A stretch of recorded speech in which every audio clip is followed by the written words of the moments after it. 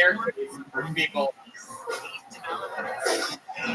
reaching back for the joke books. Jack Horner, a great Canadian, a guy I would not let serve red wine at a restaurant. You know what I mean? All right, just up we go. We only have some regulars here tonight with us, so we're going to meet some more people. Is that cool with you guys? All right. This looks like a fun day for Mr. Happy Bone Jones, everybody.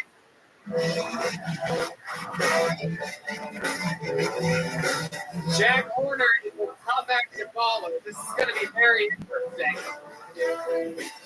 We are waiting for the arrival of Happy Bones Jones. Did it happen? No. Someone's coming. Happy Bones. Whoa! Holy shit. Oh, this is about to go down. Make some noise for Happy Bones Jones, everybody.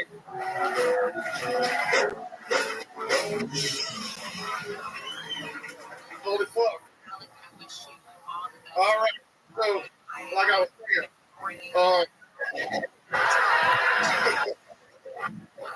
I heard Joe Rogan did that he stuck his whole tooth a few weeks back on the podcast. Now, he still doesn't actually suck it because that was gay. But he knows to do it because he gets his face right. Now, of course, I'm paraphrasing. He gets his face right.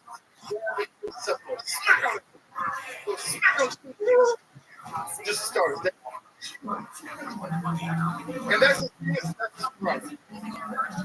So now, strict workout regimen, weight basketball. Girls will think you actually feel them when you get your mouth, and I'm trying to do that. So when I get down there, it's always the deep. And when I come up, I'm gonna imagine only in the corner and he's like, swallow that shit. Fuck yeah. I like this dog. Took the words right out of my mouth. Happy Bones Jones has arrived in the Disney universe. I do indeed like your style. You are getting a lot to work with. Your second time being on the show tonight, you put on a hat for this one. I'm hoping we can get you to play guitar again in just a moment. You look like the Wizard of Oz did the Oz was the prison show on HBO. You guys ever see that? It's an old show. I love you a lot. You're from Louisiana? I'm from Georgia. Okay, absolutely. The home of the right, absolutely. What do you do? What is your story? That's the first time ever on stage? No. It's 15 times. Okay, perfect. Yeah. Welcome. What have you been doing? Some good truck drivers? I'm a real truck driver in your food driving here. It's something where you put your shit in a bucket. Well, basically, a lot of Gatorade. I'm a singer-songwriter. I made very famous doing a show that from 15 years to television. And then I walked my fucking dick away in like the front. I was like, what the fuck am I gonna do for Monday? Yeah, what do you play? I was like Usher, but rock and jazz. Right. Guitar, thing like that? Yeah, guitar. Okay. Very cool. You started that how you said since you were 15. Yeah. Wow. What got you into it so young? That I had school and I had to figure something else out. I love music, and I was like, music's magic. Okay. Yeah. I mean, very interesting. Are you sing, Joe? Yes. I'd be interested. You guys want to hear a little something? Okay. I was thinking of children. I believe it was Stephanie. I think you and Yonder and Matt just started a band together called the Big Scary Motherfuckers. Maybe Yonder was right. So there's a bunch of people that look like this. It's just people like you on the second floor right now. Yeah, there's a bunch of people like that. We all look crazy. Something you guys are we waiting for D? Let's wait for Matt. You make a living on music? Oh, very. So when did that happen? When did you this device? Oh, yeah, that's give us like driving. So basically, I started transport business, and so now I'm taking dogs and cats. Whoa. Like being part of a pet transport business, what exactly does that entail? Basically, I put these dogs in one place, and I take them to another place. Wow. No buts about it. That is pretty, you get what you pay for, you know what I mean? Very. Is it mostly like wild dogs? Is it like pit bulls and things like that? I feel like nobody's getting their little chihuahuas So stripping around. it's like people that are like, you know, there's a lot of snowbirds. So people in Montana like to live in Florida during the winter, that type of shit. Military people that are buying dogs from a breeder that's out of state. Anything ever go bad? Any of the dogs ever die in your taking or anything? No, thank God. But I mean, I have been in a car with a dog that I was fucking proud of. Right. That dog's gonna kill. Yeah, I can't imagine how scary that dog is. Yeah, I charge extra. What kind of dog was it? It was a Belgian Malamute. Oh, okay. Yeah, and it wanted to eat me. Right. Yeah. I mean, it probably couldn't eat all of me, but at least like my hand or something. Right. That's not cool. He was probably thinking the same thing about you, sitting there looking at this guy's. I love it. Yeah, but I'm not trying to workout regimen. Are you? Wait, what's your Rogan workout regimen? Are you? Do you do any physical exercise? No. No. No. What's the closest you've come to exercise? Walking from my car to the restaurant. Wow. That's incredible. Happy Bones, D Madness is back to play a little something with you. I have no idea what's going on. Crossroad Blues, is that a thing that people just know? You guys are, musicians are crazy, dude. I can't even fucking, like, no one ever, in the comedy world, we don't get that. Like, hey, can you play Basically just, yeah. Wow, this bitch is requesting chords out here. You have anything in the B minor?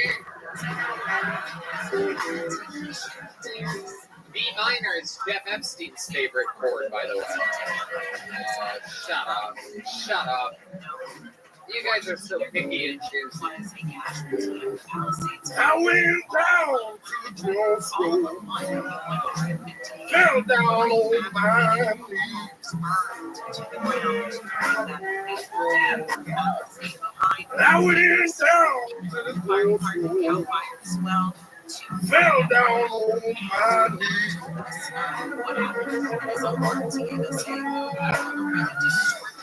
That's the Lord for mercy. Ooh, take me if you please.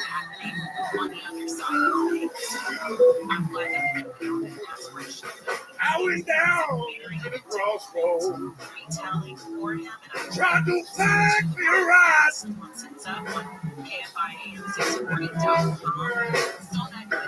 I went down to the crossroads, tried to find me a ride.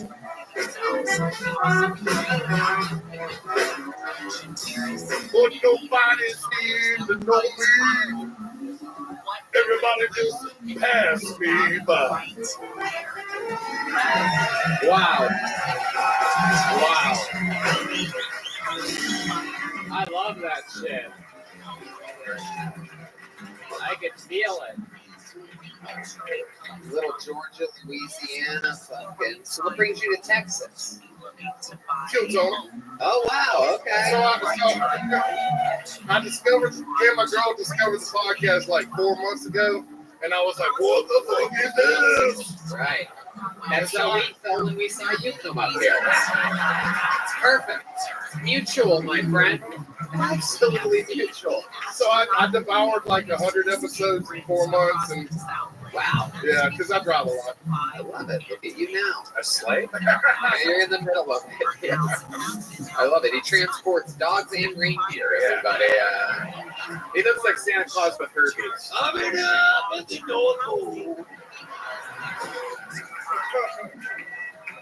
For the good, for the girl. Fuck yeah. You stop it. I'm not doing it anymore. Shut up. Oh my God, this guy's throwing up gang signs. Oh shit! All right, I have a couple more. Oh, it is. All right. Wow, you look like you've seen so much in life. Is there anything else? Any fun facts or things that you've seen? Like, I mean, you have tattoos all over your hand. I was raised by outlaw bikers. I let the kid next door suck my dick, stuff like that. Oh shit! Did you come in my life, bro? Did you come? Yeah, of course. What do you mean? Did you come, Red Band? Have you ever had another man Maybe suck the your kid dick was before? bad. Guys don't stop before the mission is over. All right. But if it's a next door kid, you might be able to like Red tease him. Band is secretly the gayest person on the show. Everybody knows about it. I'm just a decoy out front. Hello, everybody. It's one of these real. You got a lot of these out here in Texas. A lot of these fucking secret tough gay guys out here. It's never the guys you think. It's the fucking tough acting Texan ones that fucking spit tobacco and swallow cum. You know what I'm saying? It's a real thing. Okay, quit you. Absolutely. Happy Bones Jones, I love it when we get fucking beautiful wild creatures like you on the show. I loved your performance. I loved your interview. I loved your music. Incredible stuff. You have such a great energy to you. Next time you're driving through, come back, sign up again, will you? Yes. Happy Bones Jones here. Take an official bonsai. This is an Adrian Cavazos handmade leather joke book. Follow him on Instagram at Bonsai with a Z in the middle.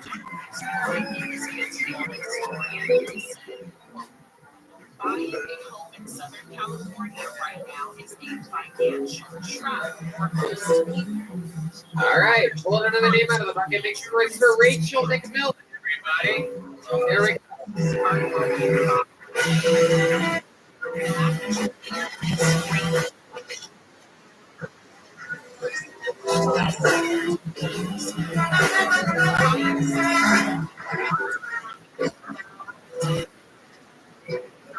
One more time for Rachel McMillan, everyone.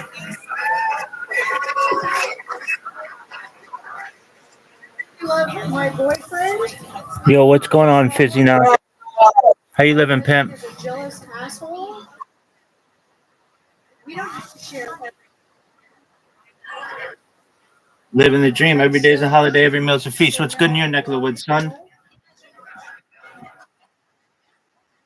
What's good with you?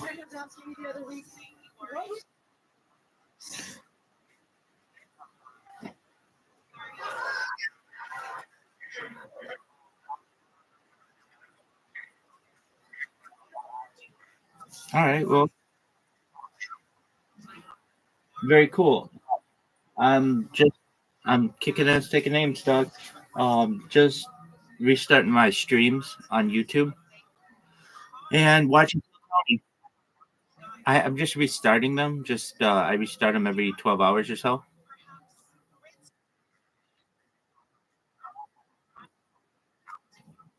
Oh, I'm sure they're doing that too, but no, not at this time.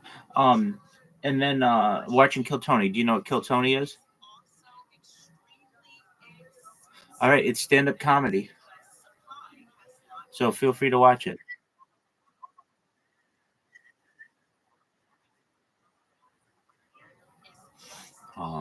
They do have black people on it.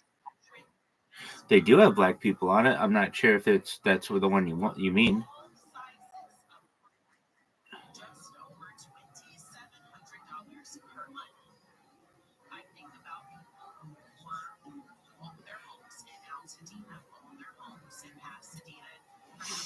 I don't know what happened to him.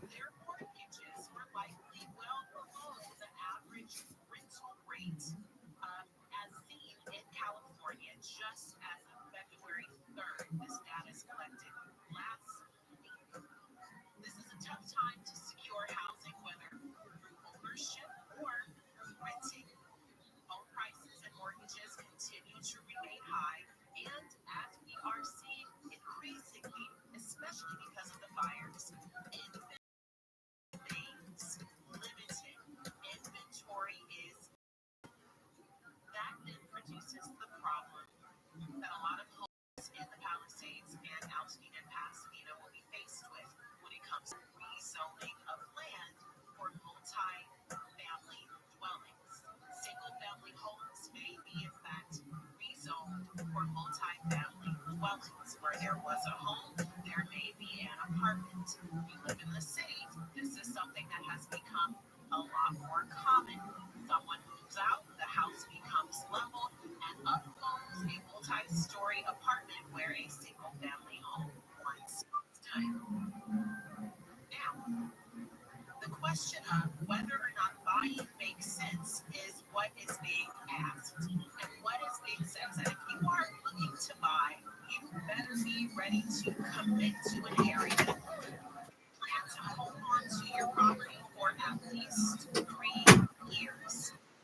Term buying historically is the best financial.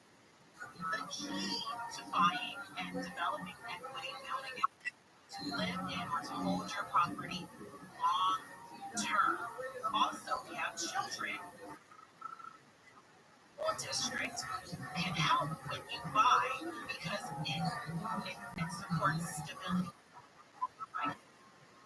To renting makes sense if you are not sure about an area. Try out an area before you make a decision to buy. If you are in a job where you are likely to move for opportunity, renting is a good idea. So if you are where that you are at risk of transfer, or the idea of transfer is something that may be on your team. I'm here. Just one moment. You okay? Did you plug it in? All right. Very well.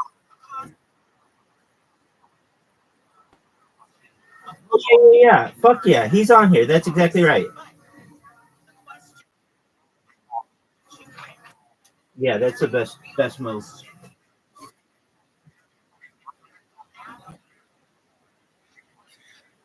That's tight. It's a good.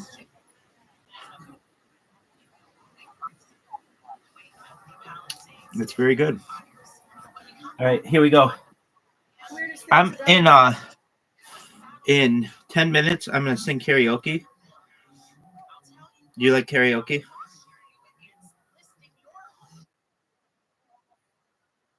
All right. Well.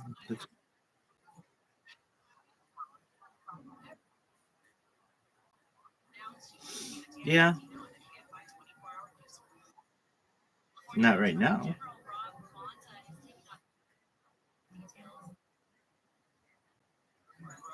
Very tight.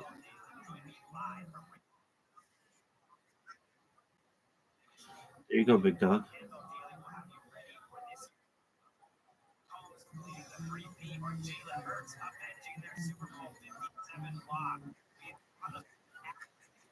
Sober.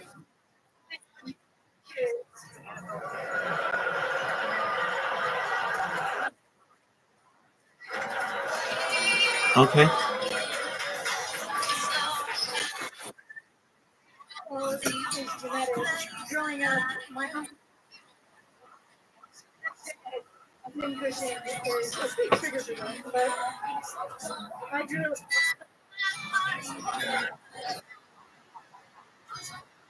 everybody. So this is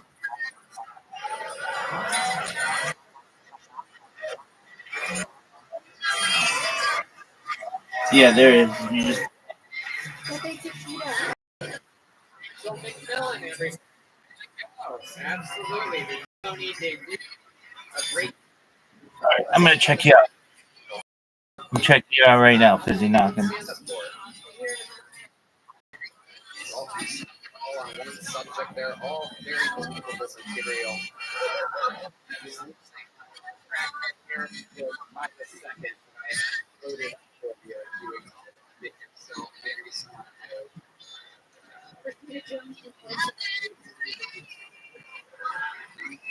I never was sure about it.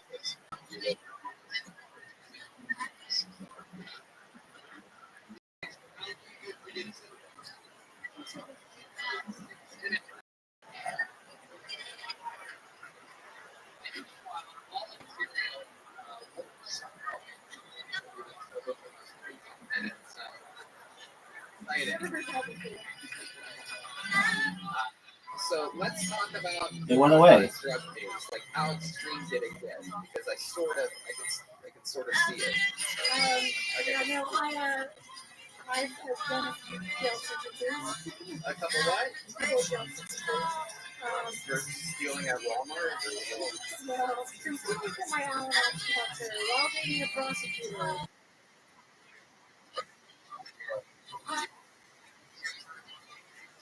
Get out of No, Praise Jesus. dog, I single thing. You were on mute. Well, he was the only person that was added. Oh, that's great. You say, oh, prosecutor. Fun arguing. Okay, I can see your screen. That's interesting. And what's your love life like, Rachel? Yeah. When was the engagement? Oh, wow. Okay, this is bread and butter right here. I actually specialize in moments.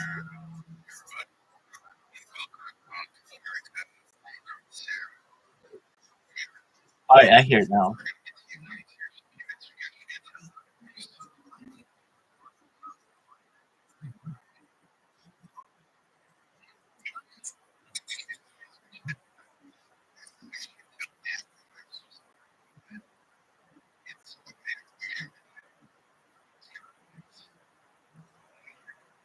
I like it. I'm telling you right now, I already like it. That's fine.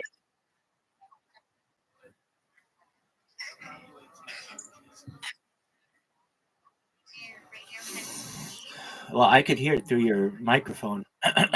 Pardon me. It sounds like a real rapper.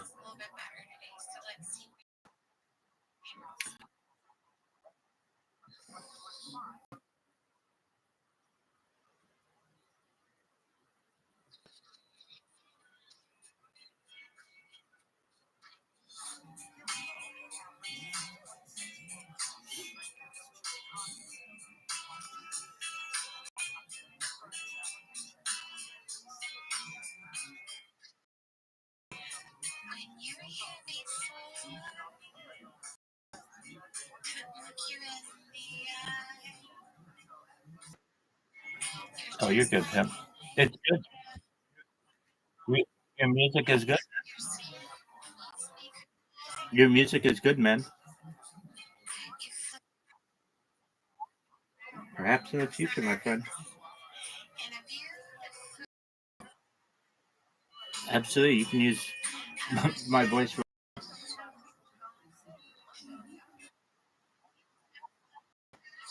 whatever you want to do, big dog.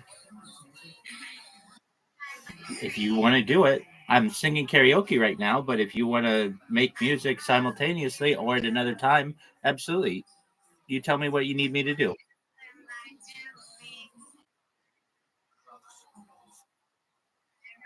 Badlands?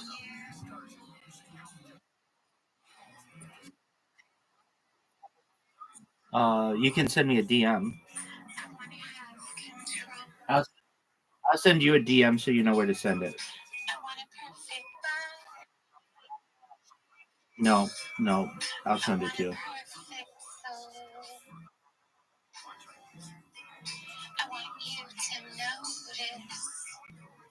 I just sent you.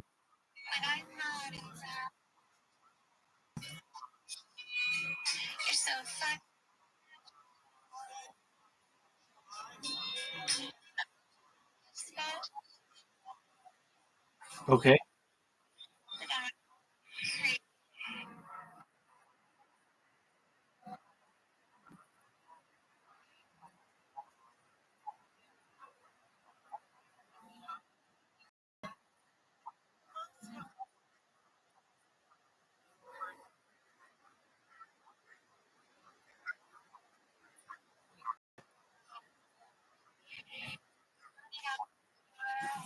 gotcha.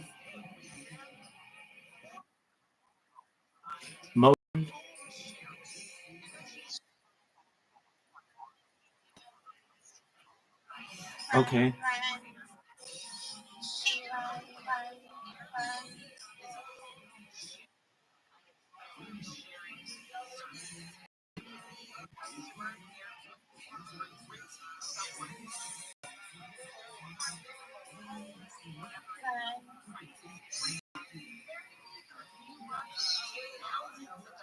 Whatever made you happy, whatever you want, and special. Sometimes we do sing-alongs. Sometimes I just sing with other music.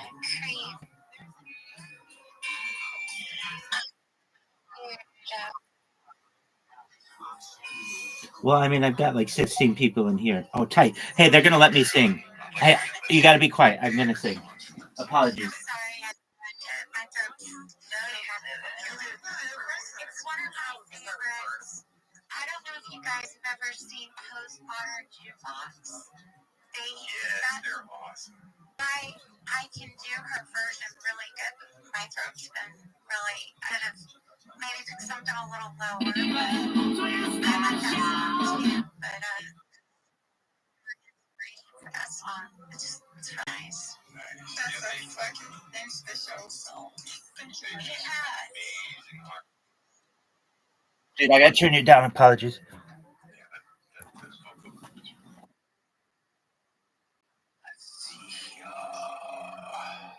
Sandwich John came up before Patron Saint. So let's get to Sandwich John real quick. I want to say hi to Rabbi because I don't know if he's going to sing a song. Oh, absolutely. Whenever you're ready, I'm ready. But I understand I just here, so I'll be patient. Right on. So we have Sandwich John, Patron Sarah, Erica. Sounds like a plan. Thank you. Sandwich John, you with us, bro? He's probably practicing. All right, what about Erica? Sure. I have a lullaby.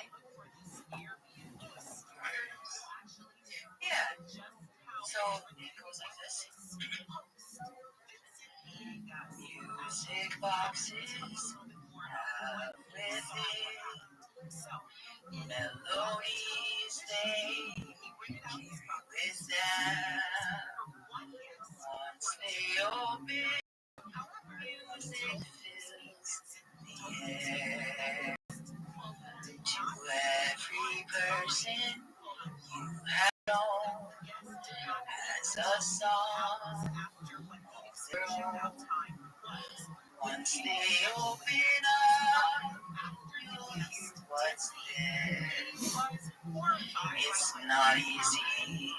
You must listen with your heart for what lies within.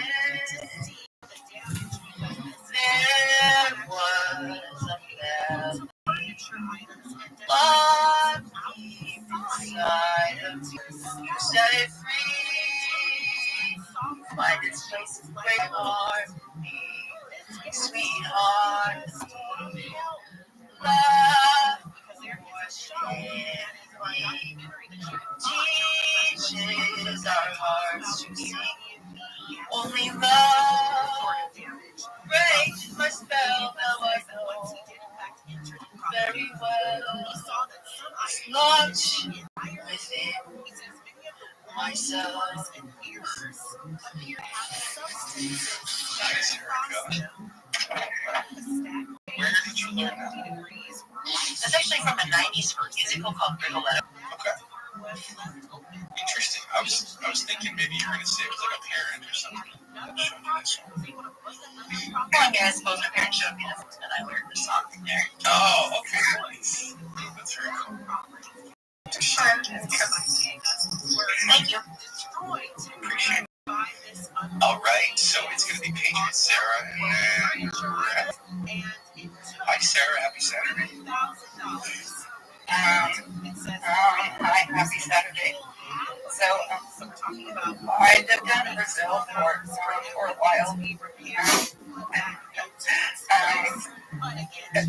Could I sing a song in Portuguese? So, my accent Probably going to taste good, but God, I love this song.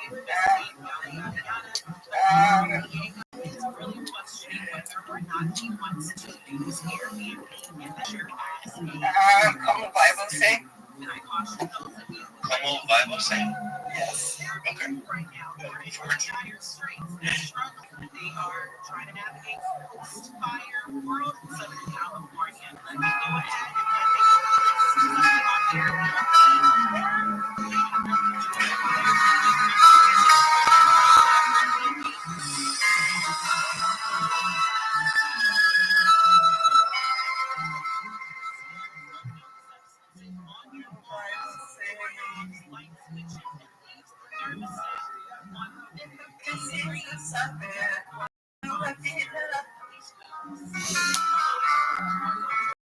For this American audience, I'm going to sing to you Cambodia.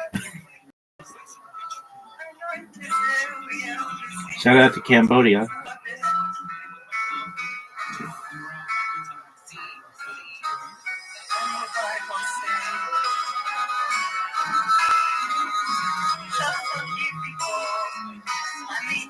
You know any Cambodians?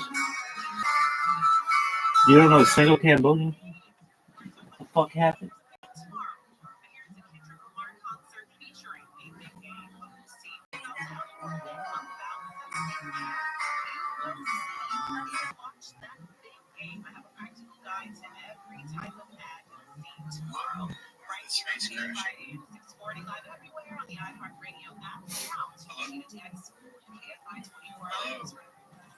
California Attorney General Rob is one of 19 attorneys general suing the Trump administration for giving its Department of Government Efficiency or DOGE access to people's private information. Bonta says giving DOGE access to people's bank account and social security numbers is unconstitutional. LA County officials have chosen a company to look into the emergency response to the Palisades and Eaton fires. The independent review by the Virginia-based Crystal Group is from Board of Supervisors. It'll look into why at least 2 erroneous alerts were sent to LA residents. Plus, the direct path of ongoing fires received. Got kicked from coasting like it's in your connection issues and all this other stuff. Wow. Yeah, everybody he's shot from listening for even disappeared from the space. Trump says he'll announce tariffs next week. And rebooted the insane basic ass. And I can't turn my mic off, which is great. It's frozen on. Okay, the space is broken. Do you know it's so weird? Did I break it? No, teacher can't close his mic now. Let's try one thing, Dave. I'll just leave and come back. Yeah, that's what I did. Hi, babe. Alright, since you co-hosted by Grow. Hello, folks. How are you guys, buddy? We're well. How are you? Good. I saw Base and I got kicked out. It was Base that caused all of it. I couldn't even get in before. It looked like I didn't know who was co-hosting. I was like, somebody must be blocking. The details not available. Okay, so is this space broken? Like, is that why we have nobody here tonight? I don't know, but there is a bill, and everything seems to be working now. Yeah, pictures like exposed. But can you open it?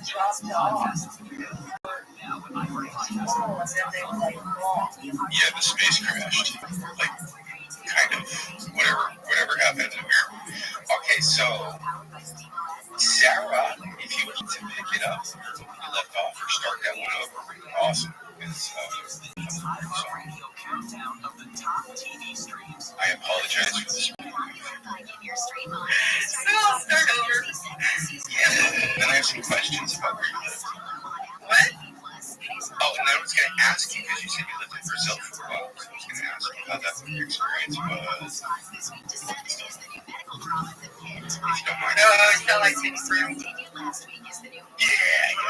Target on MTV Plus. Falling out of the top 3 after being there for quite a while is Landman on Paramount Plus. In at 5. Last week's top show also falling out of the top 3. 5 people on Netflix's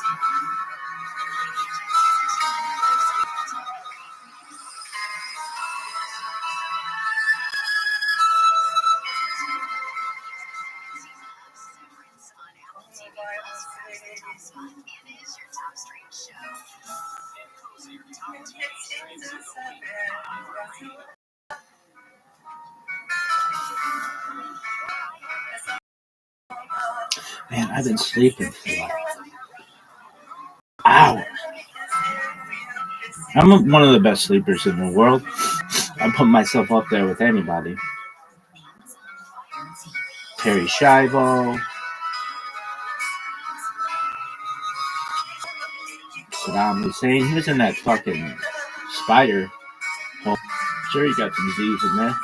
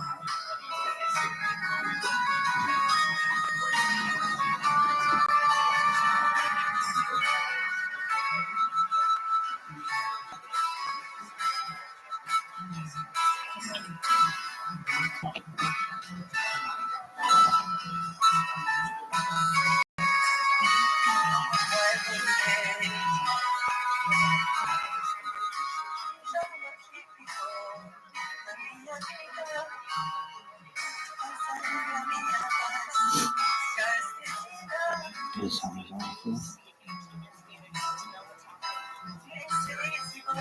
Is it? I mean, it's like my favorite Portuguese song. But actually, no. Go for me, Panina.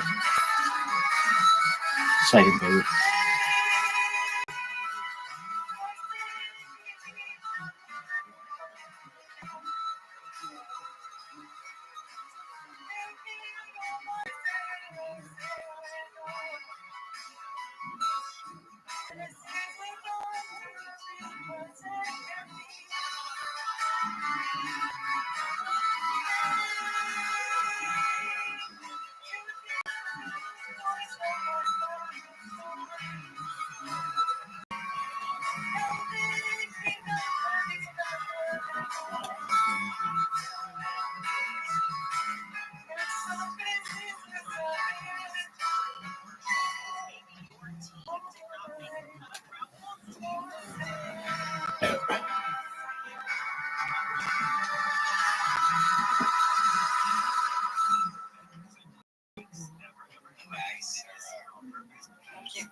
What a pretty song. That was so pretty. So Lifehacks, which is like one of the most popular singers in Brazil. Yes.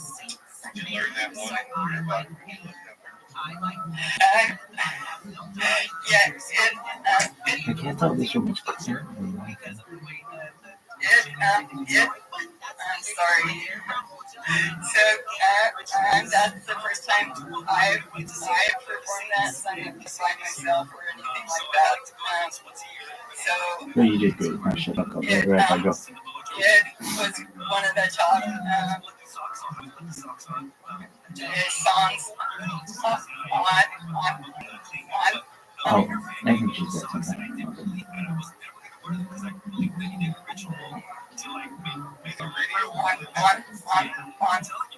On the radio when I was there. Oh, there's something. Well, when she sings, it's good. Your voice is so beautiful. Thank you for that song. Thank you. So I live. So I lived in Beijing for 6 months and then Brasilia for 5.5 years. So you at least done enough of building a grocery shop and restaurants and stuff like that. So,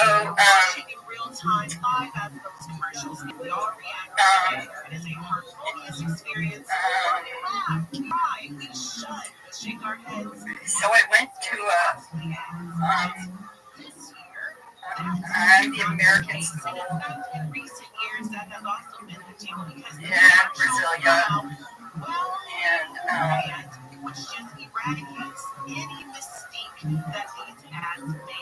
and we had the Portuguese. The school was like 40% Brazilian, and then the government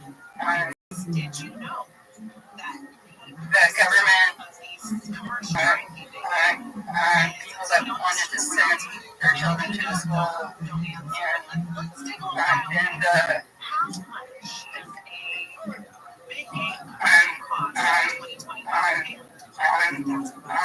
embassy doing jobs of government. I'm sorry? Were your parents in the government? My parents were missionaries. Oh, cool. That's awesome. So you were younger when you went there? So I need to call him, so that's why I stopped talking for a while and tried to catch my breath and just tried to. Yeah,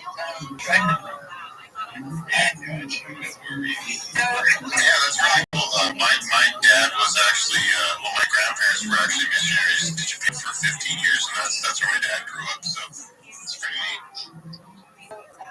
So I lived down there in junior high and high school. Oh, well, that's the perfect age to learn another language. So I learned Portuguese.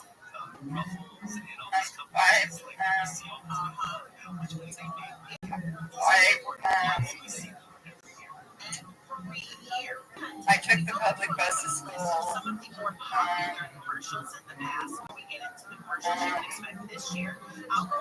I was going to say something, but not what I was going to say. You just have to learn how to do it while you were doing it. So I learned it enough to take a trip with my to a camp and so Brazil was pretty safe back then.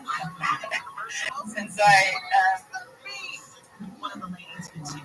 took this trip, my church group, and then a girl that I met asked me to stay with her for a couple of days, so I did that. So back then, it went safe, I guess. Yeah. So for the kids,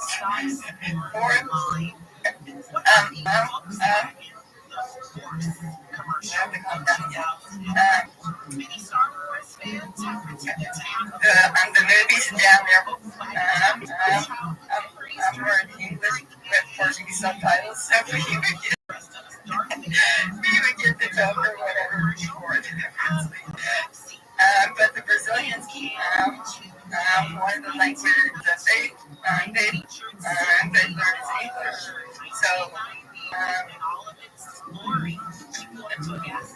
So in my opinion, being political, people that come here, countries, they should learn English. They shouldn't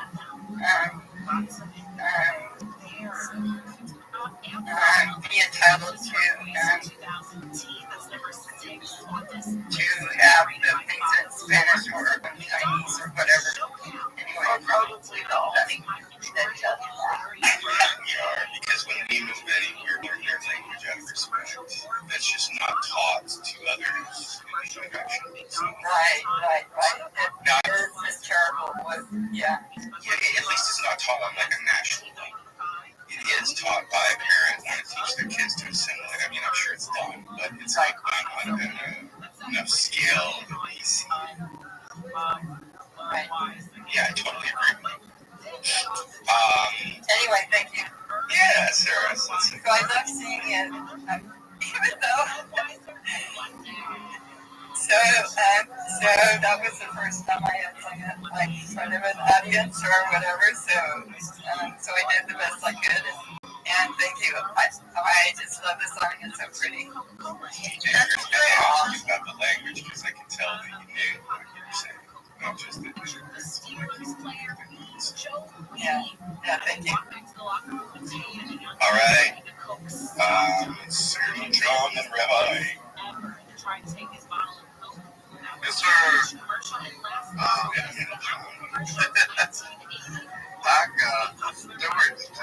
I don't want to hear your fucking story. I gotta start up 4 dudes that like the Twisted Shout.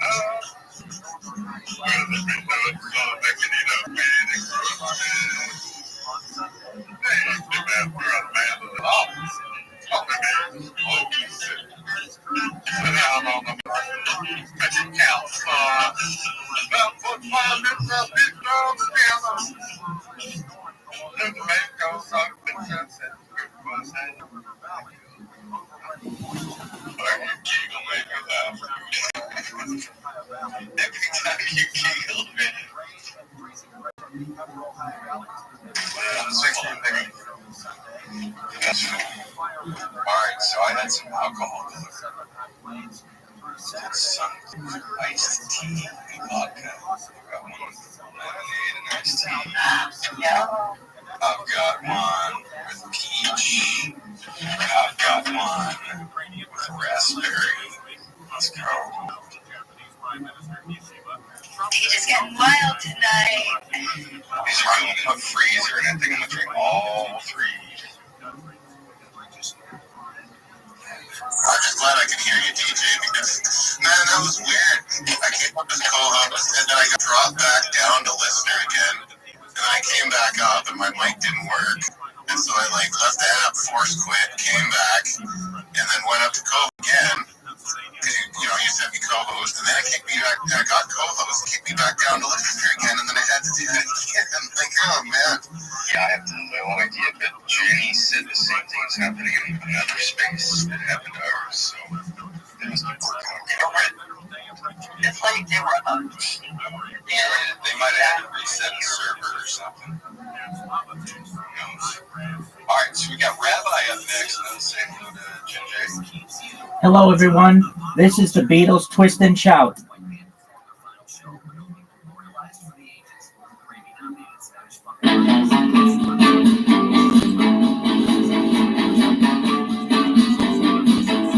Well, shake it up, baby, now. Shake it up, baby. Twist and shout, twist and shout. Come on, come on, come on, come on, baby. Now, come on, baby. Come on and work it on out. Work it on out. Well, work it on out. Work it on. You know you look so good. Look so good. You know you got me going. Now got me going. Just like I knew you would. Like I knew you would. Ooh, well, shake it up, baby. Now, shake it up, baby. Twist and shout, twist and shout. Come on, come on, come on, come on, baby. Now come on, baby. Come on and work it on out. Work it on out. You know you twist a little girl. Twist a little girl. You know you twist so fine. Twist so fine. Come on and twist a little closer. Now twist a little closer. And let me know that you're mine. Let me know you're mine. Ooh. Shout out to Jonathan. Shout out to all the patriots out there. You are loved. All freedom-loving people are important in this world. Here we go, folks. Get ready.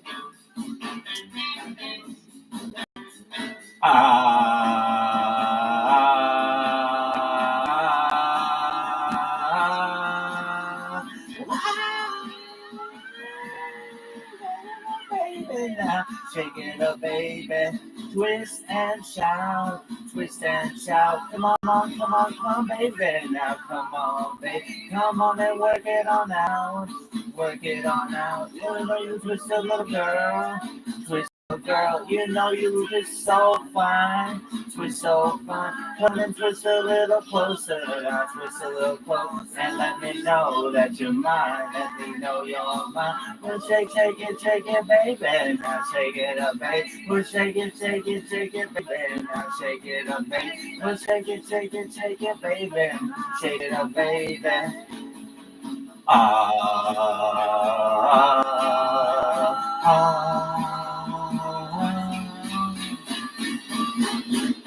Thank you very much. That was the Beatles Twist and Shout. Yes, take us way back, Rabbi Rothschild. I imagine you're live streaming right now. 100%, 24/7, 365 days. I've been doing so since the pandemic, more than 3.5 years. There we go. So all our Rabbi fans out. Come join us on X, sing some karaoke, have some fun.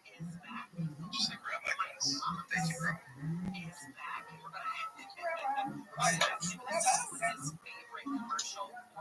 Yeah, he's a real Rabbi. Yeah, I mean, he streams on all the platforms. Like, he's on YouTube. Are you on Rumble too?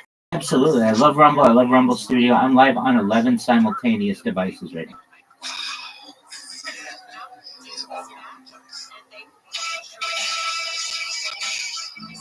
What's up, Jen J?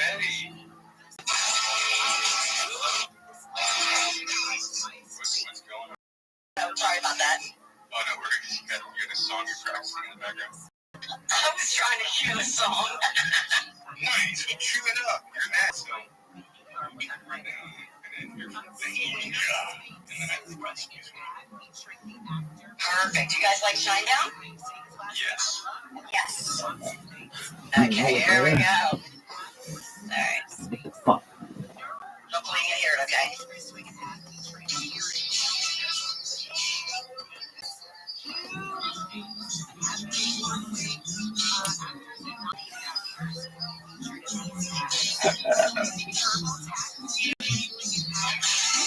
If you only knew I'm hanging by a thread the way I stand for you. If you only knew I'd sacrifice my beating heart before I'd lose you. I still hold on to the letters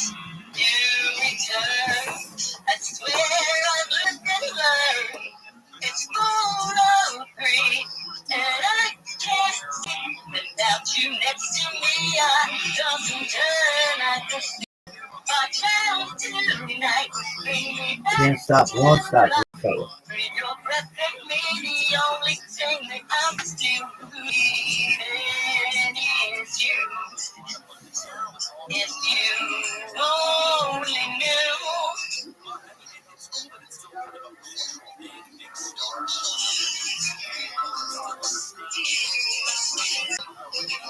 If you only knew, I'll let you go even when you're gone.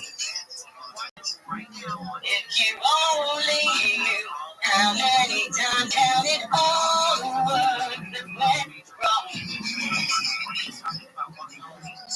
I don't regret any days or nights we shared, or letters that said it's all I'm free, and I can't live without you next to me.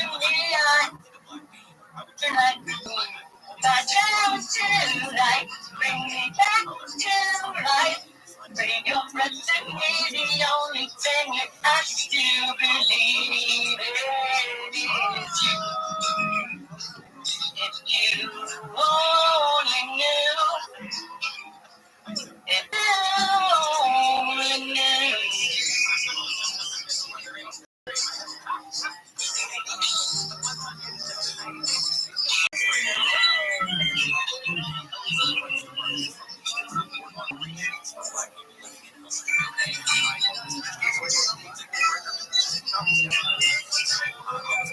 I still hold on to the last you return. You help me live and learn. It's 4:03 and I can't sleep without you next to me. I toss and turn like the sea. My child tonight, bring me back to life. Your breath is me, the only thing that I still believe in is you. Believe in is you. Believe in you. If you only knew.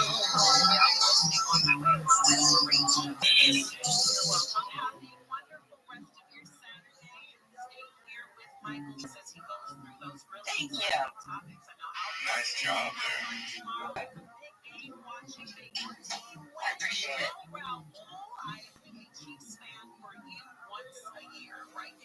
You say, Taylor, you ready?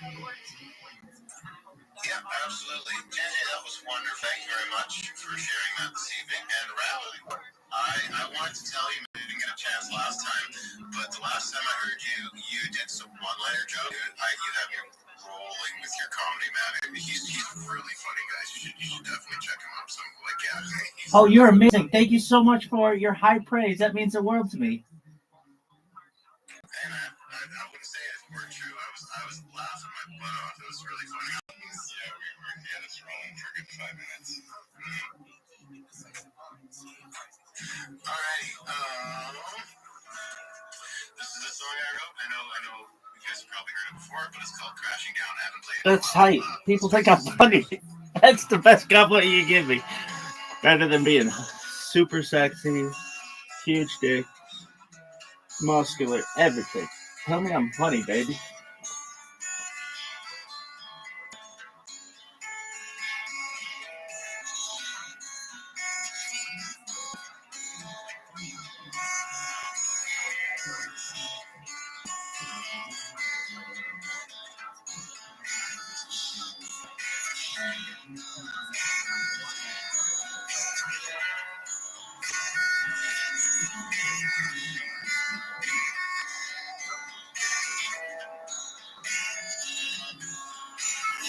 5 minutes is a long fucking time.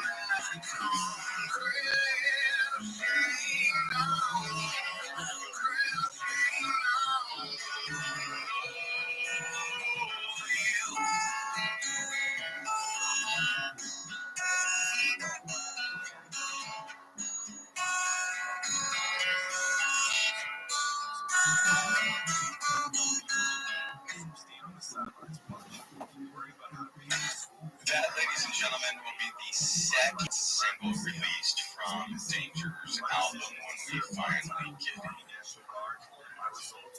Such a beautiful song. I love that song. Just had a problem about that. Back momentarily for us to give him flowers. And he picks up his phone and hit crash. Crashing down. No, but for real, that song right there is amazing. And I think his song, Flame One, should be his first release. And why is every single song that he's written is what? Really? Because he loves her. It's so romantic. It is, and it comes across like they sound like hits. They sound like songs I would have played on the radio. We're hearing the like stripped down version, of course. But... All right, he's back. Let's see here. Invite to co-host, and then he can get all his words posted.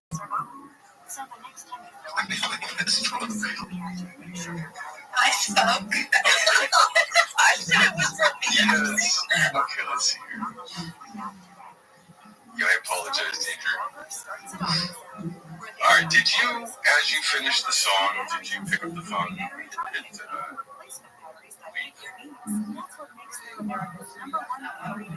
Still in patient's help. Okay. Yes, I think I accidentally hit leave. I think. Well, He was like mic drop. I think I was like, that wasn't intentional, but it looked like a mic drop. I'm out. Stage left. See you at the after party.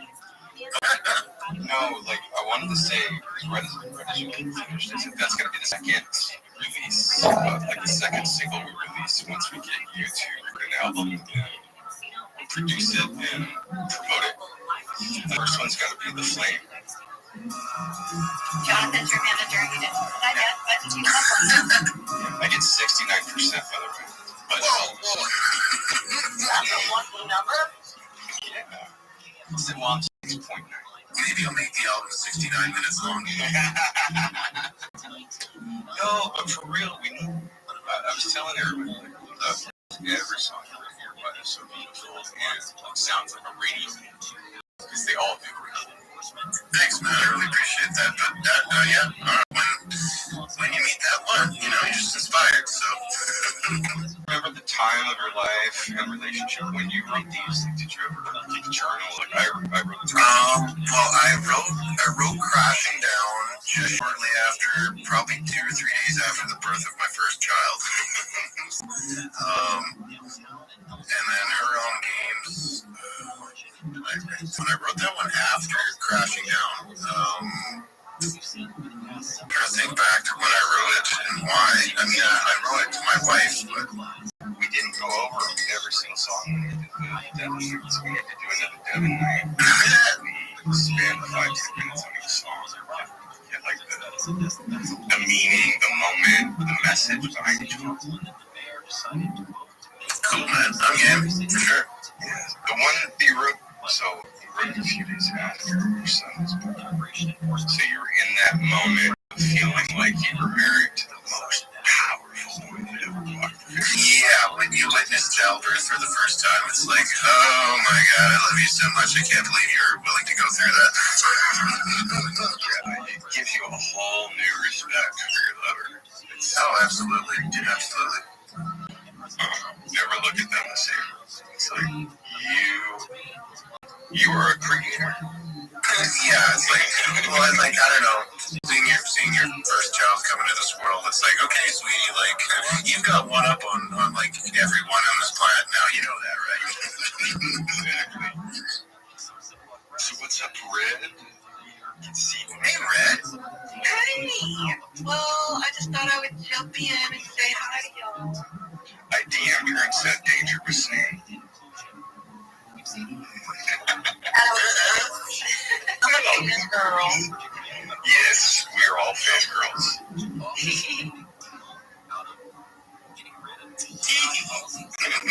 I want you to sing your new one that you came up with last night. I clipped that, by the way. Oh, the Reply Guy one? On the fly.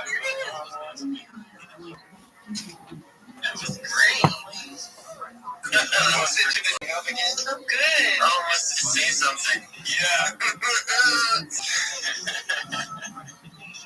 Do you remember the lyrics? Try to go. I did not, but I'm pretty, I don't know, it's like maybe, I'm sure I can remember them if you give me a minute. I literally clipped it. I just didn't know. If you did, you can send it to my DM and I can play it with. But yeah, he needs to think of the lyrics and sing it for us.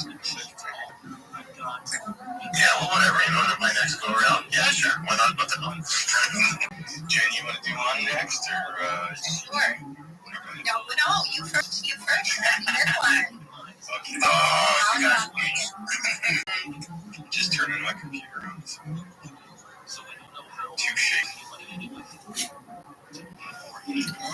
This is totally random, but you were drinking some fruity drinks, and I am drinking a vodka, orange juice, and pineapple juice. But my orange pineapple juice, the bubbles in it are rainbow. Doesn't that mean they're soap? What the hell? That's not good, right? Why are the bubbles tiny like rainbows? It must be the other stuff.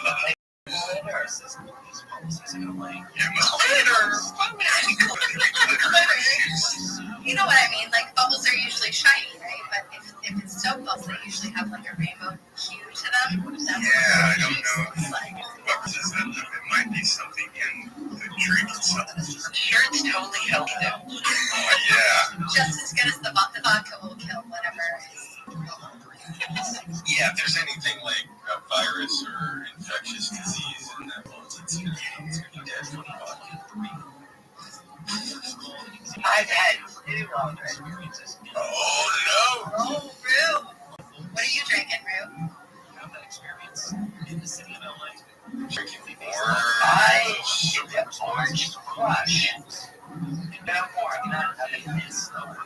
She learned a lesson like 6 months ago. She drank like 3 or 4. No, it was 3. Once you got all the go.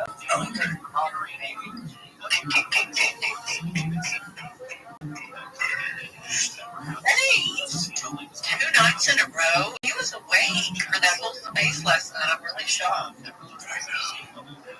Wait, was he really? Yes.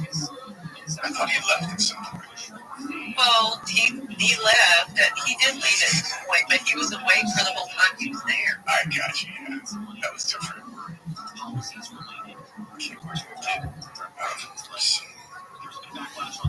Volume here. Give me 1 second. I was really awake. Good. It's good to see you. I was just chilling down and listening. I was just occupying space over here, so I didn't plan on talking. I was straight chilling. He thinks he occupies space. Jeez. Well, well read. What? I like how we had to come up just to I'm here. I'm listening to what you're talking about. I was just chilling. How you doing, babe?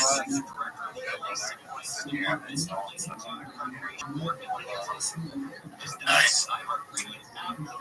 Since we went on Discord base, every time you're on the computer now, it's weird because I know exactly where you are in your house. It's kind of odd. But like, I See you chilling. Yeah, I can see you chilling on your couch, looking up at your screens, like all your stuff. Where I'm at right now. Alright, I finally got the speaker. Your little man cave. Is that where you're at now? The man cave? Yeah, whatever they call it. Man cave. I'm the only one that hangs out down here, so it might as well be. It's the base cave. It is. Coffee. Hi, Goldberg. What's up, Goldberg? Hi, G. I invited him to come back. I told him I would see him. So up in the hospital. Yes. Do you believe in God? Sounds like I'm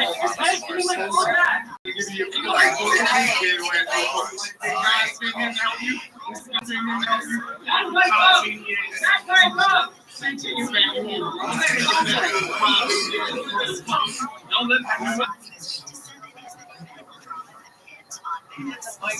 isn't it ironic? It's in the sink. It's like the one song I won't sing. Isn't that ironic? I forgot I left it here. so ironic, don't you think? It's like rain on your wedding day. It's a free ride. Right, like, yeah, all right, play. It's all great. Okay, I found a song. Take a sip.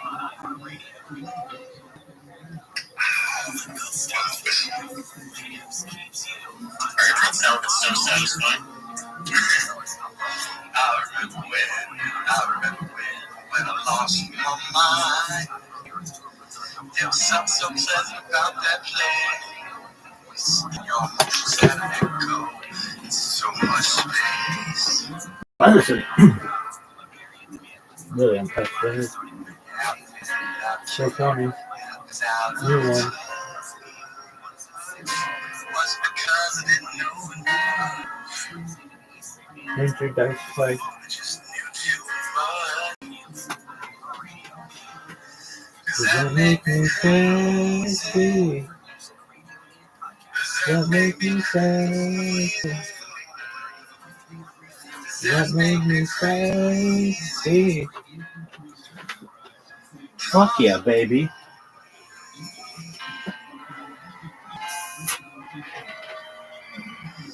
I hope you have the time of your life. But think twice. That's my only advice. Come on now. You take it on. yours. Kanye West crazy. I think you're crazy. Just like it.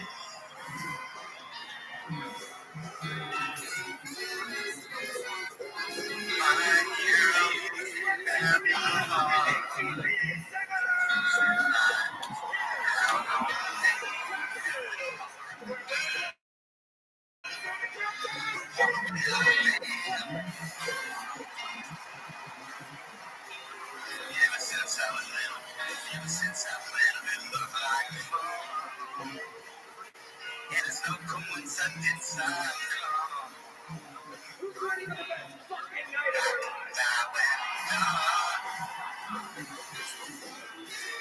Baby, you're crazy. Baby, you're crazy. Baby, you're crazy. Monday night delight. This is. What's up, everyone? Welcome. How about a hand for the best stand band in the land? Very nice, very nice. Sounds good. Deej. Awesome, Deej. I love such a beautiful voice. Yeah, that's one of my favorites. Everything that Ye's been saying the past couple of days, if you guys actually want to hear, like, this dude, like, I think it was like maybe 2012, he did a live performance. The song's called Blank. Look it up on it. I swear to God, Kanye, his vocals in this song at his performance was unreal. Like, it brings goosebumps when I get even talking about it. Let me find the cover of the film. Nice. I appreciate Ye because he made this app entertaining again. It has been so boring for months. This has been very exciting and entertaining. I love the banter. Muffin posted it with Elon posted it. Looked like Ye's account might have been hacked by Ye. Like, I didn't see that. That's fucking hysterical. And it's stuff from Babylon V, I believe. Yep.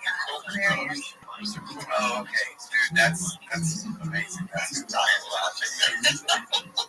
I think it's funny that Elon doing like exclamation point for his whole Hold on, he reposted Ye and just put an exclamation. So like he just goes, sunglasses, smile face, or exclamation. Like this body is funny to me. Yeah, he'll quote repost something he likes, but his quote will just be like double exclamation mark. There's still people that are having unable to fetch space.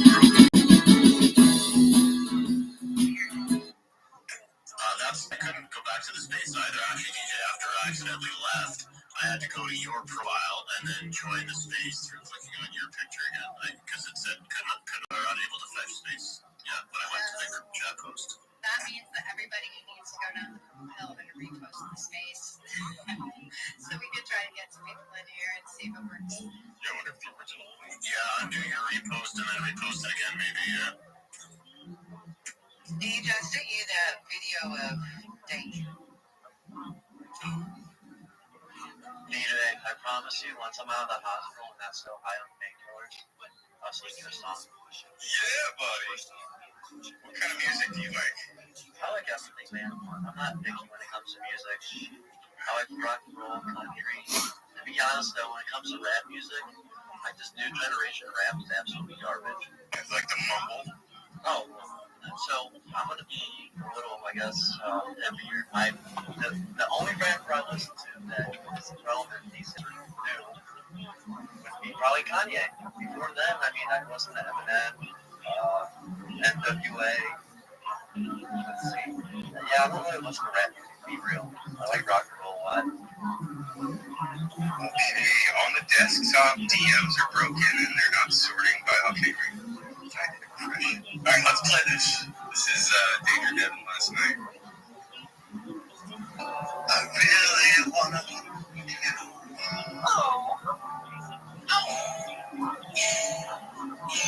I really wanna be that guy to you.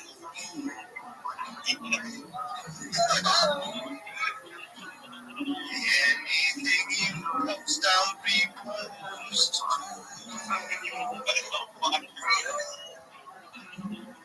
Post something and I'll reply to you. My account is so small.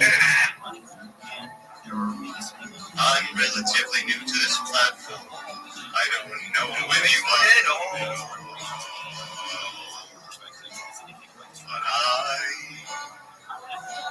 will follow you into spaces. I won't know anyone in there. But I really like how familiar your face is. Oh, post something and I'll reply to you.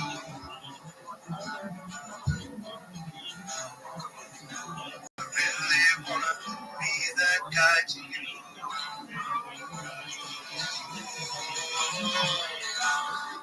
Anything you post, I'll repost. Oh, say something, I'll reply to you.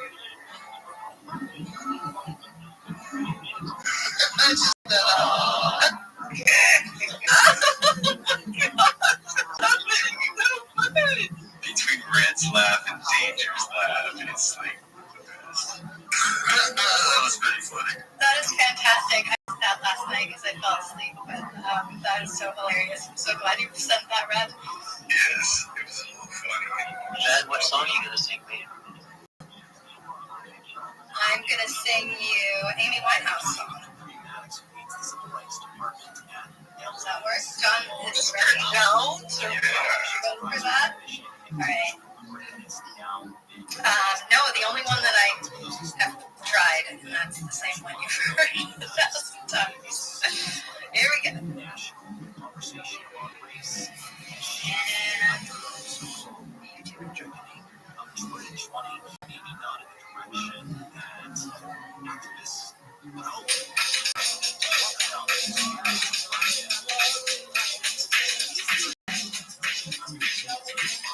Well, sometimes I go out by myself and I look across the water and I think of all the things what you're doing. In my head, I paint a picture. Since I've come on home, well, my body's been mad, and I've been jumping from head and the way like a red. Want to come home, but not making a fool out of me. When I'm gone over battery,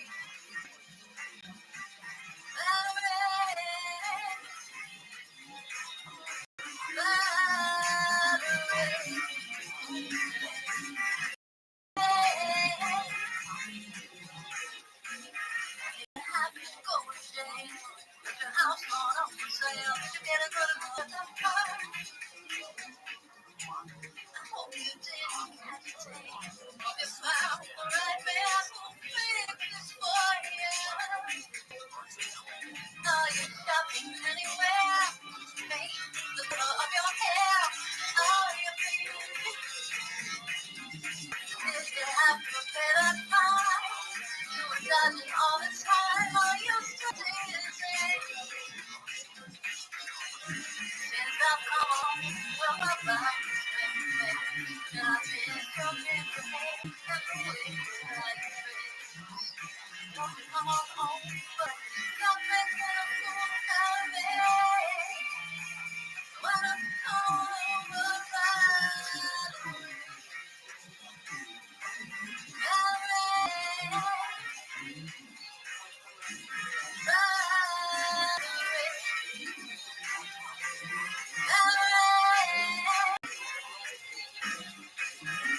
Sometimes I go out by myself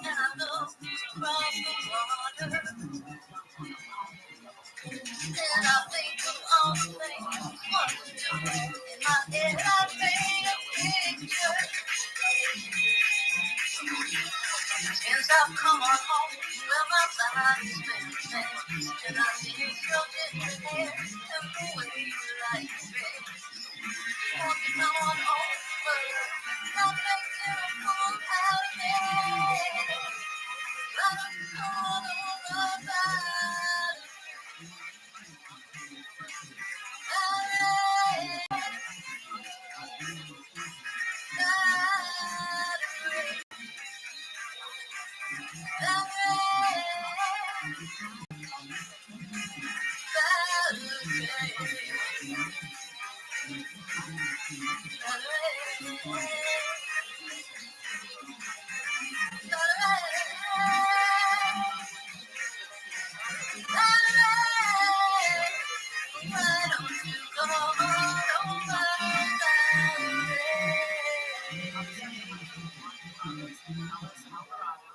My name is Valor, guys.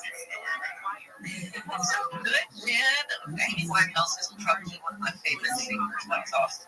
Oh, thank you. Yeah, she's so good. She was gone too soon. Such a shame. Oh, she's so good. You are too. Thank you for that, Jen. That actually just made my day. Just by being so fucking boring and hot in this hospital room. I thought you were to get out today. They said tomorrow morning. So I had to do some workers and they didn't get around to it today. They just said that fuck the schedule.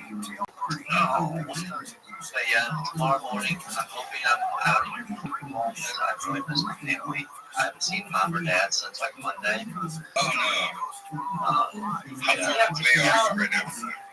Live about like an hour from the hospital, but they've been so busy with work that like once they get up, maybe they have been up there and I just never sleep. I don't. From the time I've been awake, though, I haven't seen them. My son has today expedited all the days of work. That's all today is he'll make food. That's really. I was getting on the nurses today about getting to read because they mentioned this to me this morning, 9 a.m. That's when I made my tweet. I was like, oh, I'm discharged. And then my nurse comes in to check on me. And I'm like, hey, where's the soul food? She's like, oh, I'll email them. Don't worry, they'll be here soon. I heard that at least 10 fucking times today. So I'm just kind of getting like a little short fused. I'm trying to like keep my command to these people because like they haven't treated me well and stuff. It's when you get into the work and stuff, the logistics of all of that, that's ridiculous. At least they're treating you good. You know what I mean? Oh, what does the social worker even need to do in order for you to be released? I don't know. This is I have a feeling they're going to have a discussion. No, I bet they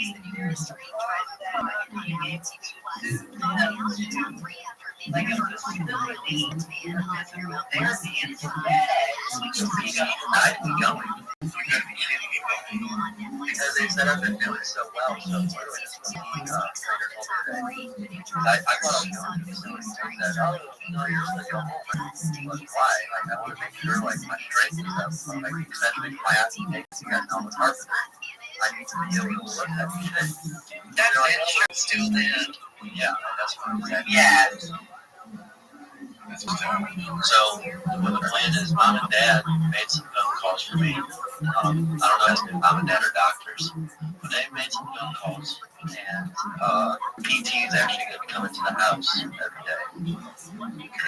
That's fantastic. And at Goldberg, it's actually probably better that you're not going to a facility that's fucking miserable there. So if you've got PT coming to the house, you're going to be together.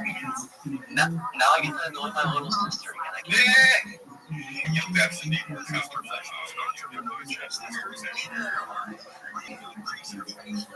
And you can act really spoiled because you'll be a mom and dad. Alright, the latest from Kanye West's AF posts Yang calls him West a real nigga for allowing him to exercise his First Amendment rights.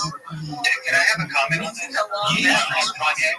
Ye's response, that ultimate compliment, you neurodivergent retard. Hey, I read one about Dave Chappelle. Yes, calling him out and saying, you were really good when you didn't give a fuck what the Jews said. Now you know what the Jews say. You ain't a real nigga no more. You ugly. You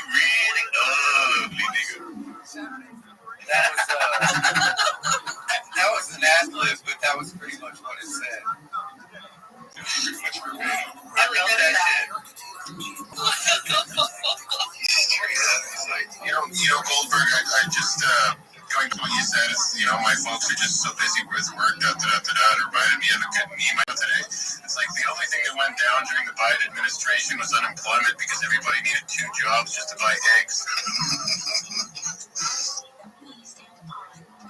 You know what's funny? I posted a video of me going up the stairs today. Someone I'd never met before commented, this was the best comment I've seen all year. It's only February 8th or 9th. Someone said, bro, you're doing better than Biden already. That's fantastic. You need to screenshot and frame that. That's freaking epic. Can I say one thing about Kanye real quick? I mean, he's obviously on a quick move of whatever the hell he is doing. And dude, let him do it. You know? I mean, it could be for the best. Project. He's going to launch a project. Releasing an album. If he's not releasing a meme token and he did all of this just to release that shirt, and then freaking overblown failure.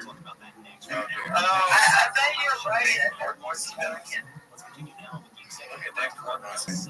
Yeah, no, bro, all I gotta say is that he tweeted out a screenshot of a text message that was 2 days ago where he was asking one of just imagine employees.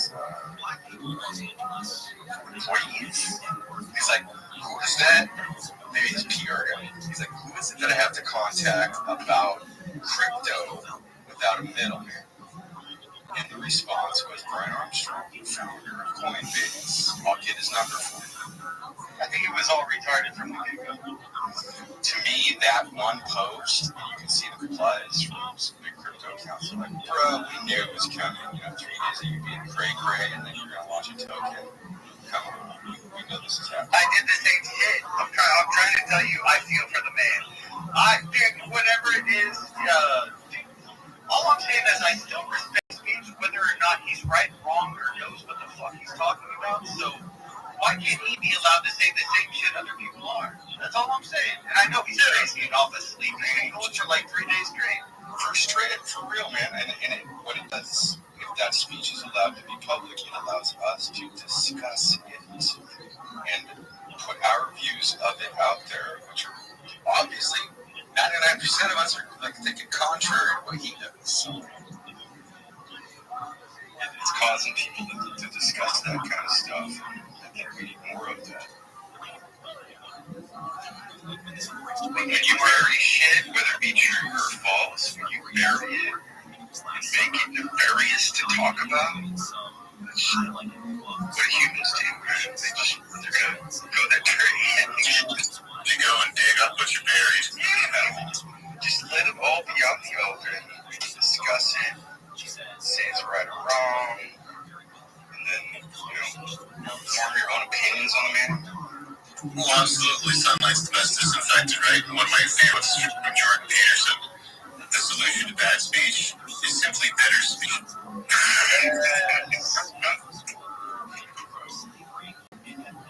Where were we? I think we were waiting for Red to sit down here. Is that what we're doing? That is not happening. No, that's not it. It's what I remember. Noah, that's back. Did you hear that? Noah! There it is. No! Sorry, I didn't. 84 is a liar. I doubt that. I doubt that by your reaction alone. Yes, Erica, you can sing. Go right ahead. Okay, so I don't know, am I allowed to sing some Justin Timberlake? Sure. Are you bringing sexy back? No. Okay. It's a nice. Okay, you can sing Timberlake now. Anyway, it goes something like this. When the visions around tears your eyes and all around you are secrets and lies. If you stray, I'll give you hope, keeping your faith where it's going. One you should call, instead you're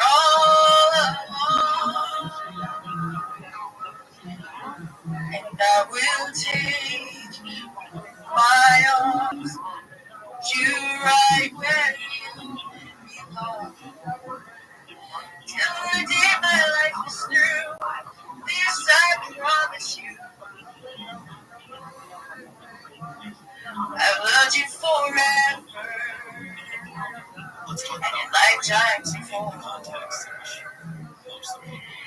I promise you never will you hurt anymore. I give you my word, I give you my heart. This is a battle we've won. This vow forever has now begun. Your eyes, waking day, and hope this feeling won't go away. Every word I say is true. This I promise you. Maybe till my life is through, I'll be there for you. I'll be there for you. Alright, if you say you weren't singing along, you're good. And a liar. That was so good. I was singing right. This I promise. Love this. So old school.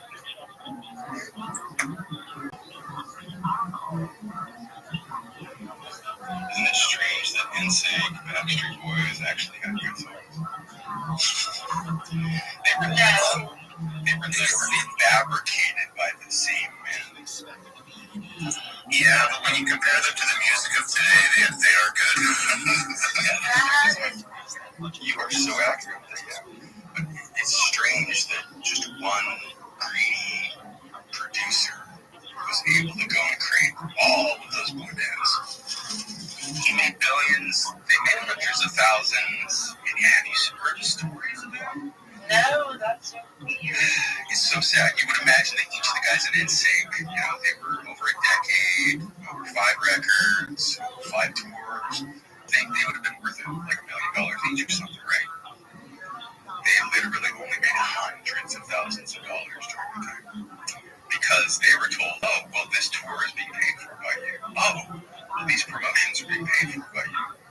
So instead of getting a cut, they were literally the business, and all of the expenditures came out of their side. And the dude that spent all their money took his. So, yeah.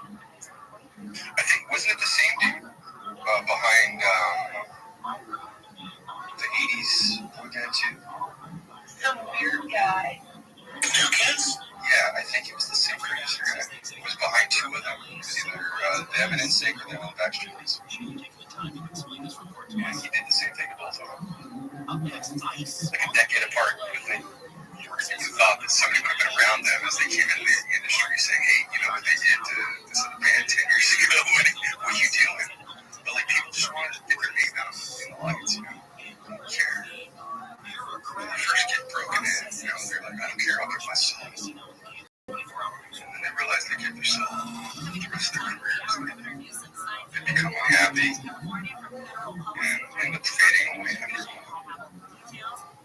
That's what the music industry does to people. Okay, I'm sorry to go off on a tangent.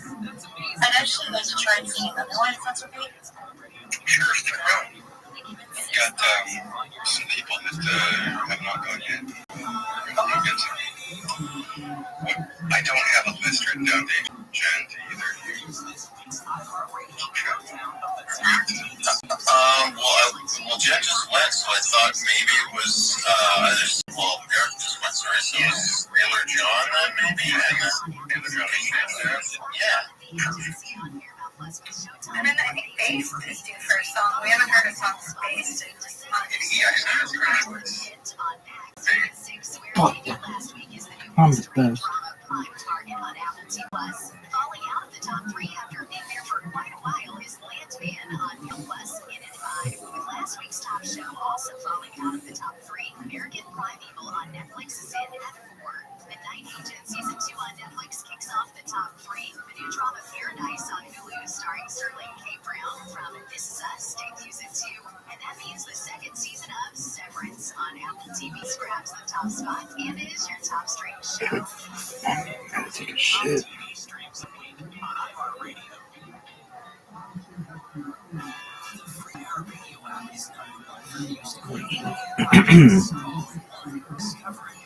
podcast from our library of over 350,000 titles. Here's an iHeartRadio podcast preview.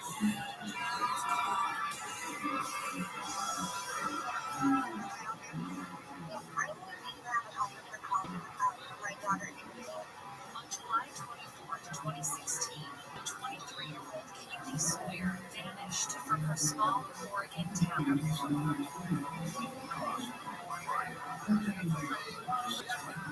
But the story of who killed her and how takes wild twists and turns. A second woman kidnapped. A dramatic carjacking.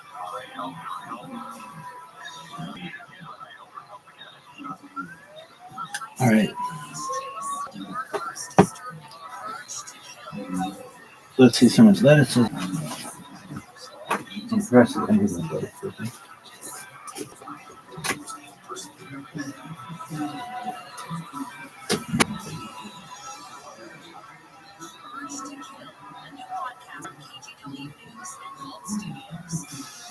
Follow this podcast on the iHeartRadio app. #1 for music, radio, and podcasts all in one. Find your iHeartRadio everywhere. There are hundreds of ways to experience iHeartRadio at home and on the go, beyond the iPhone and Android app and at iHeartRadio.com. Here's another way to connect to iHeartRadio. Amazon Fire TV supports iHeartRadio with a beautiful big screen display while you enjoy your favorite music, radio stations, and podcasts. Make sure you link your iHeartRadio account and use voice controls for easy navigation between content on iHeartRadio. iHeartRadio on the big screen is easy to control from remote or with voice controls, and it provides large cover art on the screen, and you can sync with your iHeartRadio account for seamless listening between your devices. Your iHeartRadio music, radio stations, and podcasts now on your big screen TV, Amazon Fire TV, and the Fire Cube. Check it out for free now. iHeartRadio. Where you want to listen, iHeartRadio is there. You are not alone. No matter how sad, scared, or heartbroken you feel, Calihope is here for you and all those affected by the devastating wildfires. Find free, safe, and confidential mental health support at Calihope.org. True Creek, get a golf course all day long, more affordable than you think. Don't wait. Visit TrueCreek.com today and let the pros handle it while you enjoy the results. That's TrueCreek.com. True Creek, the official electric provider of the PGA Tour. Online radio out there. That's amazing. You guys outdid yourselves. Join the millions already on the new improved iHeartRadio. You can give it 6 stars. Find your new favorite feature on the iHeartRadio app today. I'm Dr. Wendy Walsh. Do you think you're undateable? No, you are not. Everyone has the potential to learn skills of love, but I'm here to teach you. Professor Walsh. Dr. Wendy Walsh, tomorrow night at 7 on KFI AM 640 for stimulating talk.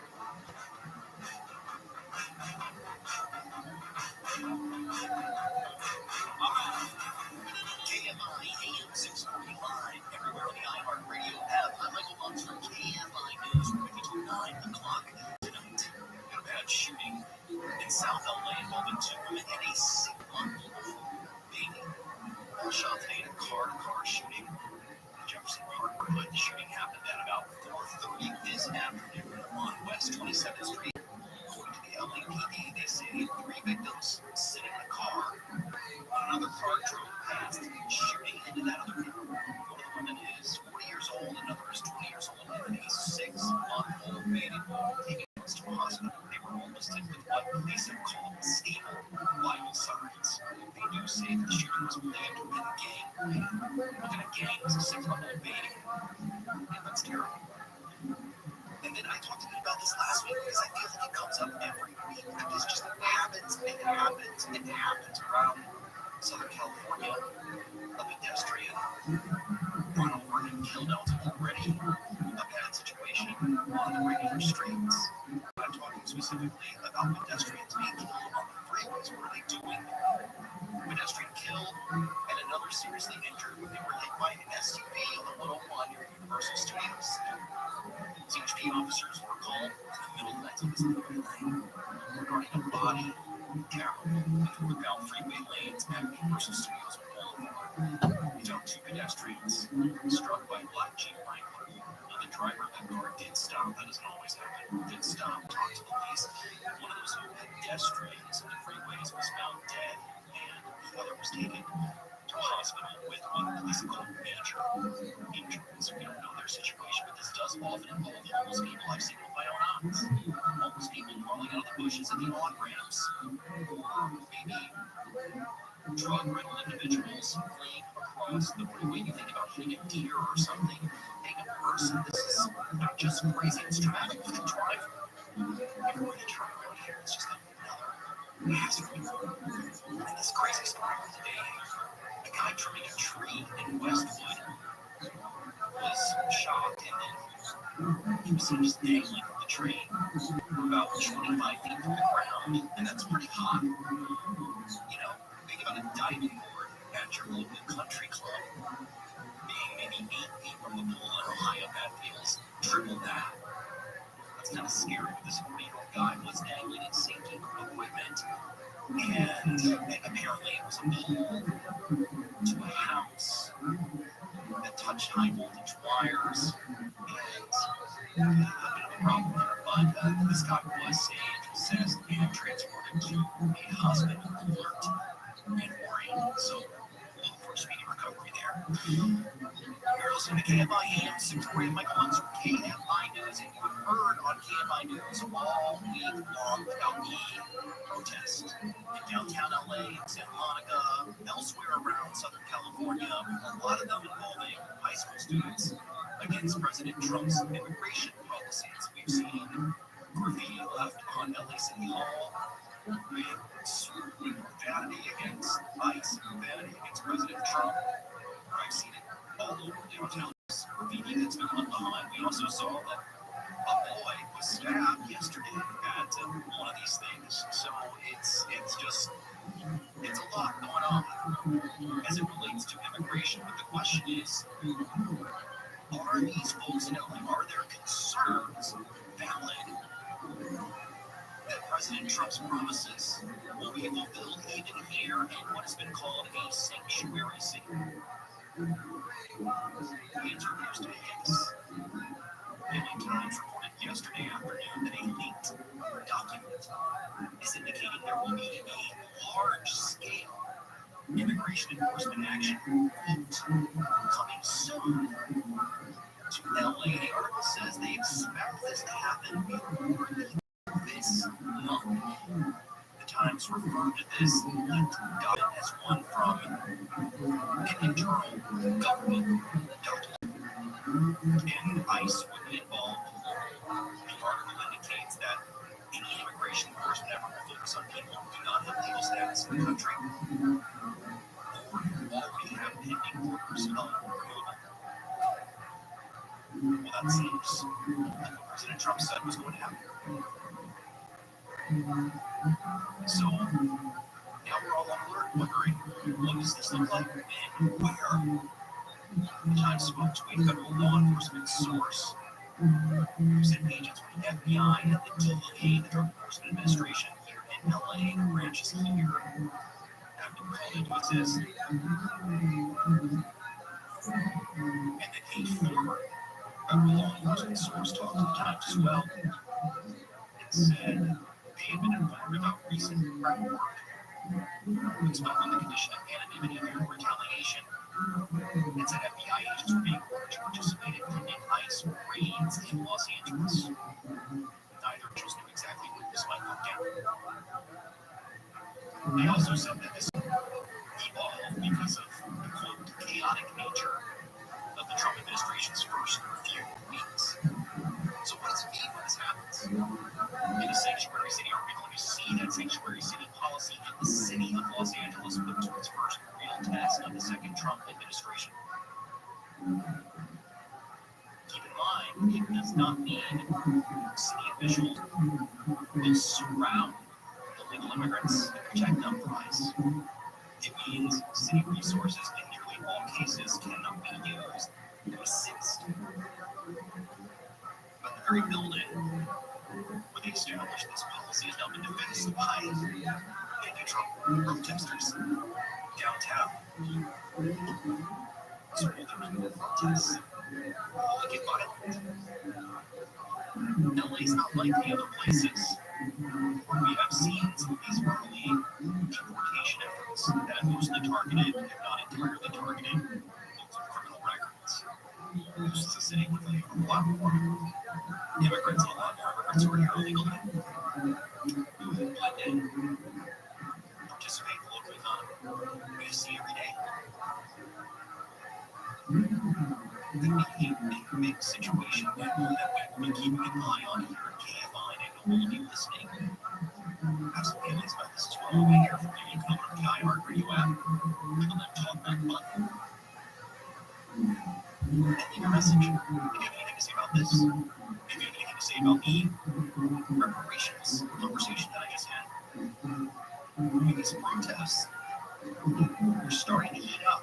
Think about being a teenager walking out of school, maybe to show your support for illegal immigration, to protest deportation efforts by the federal government. Maybe it's that.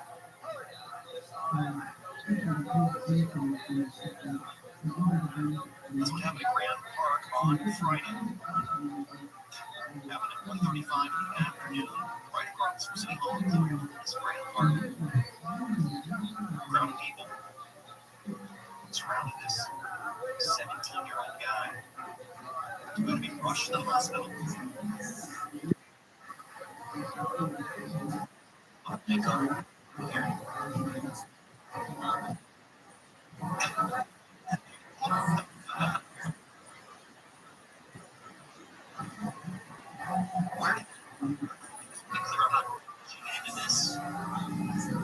I enjoy hosting on Saturday nights, but not having any indigestion issues. But you heard that, right? I'm sure. Did you hear that? Am I losing my mind? I don't think you're losing your mind. It's a little weird sometimes. Who's the Virginia? What did you ask? Sorry. That's okay. I think you were busy working, so you didn't hear. Like there was no voice. Oh, it could have been me on accident, but I thought I turned off all my. It didn't sound feminine. And you have a very nice lady voice. You know, it sounded like a dude burping in my ear. Oh, well, must be. I hope. My goodness, I had chili earlier. Okay, so you're always eating something awful. It's something that looks and smells delicious, but something that would certainly cause that. But I was looking at you and the video monitor here from Sweden. Okay, I didn't mean to launch an investigation here for our listeners on talking about serious topics, but that was, I was like, my God, everybody was hearing paper shoveling. And then I heard drums and burps, and I was shuffling papers. I don't know, it's lonely in here, and it's dark out Burbank, because sometimes you wonder if you're really alone. Really alone. Anyway, we're going to keep an eye on these immigration things. It's sad that the protests downtown yesterday afternoon almost turned tragic. We don't have an update on this kid's condition, but it seemed to keep us okay after being stabbed. So we'll keep an eye on that as well, and what might come of these protesting immigration enforcement efforts allegedly on the way to Los Angeles. This month, we get another hour to spend together here, and I'm looking forward to that because we are just now getting to the point we build houses, we build Altadena, and I'll tell you, for being somebody who's covered local government now, for a full year in LA, it didn't take long to realize how efficient it can be. But these elected officials are trying, at least they're saying, and they are voting for things that they promise will make things faster. There are others who say maybe, but it's not a good thing what they're doing. This is an opportunity to maybe build better, maybe build faster. But do you trust the local governments here in this massive undertaking? We're going to talk to an expert about the challenges the presidents are going to face, the challenges governments are going to face. And from my perspective in covering this thing, who's the point person? does the buck stop? What about that in the next hour? Scan on AM640 live everywhere on the iHeartRadio app. I'm Michael Monster. KFI News will continue right after this. Heard any of our secret mind control hidden messages recently? No. That's because we're really good at it. KFI and KOST HD2. Los Angeles, live everywhere on the iHeartRadio app. State versus Fed. I'm Rashida D'Agostino, live in the KFI 24-hour newsroom. Governor Gavin Newsom is enacting new legislation to protect California from federal policies under President Trump. The bill will boost funding for legal services that defend civil rights, with $25 million allocated to the California Department of Justice for legal challenges against federal policies, and another $25 million for legal aid groups helping immigrants facing deportation. Newsom clarifies that no funding will go toward immigration services for non-citizens convicted of serious or violent felonies. LA Mayor Matt says the city will investigate fire trucks were out of commission at the onset of the Palisades fire. Dozens of emergency vehicles, including fire trucks, were sidelined as the wildfires started a month ago because they need service. Bass has responded to the report by KTLA, saying she wants to know why. That's an issue in terms of deployment, redeployment, all of that is an issue. I'm Greg Rosenthal, host of NFL Daily. Join me live from the road in New Orleans. I'll be interviewing the NFL's biggest names all week long. NFL Daily will have you ready for this year's big moment. Will it be Mahomes completing the 3P or Jalen Hurts avenging their Super Bowl 57 loss? We'll be there on the field after the game. Full recap, interviews with this year's Super Bowl champions. Don't miss it. Listen to NFL Daily on America's #1 podcast. Follow NFL Daily and start listening on the free iHeartRadio app. Investigating. Bass says the city's fire commission will be looking to it after the state is for a broader look at the wildfires in LA County. The federal judge has paused some of Elon Musk's plan to reshape the federal government. ABC's Brian Clark says that includes access to a sensitive part of the Treasury Department. President Trump told Republican lawmakers he wants Elon Musk's Department of Government Efficiency to examine the entire government. The 19 attorneys general contend that's too much access. The judge has blocked access to the Treasury Department payment systems because of the risk of disclosure of sensitive and confidential information.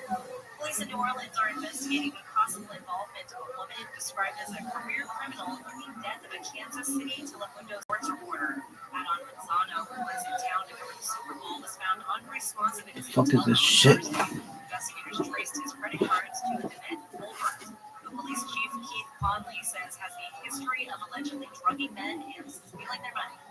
She plays a confidence. She's definitely a career criminal. This brings to light the love and money for other people. Bringing that again to the confidence and devotion. Manzano's cause of death has not been determined yet. Raul Vallejo, Fernando Castillo, Carlos Sosa, Nachos Valgrande. The great Michael Gonzalez, a.k.a. Big Mike, on the drums. Joining us tonight, the powerful Marcus King on guitar. Unbelievable. Matt Muelling also on the electric. John D on the keys. And that is indeed one and only D Madness on the bass guitar. Holy moly. How exciting is this? How many of you traveled to be here in Austin, Texas? You know, everybody says it. Everybody says it, but I really mean it. We have the best damn fans in the world. True fans of real comedy. The backbone of free speech here in the greatest country on planet Earth. Isn't it amazing that we could get together to hear some filthy fucking chaos on a Monday night? Sold out arena, second annual arena the night before New Year's Eve. I'm fucking pumped. You guys know how it works. Before we get started, here's a little bit more from the amazing sponsors that made it all possible. This podcast is sponsored by Blue Nile. Guys, are you popping the big question? Sure, a huge moment. But what they don't tell you is how many decisions you'll have to make when choosing the perfect engagement ring. Shape, size, style, setting, cut, color, length, hair. If you're like most people, you may have no idea, but trust me, she knows exactly what she wants. So it's time to learn fast. There's no better place to start than BlueNile.com. Tony, I love Blue Nile. At BlueNile.com, you'll create a bigger, more brilliant engagement ring than you can imagine at a price you'll never find at a traditional jeweler. You're so right, Ed. And you know what? Blue Nile, the 100% satisfaction guarantee with free shipping and returns, so you can make sure the ring you pick is the one. And because love can last forever, you get free service and repair for life. Right now, get $50 off your first purchase of $500 or more with code TONY at BlueNile.com. That's $50 off with code TONY at BlueNile.com. BlueNile.com. Tonight's episode is brought to you by the Yellow Rose and the Red Rose. We love them, our longest standing sponsors here in Austin, Texas. They're somewhere in one of the suites. Shout out to Jonathan and all of our great friends over there.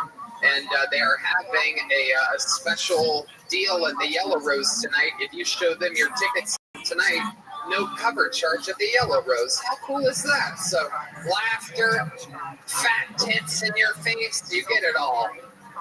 What's better than that? I get that every time I sit next to Red Band. Are you guys ready to start tonight's fucking show or what? Huh?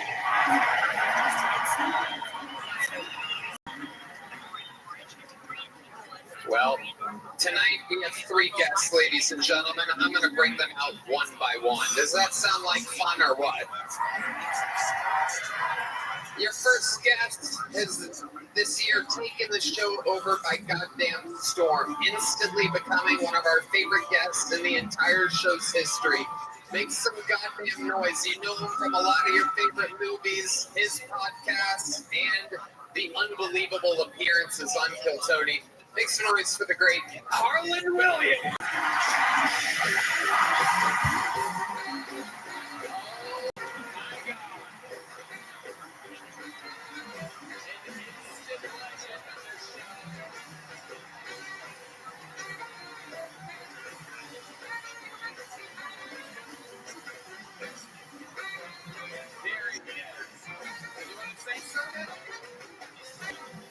Go ahead and say something.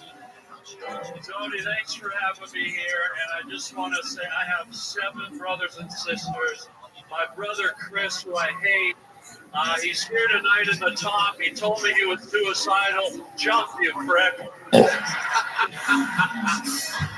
Have fun tonight and Wang Chung tonight. Let's go, Harlan Williams.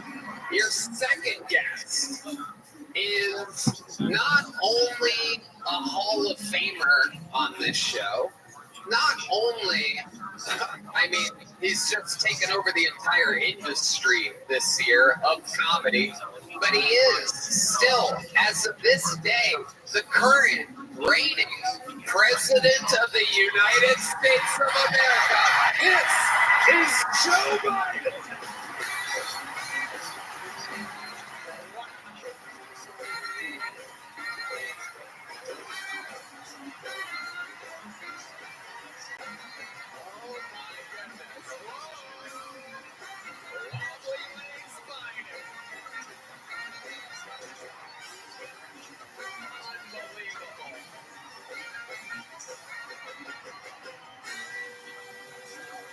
Joe Biden is here. Oh, whoa! Those knees are holding strong. Someone's been chilling on beaches. I'm on NAD, CBD, and HPV. Joe Biden has arrived. Good to see you, America. I got a catheter in my cock, Tony. Make this quick. Good to see you, Carl. One more guest, Austin legend. A man who I can't even believe was able to fit it in his schedule, probably one of the busiest human beings on planet Earth, one of our favorite comedians, the legend who got this whole Austin, Texas shit started. It is Joe Rogan.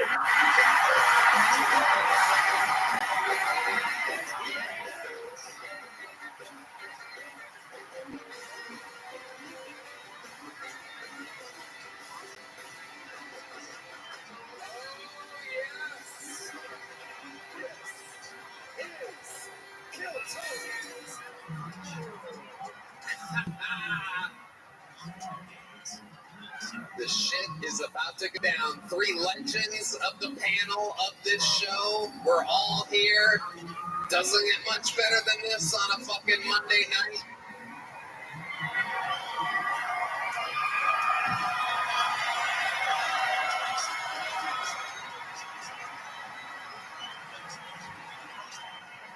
We have a bucket filled with hundreds of names. The comedians are all around us somewhere. There's a section. There they are back there. I'm going to pre-pull a name. You guys know how this works. If I put a name out of the bucket, they get 60 seconds uninterrupted. You know their time is up when you hear the sound of a kitten. That means they have to wrap it up then, or else they bring out the angry West Hollywood Bear. And I think we have a West Hollywood Bear. There he is. It's Drew Nickens tonight, everybody. That's the real Drew Nickens. How about a hand for Drew, everyone? And while we wrangle that first comedian, we will get it started with a brand new minute. I think we should get it started with a bang. Huh? What do you guys think?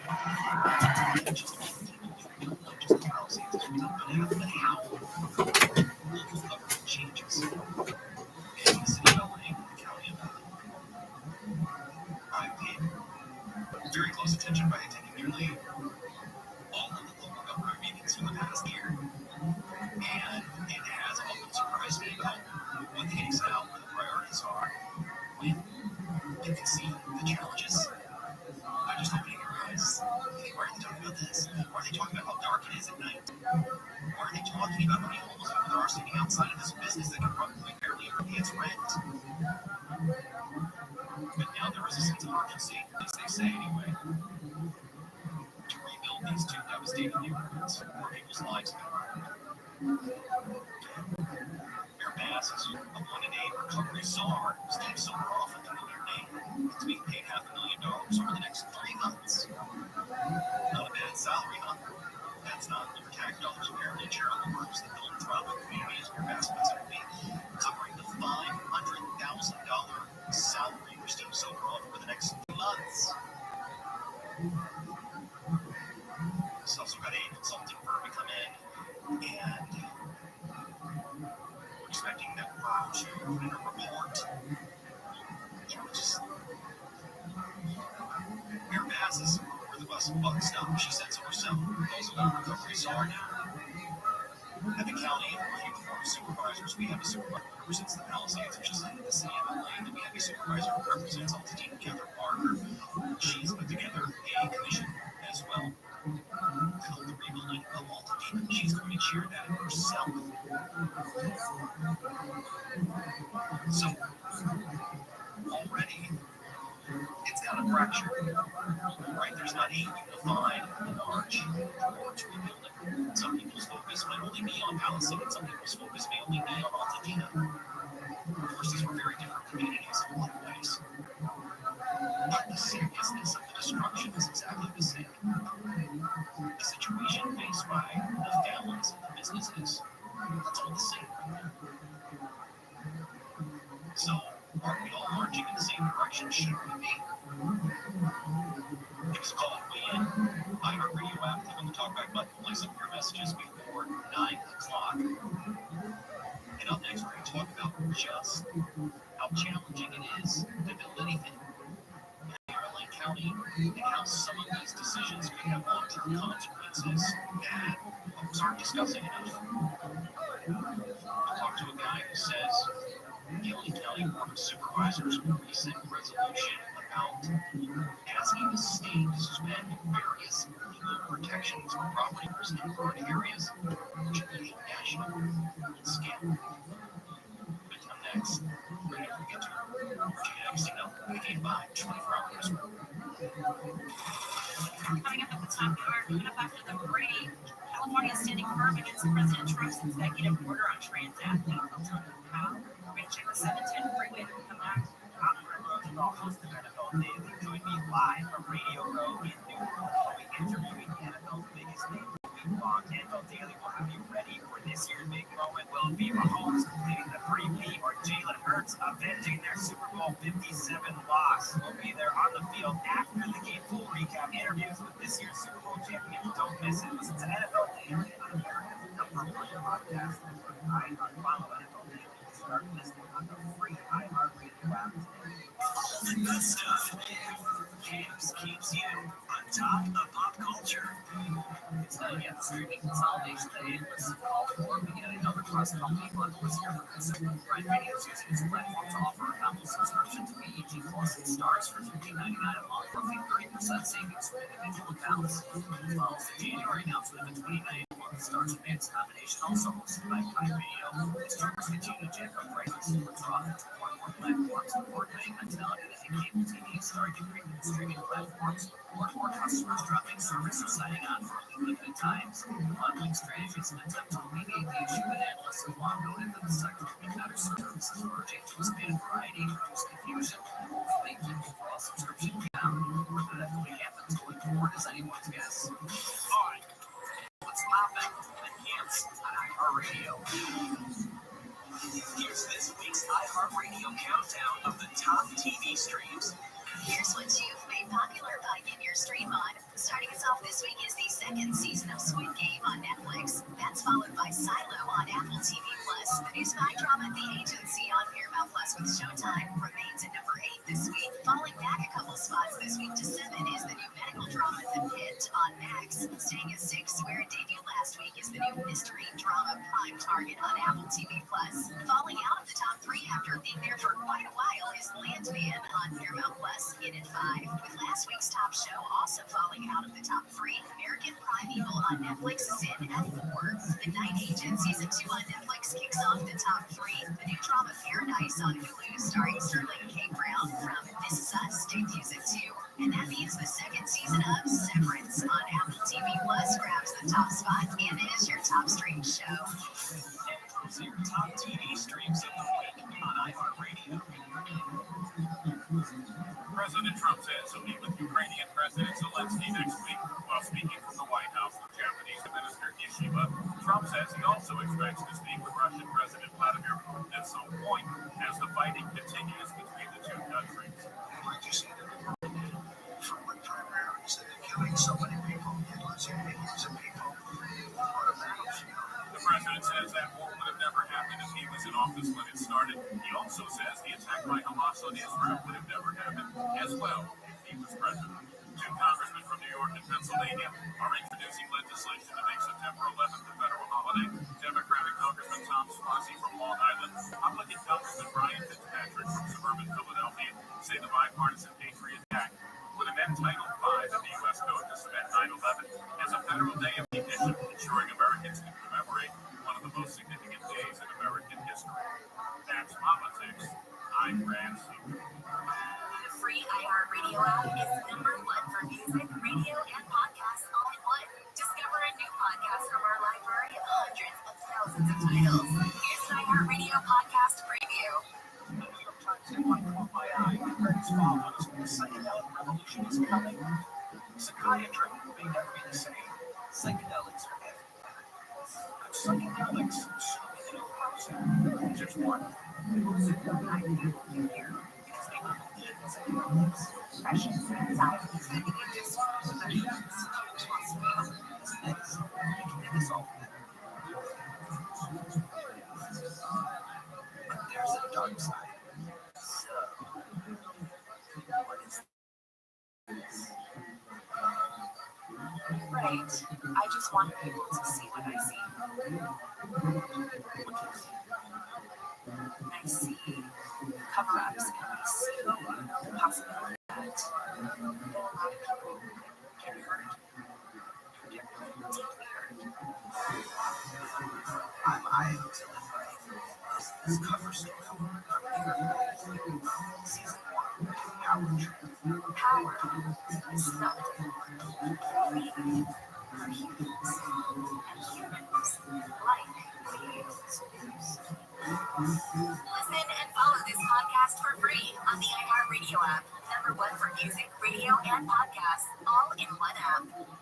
Oh no, stomach issues again? Stomach issues? Who are you? Your pancreas. I could be the real reason for your diarrhea, gas, bloating, stomach pain, or whistle stools. I thought it was my stomach. People often do, but any of these symptoms could be an having a condition called exocrine pancreatic insufficiency, EPI. With EPI, the pancreas doesn't release enough enzymes to break down food, but EPI is manageable. Use the symptom checker on identifyepi.com and speak with your doctor. That's identifyepi.com. Sponsored by AbbVie. I'm Greg Rosenthal, host of NFL Daily. Join me live from Radio Row in New Orleans. I'll be interviewing the NFL's big names all week long. NFL Daily will have you ready for this year's big moment. Will be Mahomes completing the 3P or Jalen Hurts avenging their Super Bowl 57 loss. We'll be there on the field after the game. Full recap interviews with this year's Super Bowl champions. Don't miss it. Listen to NFL Daily on America's #1 podcast network. Follow NFL Daily and start listening on the free iHeartRadio app today. Yes, I know. Have a calm-making demeanor. You know, when it's your job, basically, to push people beyond their comfort zones, it's good to make them feel as safe as possible. Like an open heart surgeon or your own. You'll do fine. No worries. We got home Wind Shark. The house whispers tomorrow morning at 9 on KFI AM 640. Let's go, baby. Can I get that?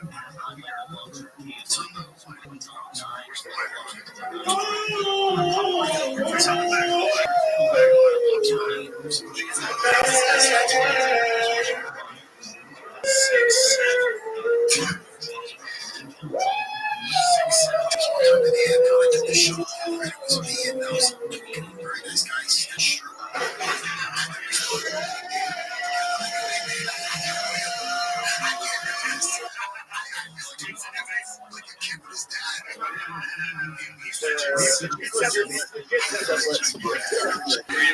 I ran into Haunted House. Starstruck. And I was like Starstruck.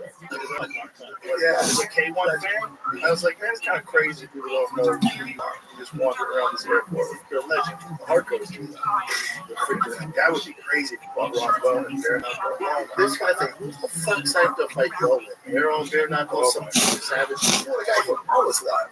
Fucking put the cap on his right. That was hard. That when he just jumped up in the air for no reason and then moved towards the guy. Yeah, just like, watch what I can do. I was that guy's what that fuck? He saw him jump up in the air. He's like, oh no. I can't do that. That's when he knew he fucked up. So he jumped up like one of them the Warriors. Yeah, like it was like effortless. Like it was the boundary bounce of society. People just bounce. He just exploded. That's right.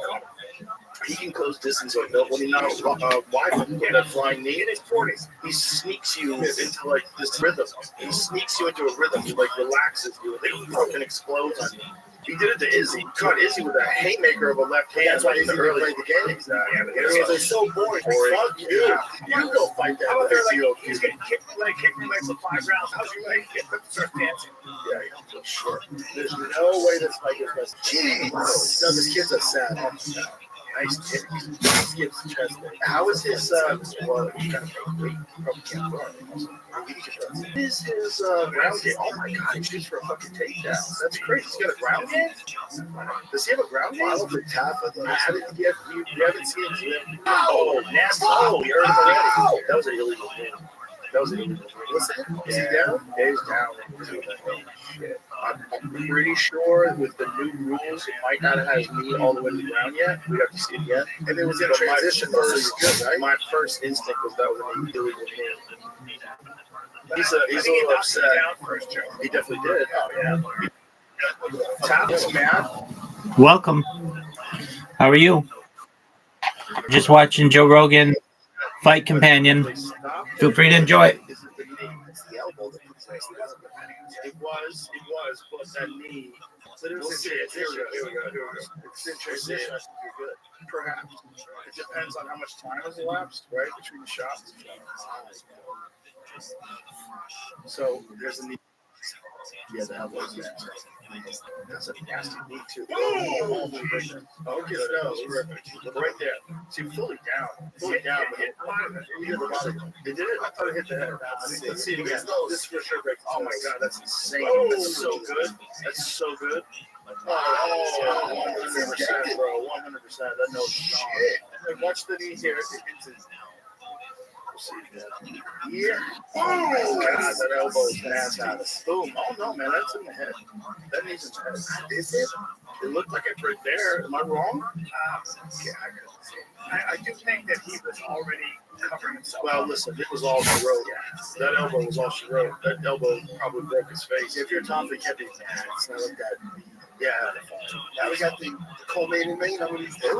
Let's go. Let's go. I hope Tatiana just fucking oh man, I'm a big fan of John Whaley.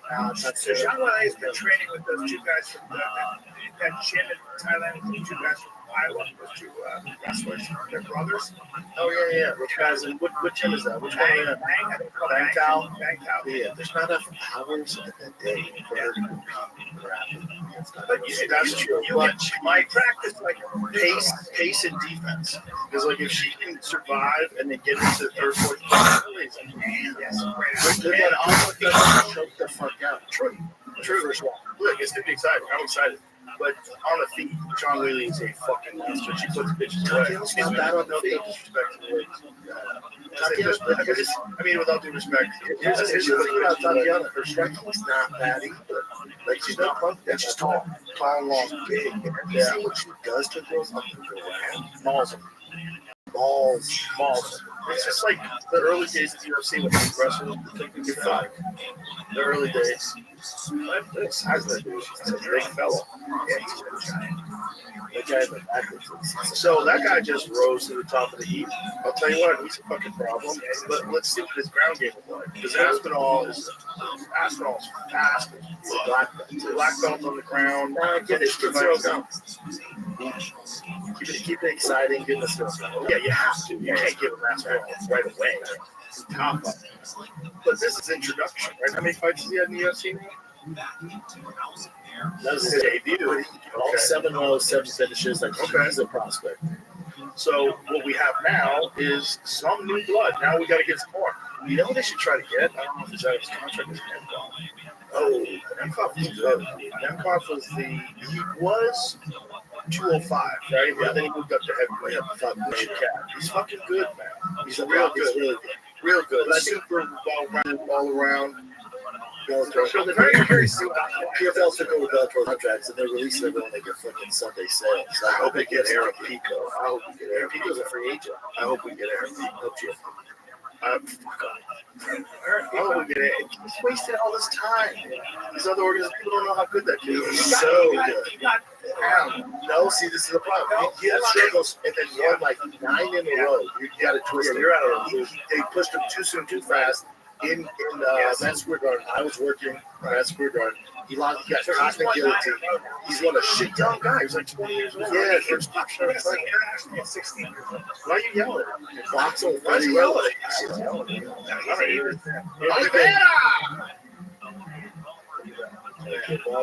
Man, Tai Chi Boston tried to drink out of my shit. So like nothing there's a cow on that. I can't drink out of my shit. I did try to take this shit on, but it's disgusting. It's so weird. So you thinking how much acid you eat, but that's different. It's a guy's skin. It's nasty. Here it is, baby. I love this lady. She's such a fucking savage. She's so ferocious. Her drive too. Ooh, she's big too. She's definitely like a meteor. Big. And they both have long layoffs too. But she's a fucking monster. She's a problem. So what injuries did she have? She had a neck injury was the main one. Was it a surgery? I think so. What did they do? I'm not sure. Fused the disc. Super bad. They fused it? I think so. Goodness.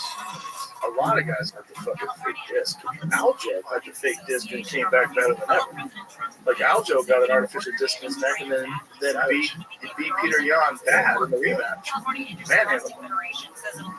And Tatiana's thing is she won alternate title in 2004 and 2016. Wow. Isn't that crazy? And then she's had such a long layoff. Did you see this Anthony Mackie was playing Captain America? He said, he goes, playing Captain America said something like basically, it's not for America. Yes, he basically said, but it makes no sense for America. Captain America's for justice, for fair play and all that. Cool. Oh, it was a problem. It was a big problem. It was a PR. That's not like Jim America. No, that's not like Catholic. It's weird that they feel like they have to say stuff like that to keep working. It's weird. So, but the movie studio goes, hey, fuck's sake. Now Americans are going to go to fucking Captain America. That's what happens. Yeah, well, I know he's out. You know what really fucked up? Bautista. He went all in against Trump. And we did that video calling him a little bitch and all his different things. What was that about? Right. The whole thing was working out. You a little bitch. You little fat. You look like a bag of milk. You can hit just that joke. Working out. Fucking looking jacked. Better to stay out of politics if you're an actor. Hey, you guys see the new Superman trailer? Did you see that shit? God, man, get your nipples on. Really? Joe, you see it? No, it's all right. Stop being such a fucking who's playing Superman? Hey, don't tell me you're not going to watch that movie. I'm not going to watch that movie. Really? I think it's just like living in space. If you're living in space, you're eventually your body would decay. If you're a couple of places with more gravity, it's not going to be good for you on Earth. When you get back to your planet, you're not even going to be able to walk. All right. Captain negativity. You make the world go back in time. You can go so fast. It's cold. He's getting pissed. What happened to the original Superman? Hold on. You got trucking. Guy broke his neck. That's Christopher Reeves. I think that's their life. He's talking about the last guy.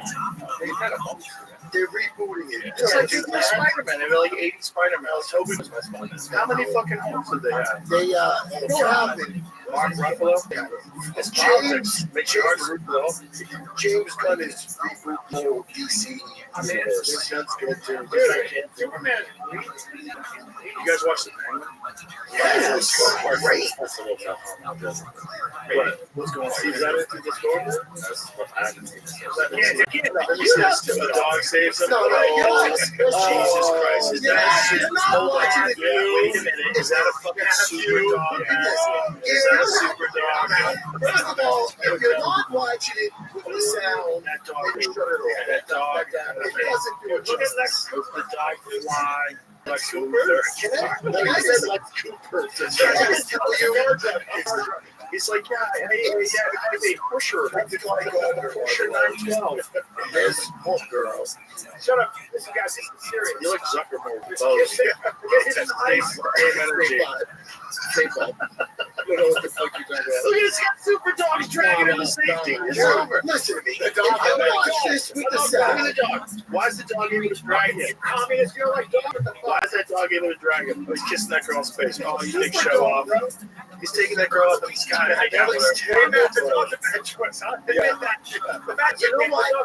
I thought the dog would be a bad choice. I thought the dog was I thought the dog was a bad choice. I don't think James Gunn can do any wrong. I agree. He's great. James Gunn is great. All three Guardians of the Galaxies were phenomenal. He knows how to make you care about characters that you never heard about. I don't care about that. Fucking, I got that fake Superman dog. Look, in the comic books, the Superman dog. Did you like Guardians of the Galaxy? Yeah, the Super Dog. Did you like his dog? Did you like Guardians of the Galaxy? I did. What is a talking raccoon? How could you watch that? I loved it. Talking tree. You know what? If anything could make a Super Dog awesome, it's James Gunn. Did they try cancel James Gunn for being mean on set? I think so, yeah. Did they? Yeah, he was like, what? No, I think it was some like tweets he did back in the day. Oh, shit. Whoopsies. But, anyway. Yeah, he was saying funny things. We're all looking through. Yeah, except. Well, I got real confused when I stopped when he started wearing glasses. I was like, you're lying to me. This is not soft. You can't have the Hulk where he's got Bruce Banner's fucking brain and the Hulk's body.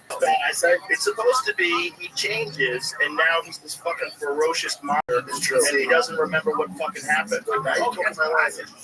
Yeah, new Hulk has glasses and he lost weight. He got shorter. Listen, he lost the fight to Thanos and he became a pussy. I'll tell you what, the 2008 Hulk was pretty good. What's that? I like the one with Ed Norton and Hickson Gracie. I like 1977. Yeah, that was a good one. That Hulk was awesome. That's Hulk the was fucking 1977 terrible. Hulk was such a pussy. Eric Bana was great. You know the real problem is, all right, I think Ed Norton was the best one. But here's the problem is the pants. The pants don't make any goddamn sense. How do they stand? I want to see that big green dick just swinging around while he's smashing things. There's no way he's wearing 160-pound dude's pants. That don't make no sense. He weighs 8,000 pounds. He's as big as a fucking building, and somehow the pants cover his dick. Look at the size of him. Yeah, that's the whole. That's the whole supposed like. You think the studios tell Mark Ruffalo they like? No, they're gonna get sued. They don't care. They're all in the middle. The Mark Ruffalo is one guy. I like that actor. He's a good actor. A lot of actors are crazy. They're crazy people.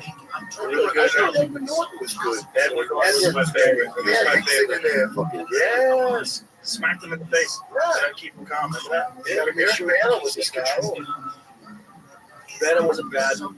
But look, that's smart Hulk. Hulk is smart now. He wears t-shirts. It's a pile of shit. She-Hulk was a pile of shit. Oh. Was it woke? Oh, it was woke. There's a guy looking at. Thank God that's over. There's one picture. Oh, that's brutal. Thank God that's over. It's over. It's definitely bro. It's gonna be illegal soon. Here she comes. Blue chair. I'm calling it. What do you think? Trump's gonna be book literally for a while. See what he said about Prince Harry? They were asking if you guys to support Prince Harry. Because Prince Harry talked shit about him. He goes, no. He's having enough problems with his wife. She's terrible. He's so animal. They asked him to deport Prince Harry. Say what you would tell. He's a funny fucking dude. Look at his focus in this girl. She's such a nice dude. You just got to worry about the injuries. You know, the next year. Right, where's she at? Yeah, she's falling on 2 fights and said, fuck it, it's go time. Yeah, it's so hard to know if she can even get to her camp. Yes. It's so hard to know with these people when they have like real bad injuries, and after the fight, they'll tell you, like, my camp was a shambles. I couldn't do anything. Why are they bad? Right. Well, how about like Aspinall wins the title? He couldn't train. He couldn't wrestle. But at all. 11 days out. That's right. No blown out fucking blown out. He tapes it up. Yep. Takes it up. He decides to take it to the ground. Takes 0 down to the ground. He wrestles it. And just showed that his ball. Covington broke his foot in the first round. Yeah, but still, he was just a bad break. Yeah, but that's in the fight, bro. How good did Joaquin Joaquin Buckley's in. Is Joaquin that good? Well, he went out. He did a wonderful. He's that good. He's that good. He's fucking dangerous at 170, and he's got crazy cardio at 170. I still want to see him and Ian Gary. That's what we just supposed to go down. Yeah, they swamped that. Ian Gary. Yeah, that was a really good fight. You just feel like Ian Gary beat him. Great against MVP. I wrote MVP is the fucking man. That against Sharp Bullet, that was incredible. And at 85. No, he wants to go up. He wants to fight 205. My thing is, do it. Make the fun fights like Cowboy Cerrone style. Do the fun fights. Do 205. You don't want to fight your big fights. Here's a big 205. Yeah, well, yeah. The style matchup. It'd be very exciting. Here's the thing. On the outside, no one can touch him. You can't close the distance like you can. He's got that point fighting style. I always said that. Like, that's going to be the next problem is point fighting. Because they got that blitz, that ability to cover the distance so fast. Some of them do. Wonderboy had a point fighting style. I mean, he basically started out in karate, you know, and then developed as a kickboxer, above the leg kickboxer. Got to the elite level. Well, he couldn't wrestle. The problem is, like, Matt the Immortal Brown was the first guy that exposed his ground game. Remember that? Yeah. He took him to action. That was his first fight in the UFC, wasn't it? No, the first fight was a KO. He got that guy over the shoulder kick. Where he like, maybe a second, though. Yeah, went down with that round very early on. But he knocked out Jake Ellenberger with that wheel kick. Jake Ellenberger was like making fun of spinning shit. Yeah. And it's karate. That's funny. Making fun of spinning things. Remember, I hope he does. I hope he does try to hit me with a wheel kick. Boom. And I remember Bowman Boy being Robert Whittaker. Robert Whittaker way too big for one. He was dying. Just dying. My sidekick is the nicest thing. Oh, it's so smooth. And it's so, like, he comes off the ground effortlessly. He just sticks you on. Yeah, it's like a jab. His right leg forward, when he throws it that way, it's fucking so nasty. And it's so hard to deal with. because he can do all the other stuff too. So it's like, and he also, Wonderboy was one of the best ever at leaning his head back like a fucking snake and then firing into it as he's moving backwards. See, I feel like MVP doesn't have that. He's not landing the shot that will do his hard hand. Well, he does on some guys. You also got to realize, like, no, not KO and guys yet, but look what he did to Cyborg. It's a wake-up call for everybody alive. If he serves Cyborg, he's 77 years, he was 107. But he caved his that's bad. Worst knockout. I tell you what's crazy. Here's another guy everybody sleeps on. Is like, who did, like, what were his losses? MVP. Douglas Lima was the KO. He kicked his leg out. That's right. But Lima was the first guy to stop him. Yes. Because he's one of the most slept on guys in 170. He's a guy that I really wish had left Bellator in his prime. GFL? That's good, but how old is he now? Bellator didn't hurt for me for a while. When was the last time contract? Let's get fired. They just sat guys in the 37. Still something. Oh, he was a monster. Monster. Remember what Ben Askren did to him? Yeah. Ben Askren said, "Oh, that's cute. Hollywood. You're gonna enjoy wrestling now." Oh yeah. Diego fought the UFC. Yeah. Douglas Lee was no disrespect. He was slightly better. Bellator champion. He was a beast, man. But here's the problem with that Bellator title: is nobody cares. I'm glad you're making money. I'm glad you're getting paid. I'm happy for everybody. It's like the CFL world champions. Yeah. It's great. I hope you're getting paid. That's the most important thing. But after that, like, if you want to make the splash, you want to be famous, you want to have a legacy, you kind of got to make it over there. If you want to say you're the best in the world, the champion of the world, if you're not the UFC champion, unless you do the Francis thing, you go to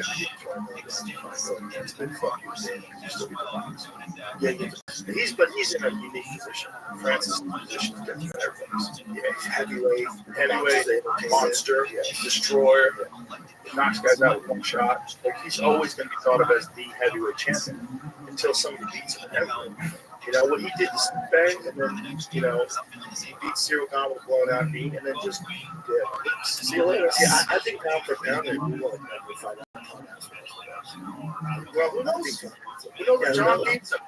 John might beat him up. He could. John might take him down and fucking ragdoll him on the ground. But, you know, John easily could. We don't know how good John is either. And we also don't know what happened to John Aspin in the first 4th and 5th round. Yeah, but zero. No one's even gotten close. There's so many question marks that we don't know how good John is. Right. You can't tell me John is the best of all time, but he's the best. No. You can't tell me he's the baddest heavyweight on the planet after being the older Steve fan. That's not going to do it for him. Right. That's why it's good and serious.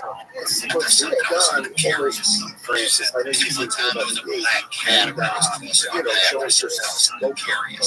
We also didn't know fucking Cyril Gane was on fucking. Say that shit. Say that shit. Right now, say that shit.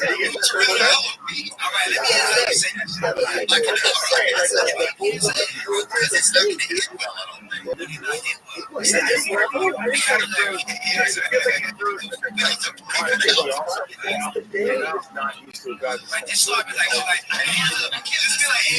You're my favorite nigga. All right, Amy. All right, perfect. Well, let me say it, man. I can't say it because I'm saying it. Everything yes, there's not 1,000 different, so it was great distance match. Avoiding all the big shots, the timing of the shot was perfect. I could see John taking that fastball down. Say that shit. Say that shit. He took it. He took his dad over me twice. Sure. 2 times. It's not easy. He's not a black belt up the fucking ground. I wonder how he gets his back. How smart right out. Does he have a guard? Does he have a guard? A lot of big guys don't have a guard. He's been doing jiu-jitsu in his diet. There's been that's 4 years old. Man, we've seen a lot of guys who are really good. They're on their back. They got nothing. They have no answers. I agree with that. As athletic as he is, he's growing up in that culture. Your guard's not going to be shit. It might not be, but you know more than anybody that big guys are mostly on top of the trainers. Yeah, so that's the problem. Unless you're a guy that's smart about it, like Fabricio we're doing. I mean, that's a rare guy. He's a big guy who developed a killer. He's in my top 10 of all time. I always put it in Fabricio. You got to remember that guy tapped everybody. Top 10. This are just three of all time. People forget him. They sleep on him when they talk about great fighters. First one to tap Kane. Silver. Yeah. Kane. No, Kane. Yeah. KO Mark Hunt. Yeah. Flying knee. Remember that? Yeah. Tap Kane. He tapped everybody. Tapped Nogueira. Breaks off Travis Brown in his prime. Yep. Tapped everybody. Flying sidekick. He started out. Yeah. Exactly. Fabricio Verdum was a bad man. Bad man. Yeah. She's gonna get it down. She's gonna get it down. Tell me she's been drawn. Second round, I'm excited to see what happens. I was thinking second round. Big. Here we go. Wrestling. Yeah, but what? Nice. What? Wrestling with style wrestling. Here we go. What? Okay, let's try it. What's your call, Brad? Shit. Ready, chop? America? You know what? For fighting, I'm going with John Whaley because I'm right here with Brian. Ah, yeah, baby, come on. Let's see what happens. Let's go. I'm going with the champion. I'm going with the champ. Who's the spirits right now? Dangerous striker. We've had a little bit of people. A lot more championship experience. A lot more championship experience. Both of them have a little regress. They both have 5 months. You're making excuses now, bro. Yeah, but in terms of experience, there's no comparison. John Wesley is the best of the best at fucking wars. And she's had some fucking wars. That Giovanni and J-Chick fight? Holy shit. Oh my God. Oh my goodness. Look at this shit. Tatiana gets it right away. Right away. How's that Iowa wrestling? Right away. Oh my goodness. Oh my goodness. Look how big she was. Bro, she looks like a 135. She don't look like a strong very looks like a man away. No way these work in this position. Oh, did the Iowa wrestlers help her off her back? Let's see if she gets her. Brother said, how's the Donald feel? I just did it to go along with I'm ready to play. Let's see if she survives. So right now we just got to squeeze. We got to top push pressure. No shots. We trained. No nothing landed. We've been here. We've been here. We worked this. Trying to work those butterflies. She's dealing with it. She passed that knee line and different kind of pressure. What do we do here? For who? For my guy, for my girl. Yeah, well, see how she's moving on with that left arm? You know, I don't see gender. I don't see gender. Yeah, she's not going to break. Look at this. That's it. Float her up the side. Pass the knee line again. She can't get out of it. She's dealing with a different kind of pressure. No. The person getting tired is definitely going to be John. And left arm, she's coming across the neck underneath the cross shoulder. Struggle real hard just to not get mushed to the other side. It worked out. That's it. Soften them up. You control like around my waist. Chest she can barely go. That's it. She's going to pass these butterfly hooks again. Yeah, but this is a clear round for Tatiana. The entire round has been on top. And then Iowa wrestling, she took that at 40 seconds. Yeah, 45. It's probably 30. She's going to pass that knee line again. The stuff that okay, the stuff that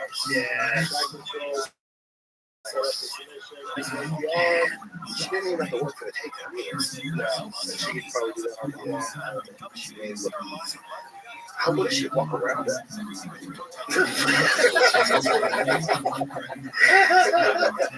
Let's see her low kicks here. Oh, look at this. Look at that. Low. Yep. This control of the grip. It's beautiful to see. Right on. Moving north-south. See, the problem is you got to keep that near side frame. That's what does everything. Everybody thinks far under. That near side frame, you play guard, it offsets balance. Kill that fucking thing. What are you talking about? The right arm. Yes. Oh, look at this. told you. This is where Iowa comes in. Oh, shit. John Lady fucked up. Oh, John Lady lady's on top. Yeah. She could use it to sweep her though. John Lady's out. She's out. On top. Like, oh my goodness. I tell you what I Four minutes across the ground. But we'll see what happens over the next minute. Wild shit can happen over this next minute. Also, she's stuck in this head and arm guillotine here. She's gonna sit back and sleep. She's also. Oh, that's nice. That was nice. That was nice the way she moved around that. Oh, look at this. And she's looking at that. She's going for head and arm. That butterfly, that right leg is comfortable as shit. Nice long legs too, but it's so hard to pound. I want to listen for an elevator. Oh, take the back. Under. Oh, she's trying to mount here. Oh, she might be. She's got the other baiting. Tatiana might be getting a little tired here. She's never done this before, right? She's never had a world champion fight. There's so much adrenaline here. And John Whaley's on top. A little discouraging, right? She won the round, so but still, it's a way closer round than it should have been, right? Yeah. John Whaley's on top, and she's on top. And she jumped for that guillotine. The end of the round, she's on top. That's what she got out. It's huge. You know. Here's the thing, like we know John Whaley did that for 5 rounds. Tatiana did it. It's a championship battle. I don't think they're taking it too easy. We'll see, adventure. We'll see, kids. American attitude, you for shit. No, come on. Give me a second. I'm just. Yeah, you have to get rid of all your communism. I too. Picked up. Yeah, and you always. Do I got to buy a truck too? No, you don't have to. That's not true. It's not true. You should probably buy an F-150. Show everybody. Carry a piece. F-100. Yeah, get something nice. American. Get back into jiu-jitsu or just wrestling. Just do something. Moving slowly. Yeah, he does boxing too. And sometimes he forgets his. No, I'm not boxing. He forgets his name. I got 2 kids. I was getting hit. Spar? Yeah, he's boxing. Smart a lot. Big shot goes, hey, what are you doing? 55,000-year-old punch in the face. Awesome. Yeah, basically. Setting in Alzheimer's months earlier than have to. I can't do jiu-jitsu either because I get hurt. Yeah. I get in trouble with failure for 11 days. You're feeble. You should not be feeble.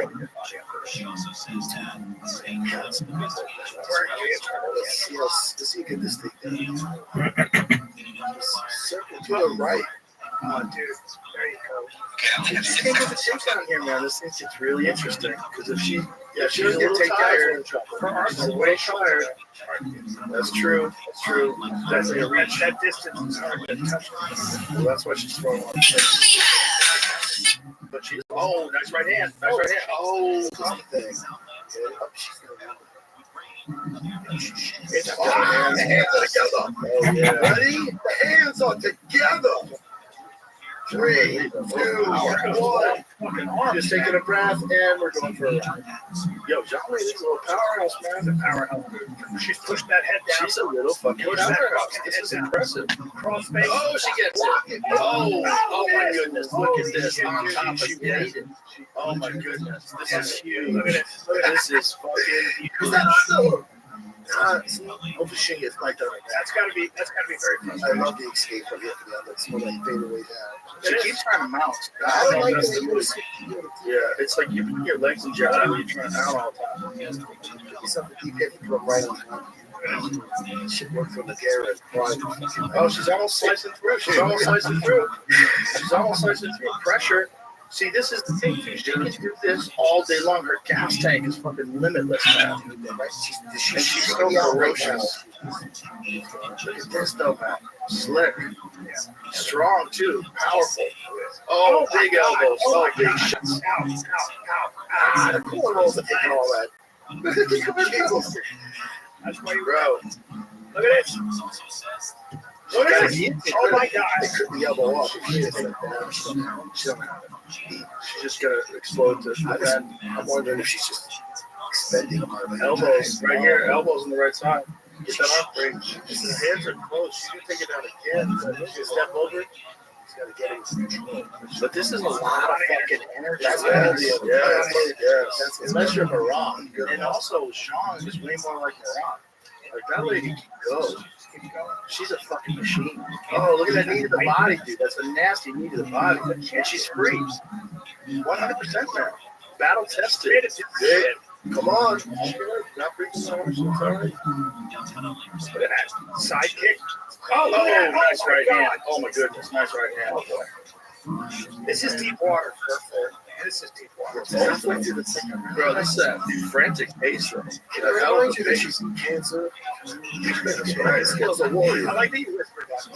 I love it. All the respect. John, these are strong. Oh, look at that uppercut coming in. Set up the takedown. I was about to say, zombie. The straight zombie. Well, you go to your happy place when you're tired. Get lost. So this is what you want to do, for sure. Yeah, get scared, sure, but this time to me. Well, she just can't. I mean, John Wei Lee's, I think, surprisingly, the takedown defense. And just the physicality. She's been working for wrestling. Look at the physicality side. She's been so fucking strong. See this? Again, turn it around that. Again, this is huge. So she's got this round. So it's 1-1 now. Making it exciting. Yeah, it's 1-1. If I was betting on this, I would back to China. The fact that Zhang Weili's able to keep her on her back is very, very, very impressive. Especially when Tatiana's so good at those butterflies and elevating her. It's good. She's very working. But wrestling, she knew she was going to deal with this. Yeah, but somebody like this, is that her back? I bet Tatiana did not think she was going to attack her back. I bet she did not anticipate that Zhang Weili was going to do this to her. So she was scrambled. Because Tatiana's been dominant in the top position forever. To get taken, and then also like a second round movement pace of a fight, and in the second round you're getting mauled. That's not a good feeling. You got that wrestling grit. Let's go. Yeah. I'm better. I'm better. Yeah, I'm better. Yeah, I wish I bet money that I'd be hoping I'd lose. You chose. I did. Well, I chose champion because it was a big difference stepping up and fighting a champion because when you've been dominating ladies that are of a lesser caliber. John Wei was and now you're seeing it. And also, fucking tank. She's a tank of a lady. All right, you got 1-1 right now. Also, the tide. It's all about the tide, boys. Once it takes you out to sea, even if you're only 100 yards from the shore, it's going the wrong direction. I think it's very demoralizing. What your go-to move is not working. Right. Your wrestling is getting that there. She beat cancer. Listen, a lot of respect. She's got a good record. You're dealing with a different breed. She beat cancer. You think she learned out of China? Yes. Oh, look at that. Look at that. That was nice right there. Get that over. Look at this.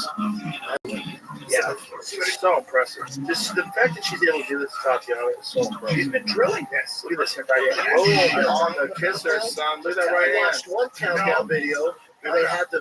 No, you wouldn't know the name of the guy. What I'm saying is that he knows the state. No, she was doing a lot of wrestling, and somebody like this, I do think it's one thing that's going to beat her in wrestling, but you can neutralize the wrestling. Hey, how about that Mike Beltran let his fucking mustache free? Oh, let that mustache free. Let that mustache free. Why you got to touch her? That's bullshit. Let the mustache free. Look at her. Look at this round. You're right. She's got a crazy gas tank. So fresh. I'm going to have to start and make a petition to have Mike Beltran let his mustache go free. I like to see that crazy mustache. Why do they mix it? I don't know. Oh, look at that. Oh, they don't like it. They don't like the crazy mustache for some strange reason. I think it's awesome. It gets in their face. Yeah, but it's in their face. You can't have it. It's hanging down like a grass. It's like a ponytail. Boy, you know what I just realized? We never had a woman referee.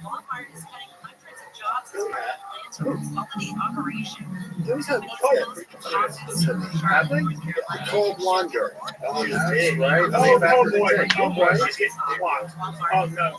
She's getting clocked. How many women? I can't remember in recent times a female referee. Oh, shit. Oh, my goodness. Oh, my goodness. She can't strike her. Dude, that was a pretty fun shot. Oh, she snapped it down. Come on, man. Oh, she's stuffing it now. Now, not shit. Oh, Oh, nice seeing the body. Come on, man. Fishing quest. Let's go. The problem is the striking. The difference is She's not setting up, not set strike. and it's also the pace, man. Sean Whaley can get smaller, and It's also Tatiana that she's not putting the striking, the shoot shots together. It's not setting up.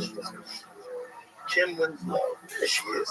Literally ruining people's lives. She said, "Whoops, sorry." Bring up old ones. Finish it. She does the same thing. Bro, that's so impressive. That's so impressive what John Lee is able to do here. Just to be able to stop these takedowns and reverse them when she gets them, so impressive. But it's like the physicality of Sean Lee is just something to think. Look at that 1-2 and nasty. Nasty. Yeah, I mean, just incredible conditioning.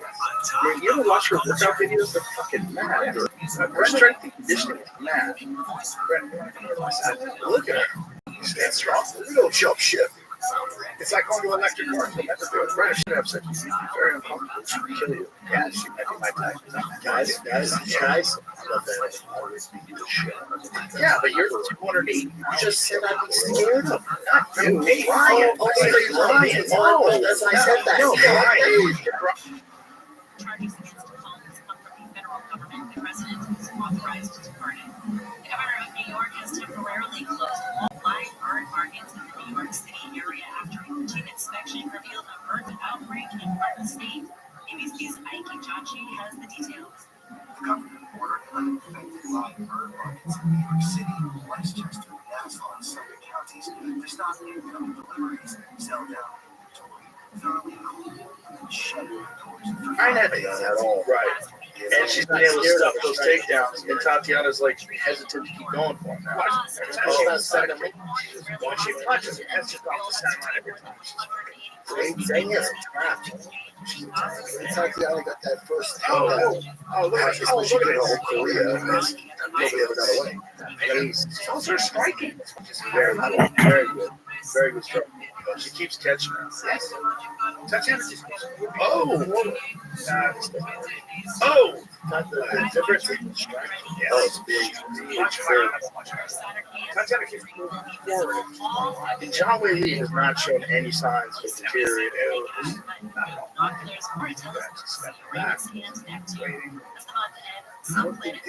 Ooh, she's not even throwing that left hand. She's at a loss. Because she pays every time. That's the problem. What she does, look, the entry gets spun around so bad. It's crazy, but this is how strong John Lee is. Impressive. Look at that. Fucking impressive. Oh, look at that elbow. Oh, look at that other elbow. Oh my goodness. Oh my goodness. Oh, right hand. Champion. Yep. Dominant woman. Yes, dominant. Great fighter.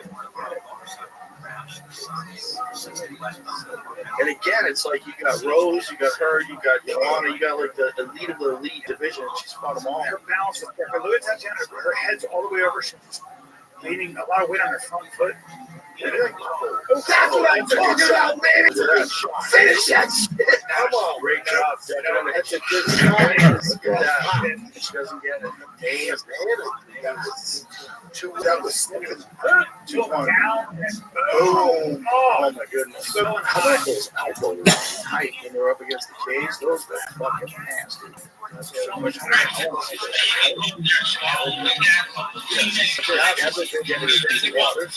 now she's in the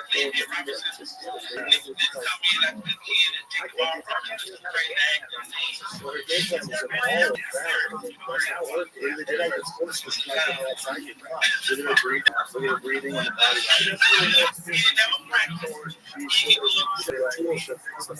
That body language is good. Her head's literally half her.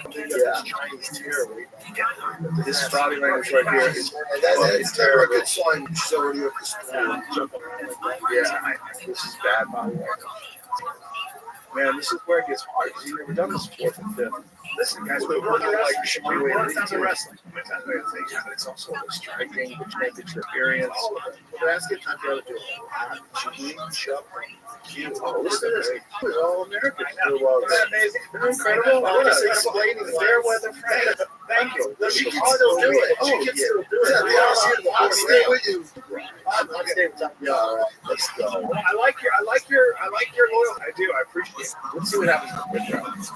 I've been thinking about I just want to win. Just don't want to feel it. Oh, right here. Stepping back. Oh, yeah. Like, went down just. Oh, wow. She took her down. Unbelievable.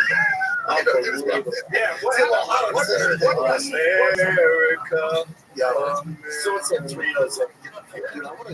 No, not 3-0. First round. Well, the first round she did get on top. I'm sorry. Can I just tell you this half-blood escape?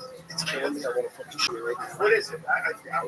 He hurts you? If she uses her left leg, pulls it out, up and down, she's out. What do you mean? With her left leg, if she scrapes it out, and she brings her pelvis forward to the floor, she's out. I'll show you. I'll put Brenda after it. I'll show you.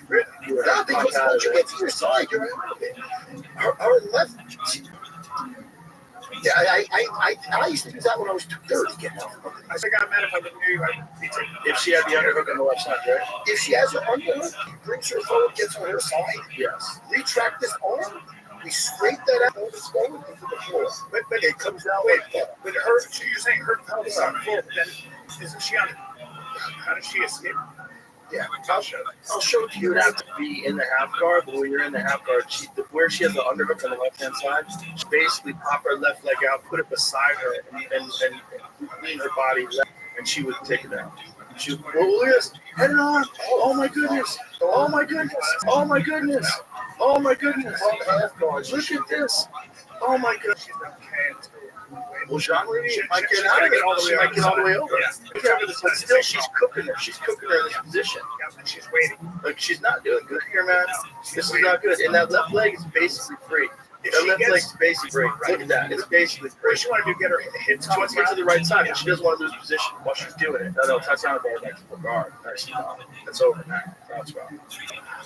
But that was close. But she probably didn't want the championship experience, too. Didn't want to gas her arms out. Somebody cut her. Oh, my God. Look at that gash on her left knee. That's bad. She's just pushing her face down.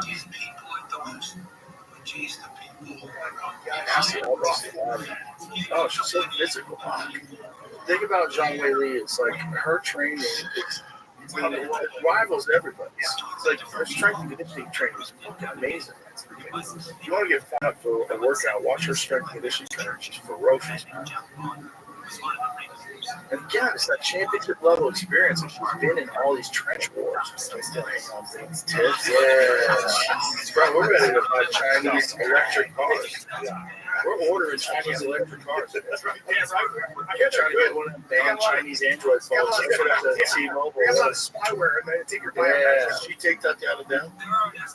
The spyware helps you because they give you recommendations for the body real well. Right. Look at that. Oh, Tatiana scramble. Oh, look at that. She capitalized on the scramble. Look at that. So much better shape.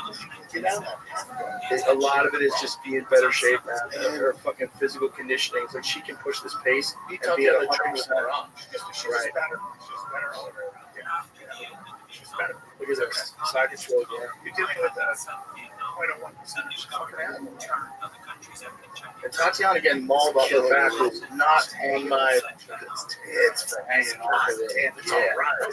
Tatiana's at 5 and 2 years. Damn, you were all over her. You were like, she's going to choke her out in the second round. Me and Brian were right. Me and Brian were right. Guys, we're older. My feeling was I thought the toughest fight that Zhang Weili has stylistically, but I'm so impressed. Now in Iowa House, guys. Oh, which guys? The brothers. Oh, those guys. Yeah. They were actually born. They weren't probably find out they were who good, but they were like top 50. They weren't like. They weren't the rest of Iowa was a good shit. Yeah. They had really good wrestlers. Nasty elbow. She fucked her up with that elbow. You know, up until now, she probably didn't have to use her striking too much. I mean, that's what it must be. Yeah. Now, don't fix it. She just taking down the oh, good. She's beating her up. You know? She's tough in the corner there. No, man. Okay. Well, I feel like 3-1. I feel like it's 3-1. It is. Yeah. So it's over. It's already over. She's got a finish her. What the fuck? How'd that happen? Somebody took out a job. It's a bite mark. It's cheating. You got better. That's a shark bite. What that is? How'd you not like that? Oh, yeah. He watched The Sopranos. He was like, eh. Bro, that vampire's a great vampire. So everyone was amazing. That's what they looked like back then. Yeah, it was awesome. Yeah, I only hate the kids. That's gonna make me want to see it. It's a great. That's the selling point. It's horrible. He's hard, but he was on top of her, dude. Yeah, naked and sucking out his chest. Oh, how do I see those? Yeah, nice. Right? I need he's scared. Did you get scared? Fifth round. Let's fucking go. He was the best vampire of all time. He's naked too, like all the other losers. Their stupid fucking tuxedos on. Yeah. He was rotting too. We need a little spookies. That was a good fight. Yeah, I just rewatched it. It actually holds. It still holds. Oh, right hand. Oh, she just tagged her right hand. It stands the test of time. If you guys are into vampires, you gotta watch True Blood. I think some people it's fancy. It's I love on that series. I was watching. Yeah, it's great. Shit, I thought it fell off to I didn't like that Bill was a prick. He was good. Oh. She's making her pay. Oh my God. Even if she gets her down, it's take down. It's the same, but it's the same move. Because it worked her whole year. It's just so impressive. Oh, look at this. It's so impressive that John that takedown was fucking amazing. Look at this. Still. This guy goes little tree trunks. Still incredible. I mean, that's so impressive and free. It spins out, and then you gotta eat some shots. And now you're talking. Oh my God, she's coming though. She's coming. Like, she's a fucking animal. I just want to say she be canceled. Listen, all respect. God bless. No, you're way more. Dealing with a better fighter, very hard. No shame. That left hand's it's not even a threat though when she throws it. It's kind of you're gonna pay every time. Oh, she's looking for the knee. Trying to catch her with a knee. Oh, right hand hurt her. This is gonna be a but she's hurt. What do you do? She's also older. This was her opportunity. She needed to back down the ladder. The division's not deep, but at her age, it's gonna be some burden on the job. But stand up, she's gonna have to attack. She has to have something threatening. She has nothing. Because if something, we're going for a long walk. Oh, that was good. Unbelievable. That's Yep. 100% strength and conditioning. How dare you? That's your girl. Take it down, dude. I'm just going to push off. Half-guard thing again. One is exhausted and one of them is not. Okay? One of them is a fucking fitness machine. One of them's getting their ass kicked. You know what? I'm going to say, January these. That's what I said. And the mayor wrestler? It's fucking scrambles with the motherfucker, I'll tell you that. Look at this. She's got her fucking it back. should break your heart. She got her fucking back. The hair girl thing. You know what I to our heart to the fucking hair back. Look at this. Okay? It's amazing. Here. Now you got to teach me this. I'm going to show you right now. If you want to completely waste your time, man, show Brad. He won't remember. He still doesn't know how to suck you. This is, they're so... I was just waiting. I got shot. Yeah, straight out. Now you're back on the middle. I like Strickland. I love the way he's so tough to beat. I'm on the DDP train too because he's a fucking monster. I love the way all of his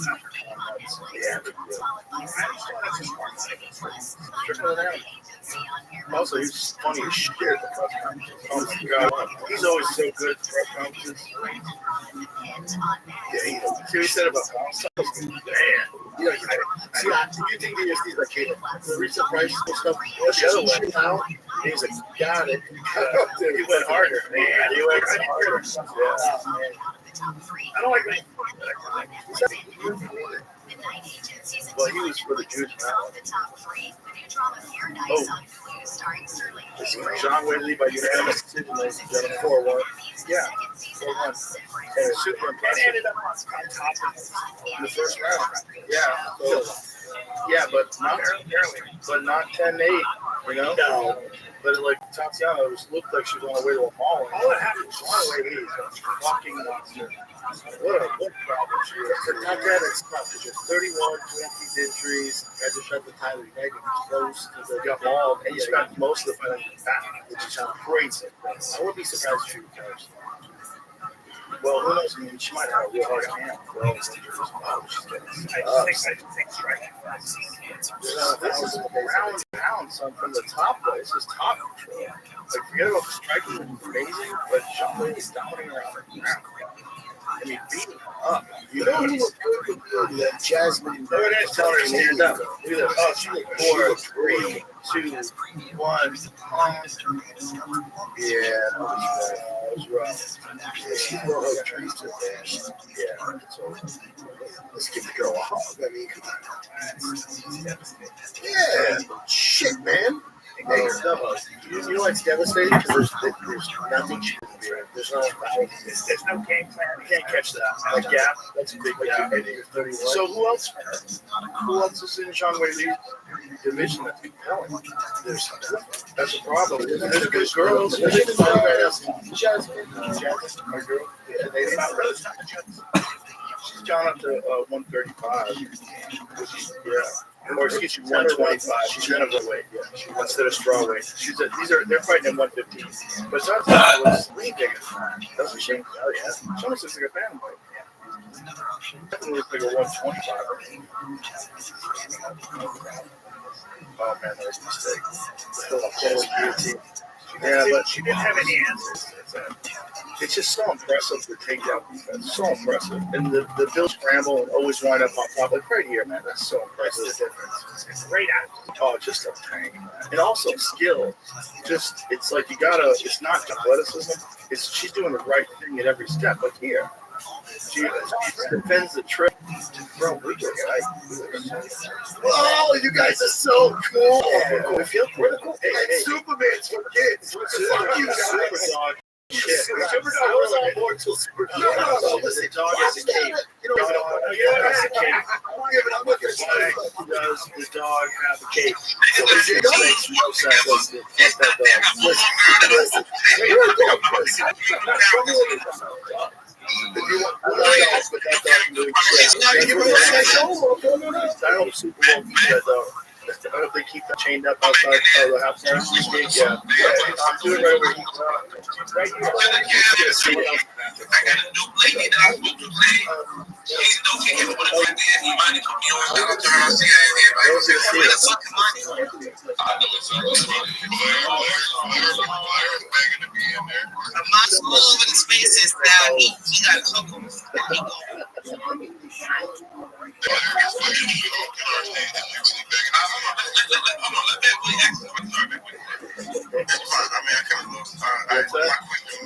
No, it's okay, Brian.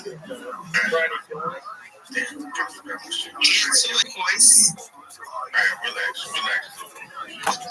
oh shit! No, it's crazy.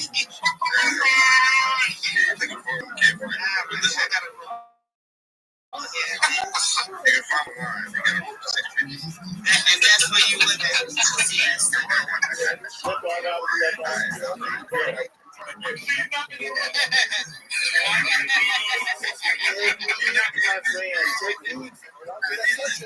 You mean it's all about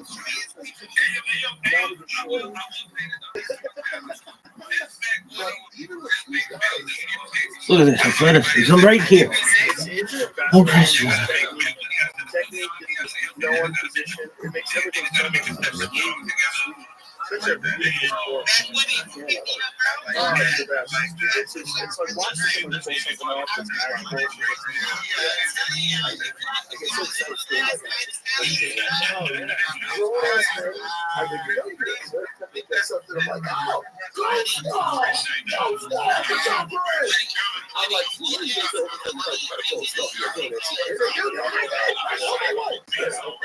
That's That's why people don't care about belts. All they care about belts.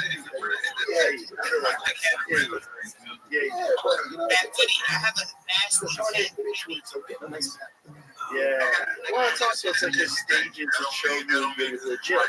Like Rick Caruso, the guy who went from Maryville, his son is being purple belt. I said, hey, that's a big truth. You're basically a black belt. You just got to keep training. If you can get the purple belt, you can get the black belt. You just got to stay at it, your process, and keep training hard, and you'll get the black belt. Does that make you get a lot of people get right? Because people get blue belt. It's like, that's great. It's a nice little motivator. But you tell me you got purple belt, that means you're tapping out legit guys. Yeah. Then you got some moves. You probably like one nasty guillotine. Oh yeah, they're exploding. Yeah.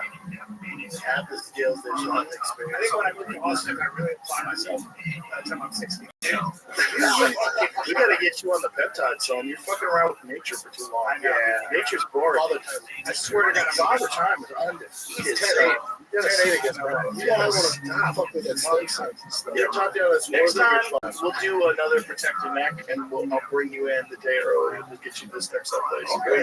No problem. You just tell me when. I plan to go with my 28 to Columbia. Come to Austin first. Yeah, we'll get it all gratis. You'll get it for free. For freezies. I'll have ways to hook you up, and then we'll do a protected neck. Let me know, man. We're gonna do another one. Those are fun. We'll do John Rollo, Dean Thomas, and Matt. It's fucking amazing. He's the best. John Rollo's the best. Yeah, he's funny. I love him to death. He's fun. And he's a ogre. Oh, he's gigantic. He's big. Yeah, he's big ass. He was well over 300 pounds at one point. Oh, yeah. Here it is, folks. The fucking motherfucking main event. He's not lighter than a cigar. He's all. Here it is. You're doing well today. You got Strickland. We got Strickland. So you're doing it up. I got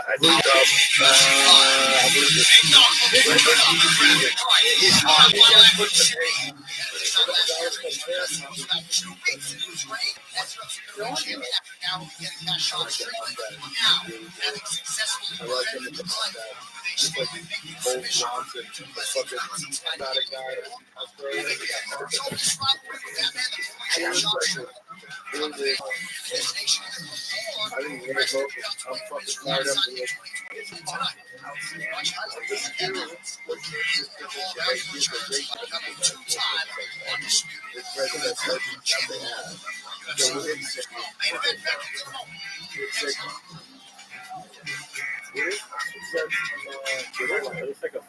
Oh, his hand just got chopped off. He plays a guy that's the director of Parasite. It's like a brain.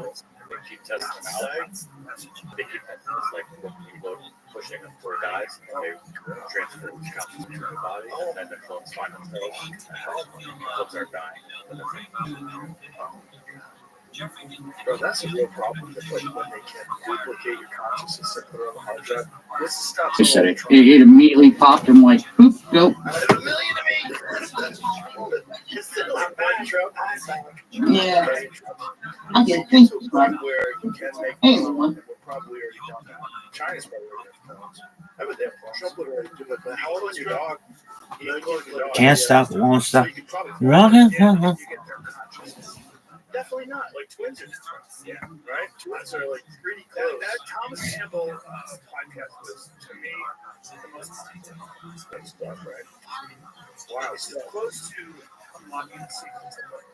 Like that might be the new evolution. We're going to realize that there's something new. Like the evolution is within a larger umbrella, which is the notion that this is that virtual reality. It's a virtual reality experiencing with consciousness. Yes. And consciousness helps form it. I was literally just experiencing virtual reality. Literally. That's what we said. Just play my phone. When I knew when I called you, I couldn't get to you when I was inviting you to dinner. I was like, he's probably got the fucking headset on. You got a camera in there? A camera? No, it's fun. I know you sent you the picture. Yeah, you sent me the picture. You're addicted. What game you play again? Contractor Showdown. Did you ever play Modern Warfare? Same shit in VR. Oh, fucking nerdgasm. It's so much fun. Listen, I play that shit all the time. People think Sometimes I'm yelling and shit. Are you playing other people? People like somebody's getting murdered. Are you I'm playing? like, I'm stabbing them. Are you playing a game or other people? I'm playing a game. No, I squat up. Yeah. There's no way you can see this without sounding like a fucking nerd. Stop it. I see you get ready. What do you know? Because I squat up. Here we fucking go. Contractor showdown. Let's go. You're welcome, That's an Lauren. M1 rifle. Look at that. It's all, dude, the sniping on this. That's the lobby right there. That's just shit. But that's the gameplay right here. You get out of an airplane, you fucking find weapons, and you just all in virtual reality. Yeah, in virtual reality, like you're floating shit. What's that? You make the time. Dude, I don't. First of all, I don't give a shit. All I do is go to my school and I do my podcast. I'm doing my thing with Jimmy or Unfiltered. I do my new podcast. Max Arizona. You're in. Yes. I'm so glad All I you do is did put your out those podcast. Superman trailers and fucking all that deep shit. But I enjoyed being on this. It's nice.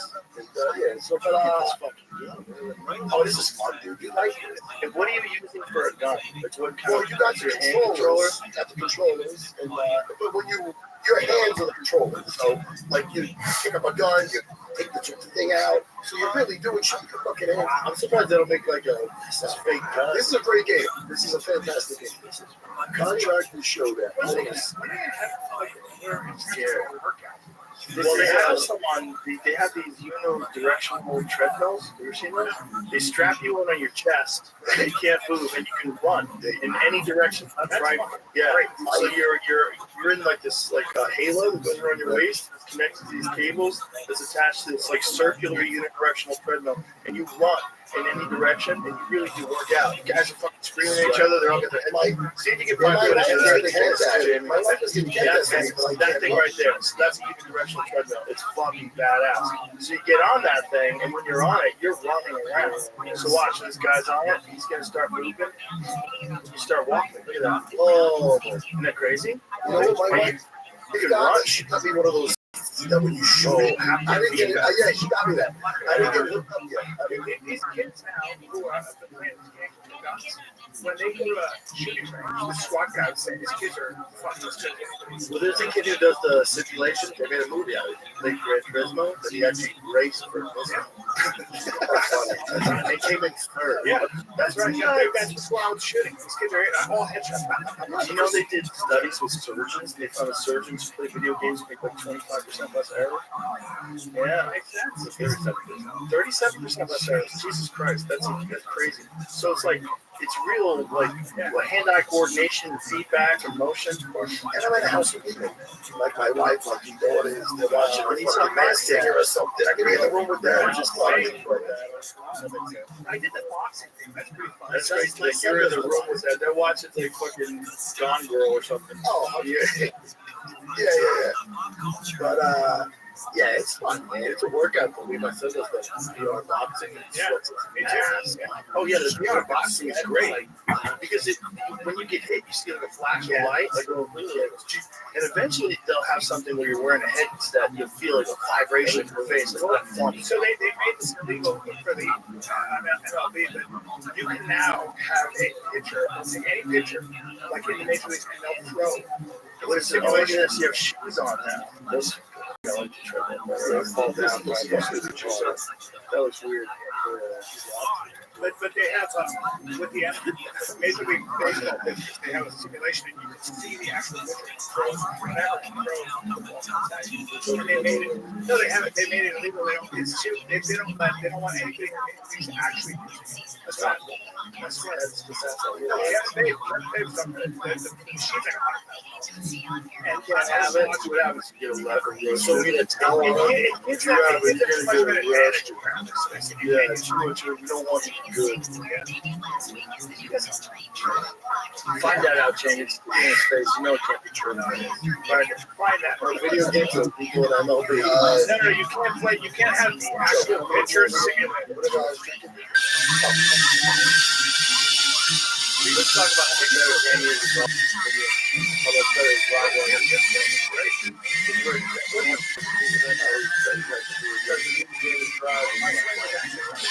that's it.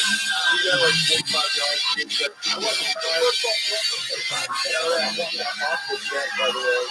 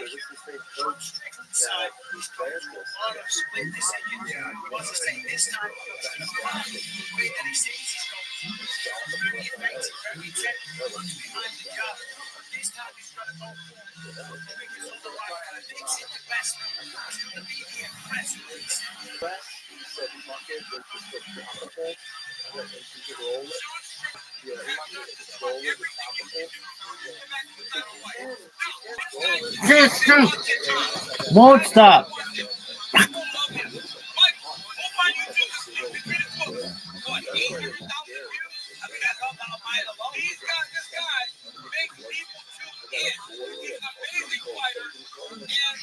Even though his personality can be a bit crazy at times, it is who he is. Inside that octagon, always in strong strength. God, his life has tremendous life and unbelievable heart. This is unprecedented. Athleticism, no one's ever contemplated this type of athleticism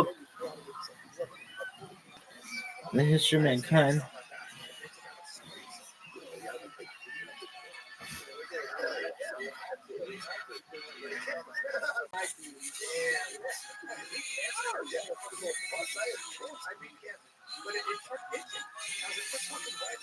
Who do you want to win?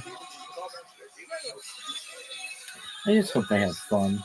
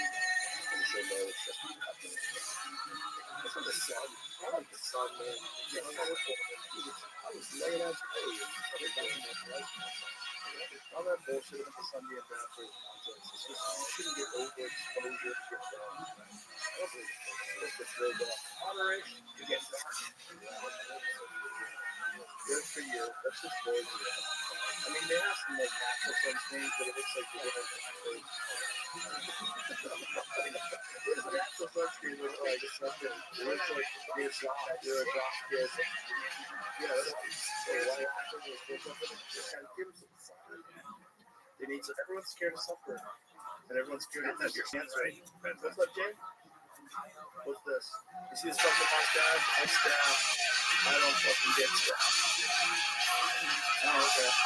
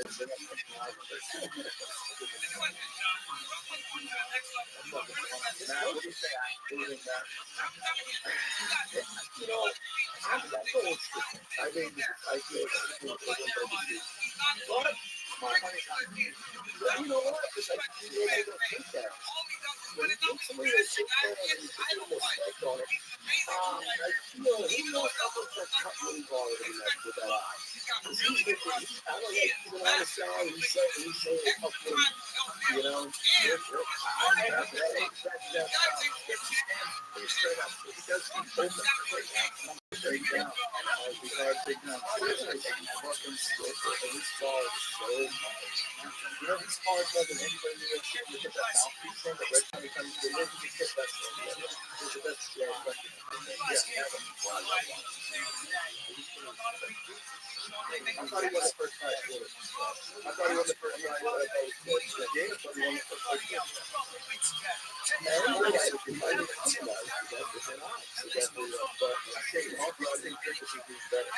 I think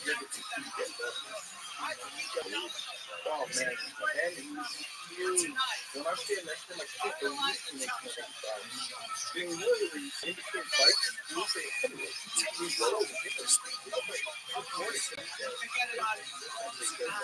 Well, he looked real thin at the weigh-ins today. He looks like he filled in a lot. They interviewed him like pretty much right after he got on the scales. I always think sucks.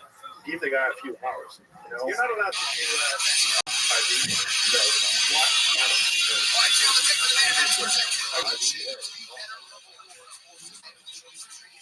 IV vitamins. I'm not feeling kind of shitty. I get IV, NAD, vitamins. Yeah, what about NAD? Vitamins. Oh, great. It's phenomenal. What did I say? Should it stick? Is it easy for your body? No, you don't take it something. No, you can take NAD, which helps build up good natural. It's kind of a similar effect, but I think IV NAD is the most potent one.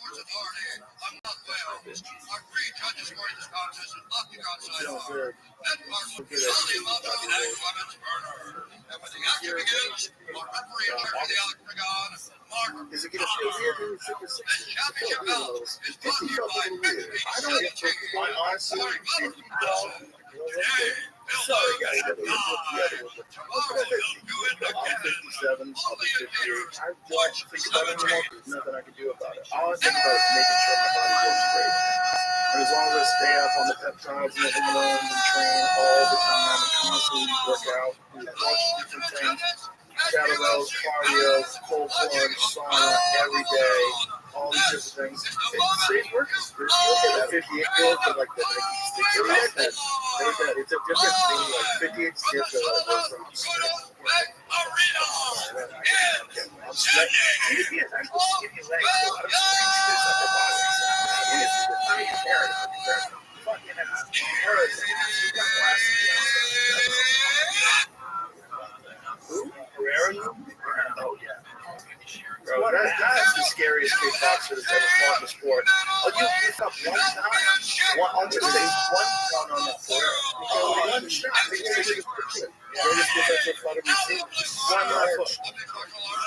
Shot him a couple times in the chest, down reaching for it, came over with that left hook. Night. For his legacy, it's nice he has that legacy. And the way the heroes at the end, it's enough just to be like,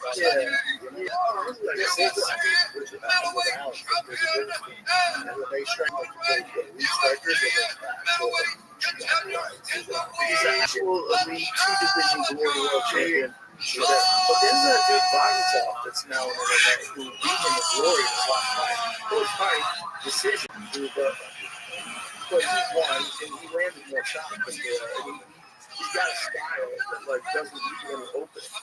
He's like very tough. He's a really good kickboxer. I don't know what kind of a long game he's going to have. They're going to be but those guys like that are Russian, those Russian dudes, they learn wrestling in their fucking babies. I guarantee that guy has a fucking background. Yeah, Vagatov is interesting because I think he just fought on a Dana White series. See that Artem Vagatov that he fought on Dana. He's going to have a tough. Yeah, he's kind of like that because he was so dominant. So they battled him. Right. No, I think also it's different because Alex puts people in the night range. And Vagatov, yeah, he went to jail. Vagatov is fucking good. Super technical. Here we go! Here we go! Oh my goodness. This is it. Here we go. Here we fucking go. All right. Now one. Let's go.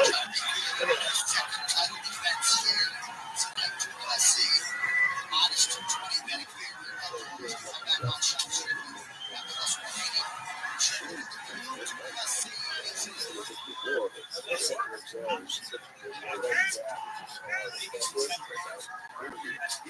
lot of that. Of course, like to that left switch kick, beats up the arms a little bit.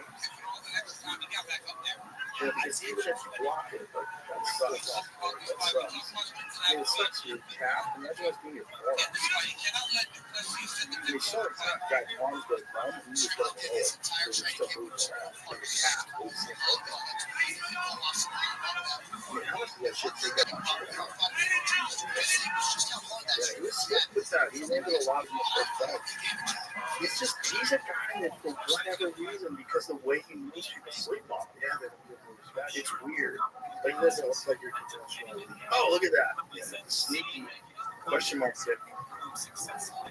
He keeps throwing that up to the top. It's quick too. He's got the endurance to keep throwing it. And there's a low kick here too. Checking his kicks. Well, he does the same style of checking kicks that Ferreira does, where you kind of he hacky side. And you turn that foot all the way up towards your knee. So smooth. The DDP's doing a smart thing by attacking the legs. Attacking the legs and attacking the arms with switch kick and then threatening with the high kick. Ouch.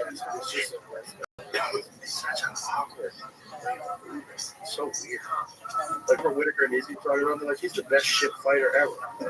How do you say that? How do you say he's a shit fighter? The guy's a fucking world champion. But it's awkward, but so effective. Like when he took out Robert Whitaker in the first round, I was like, oh my god. Powerful athletic. Oh my god, so strong. It's durable. It's durable as fuck. And that move that he took, the high kick. Oh, spinning back. Well, this is not fights at his best.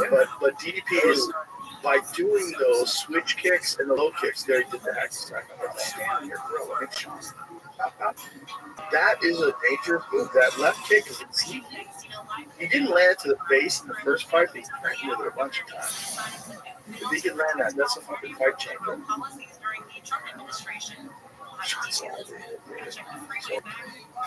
His instincts and his timing, because he spars so much. Oh, yeah. Well, he's certainly landing more kicks, right? Well, damage matters. Sean can get off with 1-2. We could do something significant. Right now, it's like trying to touch him. And DDP's not letting him set up.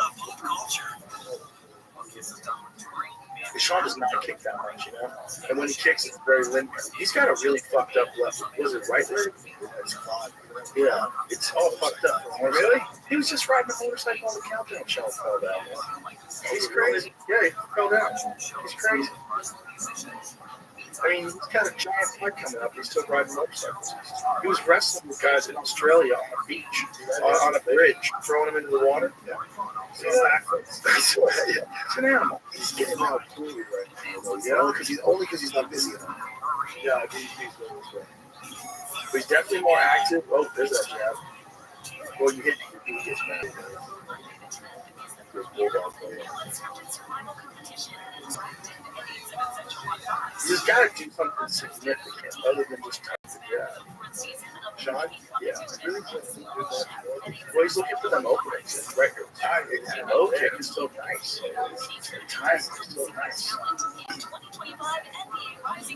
And I think DDP's together too. That's the thing. And then as a champion, you know, I mean, I think he's got even more confidence. You know, I think there's a lot more growth and adjustments to make. And the kicks are a totally different element, right? It's a distance thing. It's a, it's a power thing. You got to kind of like fire back. You got to really block up. It's just Sean is like mostly keeps and then jabs up to it. But it's almost all straight out. Very few low kicks.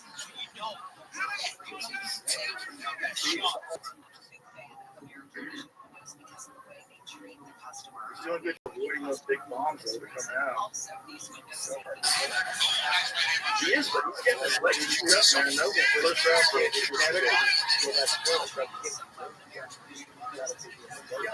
Now, here's the question. Is that was a real fucking step. I know Rothschild beat Lifehacks on that type of You know, guys have won big fights. Yeah, but it's so hard to fight on that stuff. Your energy. Oh,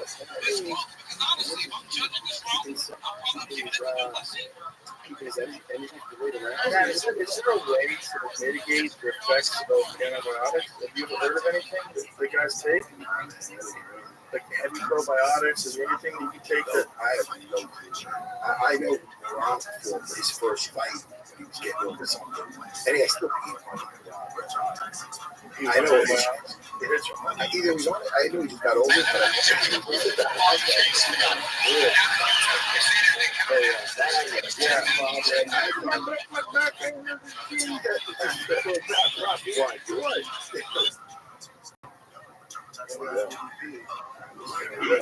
let's see what adjustments to make. I think it's going to make a few adjustments. He's got to make some adjustments to his kicks.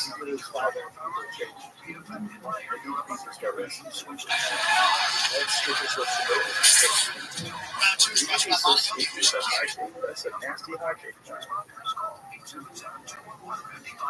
There's a low hand. Check that one. He's got to do something big. I'd like to see there again.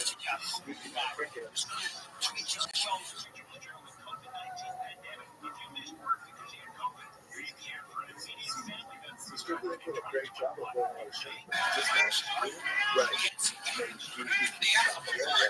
It's not everything, but it's something. No headshots. Yeah, this might be different. Yeah, it's all about your body. Yeah, but still, that's horrible. Yeah, it's something. It's the most. Oh, there's a right hand over the top. It's a little more of that. Oh, here we go. I'm scared. Oh, he's yes.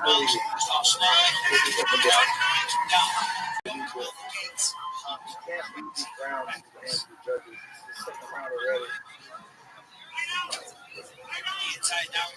I know, but it's still, it's like he's keeping him off balance with all that shit.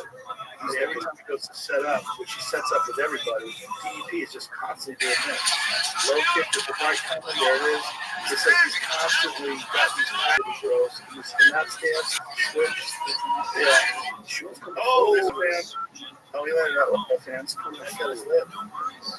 Maybe he's handing that in the transition for his Oh, there it is. There it is. There it is. Let's fucking go. That's a fast one. We need to get DDP to start engaging in a box.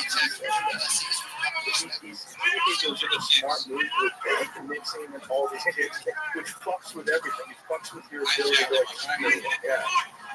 And you have to get it reset. You keep reset. Every time you do it, you mix again with it. Oh, where's the beat?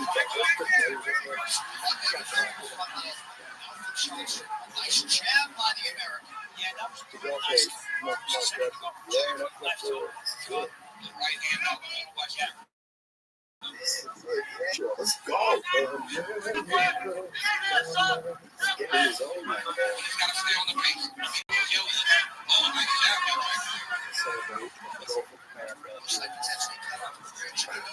Oh, they're being asked to be constantly resetting. You know, but you can't. He's constantly resetting. You never get your can't. There again, I can't. So they can't. Oh, shit. Okay, they should play game plan. Well, and it's going to take Sean's lecture. I mean, Sean is tough as he is. It only takes so many. Oh, jeez, go check that. I know, but even checking the ground, it's fucking low. It sucks. It is. Left leg is all low.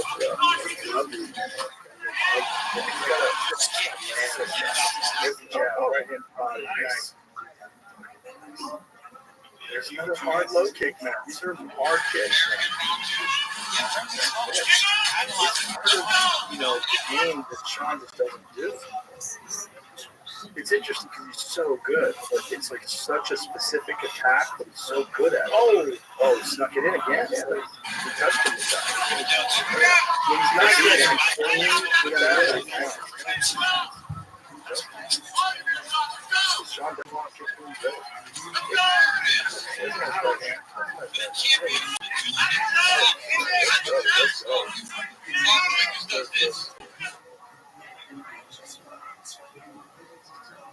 It is crazy when you look at Sean's style. He fucking fights like this. Stands totally straight up. Does mostly front kicks. He doesn't have as much power. But it's also like it's hard to hit.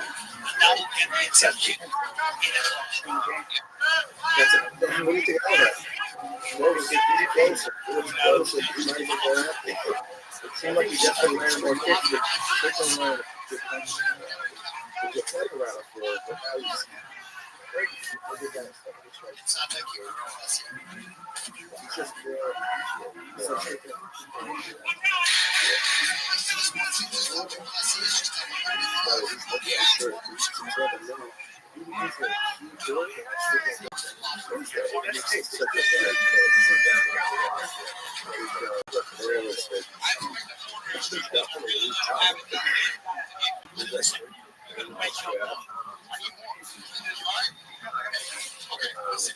He's just Sean just gets just out of the way of the danger zone and just touching. Great. Well, he spars so much, man. There's something to be said for that. Something to be said for that. Just like the majority of his training is sparring. He's smart. Yep. So here's Crickets, that body kick, beautiful shot because that's setting up the head kicks as well. There's the jab from Strickland. There's a backhand, comes off the top.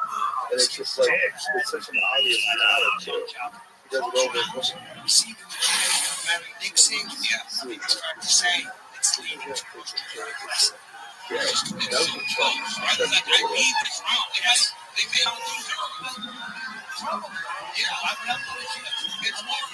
You gotta get that. Push a harder shit. Is this shit like Trickle can do this from the outside? Keep that on the inside. Oh, nice. That little stutter step. See the little stutter step? We've never been hit by Trickles. We don't know Trickles did. Give the respect that he has. Maybe we can take him. Check that one.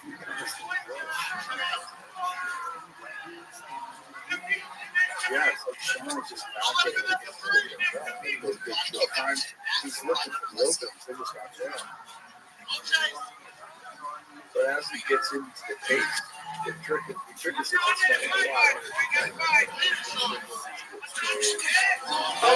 There goes. There goes. Yeah.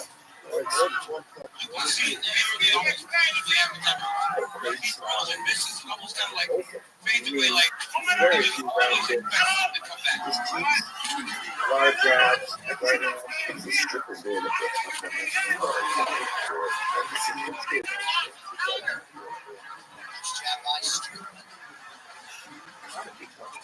That might be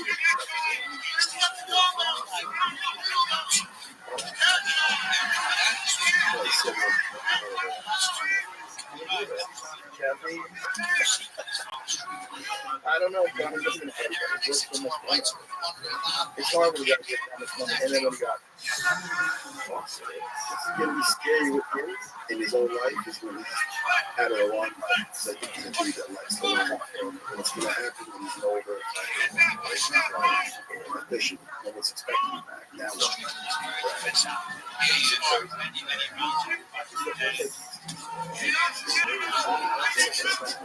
good right here in the district.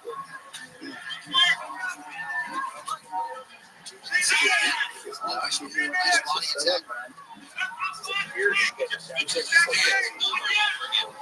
feel like he just needs to just make this healthier. He's got to get closer. Oh, yes, you got a little bit of that. He just, he never rests. And you know, everybody realizes this is it.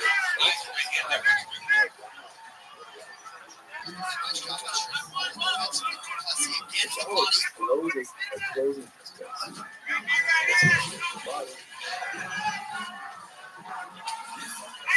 Never stop it. It does not give strict consent to reset. Strict has got to get something big on. This could be the ground that makes it out of reach. See what happens if you lose this one.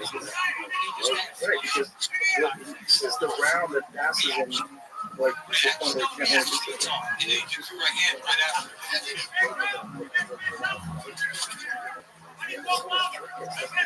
There it is. He's got to like do something, put a hand on the ground. Yeah, he's got to put it. He's got to wiggle. Oh, nice grip.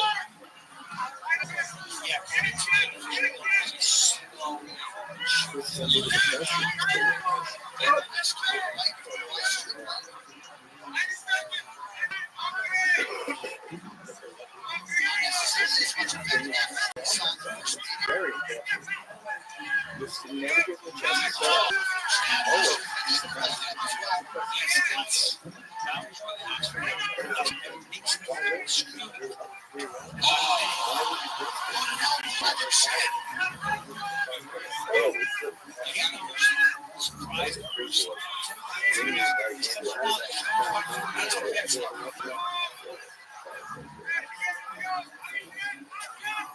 There you go. There it is. Coach Carroll. That's it. He works on everything. He's got to rock his back. He's got to get his hold. He's got to get it there. He's got to really get it. And he knows it. He seems a little.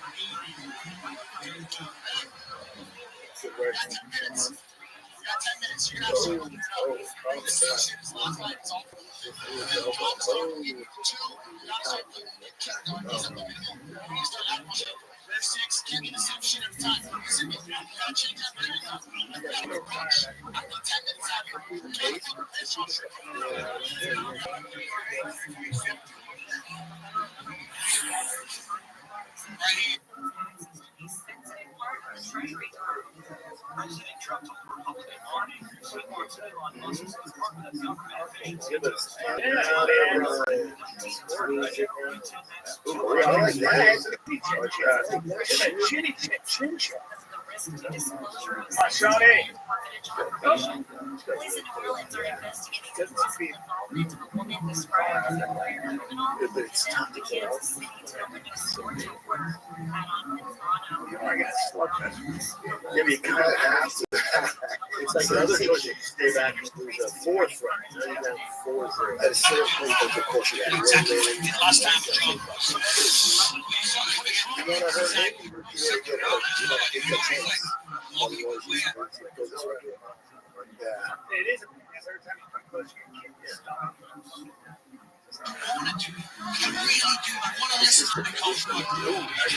The conditioning to fight like this. Oh, we heard it. Yeah, trying to fix it. Yeah, trying to fix it. Trying to straighten it out. Yeah.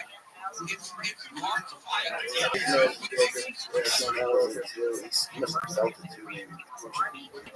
I don't know, man, but all of a sudden it's getting really close. It's ancient red. Oh, look at the fucking dog. Oh my God. Oh, right now, another one. Oh.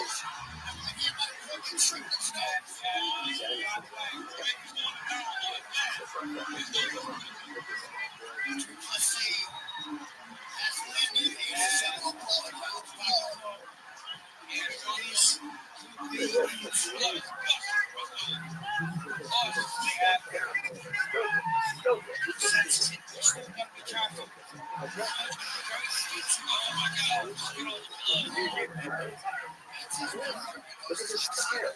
But the thing is, you never stop coming out like this. Even those fucking dog tires, you're so good.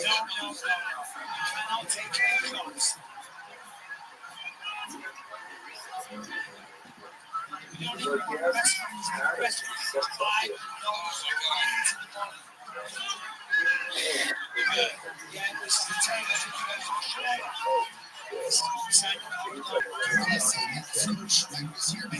Oh, that's right in the truck.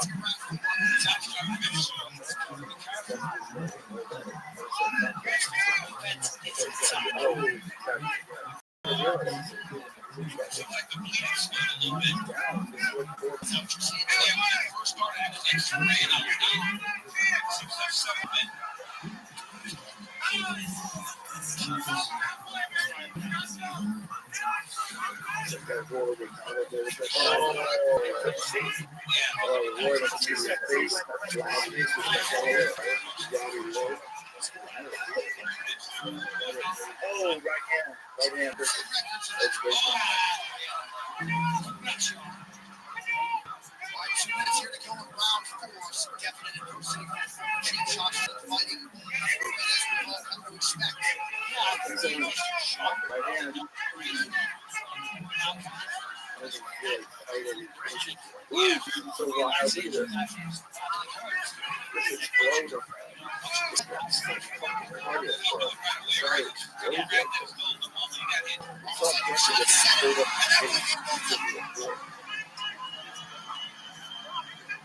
You always look like it's slowing down. It never happened.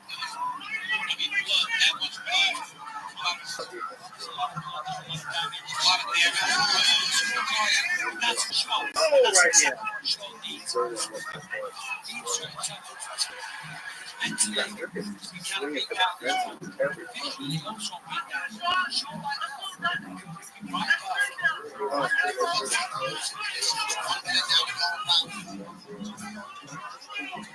It's honestly like Guinness got a boost of energy once he saw that blood.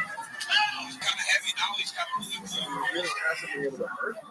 He hasn't done one thing that really rocks him out significantly. Like you have to get, even if he does the fucking windmill the next round, he's got to do something. He's got to put some shit on him. He's got to 4 rounds. He's got to stop it. Oh my God, look at his nose, dude. It's shattered. That's what he tried to do. He's still trying to push it back into place. God, it's shattered. That's rough.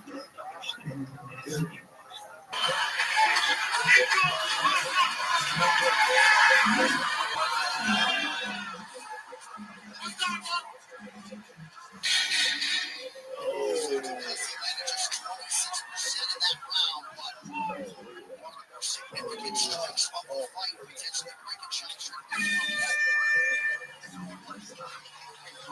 That's crazy. That's crazy. I think he said it. He said it. Yeah, but that's how he got punched. Got it. Okay. Push that. All of it. Get out of your shit. That's the only thing you tell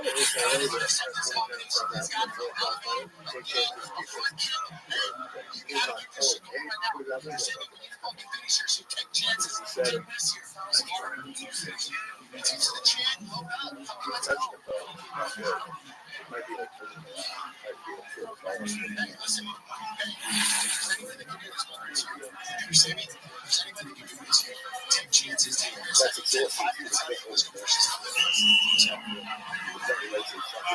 I mean, what else can you say about the toughness? His nose either dislocates or breaks and he resets it to get himself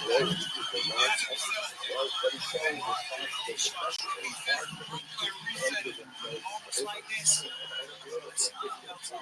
we go, round 10 between these two fighters. 51 rounds to decide the match. The other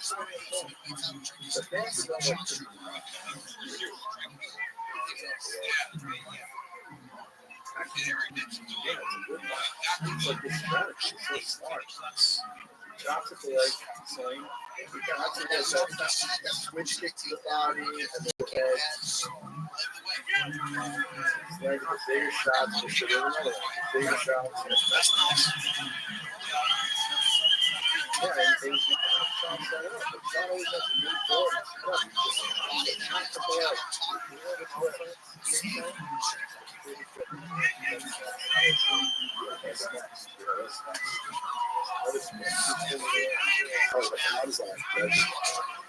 He's not changing what he fucking does.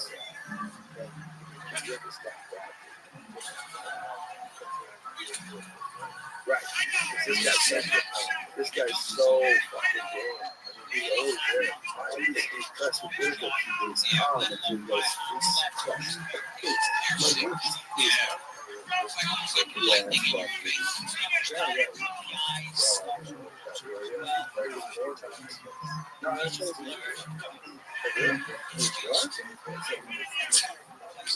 so he's had a few of them replacements. They really did a good job.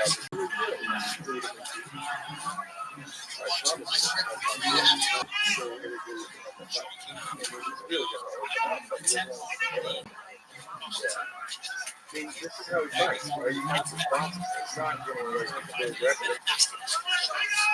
No, it's whole DNA.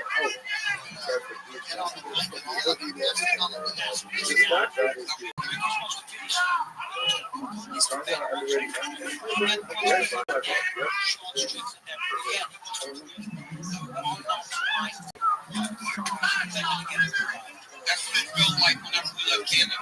Watching you guys ever leave, but you're watching the night vision and let's see, he really has separated himself in here. Make a decision.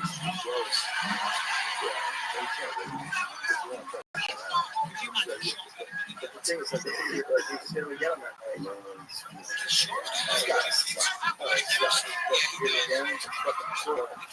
And now we're going 3 miles. Oh, it's effective for the body. That was a hard thing.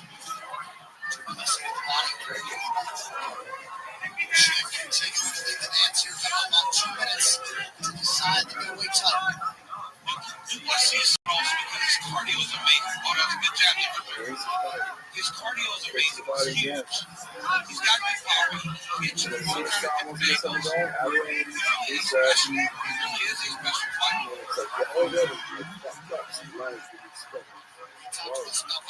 Yeah, but it was so hard for him to just open up and put himself in danger.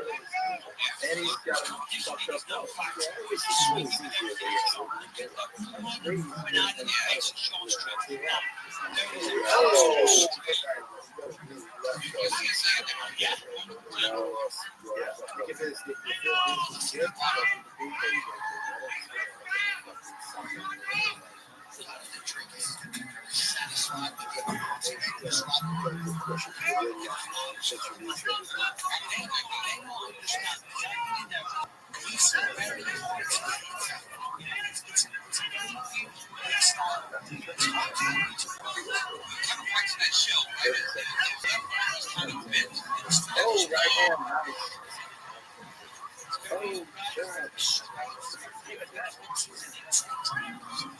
I would have liked to have seen Alex. Yeah,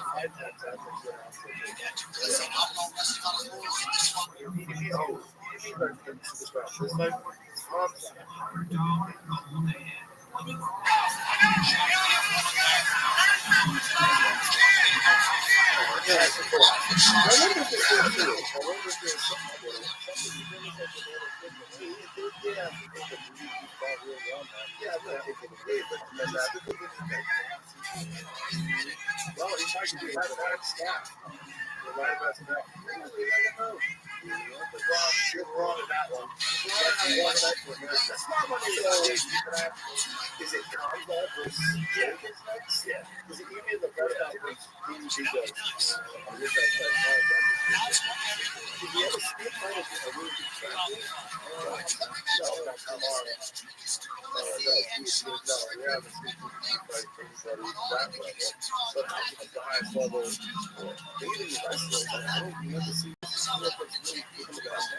never see what it's back.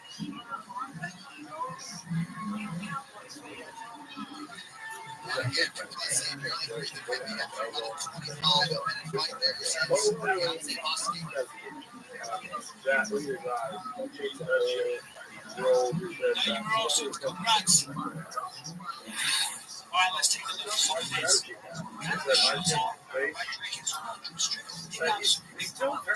Those head kicks that were made didn't get to 5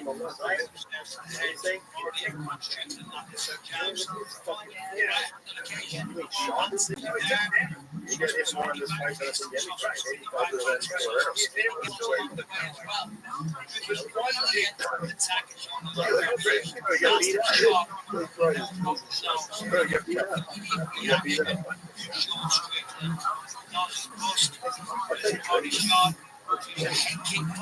What kind of you got a place? What 5 performance by the challenge? It's going to be really interesting as this middleweight division moves forward to see who can challenge Strickland's Duplessis. A lot of contenders coming up here. What do you think that what it takes to overthrow this South African athlete? All right, the official decision. One final thought tonight. Here's what's going on. Big fucking thing too. That's a big fucking man, you did a fucking great job of setting up, throwing up low kicks, you kicked the body, kept that face up the entire time.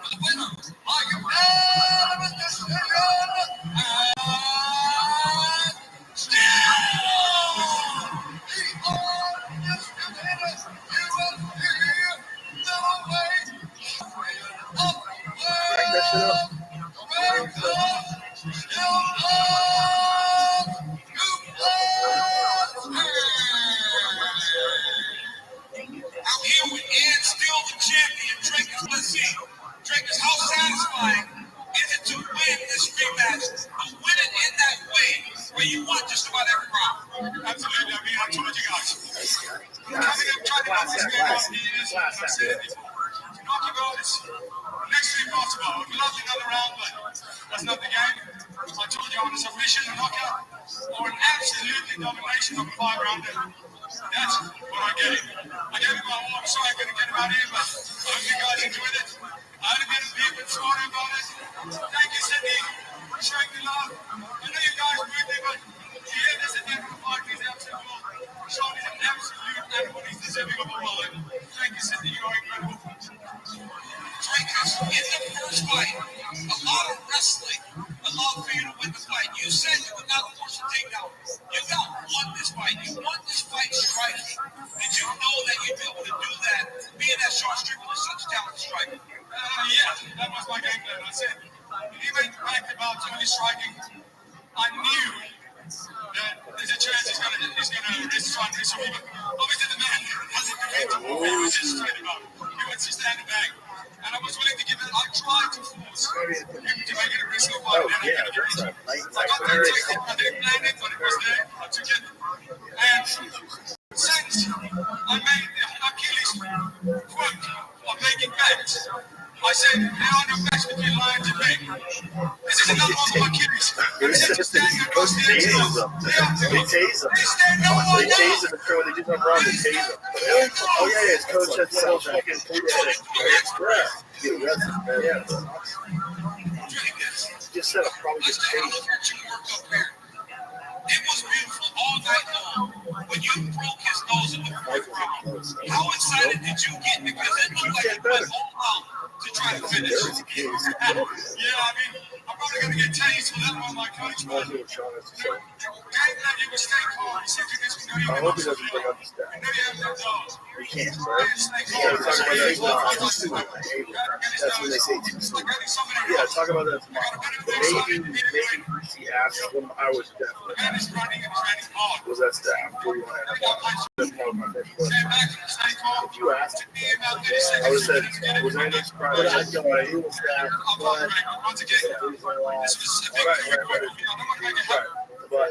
but is that staff?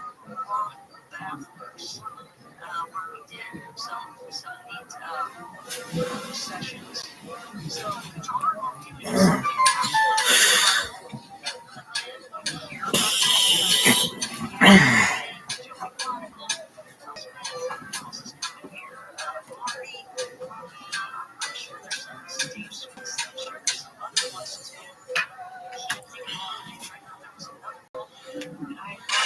was like, oh, that doesn't fucking feel right.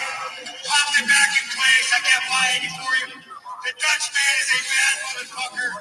He kicked my ass fair and square. Props to him. Take your microphone, DC. I'm leaving. But hey, you guys, I fucking love you guys.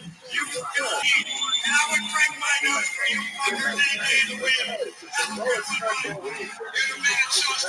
Ladies and gentlemen, give it up for Sean Strickland. Oh man, times. That was right. They feel a little down, trying to beat up. Everybody here was kind of rooting for him. I thought he'd be more competitive. Very impressive. Jimmy Norton, he picks.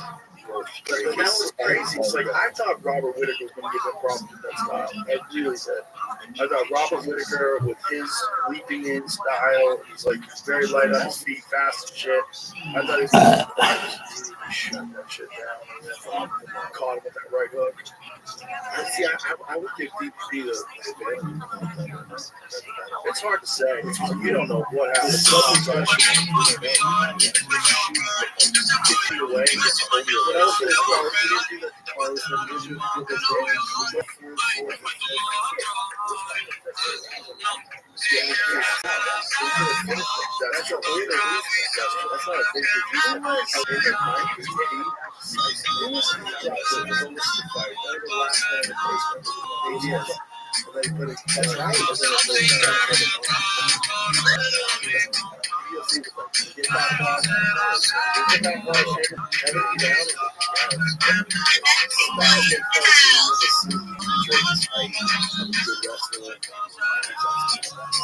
and I think this is good.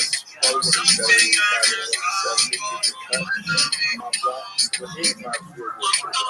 when you get to grab that Usman's a world champion, and the third round, Usman gave it a world champion belt. He rallied, and then Usman's fucking dangerous.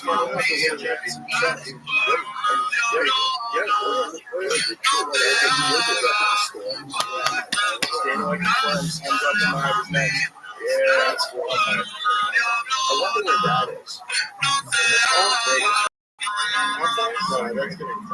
You think so? I think he's got a UAE passport.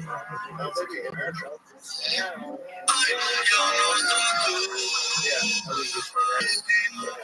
Apparently, the UAE has a problem with it too.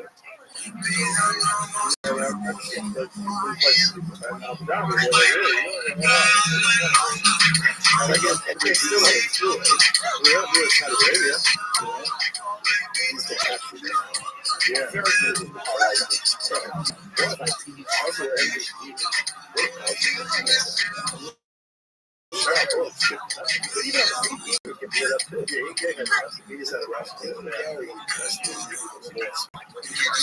Oh yeah, great.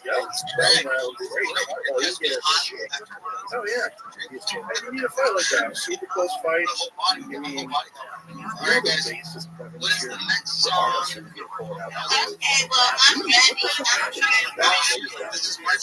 you gotta think how much is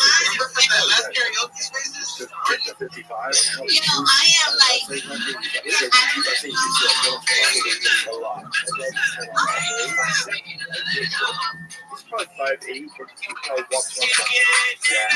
I mean, you see him season he's fucking thick. You're not getting that fight deals like he's back in the line. Yeah, there's no way I have to. Yeah, I think he said something is a way to do it. Number one, I want to agree to Michael Chandler. She's from fighting man. Oh shit. He resumed training. He's nearly 100% after back injury. Watching that fight. I think it's just the weight. I think you cut that much weight, your muscles just cramp the fuck up, and you couldn't move. That's what was happening to me. That's a lot for him. He kept getting fucked up with his kidneys and all the weight cut. Just think about how much weight that was. draining your body. Like, it's probably getting at least 25 jugs of water out of his body. 25 1-pound jugs of water. That's not a big guy. Yeah, think about like a 16-ounce like Pepsi. He's getting 25 of those out of his muscles. That's crazy. I think he's got to be bloody. He's so. You see how fucking mobile that guy is when he's doing all his different mobility exercises and shit. He's so flexible. I think it's all into it. Yeah. Look at the fights. Isn't it the worst part of the sport? Is the weight cut that they do that 24 hours before a cage fight? It's so crazy. Oh, shit. Well, now this guy's fucking at 170 that are like 65. They would be really up to date. They would be holding my head out there. Who's that guy that Joaquin Buck? He had to take him down. He's beating him up on top. Big, fucking tall dude. He was huge. Yeah, it was a dangerous fight for Joaquin. This guy's big for 170. Real tall. Long. That guy. His boy. Oh, yeah, that's right. That guy's good. I'm telling you, I'm 6'5". 6'5", 170. No, I had developed it that way. I'm 5'6". Buckley's probably 5'10". That's crazy. Isn't that crazy? 6'5". Look at that. He did a fucking amazing job in that fight. How did he lose that fight? Was it a decision? Or did he? Yeah, decision unanimous. Why is that beat? He's so good. Yeah, I don't know, man. He was so good. He looked like a world champion. Maybe he became a doctor or something. Maybe he just had a fucking. I think he did become a doctor. Was he a doctor? He was a nurse. He gave a doctor. I think he's a nurse. He's a nurse. Nurse has to look the real doctor. Did he fight at 45? He was like 16. Yeah, he was tall as fuck. Yeah, he said he's 100% world champion. Yeah, he had a good sparring. And it feels wild as shit.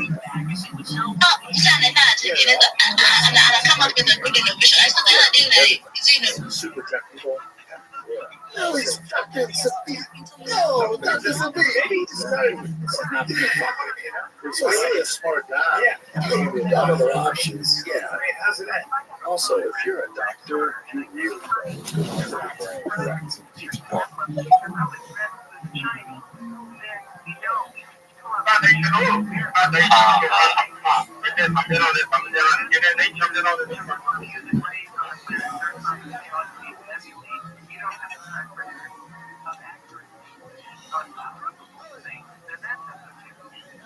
Like, actually, no, I want her to play Hello Kitty and Island Adventure, and that's what I was thinking of. Get on this bitch. I'm like, this man was raised in Utopia. I'm pretty sure we're just like missionary sex, too. Calm down, dog. I just want to hurry up and get off and be done. Rabbi, we got a Jew in here?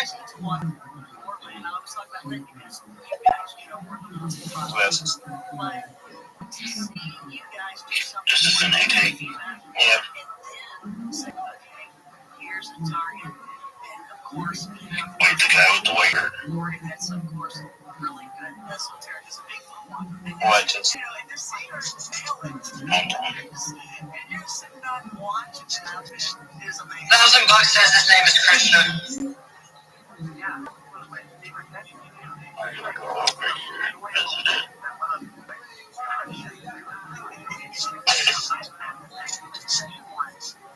Same beard. Kinda does look like Krishna.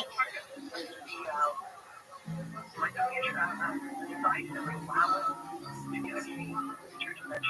at all these amazing look at all these amazing seedling plants. The comments are supposed to. Who is this? With the crazy name. Rabbi Rothschild is banned from X. How you living, folks? How are you doing? Fantastic. How about you? I've got a severe brain injury, so just trying to hang in there today.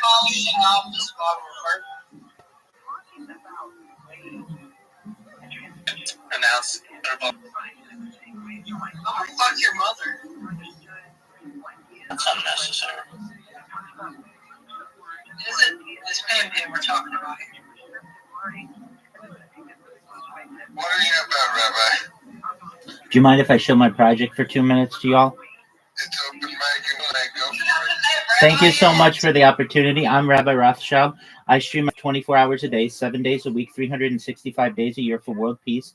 I've been doing so since the pandemic, more than 3.5 years. I have more data online than any person in global history. It's essentially a real-life Truman Show. Things that I talk about are ending world hunger through the use of technology like agricultural drones, floating greenhouses, saltwater greenhouses, things like vertical farming, hydroponics, cloud seeding. I want to end world thirst through the use of desalination technology, essentially pumping Earth's seawater onto land to make it drinkable. Other things that I talk about that I feel are important, perhaps to all of you, are things like Web3, cryptocurrency, NFTs, anti-gravity, antimatter, alien disclosure, de-extinction. People don't know what de-extinction is. It's essentially the reversal of a once extinct species. The first successful de-extinction took place in the year 2003 with the Pyrenean ibex, which is like a goat that was located in northern Spain, southern France. Fast forward to the year 2021, a company out of Dallas, Texas is founded named Colossal Scientific. They've made it their goal by 2028 to reintroduce the woolly mammoth into the Arctic Circle using African elephant hybrids, surrogates, I should say. And I think that's just fascinating technology. Rabbi, I got a question. Just one moment, let me finish and I'll take all your questions. Following the reintroduction of the woolly mammoth, they want to reintroduce the Tasmanian tiger, followed by the dodo bird, which I just think is absolutely mind-blowing. Other things that I talk about are things like life extension technology. For all of you, you were probably born during a time when the average life expectancy for you was probably about age 80. I want to increase that. And with the amount of data that I have stored, I hope to be able to provide for all of you, your friends, your families, your projects, through the use of oxygen therapy, human growth hormone, stem cells, things like cryogenics, things like perhaps ambrosia therapy, cold shock therapies. But then you might get to 120 years old and you're going to say, okay, Rabbi, what's the next step? The next plan is with your consent. I'm a libertarian at heart about individual freedoms, but if you want to keep living, there may be the opportunity using a type of technology known as mind uploading technology, where we scan your brain with your consent into a computer, a CAT scanner, an MRI, knowing where every atom is in your central nervous system, your peripheral nervous system, for later download as an android, an avatar, a cyborg, a cybernetic being, a clone of yourself, a robot, an ethereal being. But what I want everyone to know here is there may be an opportunity for you all at a digital immortality, and I think that is just really exciting. If you want to connect with me, I'm live 24/7. Of course, on Instagram and YouTube and Twitch, but I'm also live in Discord at discord.me/Rabbi, and I'll take any questions that you have. Thank you so much for letting me share my project. What do we search on YouTube to find you? Rabbi Rothschild and my live, and you'll see I've got 11 streams going all at once right now. I also have the link in my profile. If you're wondering why I got my account banned, I had over 10,000 followers. I don't really know why. I think it probably had to do with spam.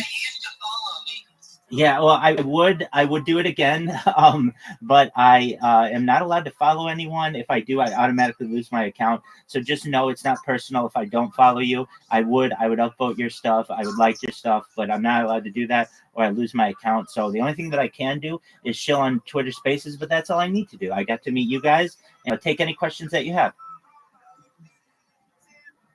You basically just answered my question. I was going to ask, like, what, another account? Oh, absolutely. I handmade 2,100 Twitter accounts, and I think that Twitter was not too happy with that behavior. And so now if I create an account, they are very quick to ban my accounts. But I don't let it get me down, and I just keep grinding. And I know that eventually someone's going to hear my message. You're going to say, you know what? You're right. Data is Earth's #1 resource. And that's just not me saying that. That's the Economist magazine saying that. This is a real life Truman Show. They're going to promote me and we're going to go viral. And I'm going to help everybody who's helped me along the way, including everybody in here. What do you do to help them go viral? What do I need to do to go viral? Is that what you asked? Yeah. Well, essentially, I just need the world to know that there's someone, an influencer who never stops creating content, and that they have been for more than 3.5 years. It's essentially a time capsule going back to the pandemic. We've seen the death of a queen, the birth of AI, the coronation of a king, and everything in between.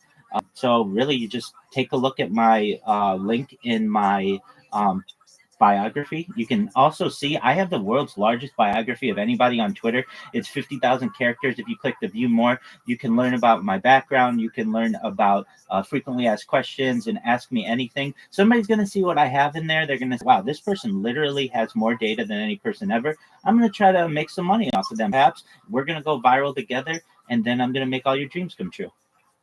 So what kind of content do you post? Well, I've done IRL content as far north as Santa Barbara, as far south as San Diego. I've streamed as far west as the Pacific Ocean, as far east as the desert and mountains, basically everywhere in Southern California, including Beverly Hills, Disneyland, and then on top of that, I really stream every conversation that I have on Twitter Spaces. I'm going to stream the Super Bowl tomorrow. It'll be the third or fourth Super Bowl I've done. Additionally, I've streamed 3 different Olympic Games. I streamed the UFC tonight. I stream well, I was, but I got banned from doing that. So I stream it to YouTube and Rumble and Twitch and like 33 different other platforms, including D Live and Trovo and Instagram and a bunch that no one's heard of. How many listeners do you get? Do you get a load on each one, or? How many? What do I have? Like listeners, how many people listen or watch them? Oh, it depends. I'm the number 1 streamer all time in Aiden Ross's Discord. Number 1 streamer all time in Kai Sanat's Discord. Number 1 streamer all time in iShowSpeed's Discord. So at any given time within those platforms, I might have like a dozen different people watching me. And then I'm live in 12 different Discords at a single time. So then there, I've got another 10 looking at me. On top of that, when it comes to YouTube and such, because I'm so diversified on YouTube, usually I just get a handful on YouTube, but I do get like 50 on Rumble per stream that I have, and I have like 11 simultaneous streams. On Twitch, it depends, usually the handful or so, but that's at any given time, at any given moment during any part of the day. I'm different than any other streamer because I don't stop. So essentially, a normal streamer would be like, hey, I'm going to start my stream. Everybody come check me out. I'd never have that moment. I've been live streaming since the pandemic. Oh, yeah, I'm live right now on 11 different YouTubes and 11 different Rumbles and 11 different Twitches. And I'm live on Instagram. I'm live on D Live. I'm live on Trovo. I'm live on Africa TV. I'm live on Billy. I'm live on a bunch that basically are just in Asia. So who's doing all that work now? Have you just set them all up and left them there? So every 12 hours, I restart them so that people can watch my life like an archive. So you can literally go back 3 years. I 24/7 also have the radio playing. So I've got the news going basically so that any person on any given day would be able to study this and know exactly what was going on in the world, also what was going on in my life. And I know in the future, people won't just study this because I'm an interesting individual. They'll study it from an academic sense. They'll be able to know what my heartbeats per minute are, my blinks per minute, what my circadian rhythm is. They'll study my sleep habits, they'll study my eating habits, my behavior patterns. Essentially, I've become the largest example of human data archive in global history. Do you have any interest? Do I have any interest? Yeah, in your show. Oh, yeah, most certainly. I've had people, I've been on a lot of podcasts. I've had people who have told me they want to make a documentary about me, and so we're in talks to do that. I've had Aiden Ross in my stream. I've had some other pretty big influencers in my stream. So yeah, I have 1,600 people in my Discord, and that just started about 6 months ago. So I've got a lot of people who are interested in what I do, and they know that I have a positive mission. I keep an optimistic state of mind, and really I just give people hope that in the future that they may be able to overcome poverty and perhaps improve not only themselves, their friends, their families, but their individual countries. What's the most influencer somebody you've had on? Pardon me, how many influencers do I have today? No, the most well-known influencer you've interviewed. Yeah, probably Aiden Ross. He's interviewed Donald Trump on his stream on Kick. I'm also friends with the owner of Kick. His name is Eddie Craven. So, but I'm pretty well known on Kick as a platform. So I would say probably, Amaranth, if you know who she is, she's a big time girl gamer who certainly knows about me. Basically, any Kick streamer knows about me. That's interesting. Well, thank you. I appreciate that. And I really appreciate the ability to be able to share my project with you. And especially shout out to the utility company.eth. Thank you so much for being so kind to allow me the mic. Okay, so, we gotta ask, man. So, are you filming when you're eating and shitting and fucking masturbating too? If it's 365 all the time. Absolutely. I would say that allegedly you can imagine what you will when I'm under the covers. But yeah, I've streamed myself showering, streamed myself going to the bathroom, eating, cooking, going on walks, going to the store, that kind of stuff. So yeah, I've got just really a huge archive of data. When people are able to see it, they're going to not just be able to learn a lot about me as an individual, but learn a lot about humans, because really no other person, to my knowledge, has ever put themselves out there as much as I have. I mean, honestly, sounds pretty interesting. It's a little out there, but I mean, the dad, like you said, who is willing to kind of film all of that all the time? So, Absolutely. Number one fan or stalker? Who's my number one fan or stalker? Is that what you asked? Have you got stalkers? Hey, that's cool. Whatever, one person's fans, another person's stalkers, another person's friend. The only thing that weirds me out is, I have no interest to living to 120. Oh, I completely understand. That's why I say with your consent. If you want to die at a normal age, absolutely. And that should be your right. This is only for people who want to perhaps experience transhumanism. And if you do, then you might be able to participate in life extension technology and mind uploading technology. But for those of us who don't and just want to live a normal life and die at a ripe old age of 60, 70, 80, 90, you should be entitled to that as well. I don't want to force anything on any person if they don't want it. No, I don't mean it like that. I mean, I'm just saying it's weird. I'm not even, but it's just interesting because, the problem with living longer is, your body, kind of wears out. You know what I mean? So that's what makes it interesting to me. Most certainly. And that's what I talk about within life extension technology, that today's 80 years old might be somewhat tomorrow's 160 years old. Basically, we may be able to slow down cell maturity and also perhaps be able to refresh our cellular system in a faster way, improving our mitochondria, improving our metabolisms, so that when somebody who was previously, let's say, would have died at age 80, they may be able to die at age 120, and with life extension technology, maybe be able to expand that to perhaps 200 years. But I completely understand. Your body's going to break down. And when it does, that's when the mind uploading technology comes into effect, where we scan your brain and then you can be whatever you want to be. Yeah, but there's no,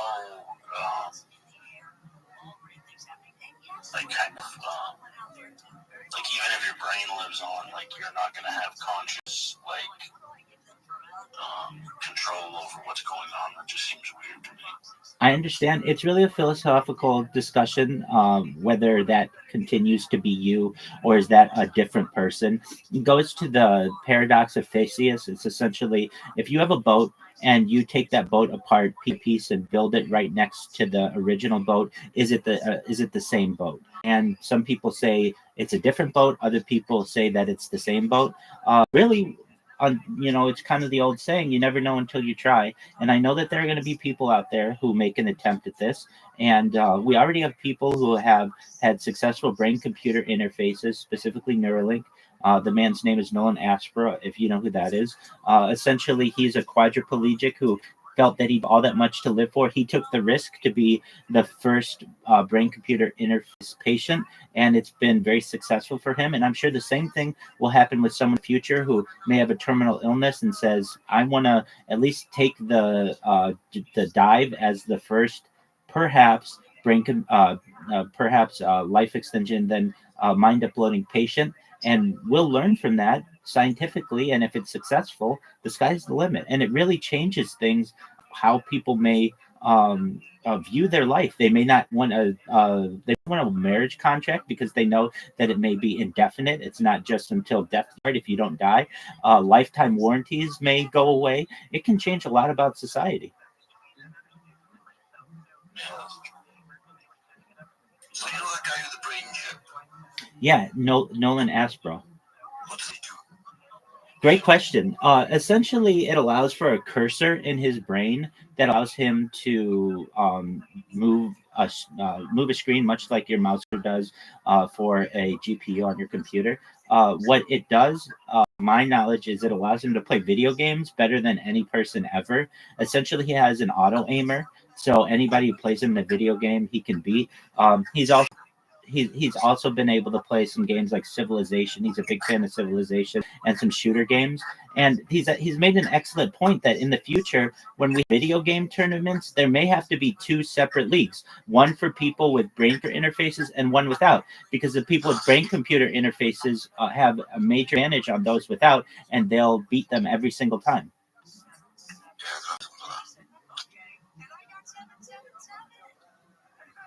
So with that, gentlemen, I want you to know how much, again, I appreciate the opportunity to be here. If you ever want to connect with me, I'm live in Discord, discord.me/Rabbi. You'll hear me shilling in spaces. Apologies if you ever hear my spiel a couple times here or there. I do what I can to promote worlds, and just want you to know how much I deeply appreciate the opportunity to talk to you all. And thank you again so much, and shout out to the utility company.eth. I wish you the best, and thank you again for being so kind to me, everyone. Take care. Are you a real rabbi? Absolutely. Rothschild. Yes, that's my last name. Are you one of the Rothschilds? The Rothschilds? We're all related. There are 3,000 of us in the United States alone. You're in the Illuminati. Perhaps. Thank you, everyone, for the opportunity.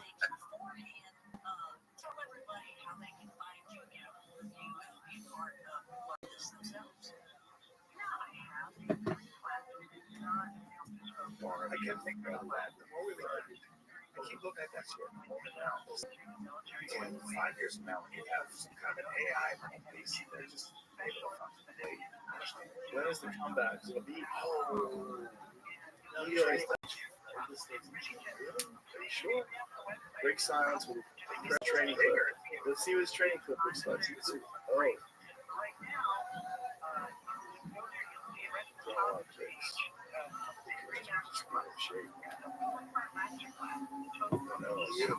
I don't know, man. It looks like he's fucking training. Man, he was wild to watch. He was wild. Did he ever lose? I don't know if he had any streaks this career. Did he have any? It was like, you know, vacation. So he's got that truck that's full of UFC.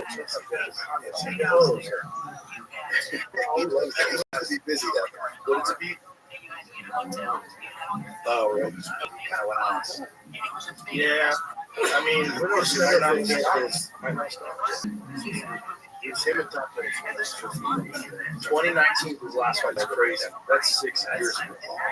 That's 6 fucking years ago. He did it. At what point in time do you see Conor? Right now? You see him like, he's got more money than God. And he loves the attention. So, I mean, but are you going to go to a camp and go fight in the cages for so you have all the blood on? Lynch, if not, I'm going to hit your mic. Let's know I'm watching this. That is prayer.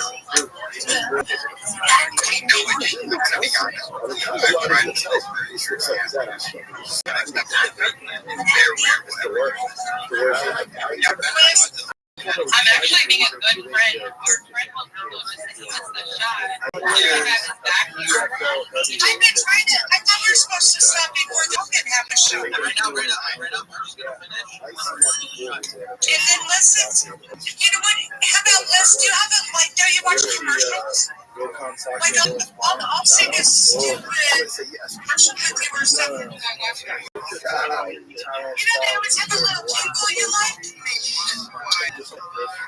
It's like the ampersand. I would have a longer term.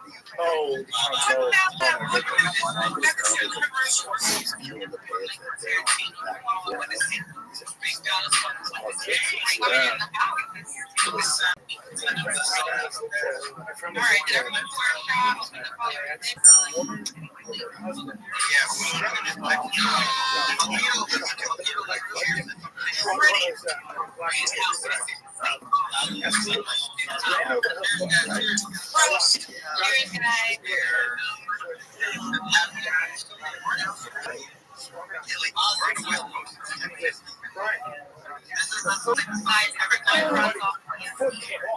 I screwed up because I'm in Arizona.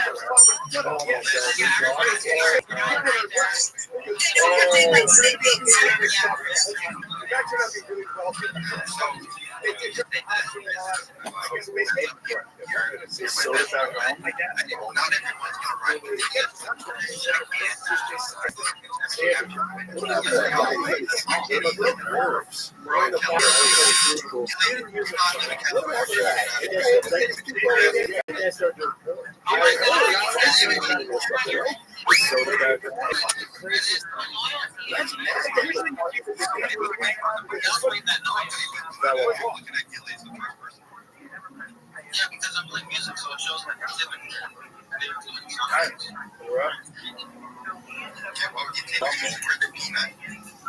We're live. We're live.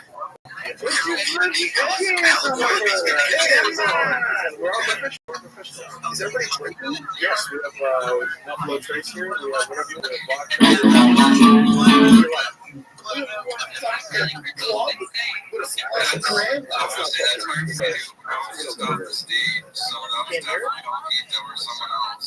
No?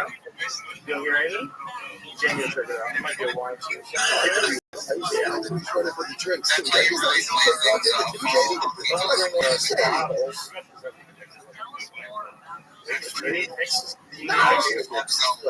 was just going to do a vodka with club. I don't need those. Do you have club soda?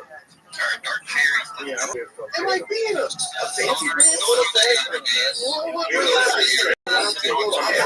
I'm going to whiskey with a ice ball. You're not drinking one? I'm not a drinker, but we're in Austin. Jimmy saw that. I can't do that. Oh, shit. I can't either. It takes me like 3 days straight to cover a good family.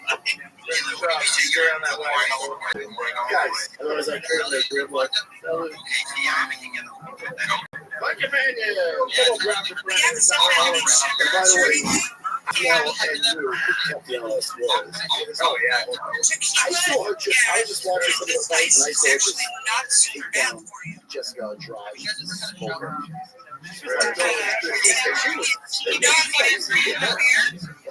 was Gatorade High School last year. She was a savage. She got hurt. Yeah, she had a couple of injuries that like derailed her career a little bit. She was on the Olympic team, but they got cancer. Yeah, I got a funny story for you. Yeah. So good. Yeah, and I know a lot of construction guys are but they can come out in the shower every day, and the only thing they do is that shower and mirror. Easy. Yeah, that's a good fight. She's so hard to bet against. Like, she's such an animal. She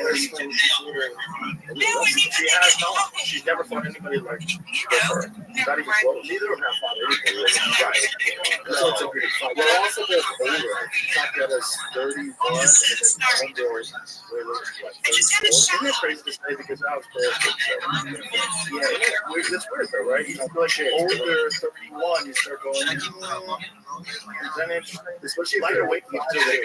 Lighter weight class female, like older, they turn the fucking gym. How the fuck?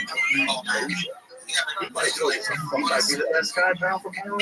He might be right up there with Takuya and Islam and John Jones and everybody else in the conversation, but he's small. So yeah, but goddamn, man, he's so good against that Japanese cat. It's like, God, man, that Japanese cat did that first one. No, he did not. Hellish striker. What? Rising. Dangerous striker. The thing that hurts us on Homeboy Surprise is there's not much for it. I know he's an animal, and he keeps getting better. Like, he was better in that fight than ever before. His timing and everything was pristine. How old is that Danger? Dude, remember he won the belt? He was like, you see me now? How can I have you? Whoa! That guy, like, get you like that. Whatever it takes.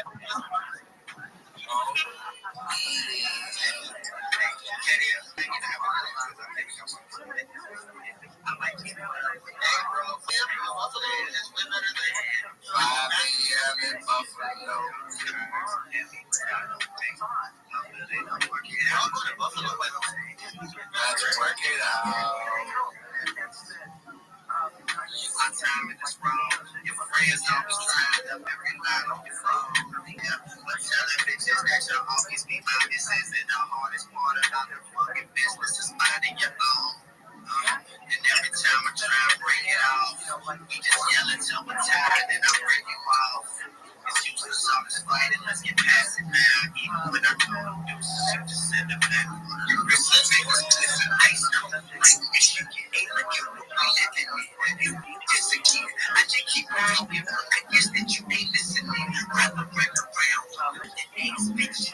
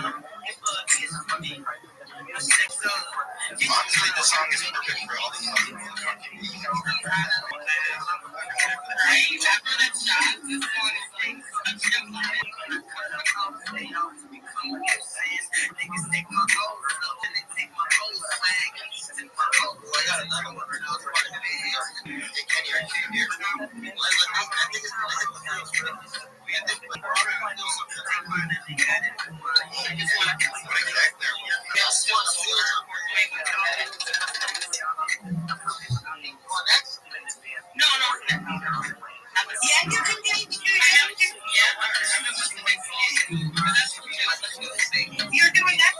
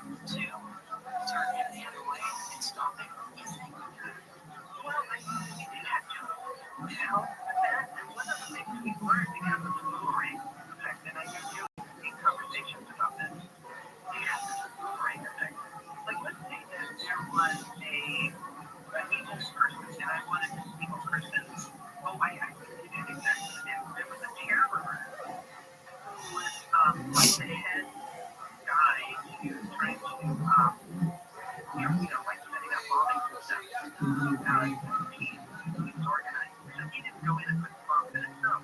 He was the head honcho organizing the terrorists. So it's like, okay, how can we mentally connect with this guy and get him to stop doing that? And we're like, you have to be careful because if you try to just use mental accessing to do something harmful to the person, it's a story and it'll cause hugely harm. You have to really be careful about how you go about it. So, as an example, you might want to find out what the person is most important thing in their life. Like, oh, well, they love their son. Okay, well, let's work on that, on the love of the son. Is there, way to go through the love for the son to cause this person to get so filled with remorse or something that they won't do that anymore? Does that make sense? It does. Lori Williams, she's taught CEOs of major corporations, #1 New York Times best-selling author, celebrities, hundreds of everyday people. Maybe stay with us to come here on Coast to Coast.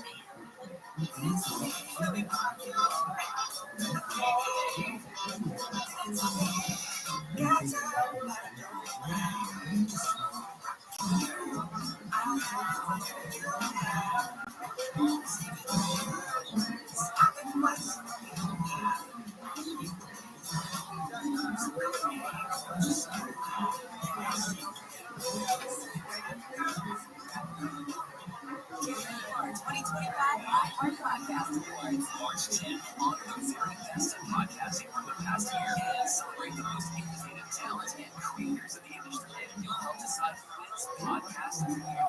Vote now at iHeartPodcastAwards.com. Audible is a proud sponsor of the Audible Year Awards. Explore the best selection of audiobooks across podcasting originals. All with the app and Audible. There's more to imagine when you listen. Sign up for a free trial at audible.com. All the good stuff. Camps keeps you on top of pop culture. The rise of hysterical anti-drag panic is Canada enthusiasm for RuPaul's Drag Race, which continues to climb in the ratings. Deadline.com reports the 17th cycle of the MTV show reports on your audience for the third straight year and posted its best numbers in at least 7 years. Viewership of the advertiser-friendly 18 to 34 and 18 to 49 demos jumped 38 and 27% respectively since the kickoff of the previous season as it continued to be one of the network's strongest rated shows. All that despite linear television's continuing decline and airing of what's known as the Friday Night Down the Slot, along with increasing legal and violent retaliation against the centuries of part of drag performing. New episodes of RuPaul's Drag Race are Fridays, dates up Central and MTV, with previous installments streaming on Paramount Plus. Alright, that's what's poppin' on Camps on our radio.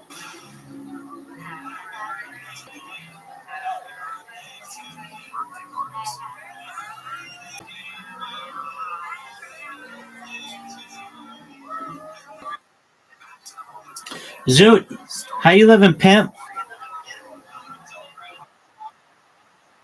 You want me to call your friend? Yeah, you do. He's annoying?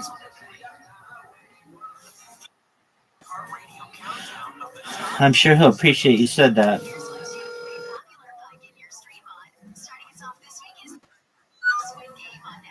Yo, pimp, guess who's here?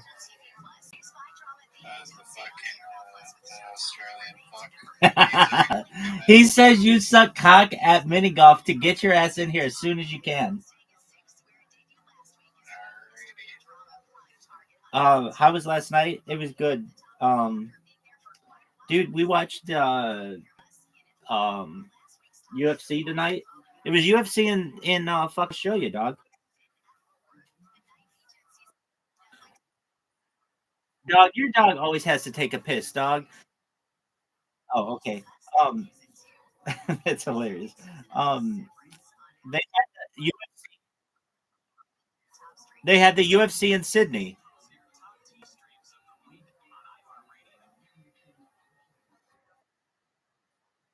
Where, dog? We watched. Dog. It was in Sydney. Oh, you don't live anywhere near Sydney. Well, I didn't say they had it in your backyard. I agree. Fuck them. Hey, do you remember that time that you accepted my invitation?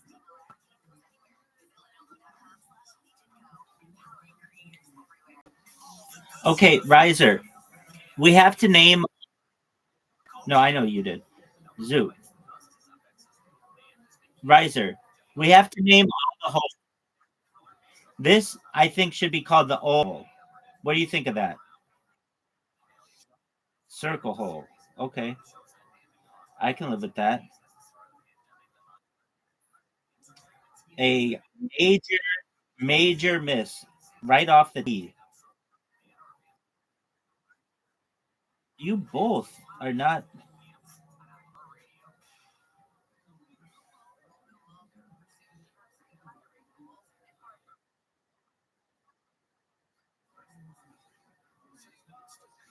What way are you going, Riser?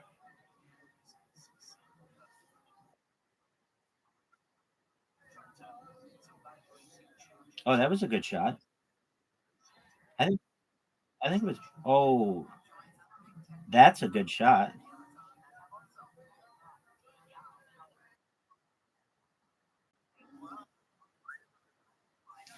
He hit an amazing shot. No way. Fuck. That's horse shit. That's absolute horse. Ab. Yep. Okay, so that's the circle hole. What's this hole?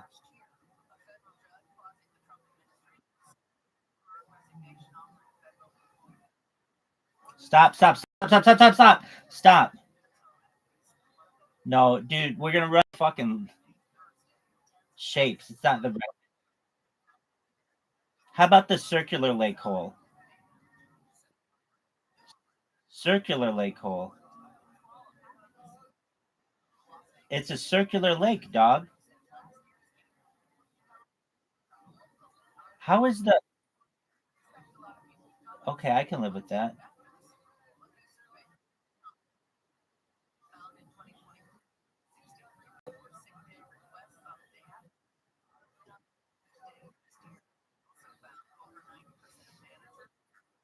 I think it was great. Now that's an awful shot.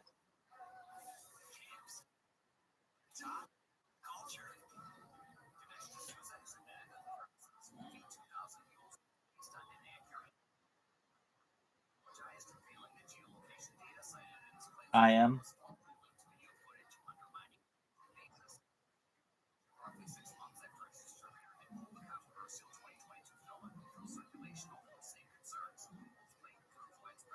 Oh, riser. Water. Are you fucking serious?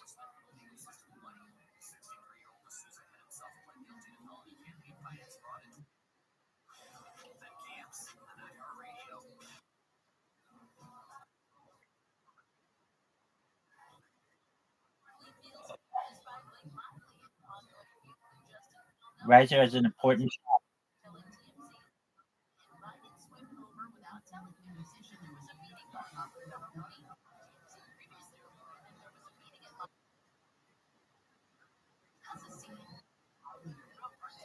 Dude, fuck this hole.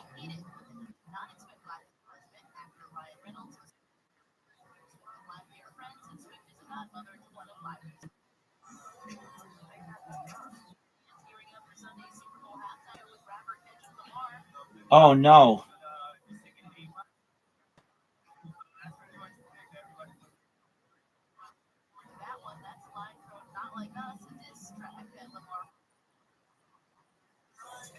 This has black written all over it, son.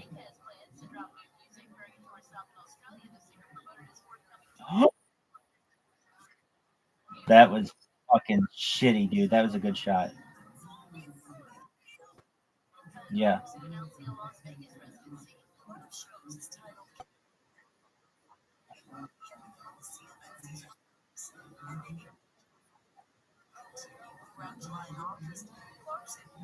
Oh fuck.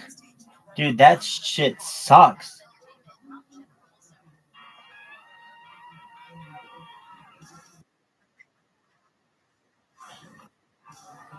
You did I did. It's so bullshitty. Dude, I think Zoot has the right idea to just hit it out there.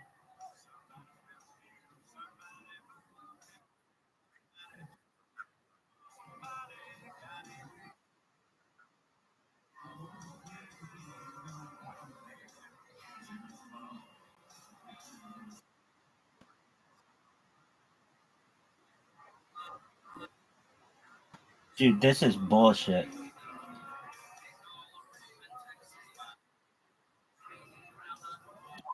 Black shit.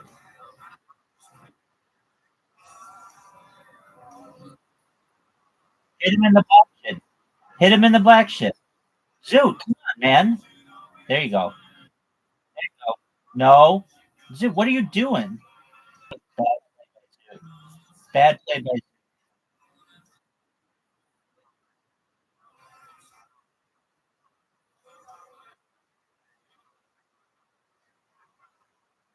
No, he can't. You had him. Oh fuck. I hate this hole. I hate this hole. Zoot, you're so dumb for not hitting. You're so dumb for not hitting this shit. Now he's gonna tie you. Maybe. Maybe not. I fucking hate this hole. This may be my least favorite. This hole sucks. Fuck up.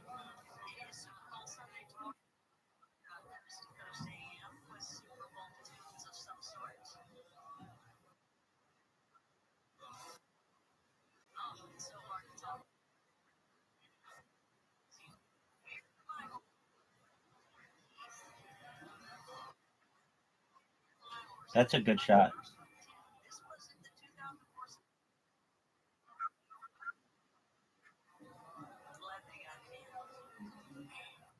Stop. Bullshit. Oh, was that a rug pull? Oh, he water bumped you.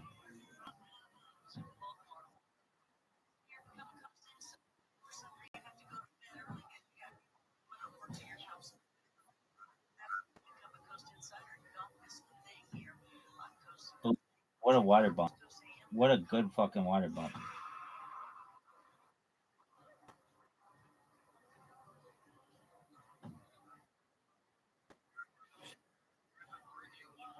Zoot, no.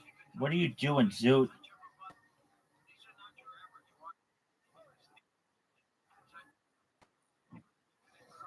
All I know is the last time we played 1v1, we lost.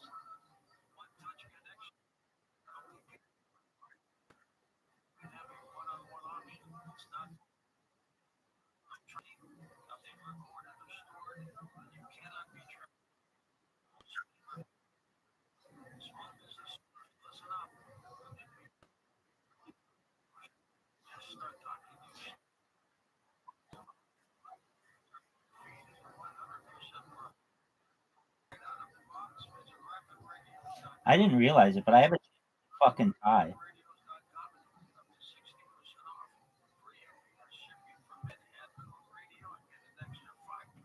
Oh, yeah, I do.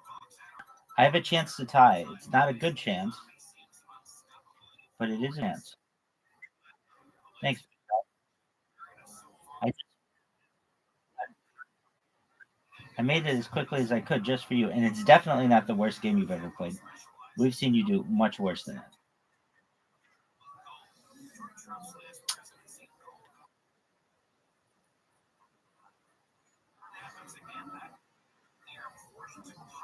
Oh, what a great shot.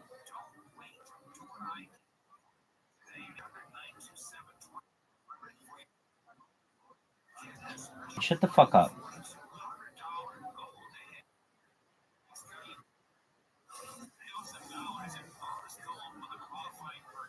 Zoot, fuck it.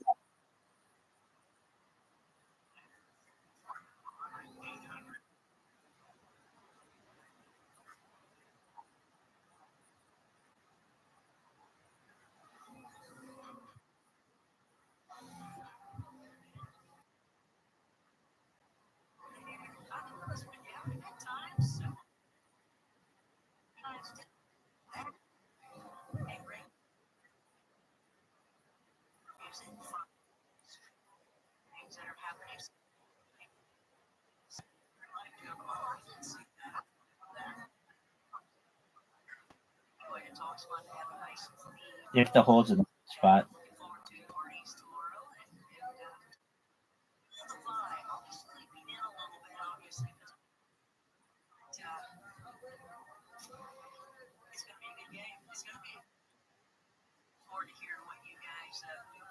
Well, just playing a game with some friends. How about you?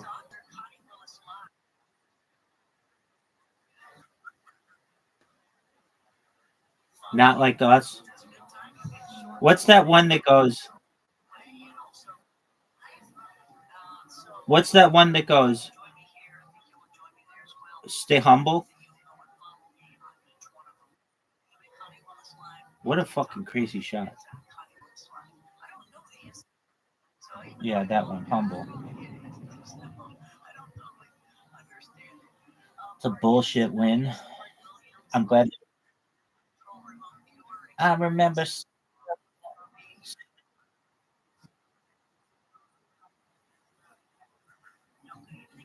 Dude, that was bullshit. Let me go first.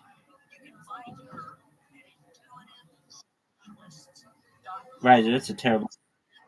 Riser, that's.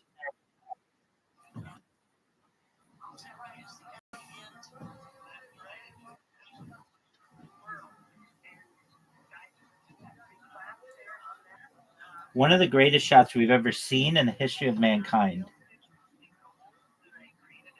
Humankind. Dude's gonna fuck me. Dude, don't hit his ball, dog. What are you doing? What are you doing, dude? This is bullshit.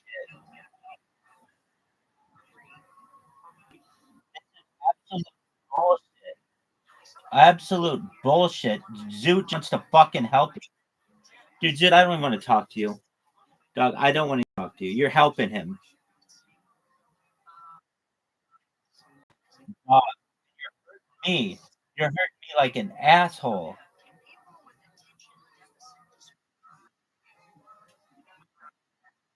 Dude, Zoot, fuck you, man. I thought we were friends. Fuck.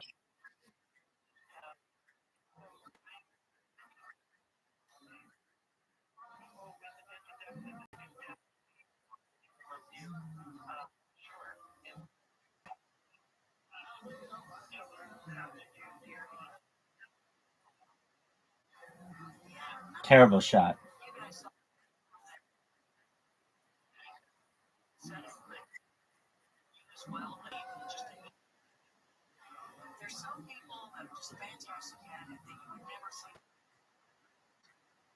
Why would you say I obviously best shot?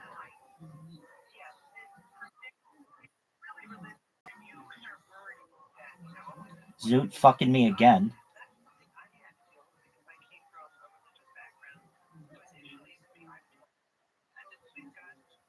Dude, quit with that bullshit, Zoot.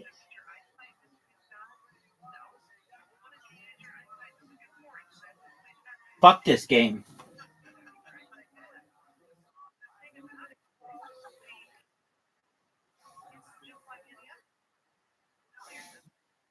Zoot, you're fucking me.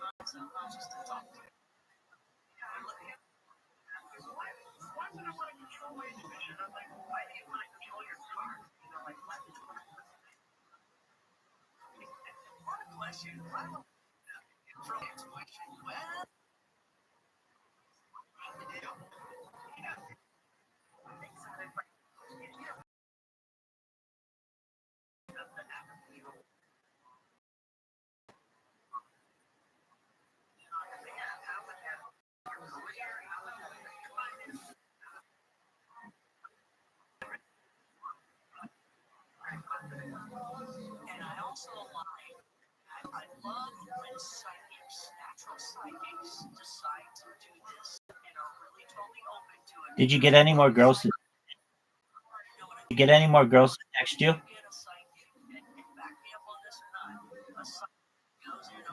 To, I'm asking Riser, did he get any more girls to text him?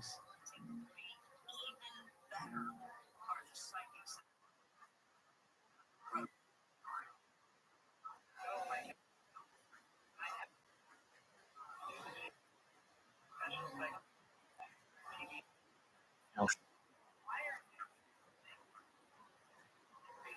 She wants all money up front.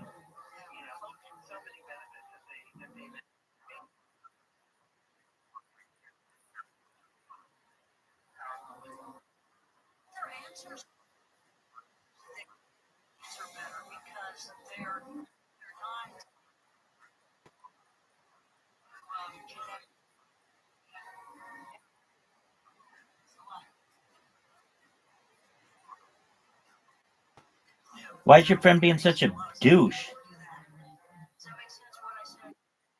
Why is your friend being such a douche? Yeah.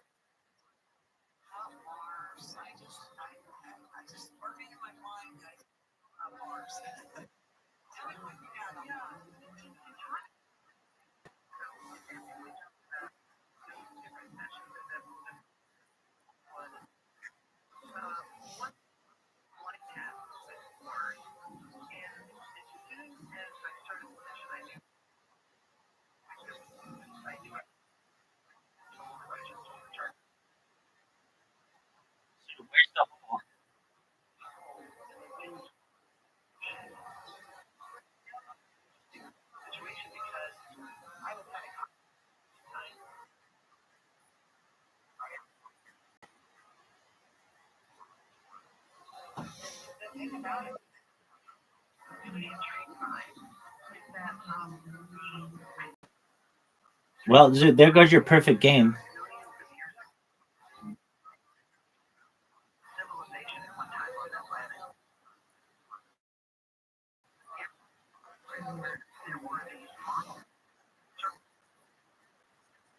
You're bad at it. Take out the shit, dude. Take out the shit. Take out that fucking gnome. No, you fucked up. Dude, you fucked up. Let me go. Fuck.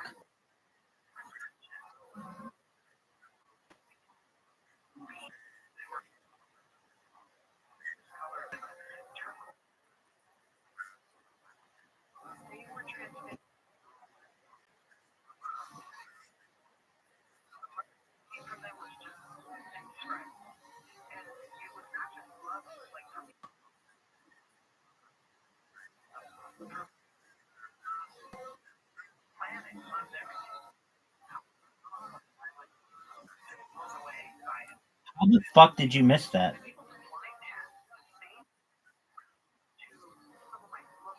Fuck!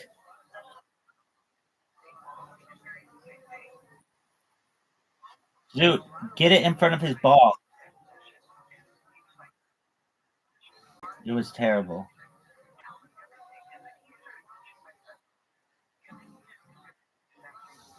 Fuck this. All right, those were great. Now I'm gonna after. Dude, what's the name of this hole?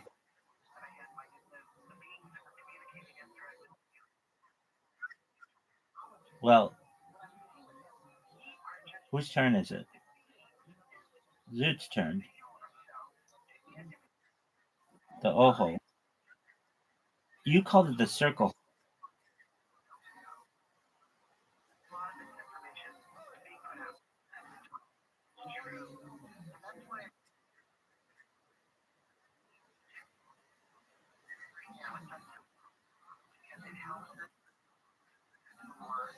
You're in my. You're welcome.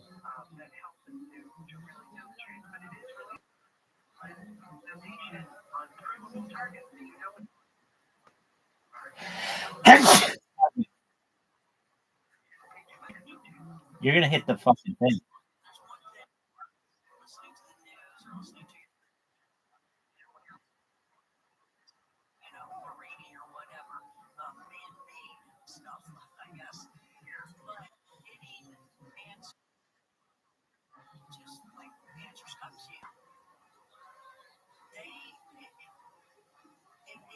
Bullshit.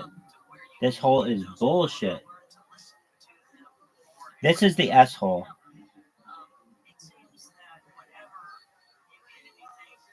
One of the greatest shots we've ever had the privilege of witnessing, folks.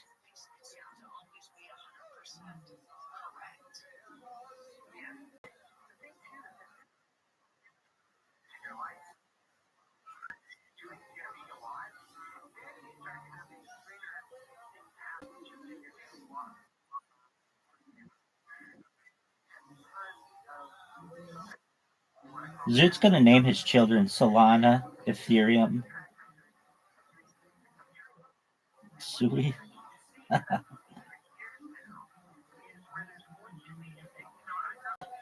Go in the water.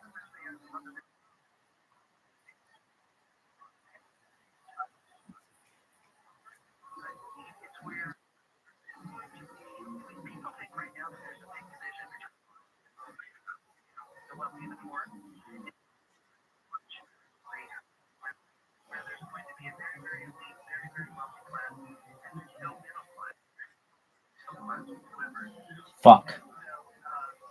We all have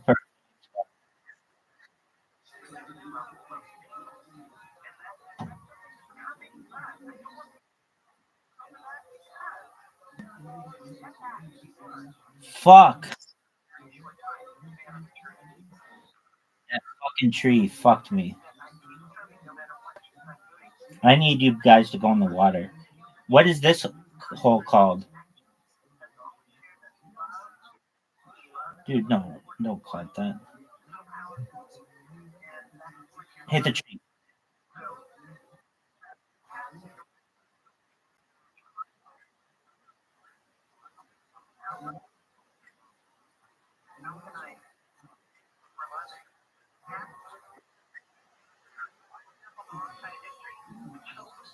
Oh, what the fuck? What the fuck?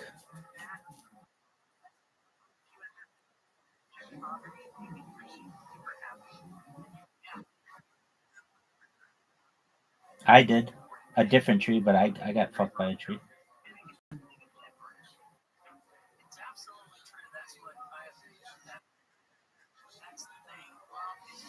I don't think that riser can be. You're gonna hit that fucking. You're gonna hit that fucking tent.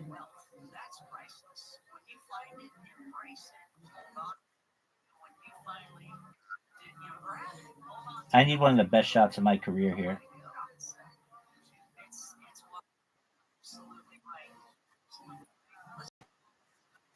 Fuck. How the fuck did I fuck your shot, dude? Oh man, I thought you were gonna hit my ball. Riser, make your shot.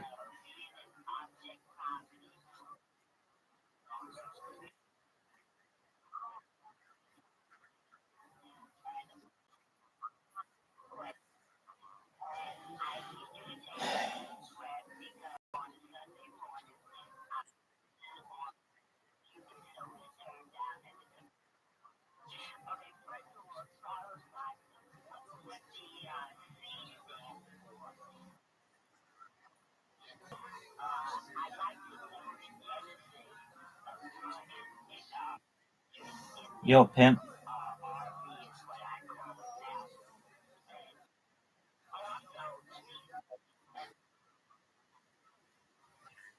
I tried. I most.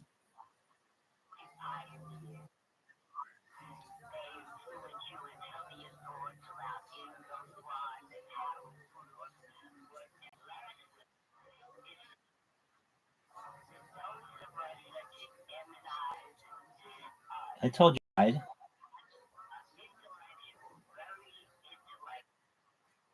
Dude, I tried, man. That's all that matters.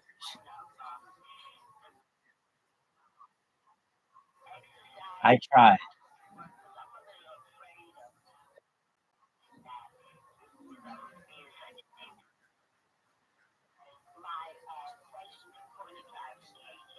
I tried.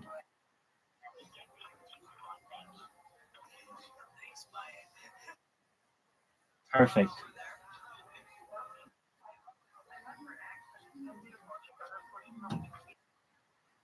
No, he's gonna fuck me.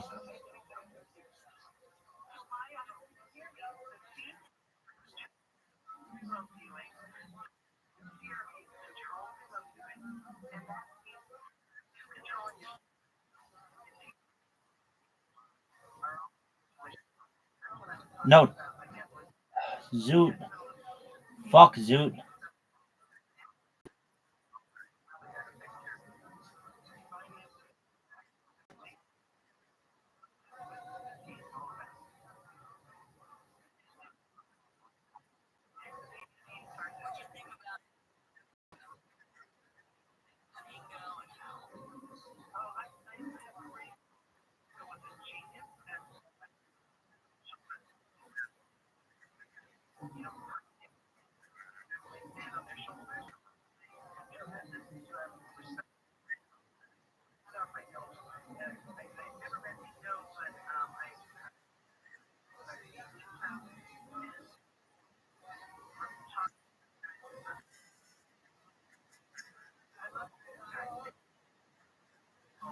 Do it.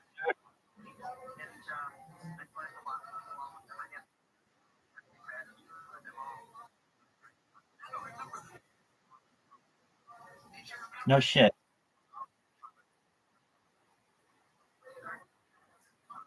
You missed this shit.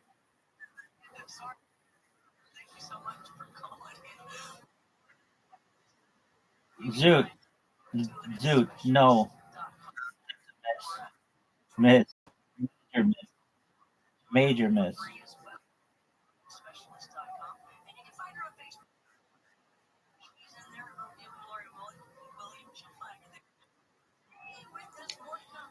Fuck.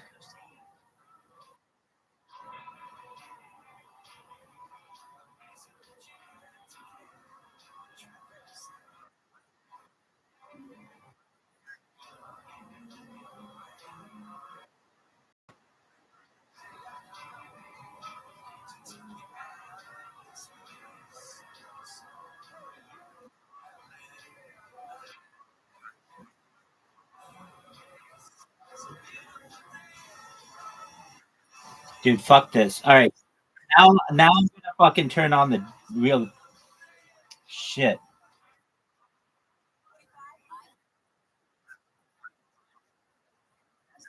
Dude, last time we won, I whooped your ass and I'll whoop your ass again right here. If I didn't have Zoot fucking me up.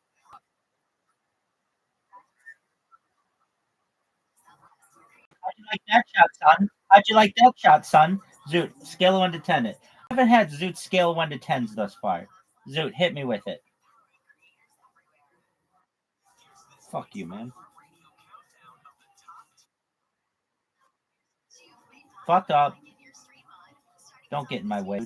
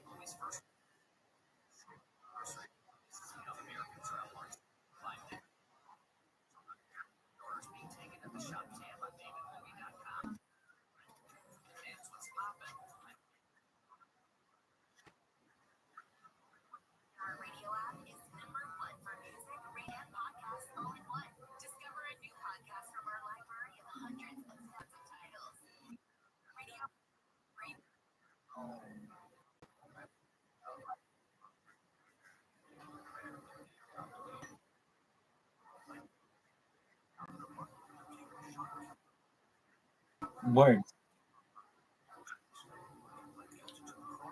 Zoo,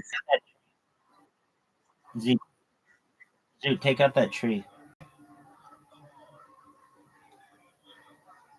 What the fuck?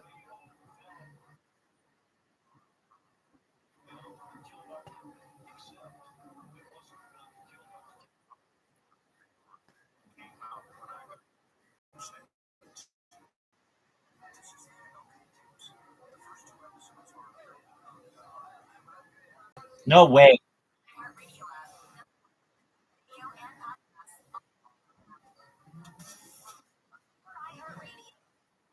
Dude, shut the fuck up.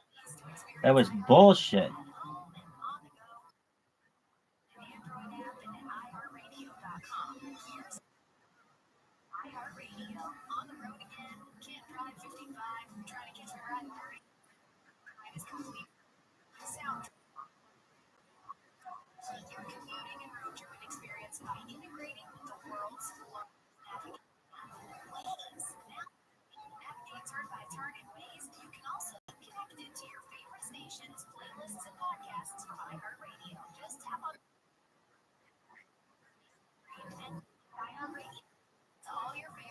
A free shot?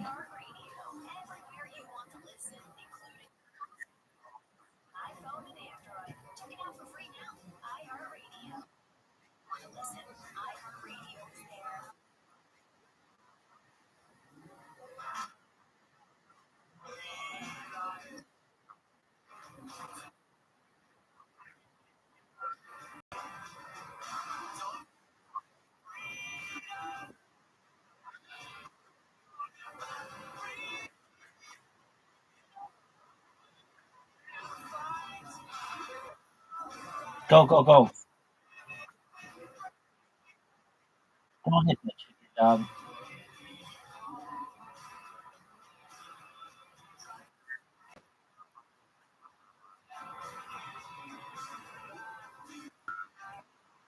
Finger slipped.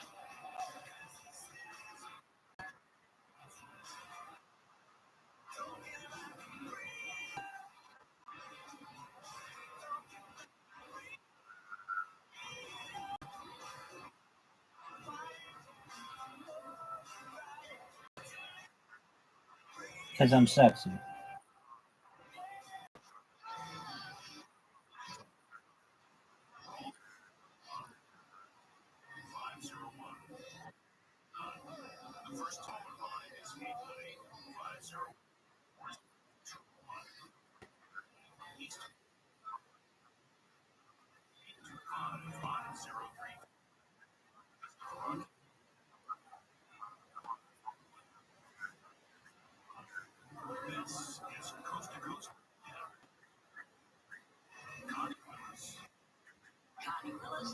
Did you water?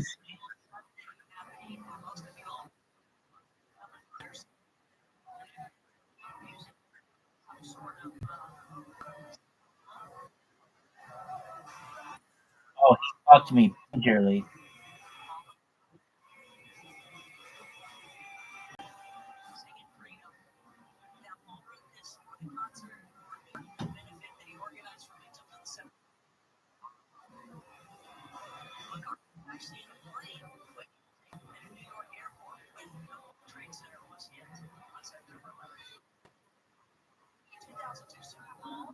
Easy shot.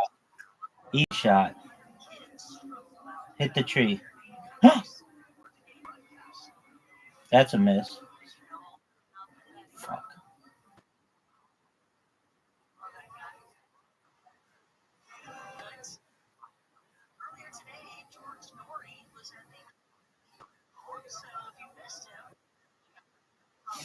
Two out of two? Why did we change the scale?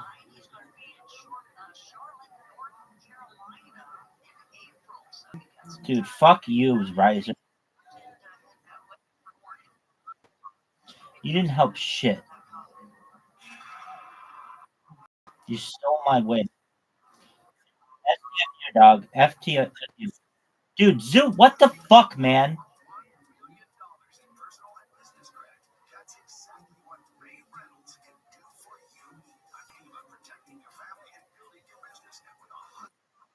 Fuck this game.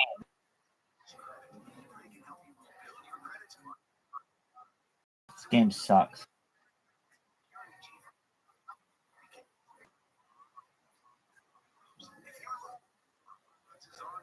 Hit his ball.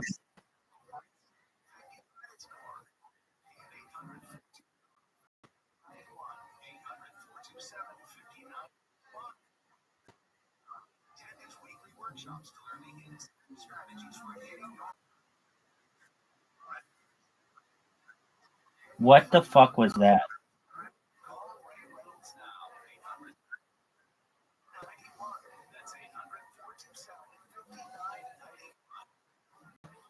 Perhaps the greatest shot of all time.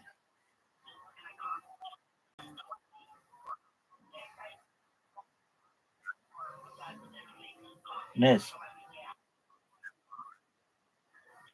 Yeah, because Zook keeps fucking me, and everybody knows it. People are gonna watch this in the future and be like, "Well, Rabbi's obviously a superior player. He just keeps getting fucked by Zook." You in more ways than I can contemplate.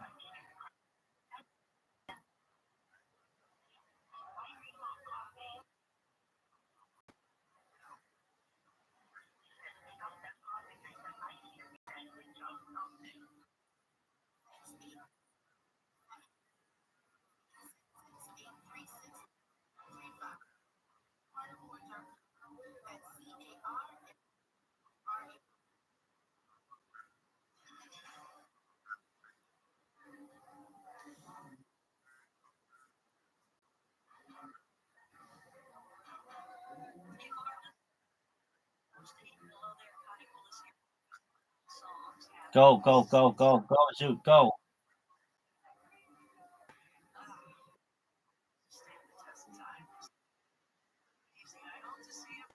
I'll help you, Zook.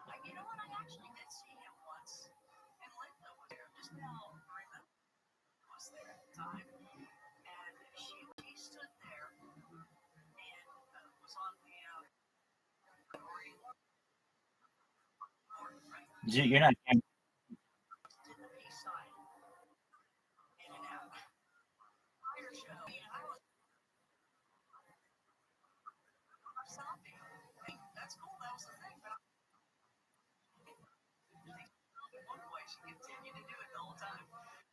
Great shot.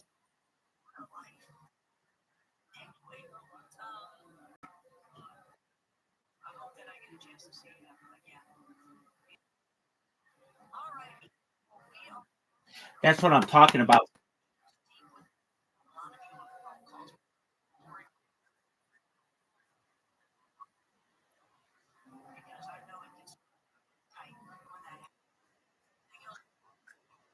Dude, I fucked up.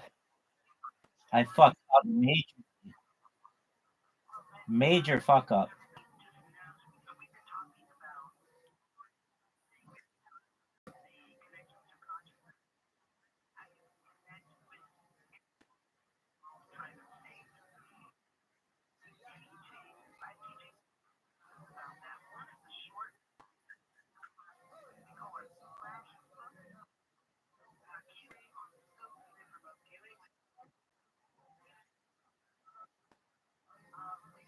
Fuck this hole.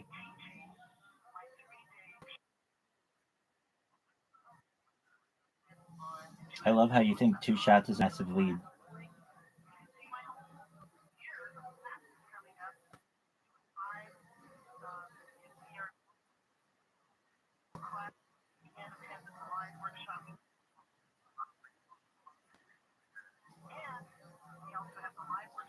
Fuck.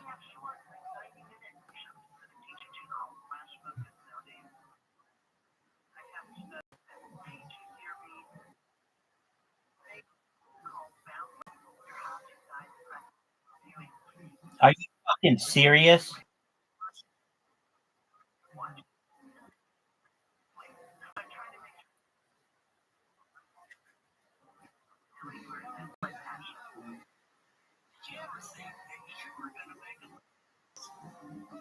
It's not my night, folks.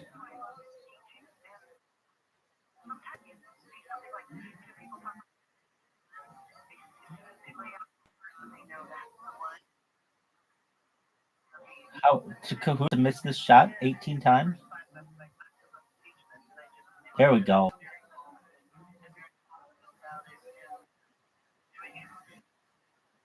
This is the double S hole. I'm bad at this hole.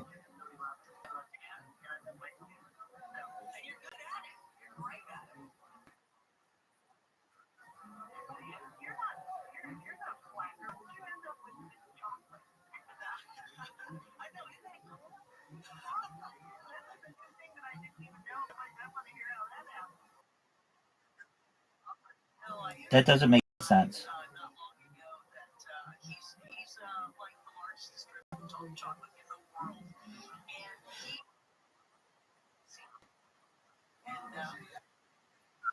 What the fuck? Zoot fucks me again. Okay, because they are in the same order every single time. This one, it's random.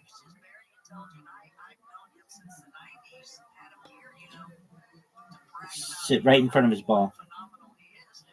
Fuck.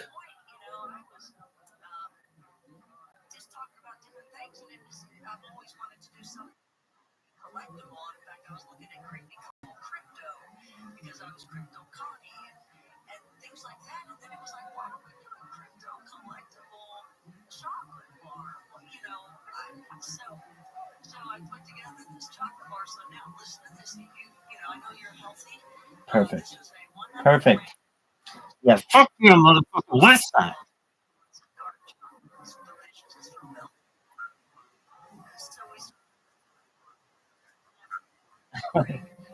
What are you gonna do? Oh, fuck you, dude.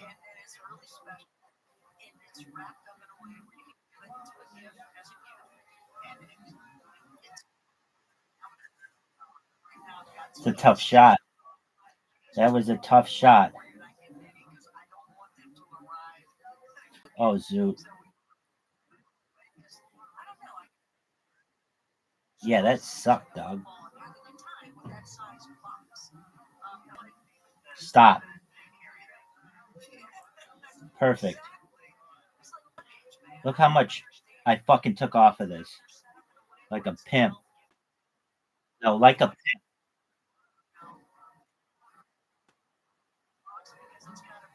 It was not. It was pretty shitty, actually.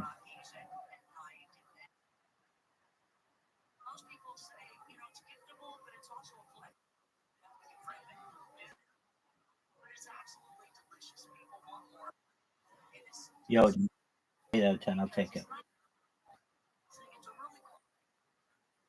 Oh, behind. Behind. I'm one shot behind.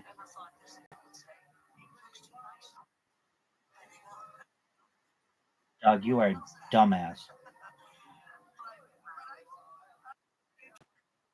No fucking way. What a great shot. Oh, I thought you meant on the score. Score. Well, that's what one shot means instead of one shot in front before me.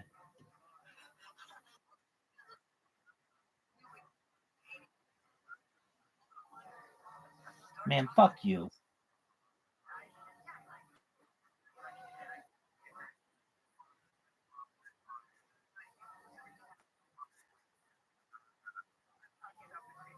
Hit my ball. Hit my ball. Oh.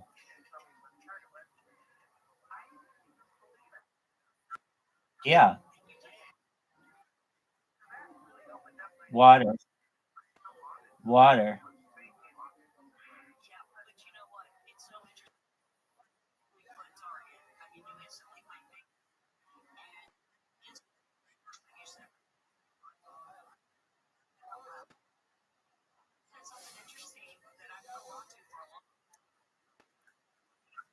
Zoot, make it. Oh, Zoot is terrible.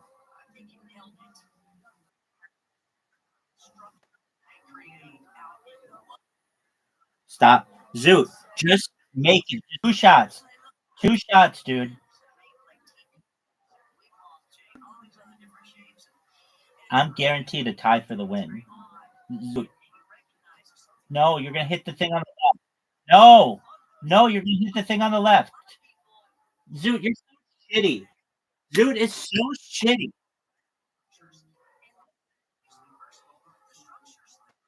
Quit.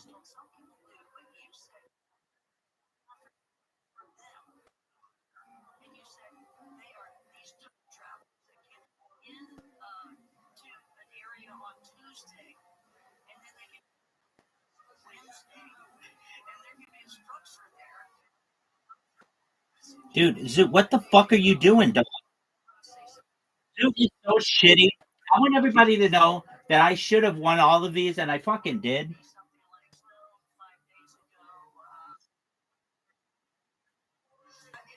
Zoot, because you got Zoot in cahoots with you. Dude, this is the F hole. Because it's like an F. Doug, if you would have just literally played like a 5-year-old, I would have won. You just had to score a point.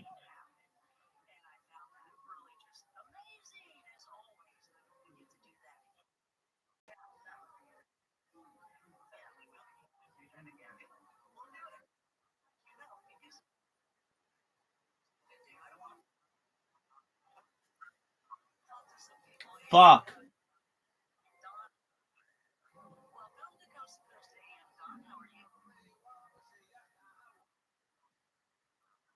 Dude, that's not the play. When the arrows are down like that, that's the play.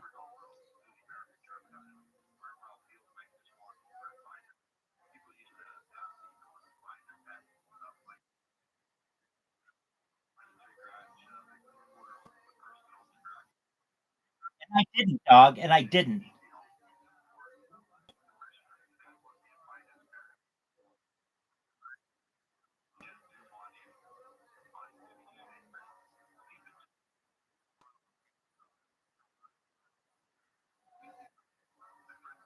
Duh.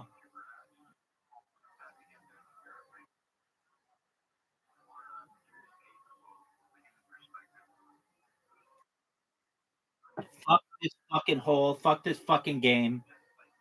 It's garbage and it's bullshit and everybody knows it.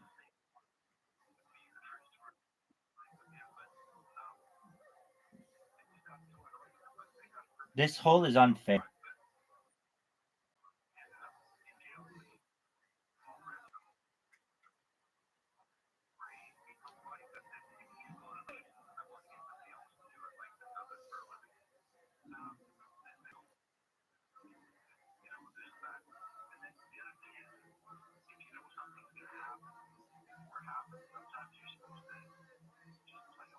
Zoot, you fucking asshole.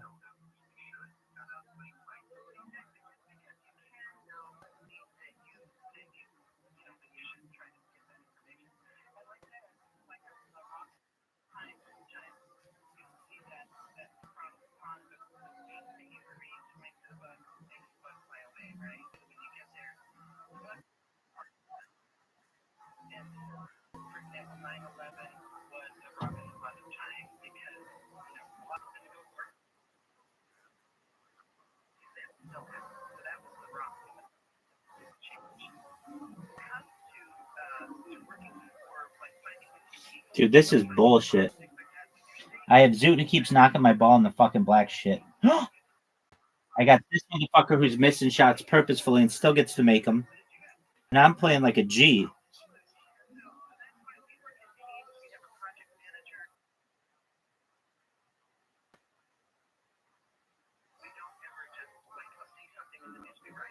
Let me go.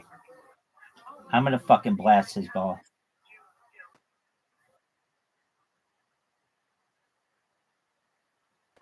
Dude, these fucking chickens.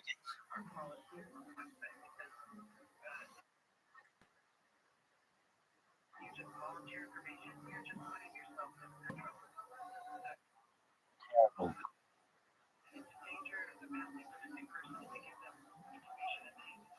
Wow, he's playing like out. He's been practicing all fucking day.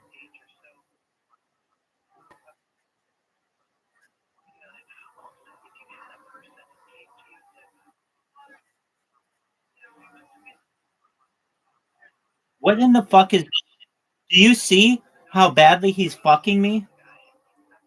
Did you pay him? Bullshit.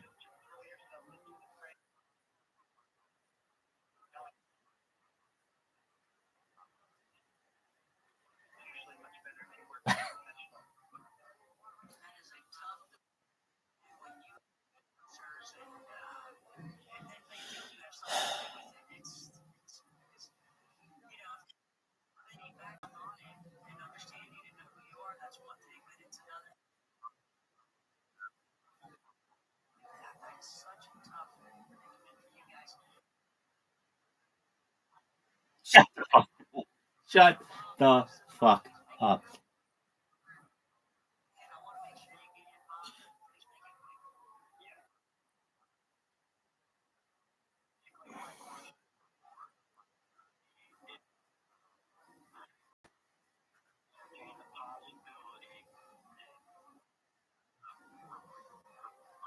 Come on, Zoot.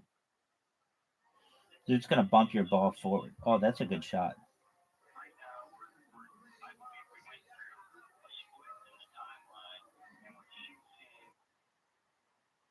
Because I didn't have the advantage of having the ball there.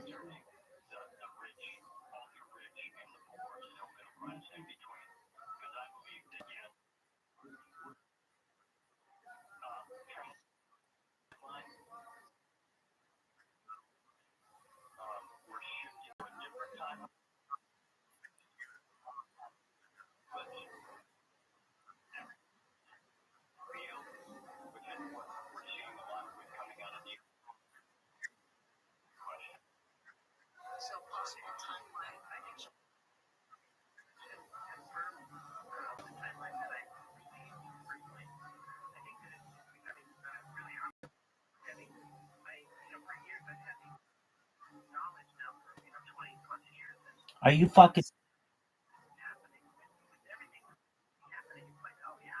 sure?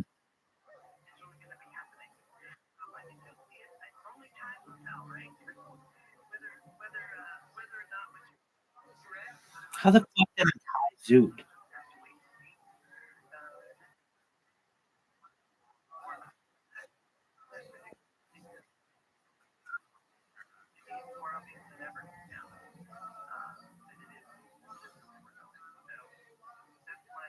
Incredible shot.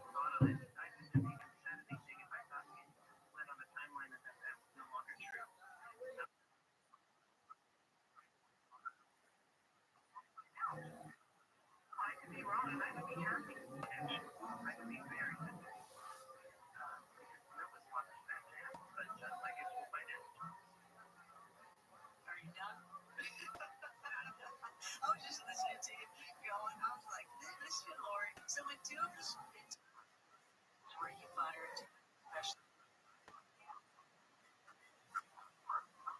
doesn't it? When you're here, it's done. So you have another hour. Come on, you little bitch. Thanks so much for being with us. I appreciate you going deeper into some of the connections and some of the stories and sharing things you've never shared before. So thanks, Lori. Hey, Sunny, Rabbi, good night, everybody. Absolutely. Should have asked you knew it about Philly or Kansas City tomorrow. Darn, I know it's here. Stuff like that. That's right. She's got two, ARP. That's exactly right. All righty. Now we've got Storm coming up for us next. Something you guys will stick around. We're going to learn about what happens with the body after it passes. This would be the greatest shot in the history of the entire app. Not just the game, but the app.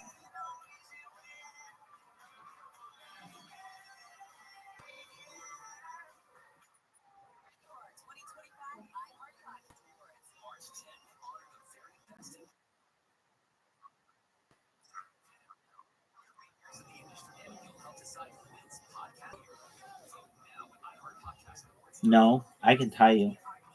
Oh yeah, you're right. You're right. Well, I tied you last game and we didn't count it as a win. Dude, what a good shot. What?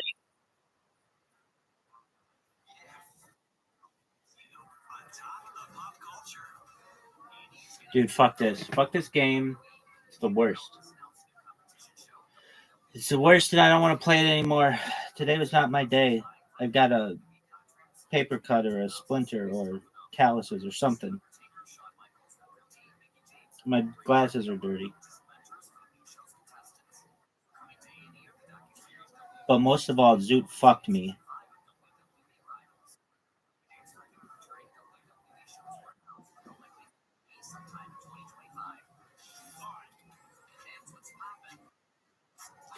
Did you know Zoot has a girlfriend? That's what I said. But no, he has some other chick he's been banging. Not the girl from California. He met her like 2 months ago. He's in love.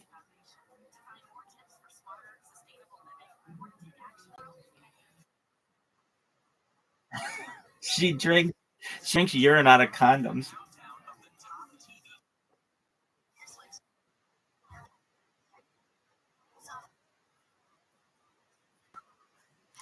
Doug, are you ready for the greatest AI in history? Fuck this game. Fuck it. It's the worst. Everybody hates it.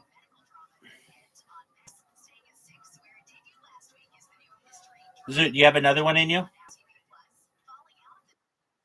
All right. We got to stop him. Fuck this. I bet I have to go first. Good, I don't have to go first.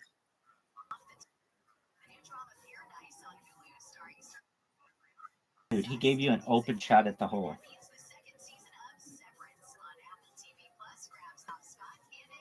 What in the fuck, dog?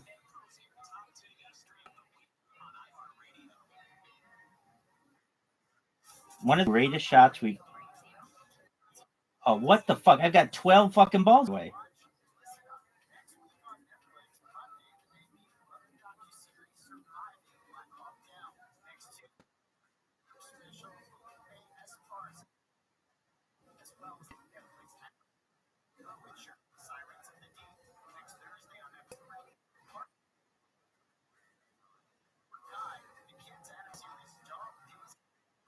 Yo, pimp.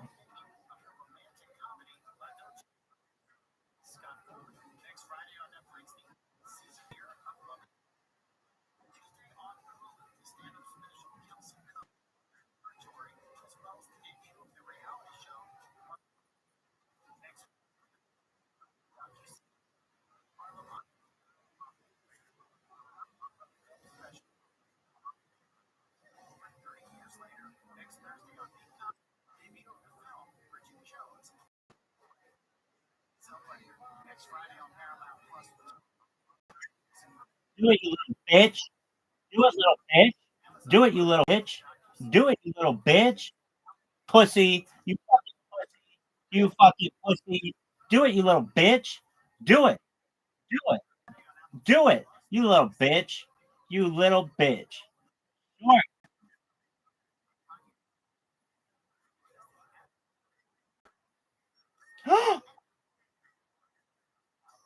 How the fuck did I miss that?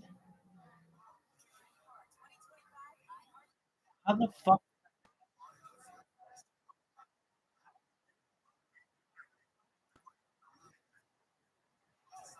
That was terrible. You're absolutely right. Let me go. Let me go now. I'll fucking put it in the hole right here. Perfect shot. Perfect shot. Dude, perfect shot. Dude, what are you talking about, dog? Thank you, big dog. Oh, look at this shot. Don't hit my ball.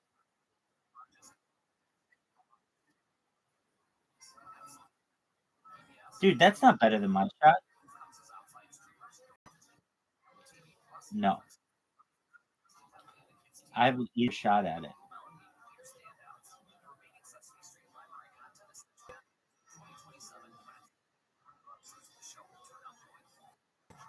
What do you mean terrible? It's one of the greatest shots you've ever seen.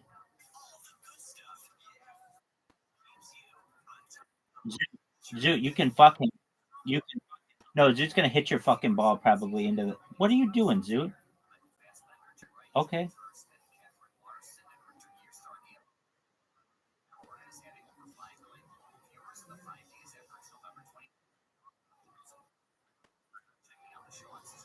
Zoot, bounce it off the wall. No, bad shot. Terrible.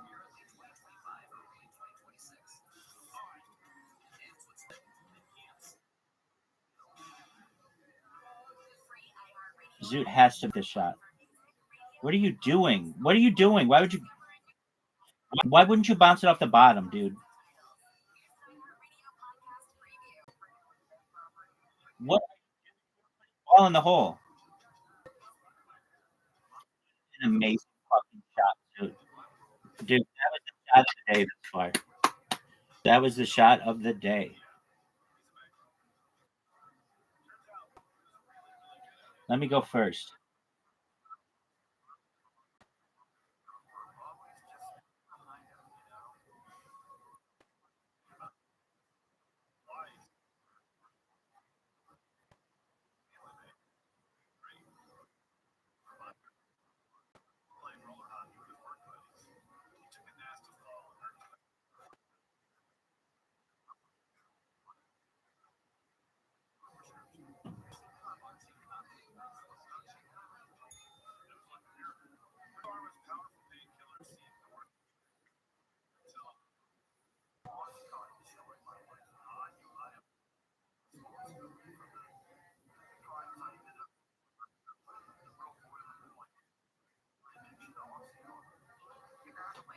Dude, I don't want to fucking play this game anymore. It's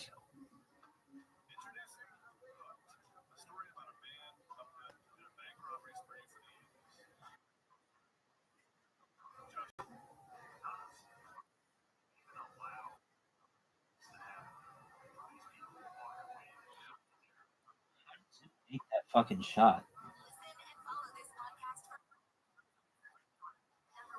I'm very good at this one.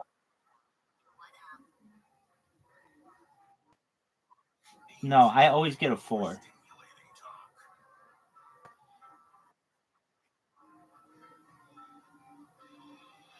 What?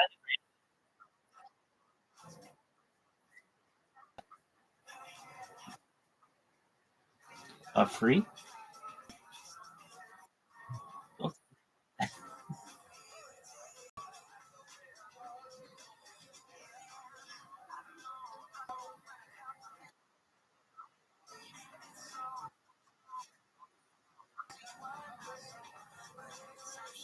This would be a big shot.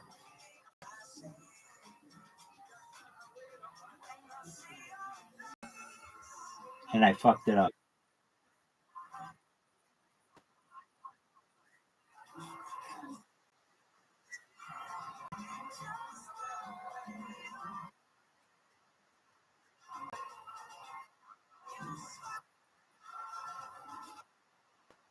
Yeah, we are, dog. Let's see it, big man. Terrible. Just awful. It's such an advantage to have your ball go first in the little thing here.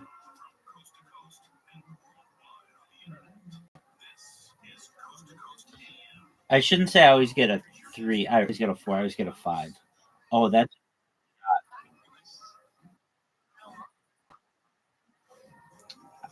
Yeah, it is.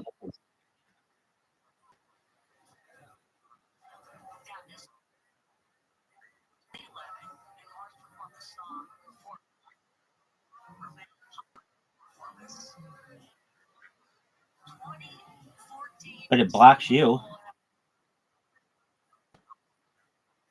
Fuck you. Dude, miss it. He missed it, folks. He missed it. Missed it. Missed it. He missed it. He missed it. What a major fucking miss. The whole crowd is shouting, loser bitch, loser bitch, loser bitch. Perfect shot.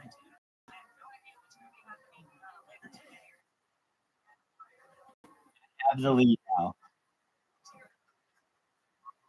He hate this. He's never finished. He's never finished it. No, I have no worries about Zoot water bumping me. He's gonna hit. He's gonna hit all the shit. Zoot's terrible at that. Don't water bump me though. Zoot.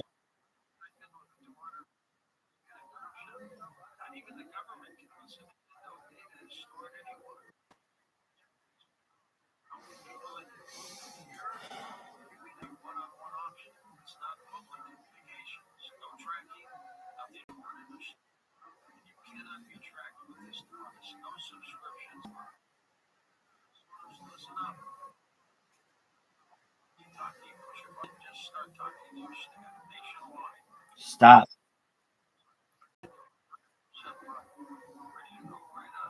If Zoot quits, I win.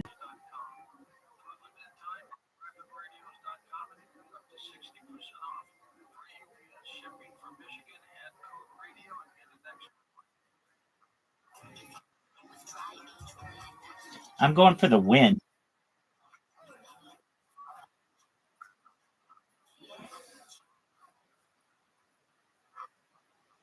I do get the win.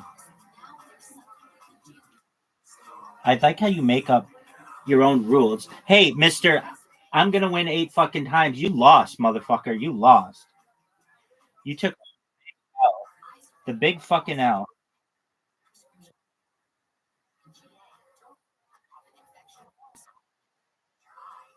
You won. You won. Final score. Rabbi got 5.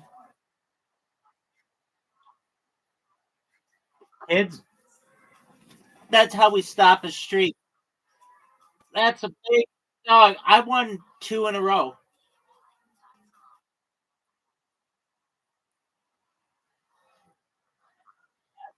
I'm the best. Don't ever forget it.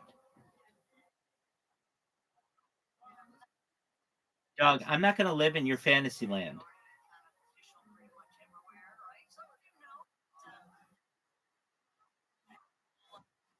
Yeah. It's the fantasy where it says Rabbi wins, and you think that means you won.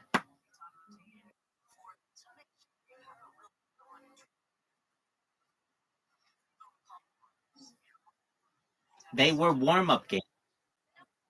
They were warm-up games. Zoot sabotaged me. Everybody knows those were warm-up games. In the future, everyone will know that those were warm-up games. Hey, all I want to know is this. When we played 1v1, mano y mano, the last time, who won? Wait.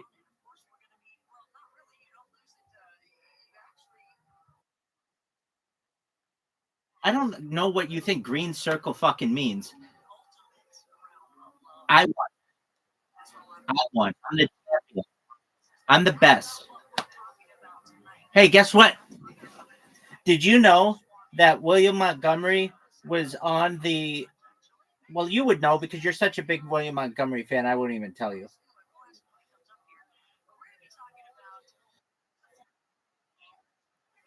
I was going to inform you. I was going... No, this is Joe Rogan's fight companion because we watched the UFC tonight. And if you're like, who's we? Me and some random ass people who came in here. And then I sang karaoke, but William Montgomery was okay. So they did a New Year's show, and they did a two night New Year's special, and it came out today, and it's available on YouTube. And William Montgomery's was on it. What do you think of that? You won't watch it with me because you're not as big a William Montgomery fan as I am, and I understand. I do. I really do. In my bottom of my heart, I really understand that you're not as big a William Montgomery fan as I am, so I get it.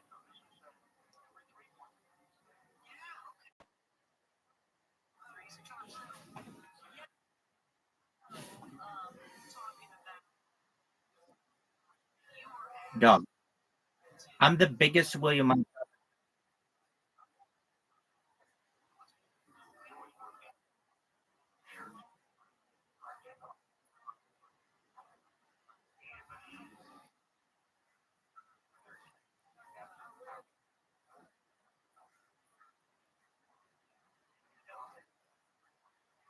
Incorrect. Nice try, but that is incorrect. You should understand this. When I win mini golf, not just one time in a row, but 2 times in a row, and then you count that as a win for yourself, you, my friend, are the mayor of the straitjacket padded room world. I'm free as a bird. I'm the king of the kingdom. I slang dick like it's going out of style.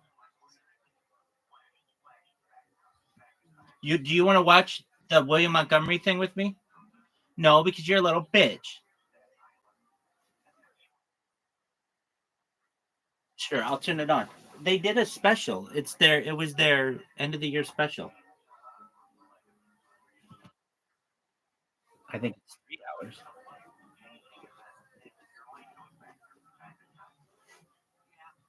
Here you go, big dog. It's multiple days. Any true.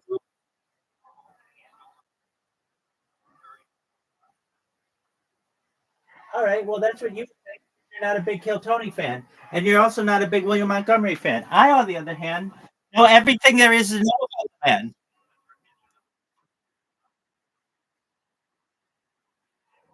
Dog. One and the same.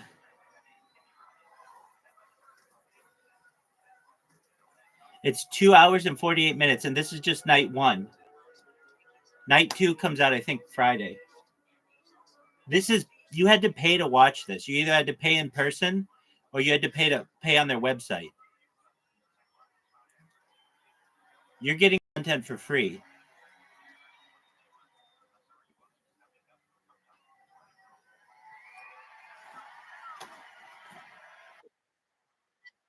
Yeah, you do, because that's how it works.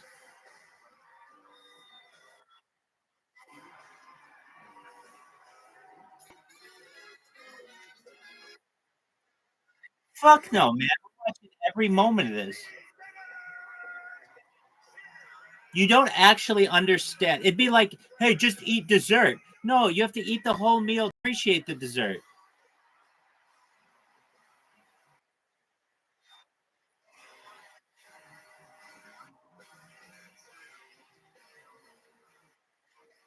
It's amazing.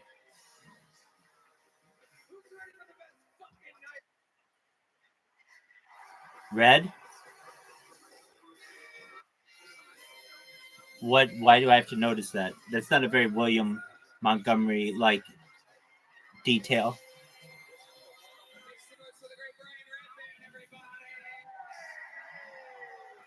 What a fucking Monday night delight this is. What's up, everyone? Welcome. How about a hand for the best stand band in the land? Raul Malejo, Fernando Castillo, Carlos Sosa, Nachos Belgrande. The great Michael Gonzalez, a.k.a. Big Not true. That's not true. There's still women out there.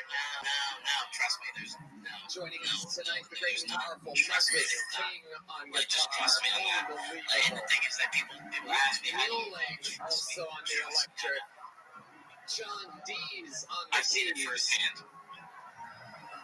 And that is indeed the one and only D Madness on bass guitar. You don't even know who D Madness is. Holy moly. Do you know who D Madness is? Is this? How many of you travel here or not? Yeah, but he's blind. You know, everybody says it, but I really mean it. We have And he best pees all the time. fans in the world, true fans of real comedy, the backbone of free speech here in the greatest country on planet. It's not that I don't just know that I know he's more than just a blind person. He's a very talented individual. In addition to all that, he's blind. Sold out arena, out arena. The night In addition to that, he pees all the time. I'm fucking pumped. You guys know how it works. Before we get it started, here's a little bit more from the amazing sponsors that made it all possible. This podcast is sponsored by Blue Nile. Guys, are you popping the big question? Sure, it's a huge moment. But what they don't tell you is how many decisions you'll have to make when choosing the perfect engagement ring. Shape, size, style, setting, cut, color, clarity, carat. If you're like most people, you may have no idea, but trust me, she knows exactly what she wants.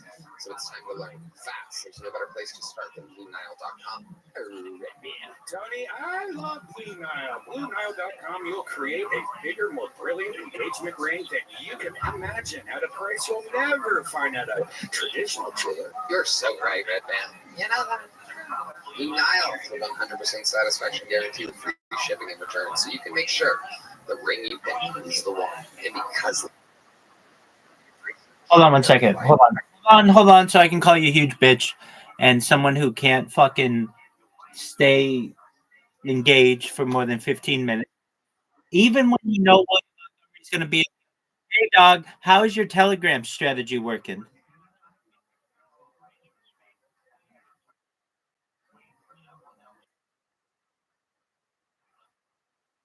Did anybody reply to you? Was anybody like, hey, dog, this is fucking great?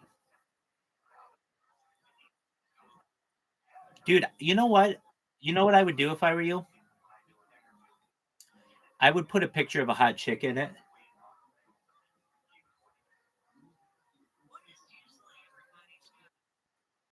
Yeah, I mean, it doesn't hurt. You can just be like, hey, here's a picture of me. I wanted to know if you would be interested in my cryptocurrency.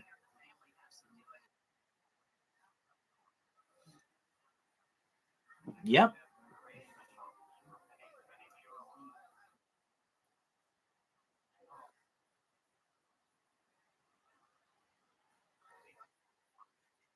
Exactly, dog. Duh. Duh. Not funny. That's fucking brilliant. Excel, son.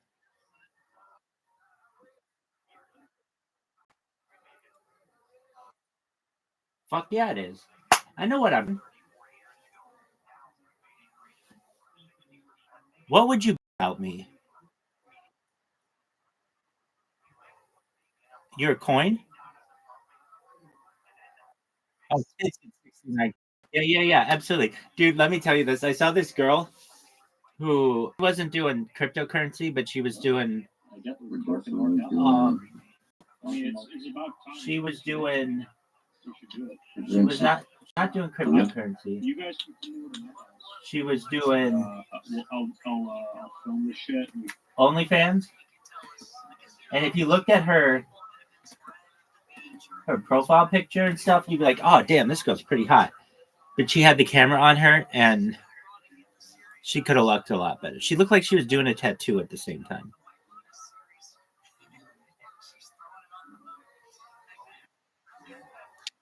Wasn't that a great story? Oh, the part I have to tell you about that.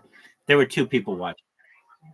Dude, why don't you do your little scheme, tits at 69K, and throw the chick on there and see, let it go for 24 hours and see what happens.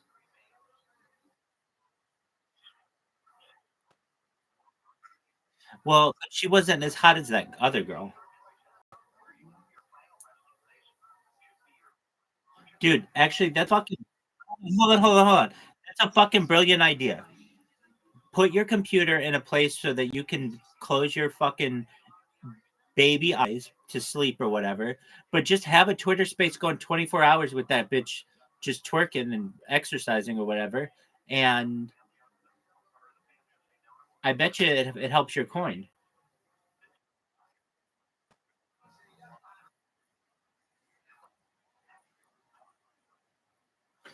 That doesn't fucking make any sense. Tits at 69K. Hashtag Bitcoin. Hashtag BTC. Hashtag SUI. Hashtag ETH. Hashtag XRP. Hashtag Sol. If you do that and you leave it for 24 hours, I bet people buy your coin.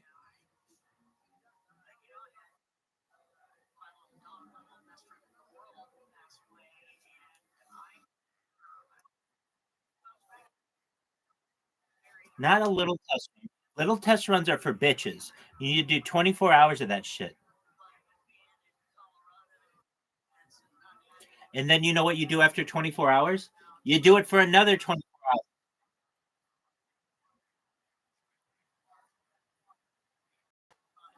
No, you just need it for like 1 hour and then just loop it. Nobody's going to watch it that long.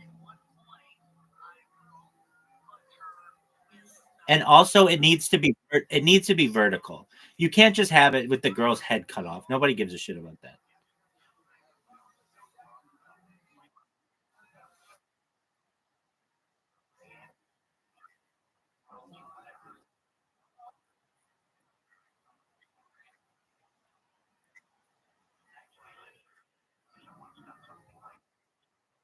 Why don't you do it on your iPad?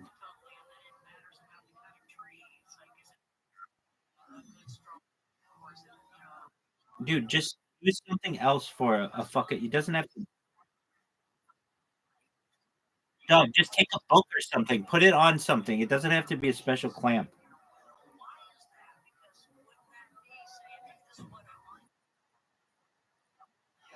Okay, I don't think I do either. I understand shit that works. And all you need to do is put your phone like this with your fucking monitor and let it play for 24 hours. And then it will end and then you do it again. It's free advertising. Nobody's finding out about yellow on red any other way.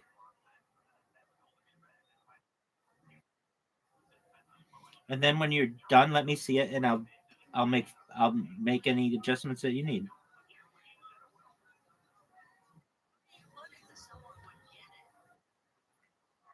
Okay, so you're going to do that right now, or are you going to be a huge little bitch?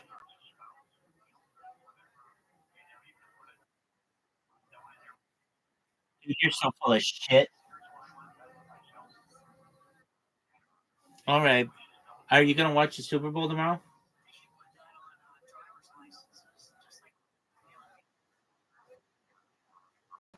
I don't know what happened to him, dog.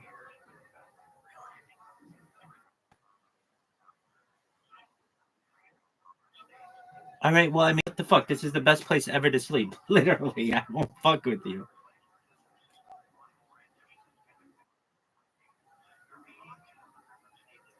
All right. Well, I hope you enjoy yourself. I hope you're able to tuck yourself into bed. And I've already done that like a million times. I lost so many accounts doing it. It makes me sick.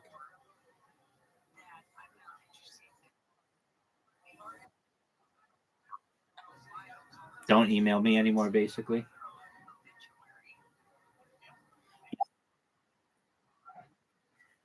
Maybe a few people, but I sent out like 100,000 emails and lost like 50 Gmail accounts or something. I lost a lot of Gmail accounts. The thing is, no, but the thing is, when you when you mass spam people, you lose the whole Gmail account. And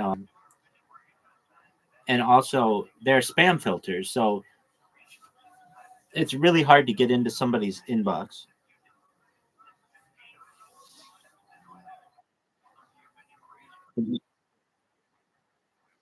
They have to whitelist you.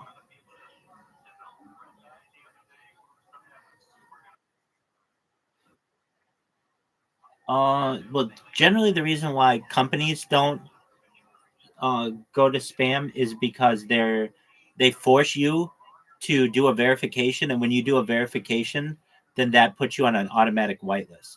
Otherwise, their shit would go in spam as well.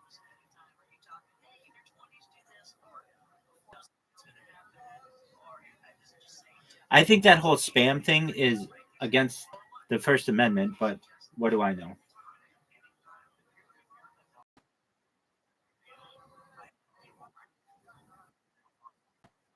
I really think so.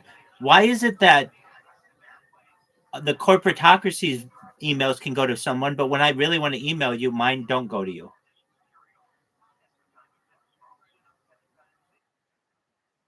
I agree. It's bullshit. Yo, dog, let me just be real. Yeah. I mean, you can, but then you can go to jail for sending out spam.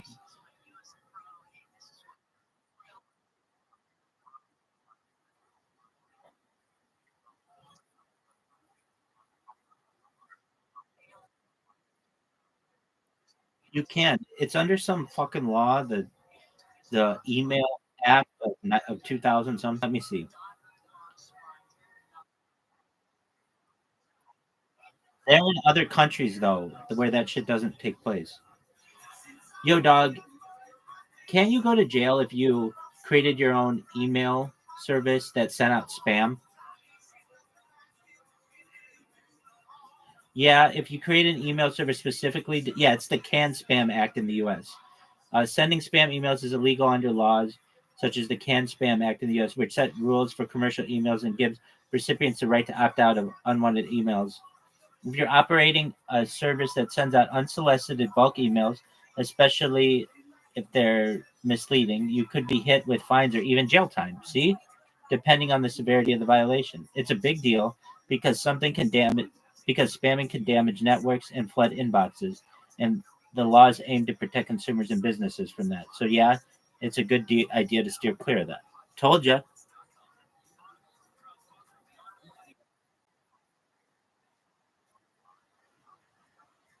Yeah, the Can Spam Act doesn't. Uh, it doesn't.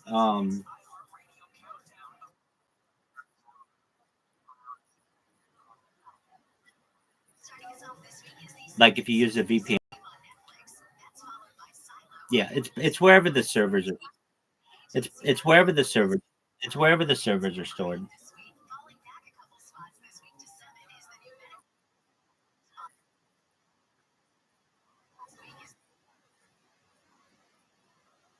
No, they can still get you. They'll just say that you used a proxy to be. Dude, if you want to know what the law is, just read the Can Spam Act in the United States. I don't know if Canada has a similar one.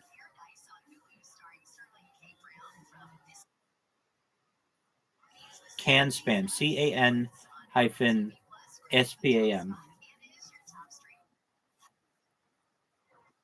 Dog, why don't you go to Washington, D.C.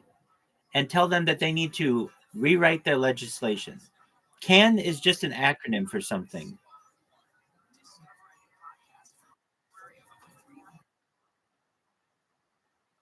I'm in agreement with you on that. But I think it's a pun because, like, spam, I've never had it, but it comes in a can.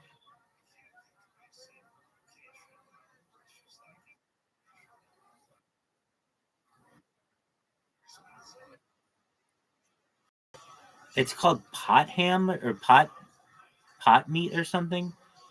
I've seen how they made it. And the reason why I know so much about it is because I spam so many people that I went and I was like, what the fuck? Why is this called spam? Like, what's the etymology of it? And it has to do with during World War II. That's when what became that meat became popular. And after World War II, in the British Isles, specifically England, they had so much excess spammed meat that it just became a word for like if you have too much of something. They were eating it and they were eating it in the 1950s. Yeah. So then I looked it up and I guess that's what it's some kind of ham or something, but they do something with it where they like boil it or something. Like it creates like a sludge around it so that it stores better. Anyway, I no, I don't know that the way that I even like learned about it is from all the spam emails that I was sending.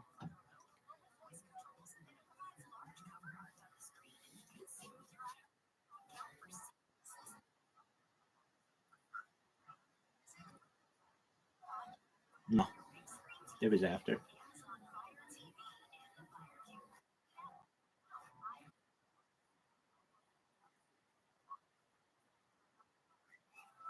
Yeah, but even then, they won't let you. Like Gmail became very, very strict on what emails you can send out, and if you try to send out like one email with 25 recipients on it, sometimes if it's a brand new account, they won't even let you send it.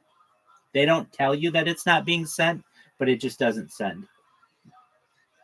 And I would test this because I would put some emails of mine in there just to see if it was going out. And it sometimes would go out, other times it wouldn't.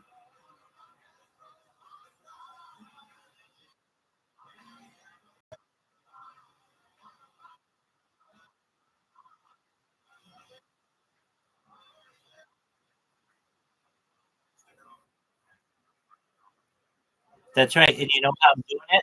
Do you know how I'm doing it? Twitter Spaces, dog.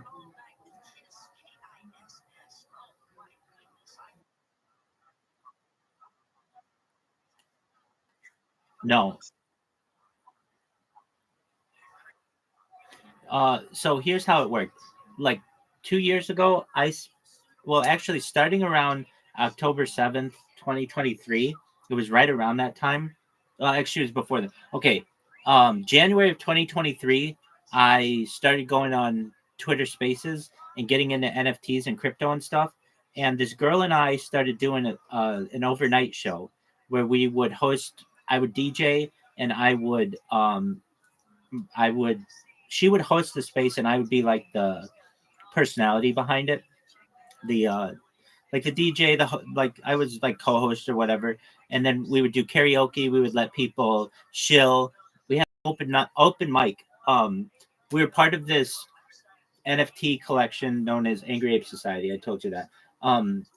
And she was in San Diego, and I recall she was selling her house, and so she was gonna just like every night she didn't, and she's a nurse, and she was taking care of her mom.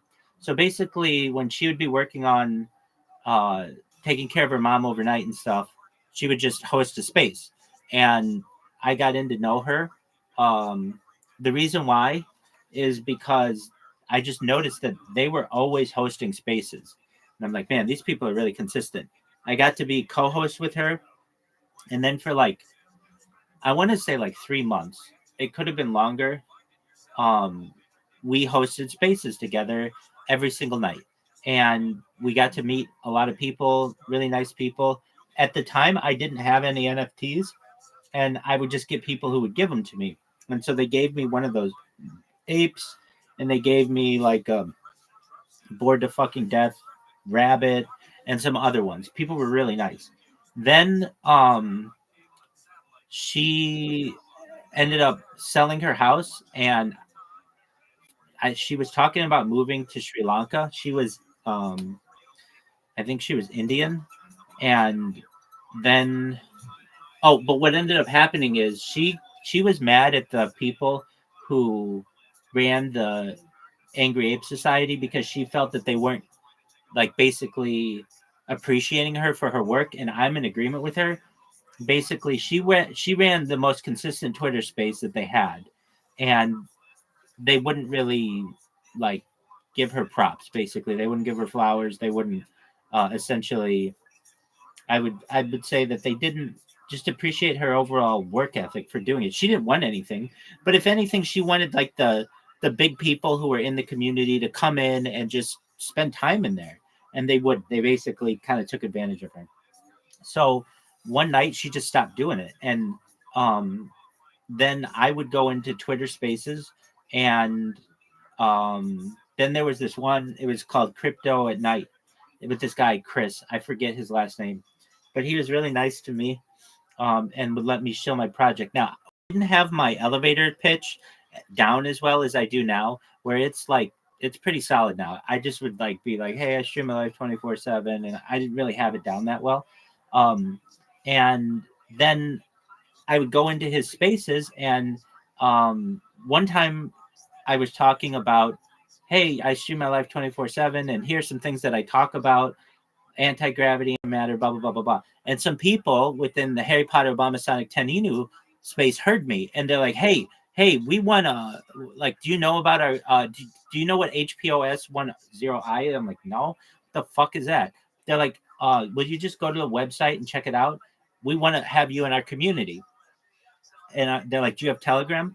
And I'm like, actually, I just downloaded it because another cryptocurrency. I did a couple of them. I mean, not that I ran them, but there was one that was like Canberra, not Canberra, uh, that South American. It's like the largest rodent in the world. Can cub Carambara, Cambar. What the fuck is that? Capybara. Thank you. Capybara. They did a coin, but before that one, there was a Joe Rogan coin. And the way that Joe Rogan, I got in with them was I was doing 24-hour spaces, and I was just playing Joe Rogan, because just like was to fill time. And then I got in the Capybara coin, and then I got into like this Wall Street Bets coin. It's called Wall Street Baby coin, and we were doing 24-hour spaces. Then I got into this crypto at night, and then the people from Harry Potter Obama Sonic 10 heard me, thought what I said was really interesting. Then they invited me into the Telegram in like summer of 2023, and they didn't embrace me at first, not like they do now. Basically, they didn't want somebody live streaming in there, and they didn't like that someone was always had the video on in there without necessarily like doing anything. And then I started hosting trivia with this like night show, and that became very popular. And then I did some debates with people, with specifically Adrian Dittman on the hydrogen car versus the electric car. And then that got me to like basically pretty close to fall of 2023. And it was right around October 7th, 2023, when I just was starting to get frustrated with not like, I'm not saying that like my account was growing. It had 3,000 followers or whatever. But I was just like, dude, I need more people to be watching me. So I started creating a bunch of accounts right around October 7th, I remember. Because I even remember like it was around this holiday we have. It's known as Shemini Atzeret. And right when that ended, I remember hearing like that there was this attack. So I started creating these accounts, and from like October 7th, 2023 until January of 2024, I made 2,000 Twitter accounts, and I would just have them follow people on Twitter and annoy the piss out of people.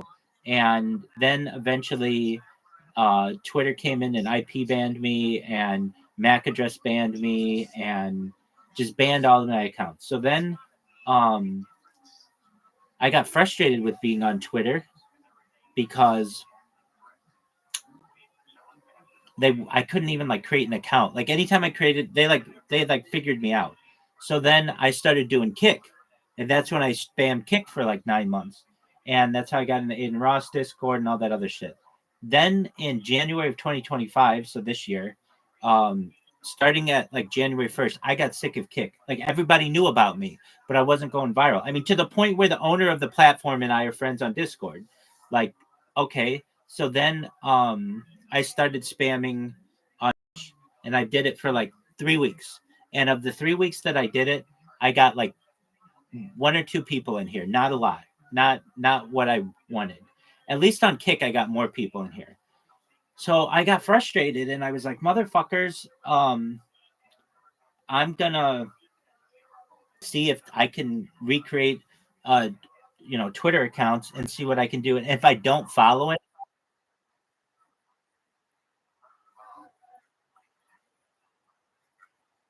oh, totally, absolutely, 100%. It always does. Dude, I'm the one who gave you that tip earlier tonight. Shut the fuck up.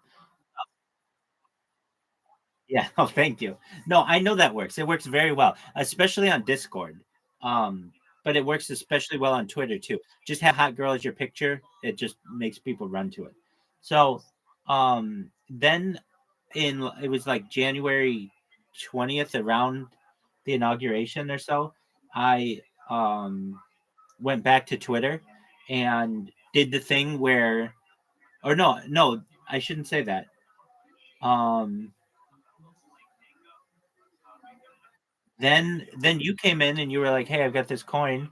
And I was like, hey, you know what you want to do if you want to be fucking successful is create a whole bunch of accounts and then just have them sitting there. And then that's when I was like, what the fuck? This is like having winning lottery tickets and I give them to somebody else. Why don't I just do that? So then I did that. And I mean, I was still active on Twitter.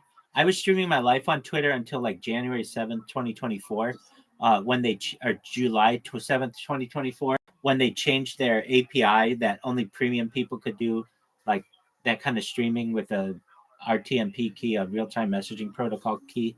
Anyway, so in answer to your question, I think you're probably right. Or your initial somewhat joke, like, "Hey, am I the one who got you back onto Twitter?" I think so.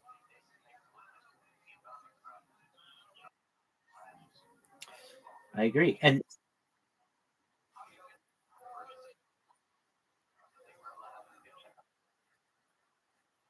yeah, I have 1,000 TikTok accounts, man.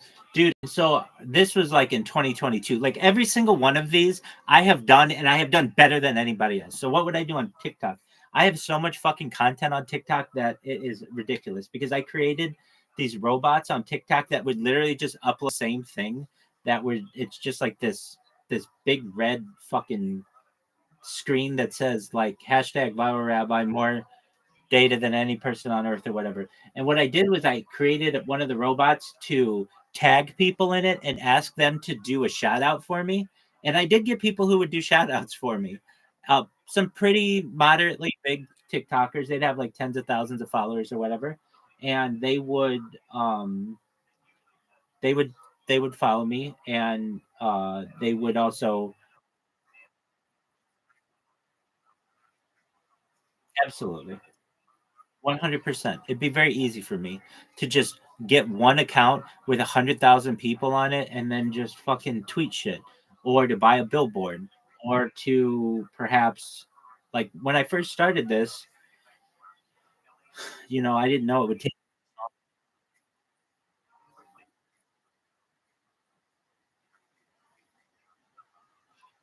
Yeah, what really hurt me was YouTube not monetizing me, even though at the time I'd done everything that they needed. I had 4,000 watch hours, I had over 2,000 followers, and I had something else that you needed. But basically, my content isn't advertiser friendly. And because of that, even though I had everything that you needed to get monetized, it's still a manual decision on their end, and they chose that I couldn't get monetized, which I feel is unfair. I feel as if you have everything to be monetized, then they shouldn't discriminate against you and be like, "Oh yeah, we want this content and we don't want this content," because at the end of the day, it's discrimination. They are choosing who they want on the platform and who they don't, and that hurt me because if not, I would have been earning money on YouTube this whole time.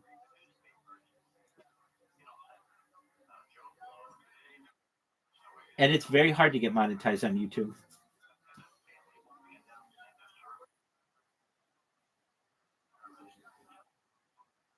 Wait. At the beginning, I did. At the beginning, if I were changing, I would just change on camera. I would just live my life normally. I was showering on camera, not for a sexual way. I wanted to capture it to be as much data as possible, basically, over the course of someone's life. And then I got nailed for that. I called it a human zoo. Basically, like if I were at a zoo, this is what it would look like. And yeah, but that wasn't as big a deal as the copyright infringements. All the times that I'm singing songs that are copyrighted, or I'm watching the Olympics, or I'm watching a movie, or I'm watching UFC, all that shit adds up to copyright strikes, and they take down your accounts.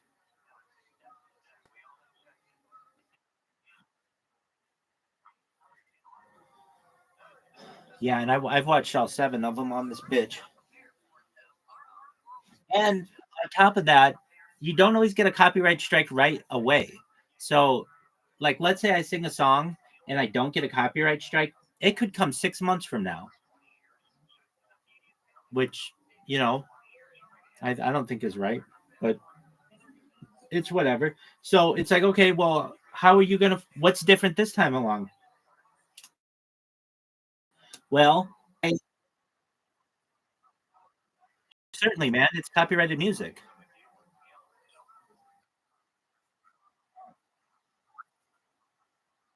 Lyrics are copyrighted too.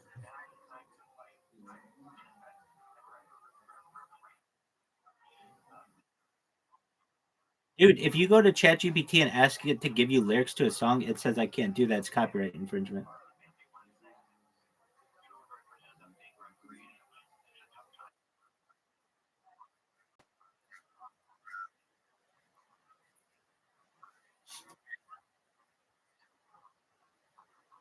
Right.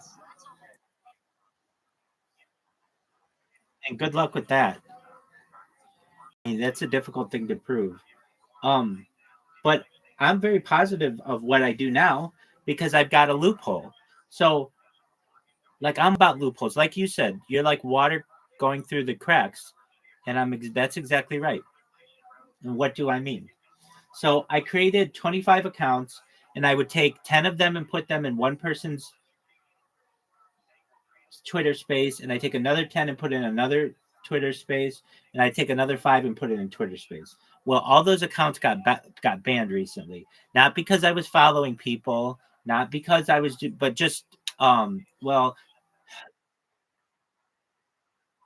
yeah, exactly. So then what I did is I thought, okay, if I can't have 25 in 3 spaces, can I have 1 in 25 spaces? And you can do that.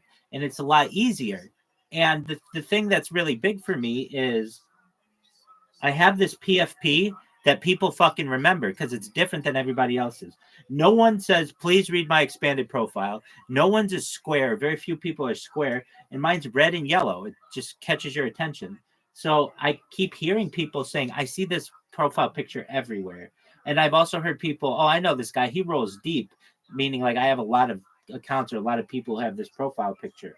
And um, the key for me is just being able to go on Twitter Spaces and chill. And if I do that and I continue to do that, I'm going to be very successful. What hurt me before is I put, work into a single account or a couple of accounts, and those accounts got banned. And when that happens, it's demoralizing. But when you recognize that you can just create another account and people are remembering your message, well, then it's no big fucking deal because it's like, okay, yeah, my other account got banned yesterday. Apologies, I can't follow you back. Do you mind if I tell you about my project? And a lot of people, I mean, I'm telling you, they remember me. Dude, there's a guy tonight who they didn't just remember 2 people. They didn't just remember my shilling. They remembered the jokes I told because I did my stand up and they told me they were really funny. One guy said, I laughed for 5 minutes when you were telling your jokes. You were really funny. And I mean, that's like the nicest thing you could fucking tell me. I even said that to the stream. It was like, don't tell me I'm good looking. Don't tell me I'm smart. Tell me I'm fucking funny. If you want to make me happy, that's what you want to do. And I get all kinds of people remembering me. And those that don't, then I just have to educate them on what I do. And like I said to you yesterday, some people want to have religious debates with me. And it's like, dog, even though I love debating, religion's one of those topics that you're never going to convince anyone differently. I'm not going to change my views, and I'm not going to be able to change their views. And thus, we're just going to walk away disappointed. And I don't like that. But I will talk to you about science, and I'll debate you on like real data all day long. Like people want to get into discussions with me on the soul. It's like that's a hard thing for me to debate because there's no real physical element to it. There's no data points on it. And if I tell you one thing that I think the soul is, and that's different than what your religion teaches the soul is, we're not really going to get anywhere. And so I went into a stream this morning, or it was really early. I say this morning, it was like 5 a.m. And it was, let's just say, and it was a very anti-Israel stream. And I went in there and I didn't want to pick fights. I um I would say it was pretty anti-Israel because there were a lot of Christians in there too, and they weren't necessarily. I mean, maybe it was a little of both. I mean, whatever, whatever you want it to be. But I went in there and I just was like thinking to myself, I'm not going to troll, but maybe this is as trolling as I get. So I go in to talk, and boom, immediately I fucking get talk. Get They're like, oh, okay. Uh, so what are your thoughts on genocide and things like that? And I say, I want world peace. And they're like, okay, well, what are your thoughts on like such and such leader saying that this and this happened? And I would say, I want peace.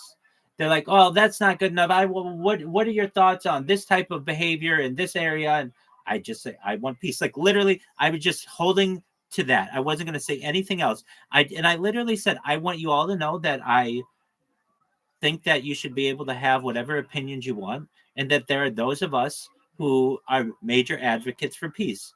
And you can stay strong in your convictions, and I'll stay strong in mine. But I want you to know that at least I want peace. And they're like, "You motherfucker!" They were so like they're like so mean. And I thought, wow, I'm not even going in there with a like an aggressive attitude. I'm literally like, I just am saying, I want peace.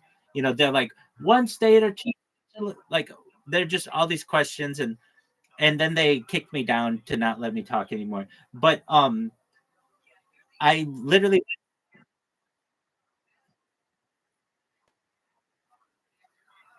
no one's no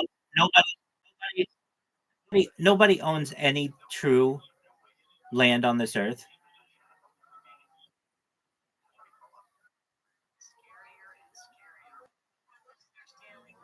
Meaning, before it was Israel, it was the Canaanites before that, and the Phoenicians before that, and all kinds of people.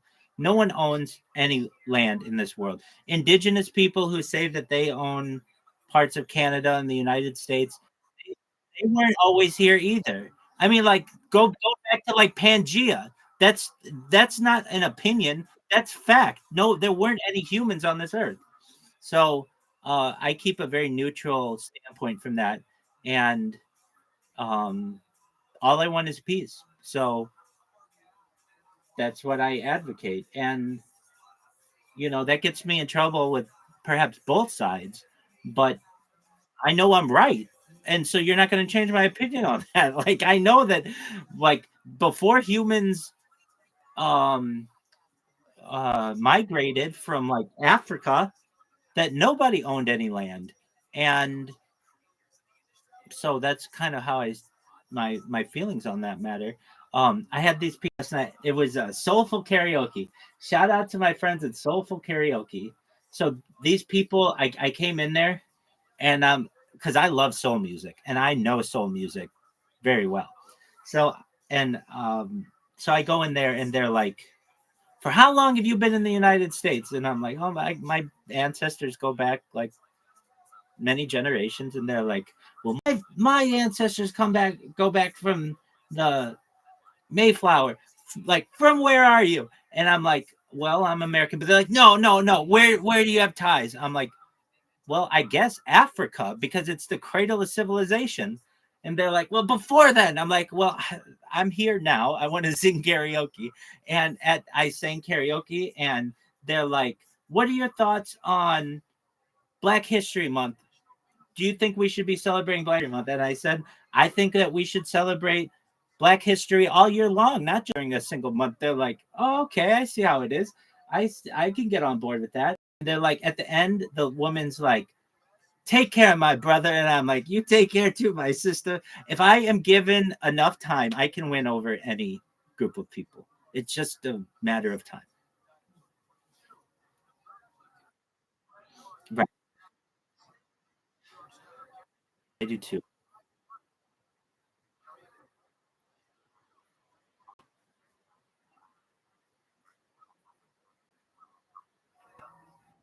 Word. Same here, man.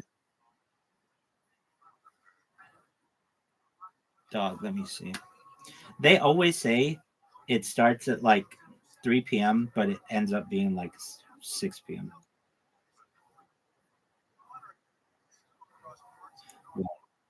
Let me see. Super Bowl. I think it's in New Orleans this year, so that's like Central Time or something.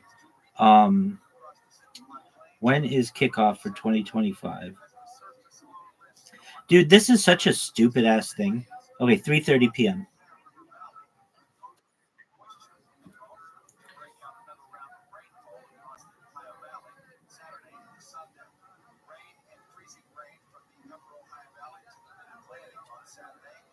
Did you just say Yost?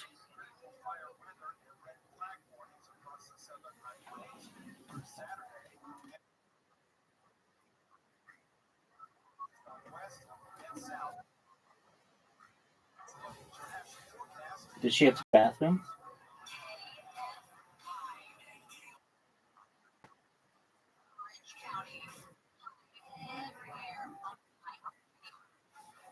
All right, big dog. I'm gonna enjoy William Montgomery. I will probably have to set an alarm tomorrow because I've been sleeping late as well because of your ass, and we'll watch it.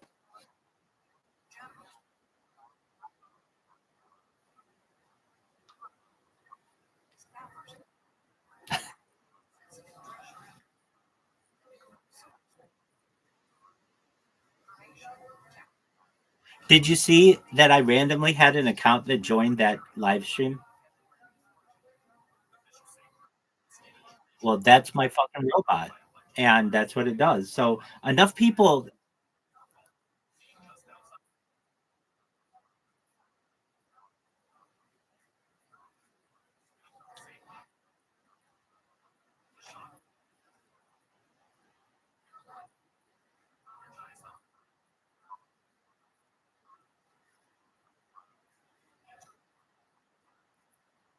Doug, as I said to you previously, I want to do that.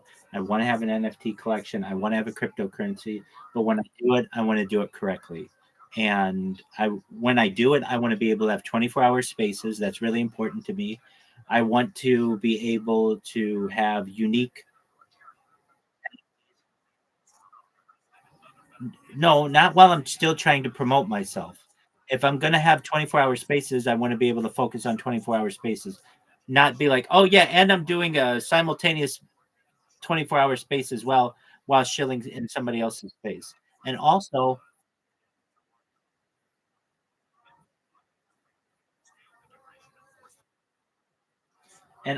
when I shill, I don't want to have to shill a coin.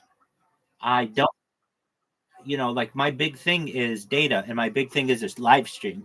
And one of the reasons why people let me come up and talk is because they know that it is not a competing project.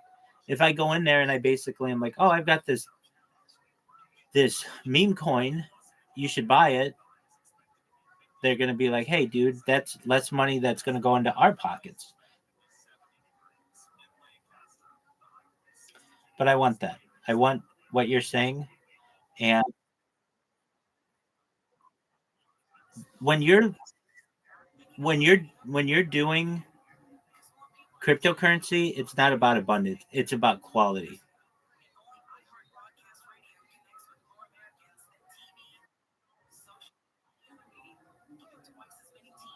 All right, big dog. Enjoy your sleep, dog. I have a question for you. When are you going to have your 24-hour hot girl dance in space?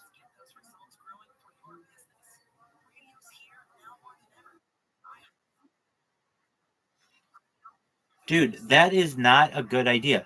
You don't need a fucking test run. It's just 24 hours for like a month. Do it for 24 hours for a month every single day and just you'll get enough people who find out about your cryptocurrency.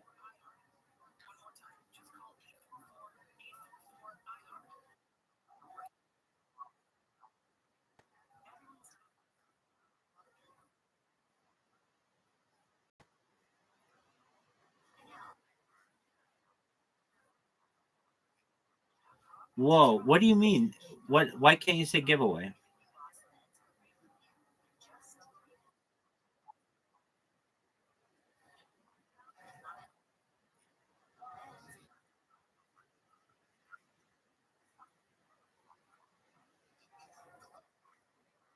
Dude, I don't know about that. I'm in a fucking lotto. It's hashtag lotto. I mean, maybe because there's a cash tag, but I'm in a cryptocurrency that's LOTTO. Hold on, who told you this?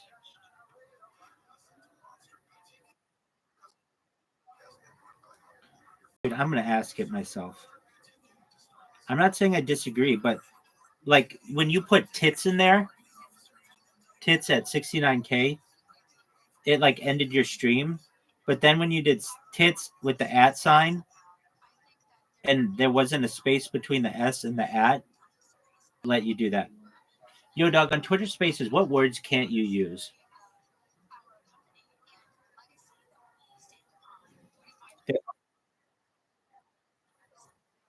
Yeah.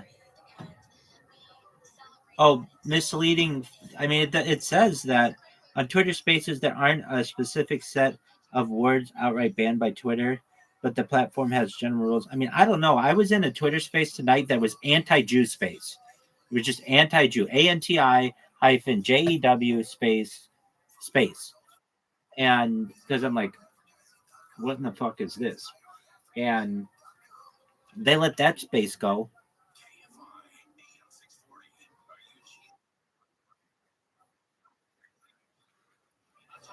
Well, here, just start a Twitter space right now and just call it giveaway and see if it works. I would, but I'm not allowed to start spaces. I can only join them. It'll take you one. No, because I've been fucking banned on the platform. I can't have, I'm not formally banned. My accounts even say Rabbi Rothschild is banned on X. Didn't you see my name?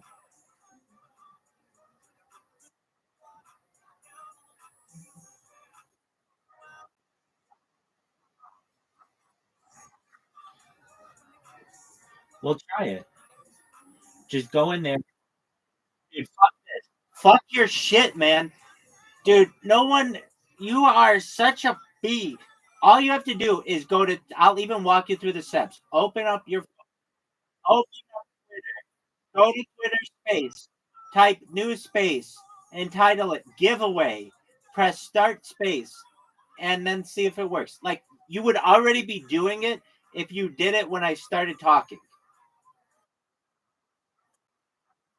Dog, just try it with one of your yellow on red accounts.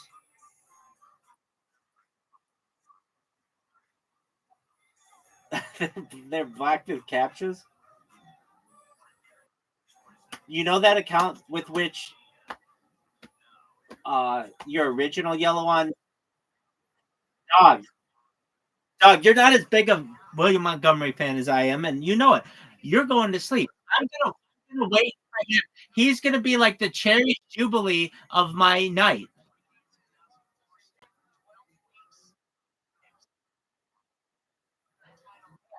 I have a question for you.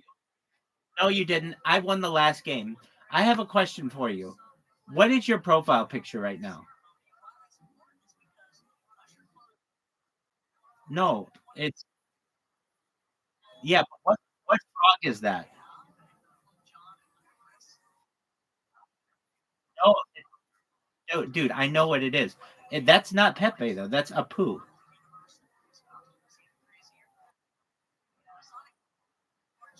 Yeah, it is because I went into a Twitter space the other day and I said all these people had what I thought were Pepe's, but they're not. I said, hey, why do you guys all have Pepe's? They're like, they're not Pepe's, they're Apu's. And I'm like, what do you mean? They're like, there's a difference. Pepe, the reason why there's a difference is Pepe is like intellectual property of somebody and they don't like to let it be used that much. And then Apu is basically has Creative Commons, so that's used a lot more, but people just confuse them. But the way that you can tell the difference is in the like there's a, if you type into, I know you don't care, but you should because it affects you. If you go into Google and you type Pepe versus Apu, you'll see they're very similar, but they are different.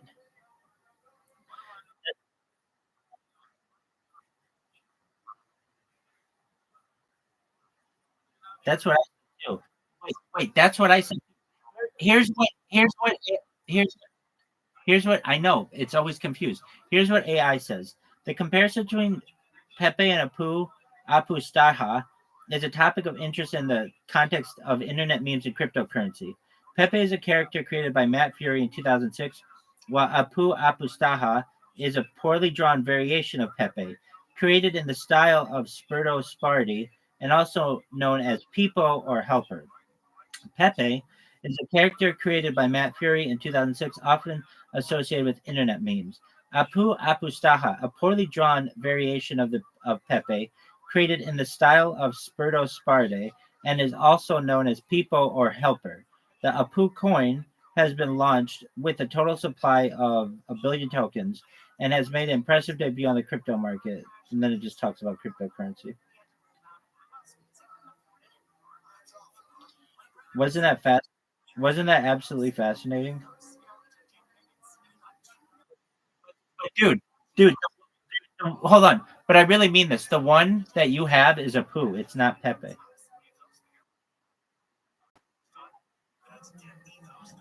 But if you were to ask me what is Riser's thing, I would say it's Pepe because nobody knows what a poo is.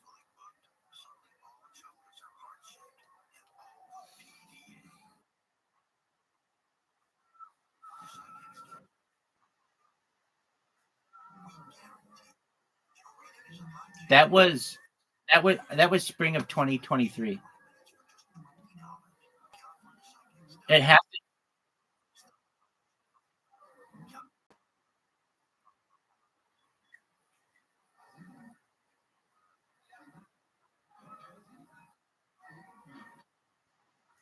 Okay, but let me just tell you this before you go to bed. It was an absolute privilege beating you the last game that we played, the only one that counted.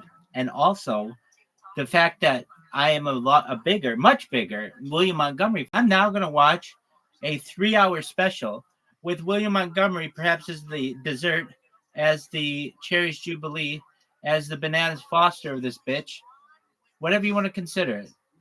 That's how I know in my heart I'm a bigger William Montgomery fan than you are. And just like you say that you've got this niche, this little cutout of William Montgomery, the William Montgomery Show podcast that you haven't listened to, I feel the same way with his entire podcast.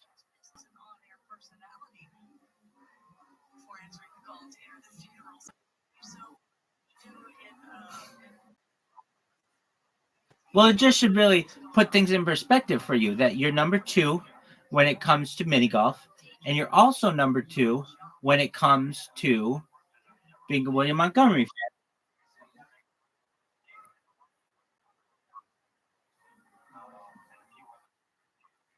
Doug, I don't take any.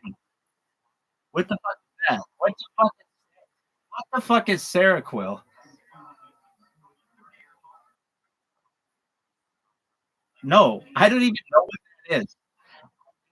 Know what that is. I don't know why you know what that is. I don't even know what that is.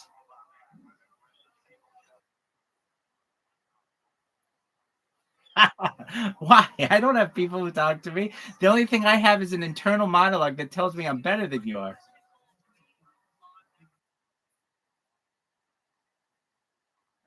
Oh, wow. Well, then it's pretty good. I'll tell you that. All I know is that I'm the number 1 William Montgomery fan in the history of man.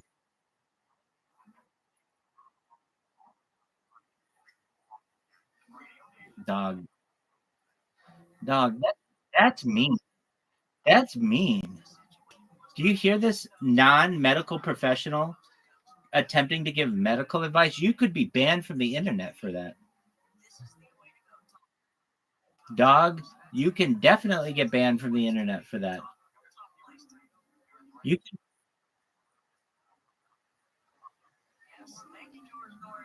I mean, I'm telling you, in the United States, you could be arrested for that.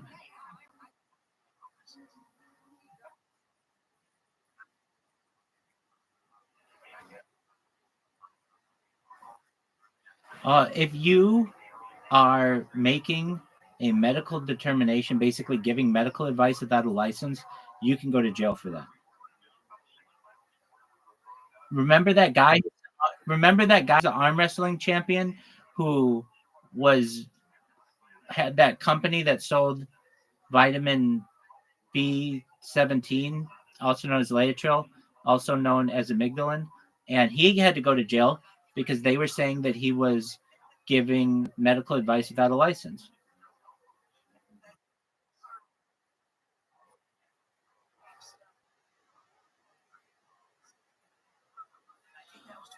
But I'm not, and it's actually really mean of you to say that.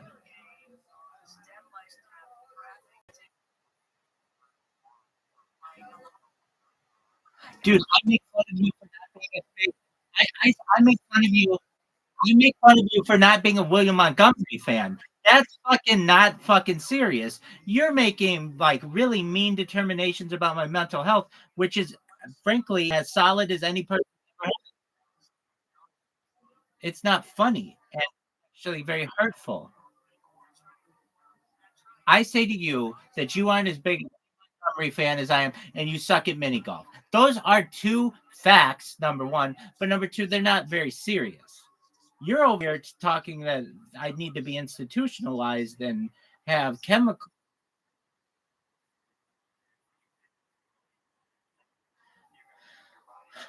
Dude, all I know is that you know a whole bunch about that disease and about those types of medications, and I don't know anything about it. So knock yourself out. I don't know how you became so well versed in that. I don't know. I'm not going to make any determination about your mental health. All I know is that I'm a superior Willie Montgomery fan to you, a superior mini golf player to you, and that's all I need. All I need in this.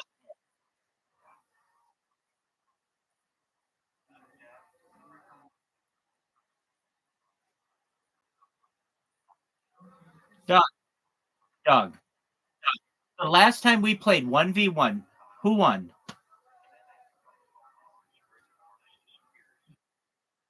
I did.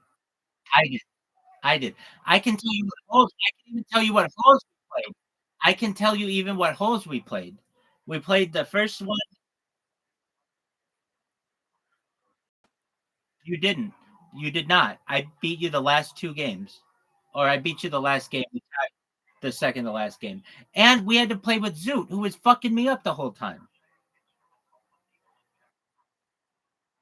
He never does anything bad to you. He only does bad things to me. Everybody knows. Now I have a question for you. When are your hot girl 24-hour spaces to shill yellow on red?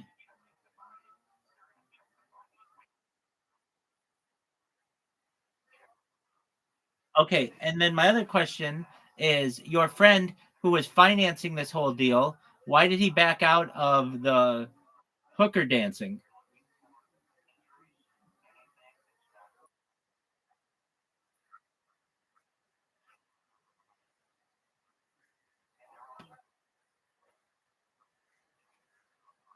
Did you tell him that you did one last night just as a test and you actually got someone in there?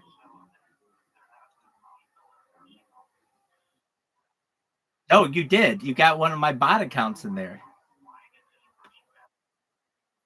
Dude, it's as real can be, man.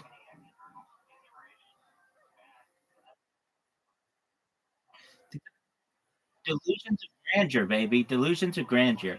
All I know is that the last time we played a game, I won, and the last time we played 1v1, I won. That's all I know. And I also know I have like 300 more wins than you do in that game, mostly against you and our friends.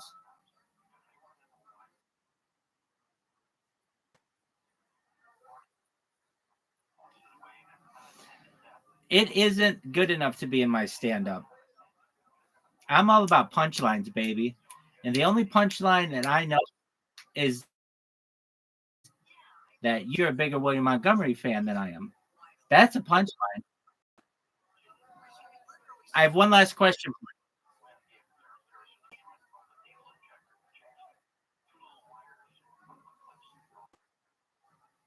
you. Then it's a statement. Can I give you a statement? There's my question. But can I ask you? Can I say a statement? I hope you have a nice night.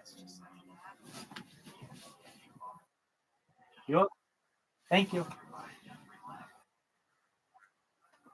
Champion William Montgomery fan, right here.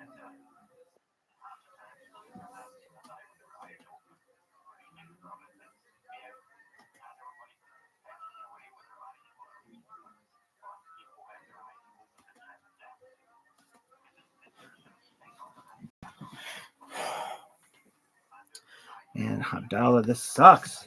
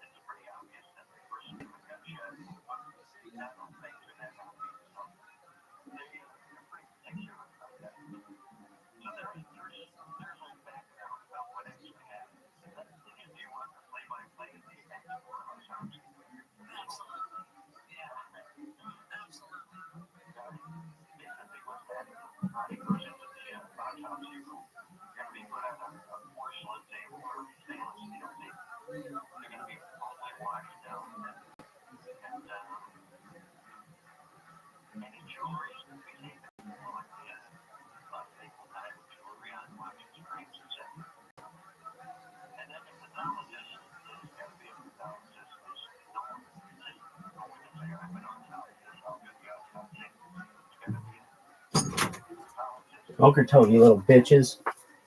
I gotta take a shit. Allegedly. Nobody's athletic, dude. Pretty fucking athletic, man.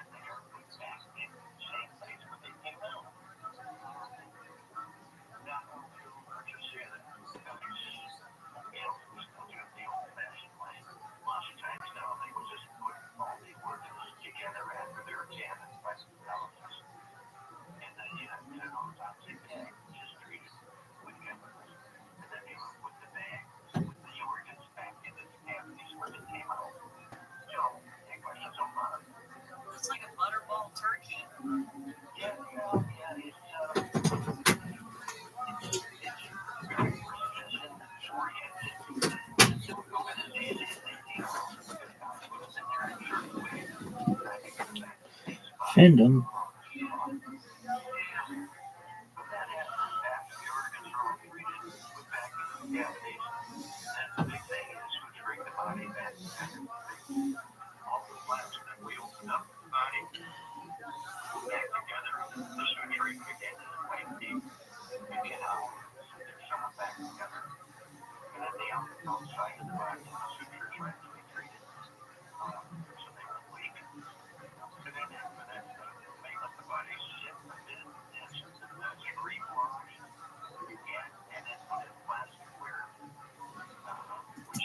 Right now, get $50 off your first purchase of $500 or more with code Tony at BlueNile.com.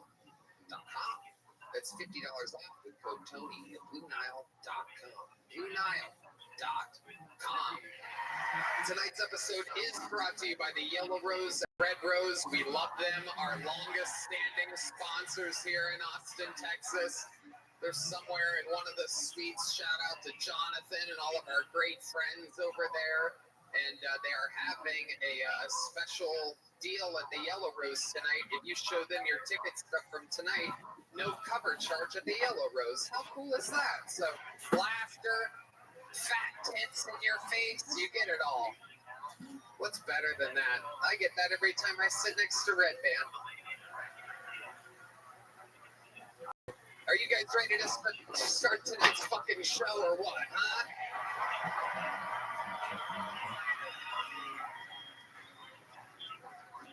Well, tonight we have 3 guests, ladies and gentlemen. I'm going to put them out one by one. Does that sound like fun or what? Your first guest has this year taken the show over by goddamn storm, instantly becoming one of our favorite guests in the entire show's history. Make some goddamn noise. You know him from a lot of your favorite movies, his podcasts, and the unbelievable appearances on Kill Tony. Make some noise for the great Harlan Williams.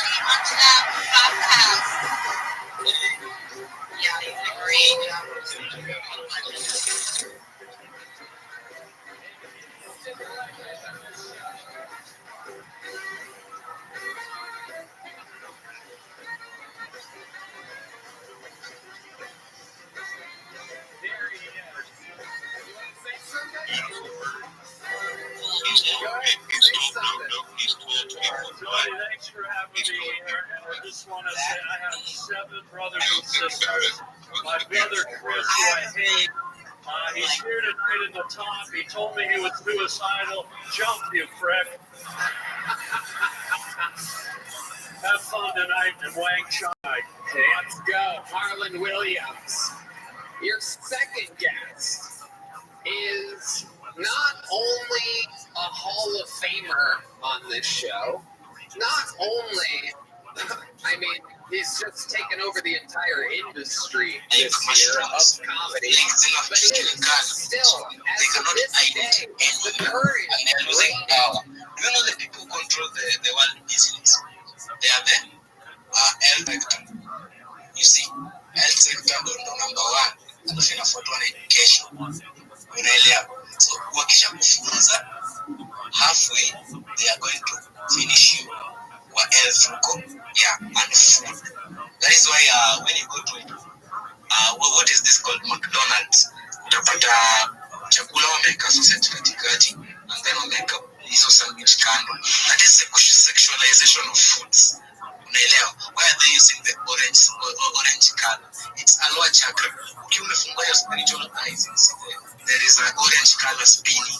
Unaelewa? So digestion yako inakuwa controlled na spirit movement ya spirit. The wheels that are rotating. So that is why McDonald's, it's the name is orange, their sign, their color, and their label. So just understand what are these people in charge of. Unaelewa? Msanii kuchukua jina na kuitumia. You can understand. Mtu anajaribu kufanya nini? What are they trying to do? Vitu kama betting sites. I never knew this. Ndio nilikuja kwa awakening and I realized things such as aviator. My spiritual guide was telling me,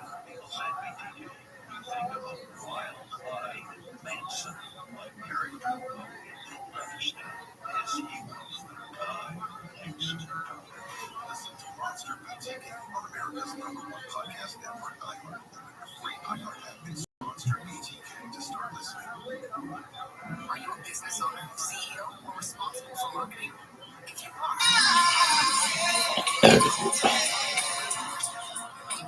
consumers in your target area, you know what else? And we can give you access to those potential customers cost-effectively across real, digital, podcasting, and social. We love to show you how iHeart Media works for you. Get started today at iHeartAdvertising.com. That's iHeartAdvertising.com. This is Ashley Kennedy from the Ben and Ashley I Almost Famous podcast. You probably know somebody who's on Ozempic or semaglutide right now. These are under medications that people are using to lose weight. It seems like all other options are gone. TryFH.com to find out if weight loss meds are right for you. TryFH.com. We have a ton of healthcare service providers and are prescribed by discretion. Results may vary across providers. If you or someone you know is affected by the Los Angeles fires, you are not alone. No matter how sad, scared, or heartbroken you feel, CalHope is here for you and all those affected by the devastating wildfires. Find free, safe, and confidential mental health support at CalHope.org. KFI AM 640. Notified Target Dan. They ask for driver's license. You could be 95 years old when you go to Target. Take out your driver's license and scan it. Welcome, Ice Show Speed. How you living, pimp? Good. We're watching Kill Tony. They put out a new special. So this is 3 hours of fun. Here we go. President of the United States of America. This is Joe Biden.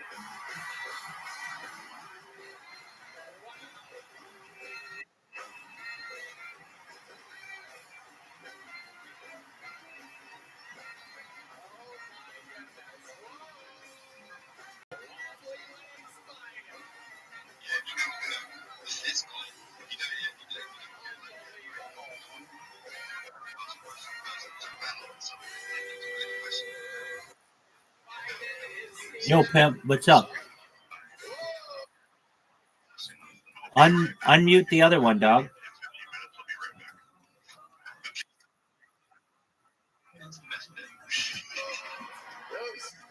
Those strong. Someone's been chilling on beaches. How about ADHD, CBD, and HPV? Joe Biden has arrived. Good to see you, America. I got a catheter in my cough, so to make this quick. Good to see you, Carlos. One more guest, Austin legend. A man who I can't even believe was able to fit it in his schedule. Probably one of the busiest human beings on planet Earth. One of our favorite comedians. The legend who got this whole Austin, Texas shit started. It is Joe Rogan.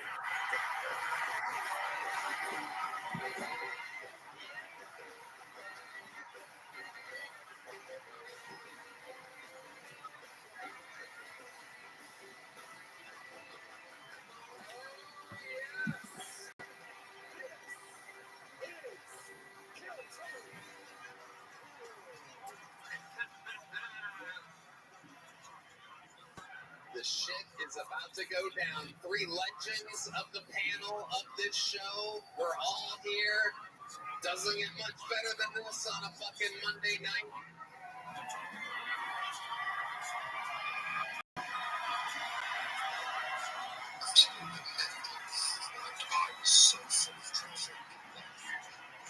We have a bucket filled with hundreds of names. The comedians are all around us somewhere. There's a section there. They are back there.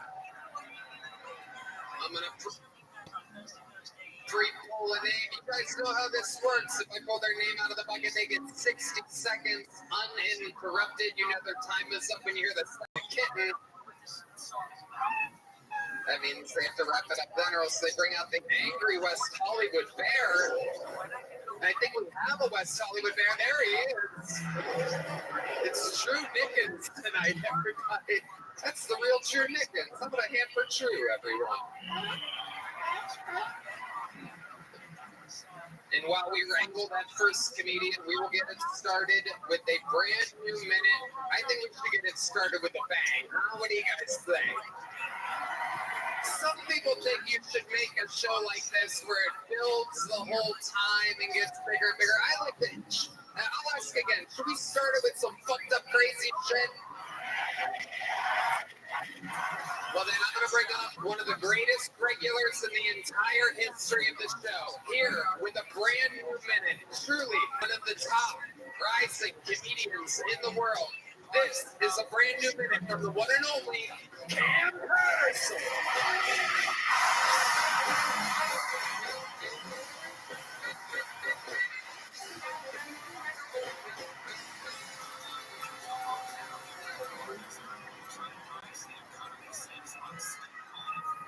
Well, I got a call to Star Spangled Banner. Nigga, this is crazy.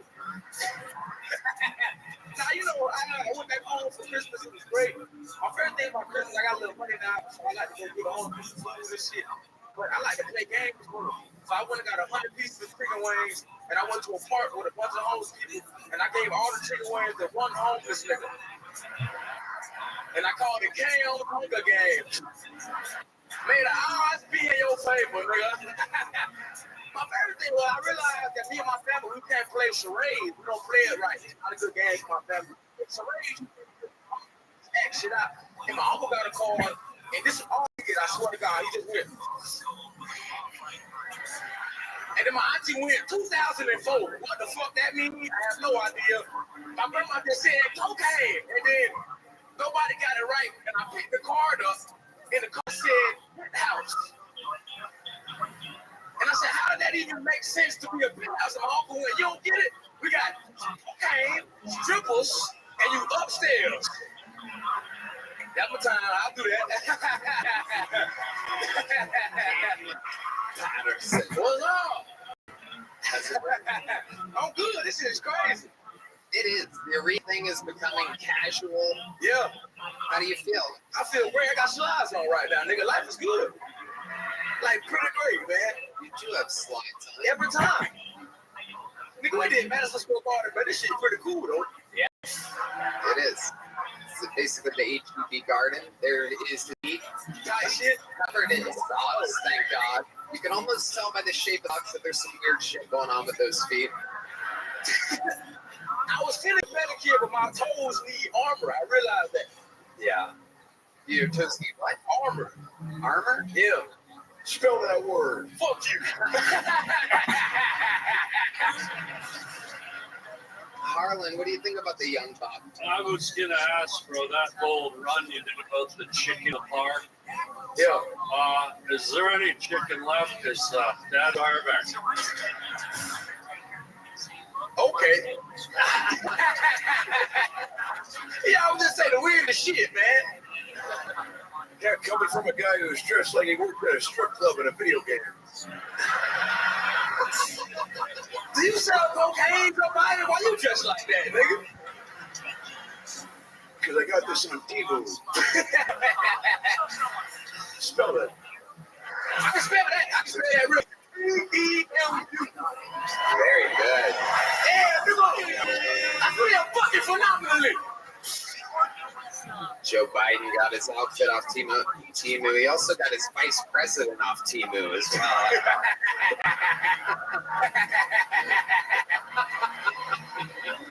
Wait a minute, this is Biden? I thought this was Arnold Palmer, for Christ's sake.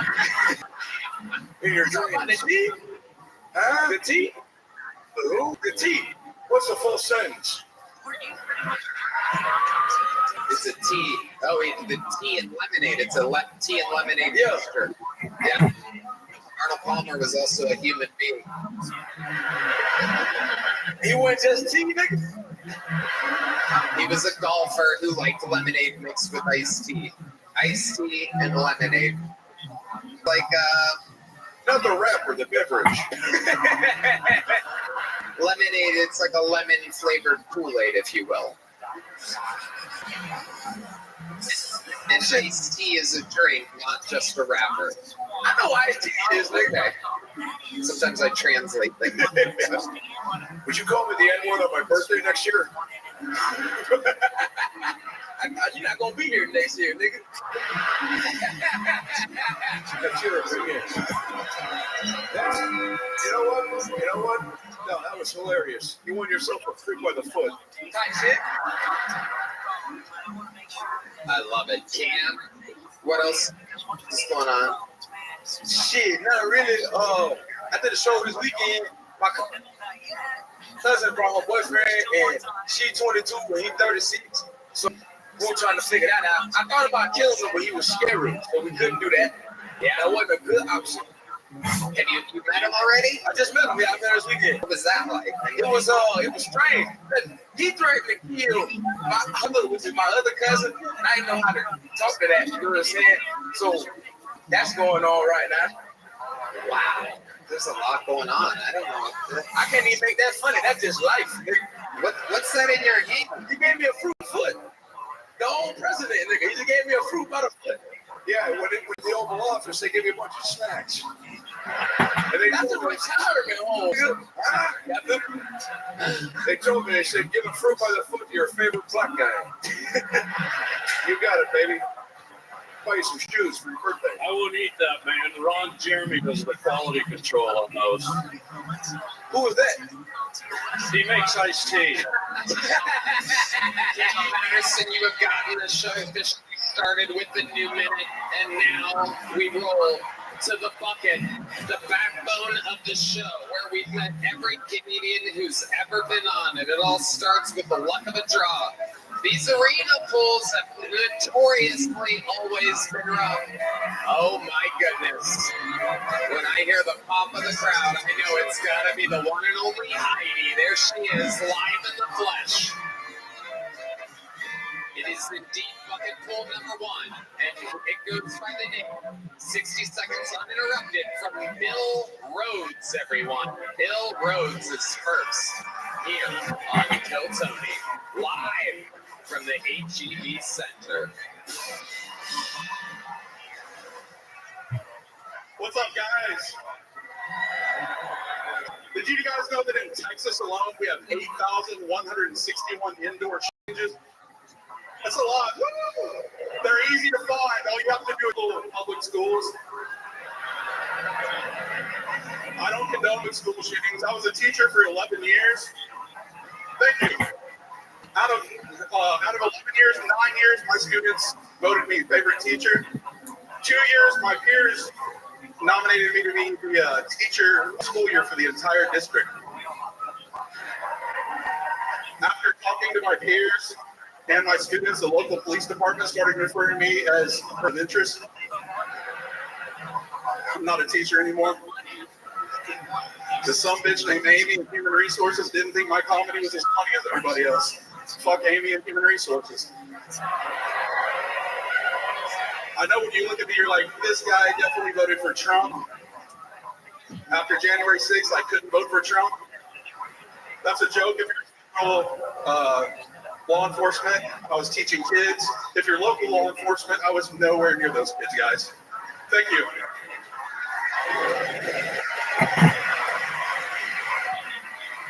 Bill Rhodes. Welcome, Bill. How are you? You just confessed to a lot of half crimes there. Yes, sir. So what did you do? Anything? Actually, I got fired for my set on Kill Tony a year ago. You got what? I got fired from teaching over being on Kill Tony a year ago. So you did a set on Kill Tony? Yes, sir. The people saw it, reported you to the school? Yeah, Amy and Human Resources saw it. You're the Pflugerville guy, right? I was that photo guy. So what exactly did you say that got you in trouble? Did they see your nipple piercing through your shirt? They're not nipple piercings. I'm fat. These are terminals for my pacemaker. This guy's full of jokes. What exactly did they fire you for? When I was on before, I compared. I worked in the prison system, so I compared working with inmates to working with students. So basically, I said the only way to get fired from either job is to fight one or fuck one. Here, you get a fruit by that for that joke. Sweet. Whoa. Yeah, it's fucking unbelievable. Looks like you had a few football fields worth of fruit. Hey, It's funny. Some of my old football players are actually out here somewhere tonight. When you say old football players, what exactly do you mean? I was a coach. My son and some of his. Were you really a coach, or is Yes, it sir. like the? Or are you just saying you're a coach, like the? Wow, yeah, Tim Walz. I forgot his name, and I love that I already forgot that guy's name. Tim Walz said that he was a football coach. Turns out he wasn't. Dude, yeah, no, I was legit. Can I see your titty flashes again? Dude, it looks like you had your stomach stapled and they missed. What exactly made you want to get your nipples pierced? Midlife crisis. I don't know. How long have you had those through your nips? About maybe a year. Wow. What made you do it? Was it when you got fired from being a teacher because of being on Kill Tony? Yeah. Really? Well, no, I got it done during the school year, my last year of teaching. What do your kids think about it? My daughter was with me when I got it done. That's fucking weird. You should yeah. How old's your daughter? She's 16. I took her to get her nose pierced, and she was like, I bet you won't get your nipples pierced. Wow. What a white trash off you and your daughter were having there. What's your daughter's OnlyFans? Red. Hey, come on. Come on, man. You can't ask. What is your daughter's OnlyFans? Send me the link. Call me in 2 years. Okay, very good. Give me my fruit by the foot back. No, you can keep it. So what are you doing for work nowadays, Bill Rhodes? I think it's obvious he's a Greek spongeman. Yeah, that and I do comedy now. Full time? Yes, sir. Where do you get paid to do comedy? I've been in Fort Lauderdale, Lake City, Las Vegas, Oklahoma, Little Rock, Arkansas. Okay. I love it. And what else has been going on? How do you fill the daytime that you used to spend in schools? Are you still on that same sleep schedule now that you're no longer a teacher and a full-time comedian? I get up, I fish in my spare time when I have time. My wife works from home, so I get to spend time with her too now, more time with her. How long have you been with your wife? We're coming up on 5 years. 5 years. How long haven't you been with your wife? 39. That's right. You're right. That's correct. So when you came home with nipple piercings, your wife excited about it? Yeah, she's into it. Did she suck on them? Yeah. Let's get to a clip. No, we don't have to. Are you on my OnlyFans? What'd you fucking say to me? I like your mojo. You're a good American. Working hard. Appreciate you. What do you love about comedy? Say that again? What do you love about comedy? I get to sit up here and just talk shit and have fun, enjoy making people laugh. How does it feel being in an arena? This is great. Like, I graduated high school 3 miles away from here, Leander High School, so it's cool just being in my hometown. Look at that. I thought he was going to say he graduated high school 3 months ago. It would have all made sense. Dude, would you do us all a favor? Like, I feel really selfish, but would you mind turning around and showing the crowd the muffin top on the back of your head? Let's see it. Wow, look at that. You should get that pierced. You should get that buttered. And then pierced. And then let Joe Biden sniff it. That is quite the flap. Have you ever tried to stick anything fun back there? I used to hold a pencil back there sometimes when I was a teacher. Let's cut to a clip. Seems like it would work. I want to see if we could fit a medium joke book in there. Can you see it? Can you put it in there? Oh, yeah. You know what? Joke's gonna be great. Joke book. There he goes. Bill Rhodes, the first pull of the night. And like that, it has begun. The podcast is sponsored by Prize Picks. Prize Picks is the best place to get real money sports action. With over 10 million members and billions of dollars in awarded winnings, Prize Picks has made daily fantasy sports accessible to all. You just pick more or less on at least 2 players for a shot to win up to 1,000 times your cash. All season long on PrizePicks. The big game is almost here, and it's now or never. Don't miss last football game of the season with PrizePicks, the best place to win cash while watching the big game. PrizePicks is also giving away a free pick for the big game, where one of the starting quarterbacks will only need 1 yard to win. If you are correct on at least one more stat projection, you can win real cash. Check out the promos tab to tell any of our Super Sweat Millie winners big game lineups. If you tell a lineup that goes 3 for 3, you can win a sweat of $1 million in promo funds. Sign up today and get $50 instantly when you play $5.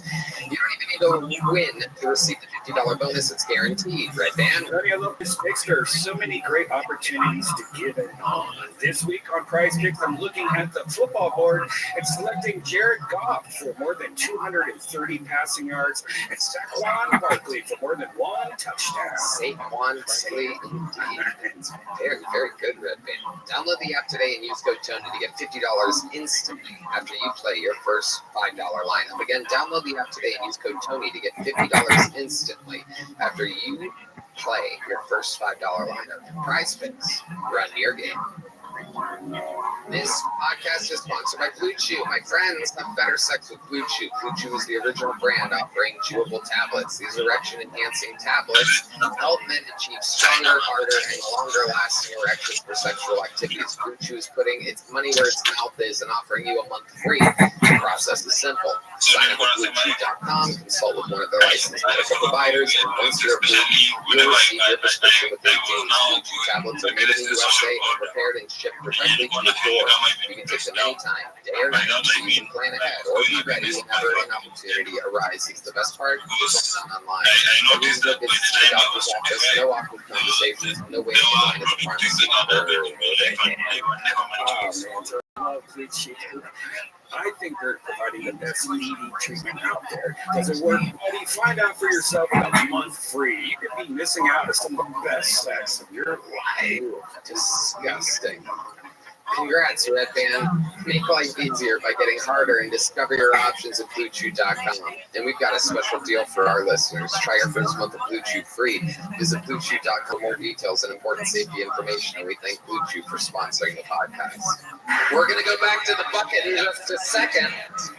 But before we do, we have the return of an old character on the show. Someone that we haven't seen in a very, very long time. Because this young buck, who's going to do a new minute, put his golden ticket on the line a year ago versus Hans Kim and lost in a best out of 3 super tournament minute-by-minute competition.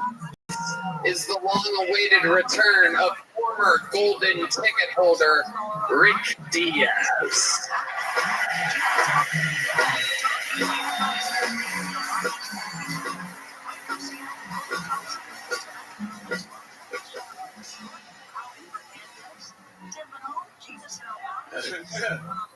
All right. I went to a nightclub and the waitress told me, be careful, because people have been getting drunk. And I was like, oh no.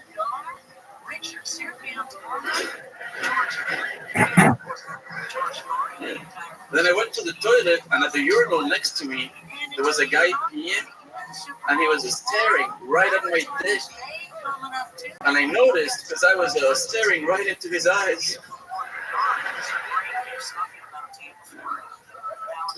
We don't talk much in my family. We don't talk much. We don't even have a group chat. I tried to set up a group chat, but everyone in my family was, there's already a group.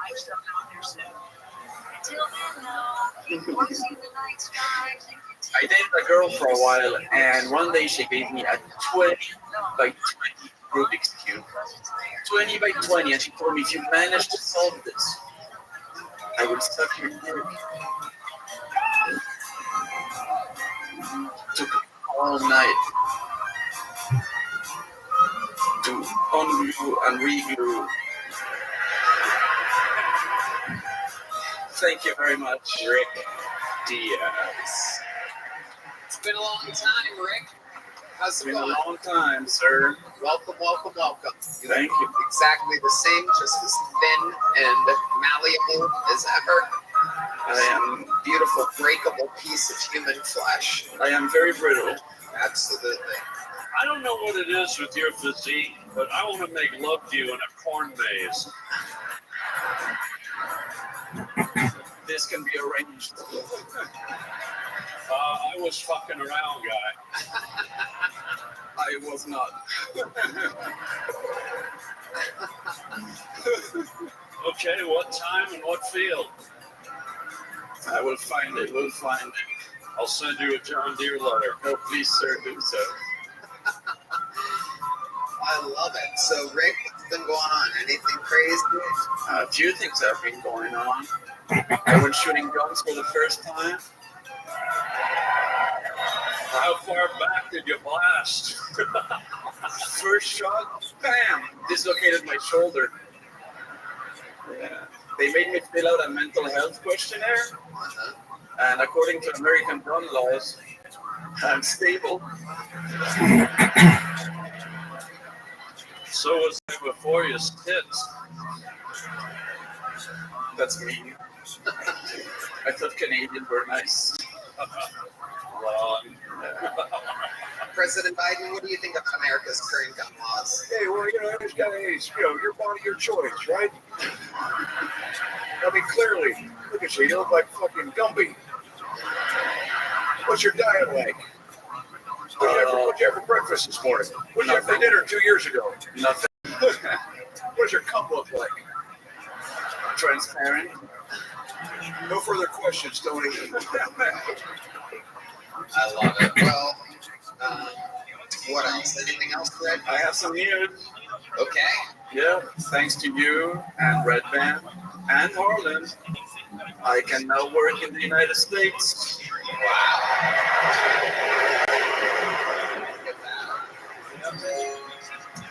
Yeah, it's all thanks to you. I tried to reach out, I was, doing all my paperwork and all the applications, and I wanted to message you to update you on how I was doing before I got my papers. And then I see you at the Trump rally, and I'm like, oh no, I'm getting deported. Before I got deported, yeah. But the thing is, to come to the country, you have to go through immigration lawyers. And the first law firm I got in touch with refused to work with me because they said that Tony Hinchcliffe is a racist. And they wrote a little letter. Do you want me to read it? No, we're okay. All right. It's a good letter. Is it a good letter? Yeah. Okay, sure. Read the letter. All right. It's definitely nothing I've never fucking heard before. How long is this letter? No, I got it. Don't worry about it. It's going to be short enough. My staff recognized that your primary purpose for coming to America is to work with Tony Hinchcliffe. Sorry, Redman. Apparently, creating the biggest podcast in the world was not recognized by these people. Yeah. Tony Hinchcliffe, a comedian whose work has a strong connection to racist material. Tony is not racist. He's about as racist as he's gay. It's actually true. I see it from far away, then you get to know me. Yeah. And I'm not at all. Quite the opposite. Exactly. I actually asked ChatGPT, is Tony Hinchcliffe racist? And ChatGPT said, there's no sufficient evidence to support the claim that Tony Hinchcliffe is racist.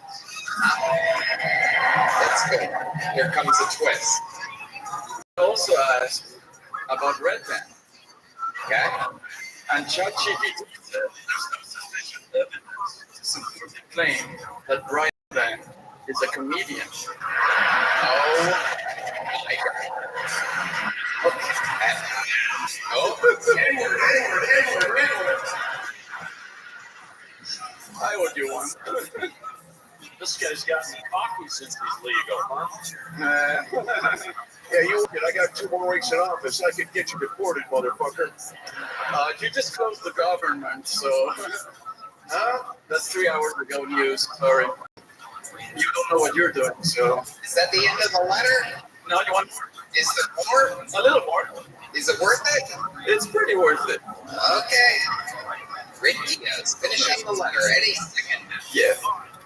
As an employer, I do not want my staff to have an ongoing relationship with his staff. Well, which is crazy. Obviously, they had no idea Heidi was working on the show. Because we all want an ongoing relationship. Yeah.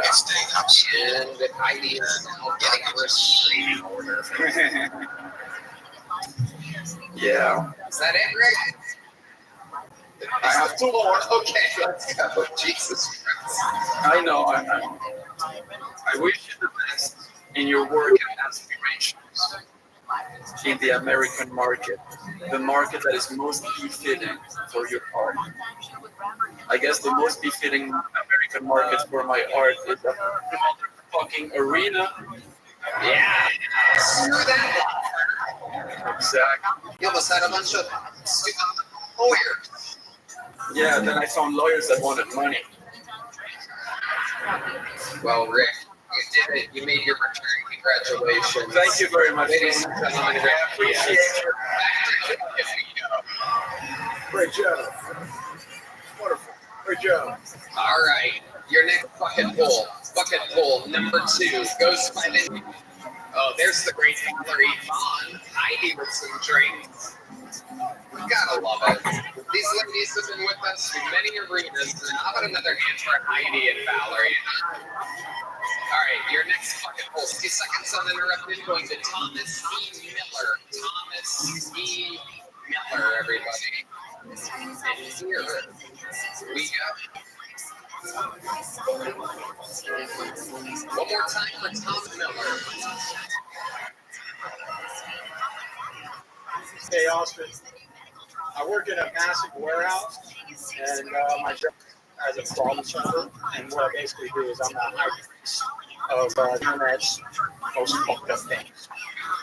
Basically, I go to work one day and I see this thing just staring at me through what I can only imagine was an abyss. I pick thing up to try to figure out what the fuck it is. And I kid you not, it's 65 pounds of this pure, straight, silicone sand.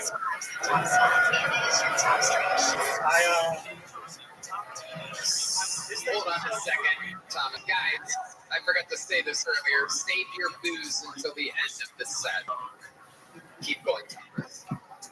It's also not Thomas. It's Jacob. Talk right into the. Okay. You got his name? There's this giant. That was a very Thomas thing to do right there.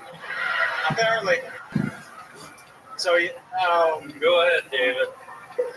Yeah. Okay. I'm digging myself a hole. So the warehouse I work at, there was this.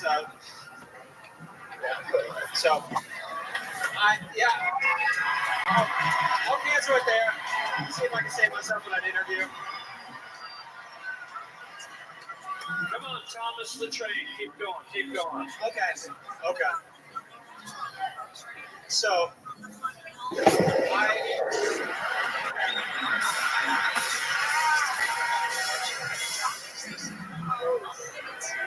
So, you're taking Macklin?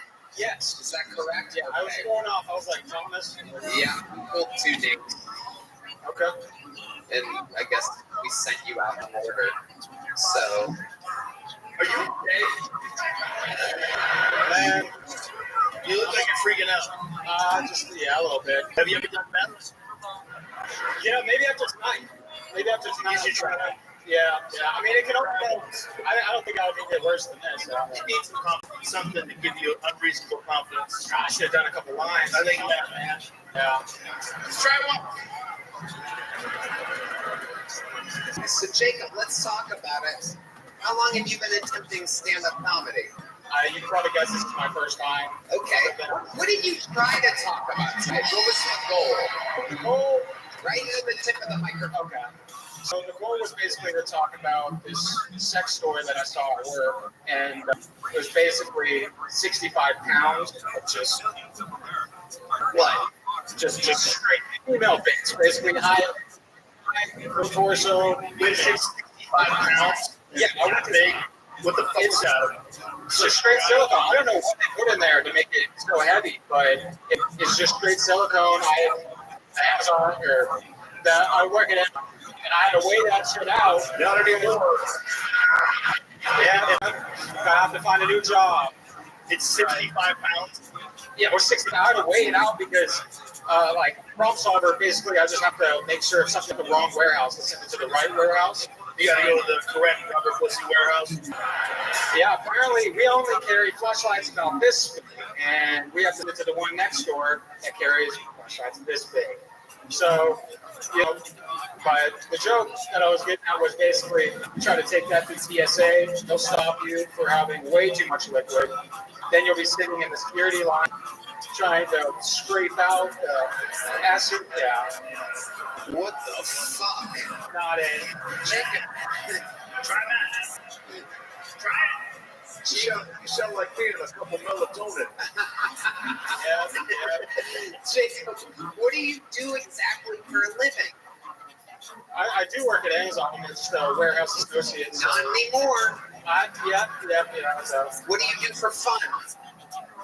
I worked a lot before when I had a job. I smoked.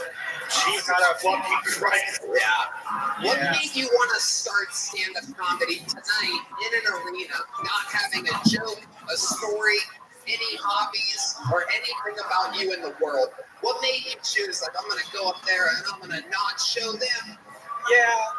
Why did you, like, come up with this idea of, like, maybe if I go up there and do everything backwards, this will be great for everybody?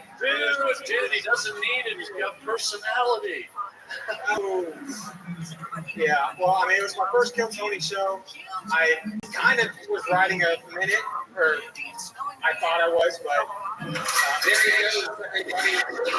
When you can't make it up, I implore you not to sign up for this show as a spur-of-the-moment idea last second at a fucking arena. Just don't start on an arena. Please. Good God. That's not right there. They're playing funeral music. You gotta love Nachos Belgrande, the Mexican arm of the Kill Tony band. We keep them all on a separate border over there. Uh-oh. Whoa. Mr. President. Good day. This podcast is by ZipRecruiter. Guys, I'm a boss, and hiring is important to me. According to research, a major challenge that many employers face is the pressure to hire quickly. It's a tough hurdle to overcome because it's so time-consuming to search for great candidates and sort through applications. Well, if you're an employer who can relate, I have one question for you. Have you tried ZipRecruiter? ZipRecruiter has figured out how to solve this very problem. In fact, 1 out of 5 employers who post on ZipRecruiter get a quality candidate within the first day, and right now you can try ZipRecruiter for free at ZipRecruiter.com/Tony or Red Dan. Tony, ZipRecruiter, one of our oldest sponsors. We love ZipRecruiter. They're the best hiring site out there. Did you know ZipRecruiter is the hiring site employers prefer the most based on G2? How fast did ZipRecruiter's smart technology start showing your job to qualified candidates? Immediately. That is nuts, Red Band, and I love nuts. ZipRecruiter's powerful matching technology works fast to find talent, so you don't waste time or money. See a candidate who'd be perfect for your job? You can use ZipRecruiter's pre-written invite to apply message to personally reach out to your favorite candidates. So relax, employers, and let ZipRecruiter speed up your hiring. See for yourself. Just go to ZipRecruiter.com/GoTony right now to try it for free. That's the same price as a genuine smile from a stranger, a picture-perfect sunset, or a cute dog running up to you and licking your hand. Again, that's ZipRecruiter.com/GoTony. ZipRecruiter, the smartest way to hire. This podcast is sponsored by Blue Nile. Guys, are you popping the big question? Sure, it's a huge moment, but what they don't tell you is how many decisions you have to make when choosing the perfect engagement ring. Shape, size, style, aesthetic, cut, color, clarity, merit. If you're like most people, you may have no idea, but trust me, she knows exactly what she wants. So it's time to learn fast. So better place to start than BlueNile.com.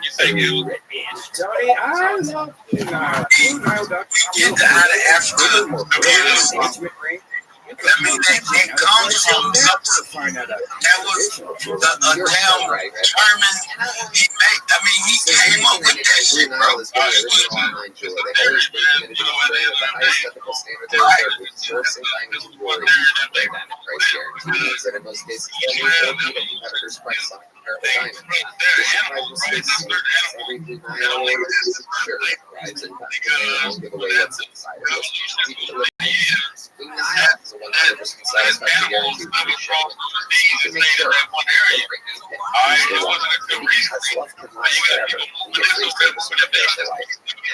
$50 off your first purchase of $500. That's $50 off. Whenever there's any we have a professional comedian who won this on a normal thing at the mothership killed Tony. He did so good that I said his first set in an arena to be the 30th of December 2024. This is one of the sure comedians. And you say that makes the most sense, but it's a lot of white after a white woman here, he must have heard that we wouldn't go there.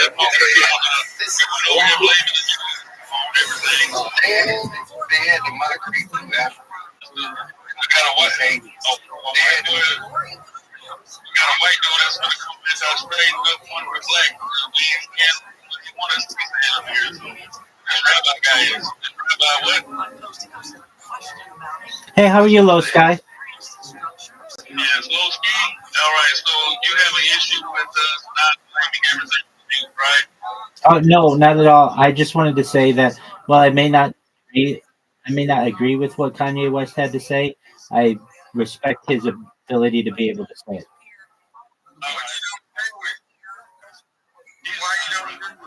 He's like vice president, and he wants us to believe that everything, came from you. No, not at all. Not at all. I don't want you to think that at all. Kanye was correct in everything he said. Okay, and again, What did you disagree with? What did you disagree with? The first time. He should have said on it the first time like he doing it. Hold on, let's ask him some questions. Rabbi, so what did you disagree with? I didn't say I disagreed with anything either. Yes, you did. You said it was the thing you disagreed with. I have a neutral stance on the things that he said, but I think he should be able to say them. And for people saying that he should be canceled or shouldn't be able to say the things that he wants to say, I feel is not correct. I think that he should be able to say whatever he wants. All right, so you actually saw it real. That's great. Okay. All right, so I guess you didn't have many things this offer. I guess go back to what we was talking about. Rabbi, you believe Americans are old race? I do. I do. All right. Can you hold on?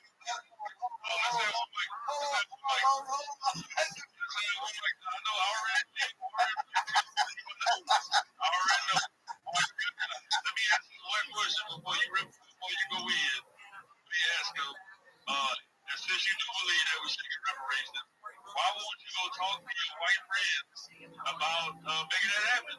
Will you discuss this with them? Absolutely. They know that I'm an advocate for reparations. All right, so what progress have y'all made in bringing reparations to Black Americans? I've been able to convince a good majority of my friends that that there's definitely an argument for reparations, particularly for the unjust action that occurred a century ago and how they should be doled out. I'm not an expert on, but at least in the state of California, I have been an advocate for essentially not just reparations being paid, but also other advantages to people of the past who have been harmed because of the policies of the United States government. You ain't did nothing. Okay, got it. All right, he's yours, right?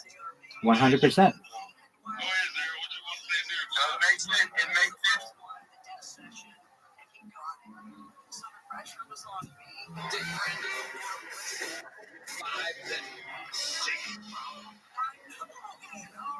So I'm glad schools are banning racist books.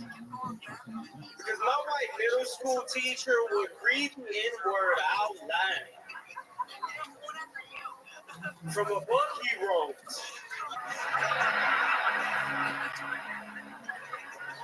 The Adventures of Huckle Nigga Nigga Nigga.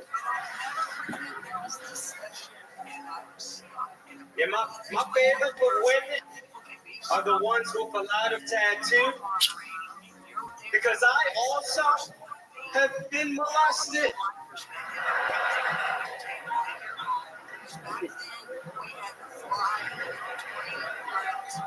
Yeah, but I still believe in God.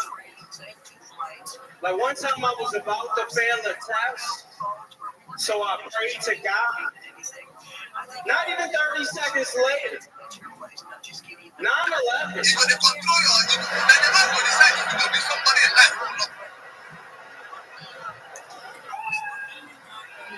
Thank you, guys.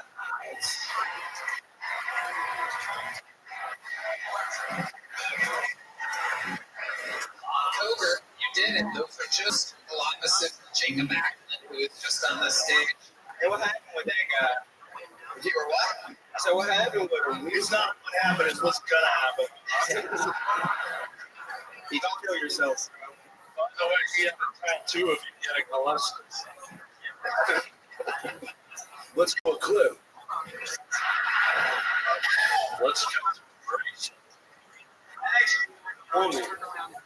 What? What was it? You were molested?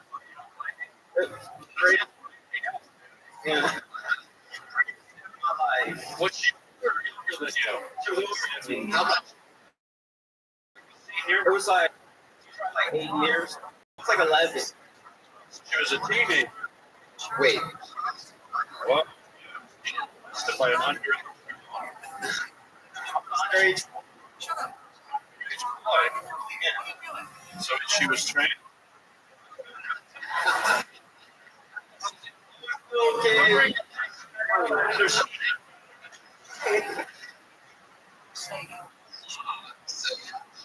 Years older than you? Yeah, she was like 18, 19. What is it? She knew you. The greatest head. And you were 11. Yeah, I was, you know, like when you growing up, you in the hood and shit. I know all about it.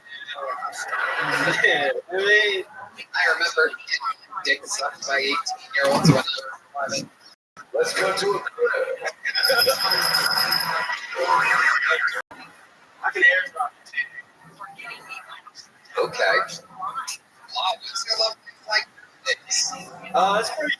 I'm not gonna lie. Yeah. Yeah, I think I have all. What does that mean? You know, just socially Everybody got autism?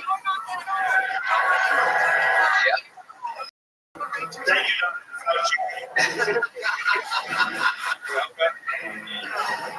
you always felt this way? Nah. I mean, I got an uncle. Like, very, very autistic. And we act just alike. How much older was he than you? Oh, that guy's like 70 years old. Okay. So could still happen. Keep it in the family. No thanks, I'm busy. Law, you've been killing it on this show. So fun. How's everything else going in life? How were your holidays? They were terrible, actually. Tell us about it. Yeah, I don't do shit. I just read books. Yeah. I just read books. I cry. What do you cry about? Forrest Gump? The ending? Nah, Huckleberry Finn, the ending. Nah, I just be chilling. Like, I don't really be doing, like, nothing crazy. What was the last book you read? What? Yo. All right. It's called Yo. That'd be a great book. Who wrote it? I've been reading, my last book was a romance novel. What's that, guy? I read a romance novel. You read a romance novel called Yo. No, it wasn't called Yo. I've been trying to get like my banter up. Well, you might want to start with words with more than 2 letters. Yeah. So what was Yo about? What was the book about? What was the romance novel book about? It was about like, you know, like you just meet and stuff like it was a woman who met a guy at like this coffee shop, some, you know, high school love affair. 50 Shades of Grey. Pretty close. And yeah, they just ended up just fucking. Wow, how romantic. What a book. Sounds like a dream. Well, sure it wasn't the Bernstein Bears. Stage great book. Was it black people? No. It's pretty disappointing. It was a book about white people fucking. Yes. And you're just sitting there reading. I'm just sitting there reading. I picture them to be black. Right. Yeah. That's what Disney does with all the movies nowadays. Exactly. White characters. All right. Well, Law, how did it feel? Your first time in an arena? It felt great. You know, it's cool. You did it, Law. You handled it well. Law Koger, ladies and Appreciate you, bro. gentlemen. Appreciate you guys. And it keeps moving on. Ooh, this looks like a fun new name. Ladies and gentlemen, your fucking pool goes by the name of Deepak Sahota. Deepak Sahota. Fucking pool number 3 is Deepak Sahota. Here he is, everybody. Make some noise for Deepak, everyone. So the government has been real hush-hush about the drones. Is it aliens? China? Or is Biden looking for his son? He just got pardoned and already gone. We all know that animals are evolving. Ponies have learned how to drive and started a lucrative human trafficking business.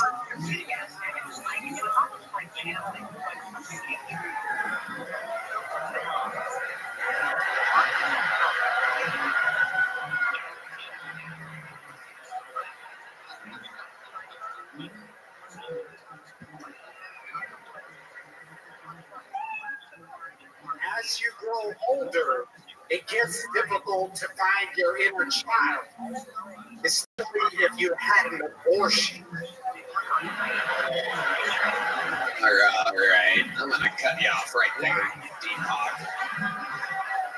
You know, it's crazy. I meet so many Bill Tony fans everywhere. I meet so many people that say they're going to the show. I meet people that say they're signing up for the show. I never meet anybody as crazy as you and Jacob that have been told 2 out of the 3 bucket pools, rambling conspiracy theorists. How are you, Deepak? Have you ever done comedy before? This is my first comedy appearance. We're not surprised. These people. Yeah, but what you don't realize is he's been in movies. Did you recognize him? He was E.T. No. He was the yellow villain in Sin City. Remember that? He was. That's a great one. Yeah. Hey, better than I get Dobby a lot. Yeah. You get who a lot? Dobby. Dobby? Who the hell's Dobby? Harry Potter. Dobby from Harry Potter. Oh, I don't watch girl movies. Gollum, Schmeagol, all of these things are acceptable answers. Hey, can I address the whole drone thing? Yeah. Yeah. First of all, I enjoyed your slam poetry. That was funny. The abortion thing was funny. Your body, your choice. But look, the drones, it's just me having a little bit of fun before I leave office. Who cares if they fly a little low, they sniff your head, they finger your butt? Come on. It's a free country. Are you afraid of drones? You afraid of robots? Your favorite color? You don't need to answer any of the president's questions. Let me ask you this. Leave that there. Oh, okay, thank you. Deepak, I have a question for you. You kind of have like crazy eyes. They're going back and forth, left to right. I don't know if we have a shot at it. I'm happy you asked that. Oh, okay. Why don't we show the people? Let me look out at that camera. You see that red dot out there? Not at the humans, Deepak. Look at the camera. No, down, middle. No. Deepak, look at me. Those red lights. Straight ahead. See that? No, look straight at me. No, not. Oh my Look at the screen. This is completely fucking insane. Right there. Stare at it. No, keep looking at it, Deepak. Look at the red light. Right there. Lift your head up straight, Deepak. It's kind of tilted. There you go. You guys getting that wobbly eye shit that I'm seeing there? It's like he's constantly looking at a mosquito. Yeah. Fine, just resonate with. I'm terrified. First of all, let's go to our senior medical correspondent, Joe Rogan. What do you think that is? If I was the referee, I'd stop the fight.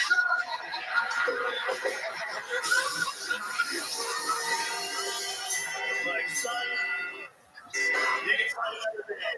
And it is all over. So, I can elaborate if you like. Yes, let's hear about this. So, I was born with a medical condition called nystagmus, the involuntary movement of the eye. So, they do shake. As a result of that, I have low vision. I am legally blind. Do you know how to play the bass guitar? People are fucking going that you're legally blind. You guys are so vicious. Fuck your vision. Damn, if Helen Keller walked out here, they'd stone her to death. This is an anti-blind, pro-awesome audience. Are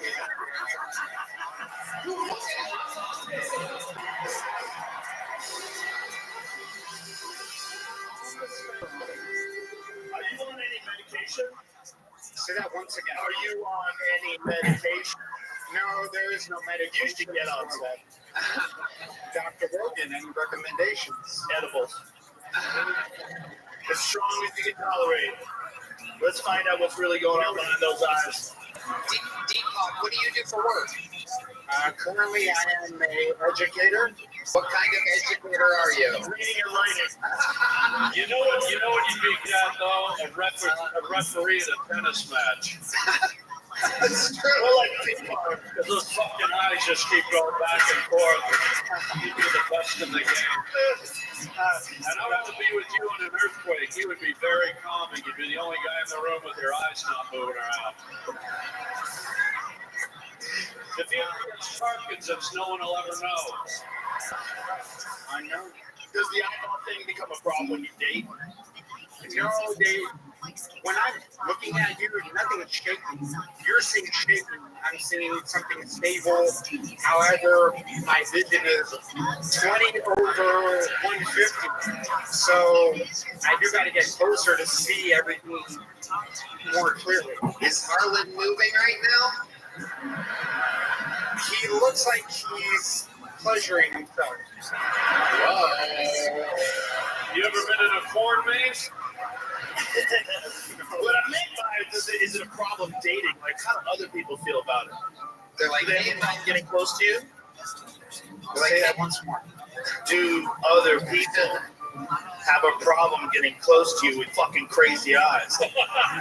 Yes, it is. I'm told it's very intimidating when I do make eye contact with people. I don't think intimidating is the right word. Like, my eyes do the same thing every time Heidi comes out. They were doing the same thing backstage when I was waiting. What's the closest amount of eye contact you've had in the last 48 hours? Maybe it was slow sleep music, right? Get up there, baby. Oh, here we go. President Joe Biden. We've seen this before, folks. We're going to do a staring contest. Yeah, motherfucker. Let's do it. You guys get to vote. The winner of the staring contest gets a fruit by the foot. Here we are, the second time Biden versus Biden. What are the drums? There were no draws. It was Snooki Scoober. It was your son, wasn't it? Where are you from? Austin. What's your favorite movie? Matrix. What's your favorite food? Pizza. What's the last time you said your own name during sex? Last night. Wow. There's something there. There's something behind these crazy eyes. I gotta tell you, this is one of my favorite book tosses in the history of the show that's about to happen right now. Very rarely do I get to warn people how exciting this is about to be. Whoa, you can't give him a book. The fucking guy can't read it. I'm visually impaired, not illiterate. How many optometrists have you caused to commit suicide? Be honest. I plead the fifth. All right, well, I plead the sixth. You.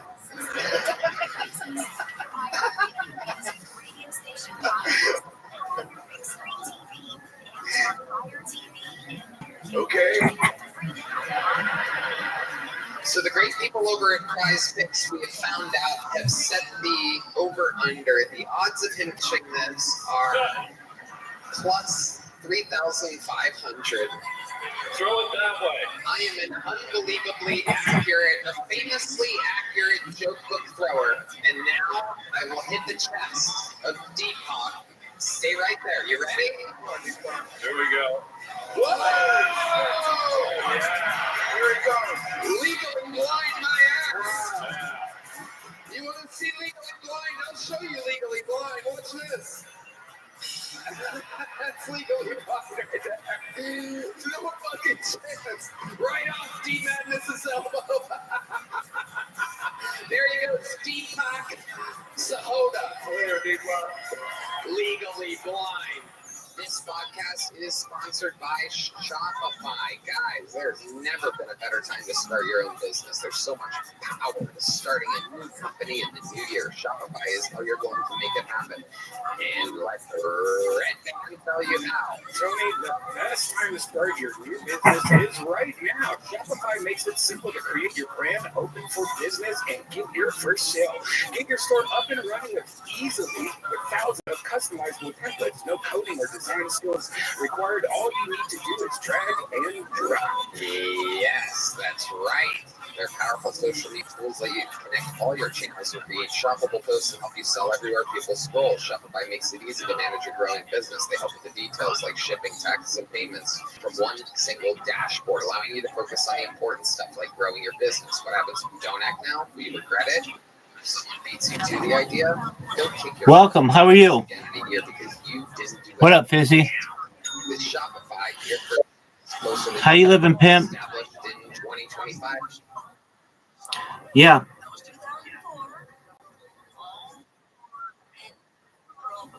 You sound like you're far away. What's up, big dog? What'd you say?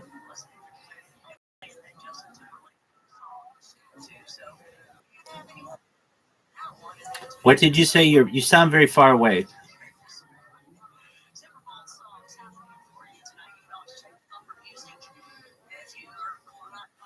We're just watching Kill Tony, big dog. Enjoy. Has a nice ring to it, doesn't it? Sign up for your period at shopify.com/kill lowercase. Go to shopify.com/kill-tony, all one word, lowercase. Start selling with Shopify today. .com/kill-tony. That was fun.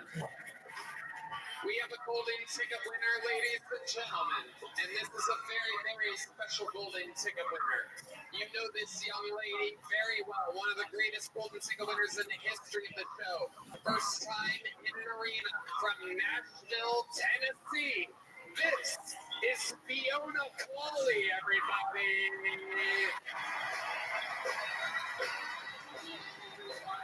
Make some noise for Fiona, everyone. Baby girl's first arena.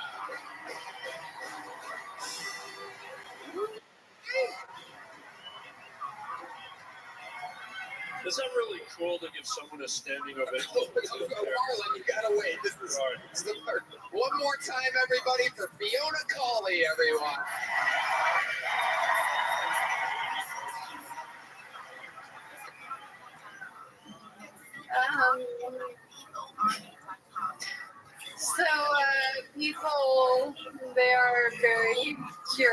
honest about my dating life because I think it's hard for them to imagine that someone would be willing to take all of this on.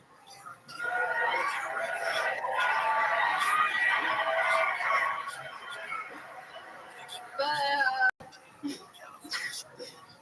I'll let y'all know, men fucking love women that can't run away.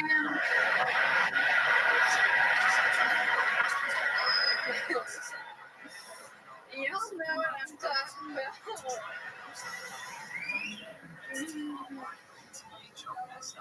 Rape.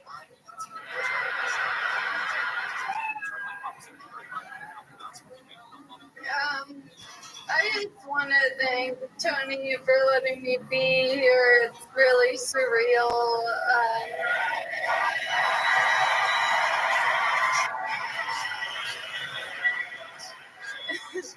Like, if 16-year-old me could see me now, she'd be like, Fiona, why the fuck you're in a wheelchair?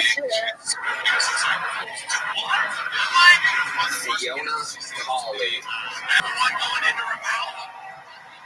Why would she choose Guinness?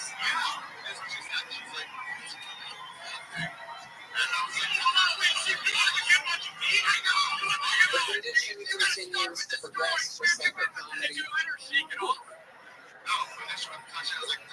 Both are accelerating. Wait, how is your thing going? You look great. I'm in a great look. I'm almost on time to see you. I was going to say the same thing. She looks great, especially when Joe Biden's longer. You're welcome. Figured you would miss it.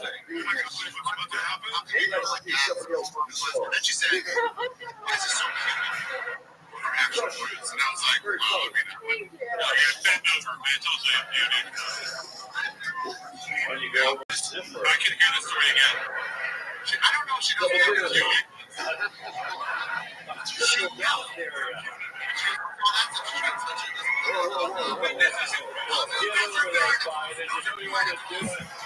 Did you slap Larry?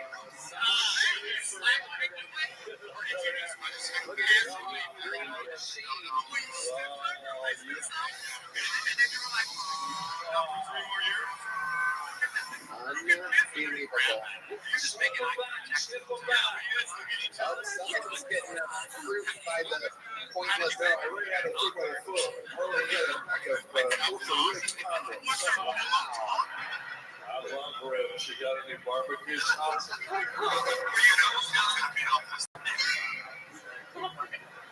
So stupid.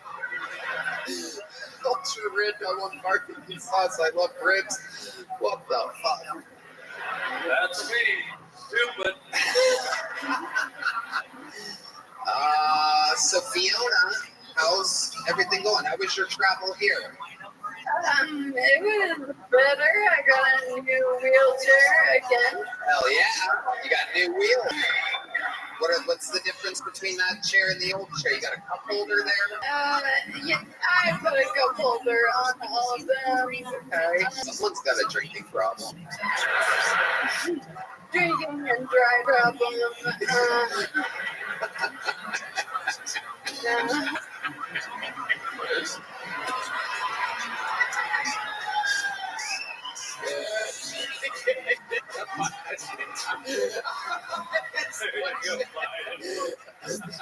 Watch out for the reservoir. This is the first time I've used a condom in 50 years. Joe Biden. You should cut a hole in it like your wife did. Oh, yeah. Circumcise that microphone. Hey, look at America. I finally got a knife from Joe Rogan. Put that in your card and fucking. Unbelievable. True story, by the way. Jill did cut a hole in the condom. fully lubricated microphone. It's hard to take them off. Yeah. I want to insert it first. Don't tell me how to live my life.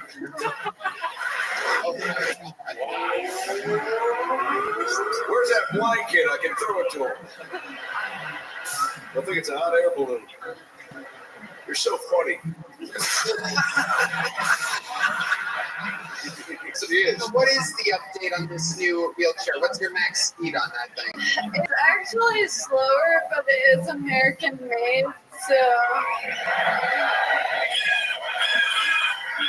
Hell yeah. They'll fix it. So this one can be fixed. Yeah. I love it. I can't, but yeah. It's a shame it's slower. If it was within your old one, I'd say you could stage dive here tonight, but there's a bit of a barrier there with you and the I'll audience. do my best. No, that's okay. I know how that'll go. That'll be it. Sad fall right off the front. Anyone sat on the joystick of that wheelchair? Oh, Red Man, why do you do this? Stick. I took the bullet of that one. Thank you so much. No, don't. No, that's okay. Just put it down. No, put it the fuck down. No, don't do that. There you go. Great stuff. Physical comedy during a podcast. That's a disgusting question, by the way. Have you ever sat on the joystick of your wheelchair? Okay. That's why they call it a joystick. That's true. That is true. Anything else crazy going on, Fiona? Oh man, I just recovered from a concussion. Whoa, how is that even possible? It seems like out of all the people that will not get a concussion, it should be you. Someone stable in a chair that probably gets laid down softly into a bed at night. What happened? I think it all comes back to the joystick. Too much joy in that steak, yeah. What happened? I was in a handicap stall wearing these shoes, and I fucking fell and smashed my head on the grab bar. That thing that's supposed to fucking protect me. Betrayal is what happened, yeah.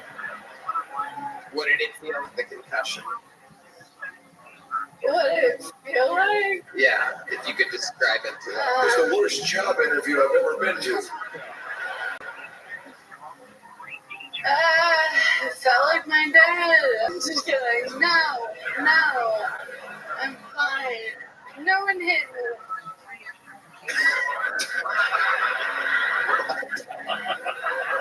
Sorry. I'm lying right now. Fiona, you're absolutely crushing it. Tomorrow night, we announce where the next arena stop for Kill Tony will be. Historically, on night 2, we always announce it. And tomorrow night, on New Year's Eve, we will announce where the next huge arena show is. And I'd like to be the first to tell you that it is going to be the highest attendance in the history of Kill Tony, and that you will be on that show.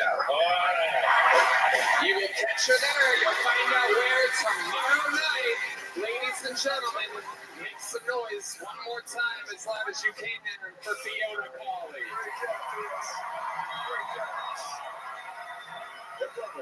Grab the mic. Oh, Red Band. Come on, Red Band. Red Band, you don't have to make that noise. Back to the bucket we go, everybody. We're going to get this person all together. Even though the name kind of looks familiar, let's see what happens here. 60 seconds going to Julie Joy.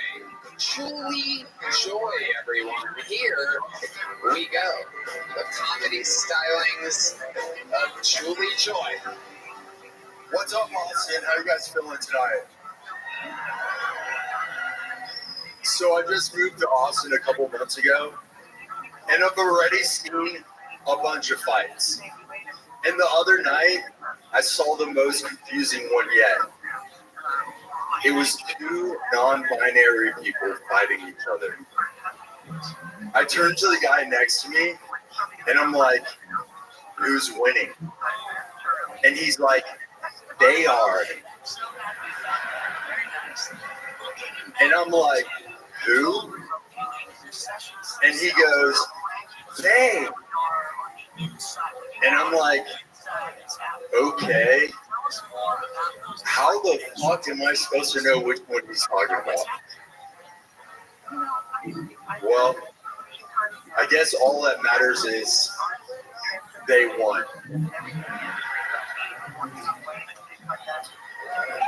All right, there it is. Julie Joy.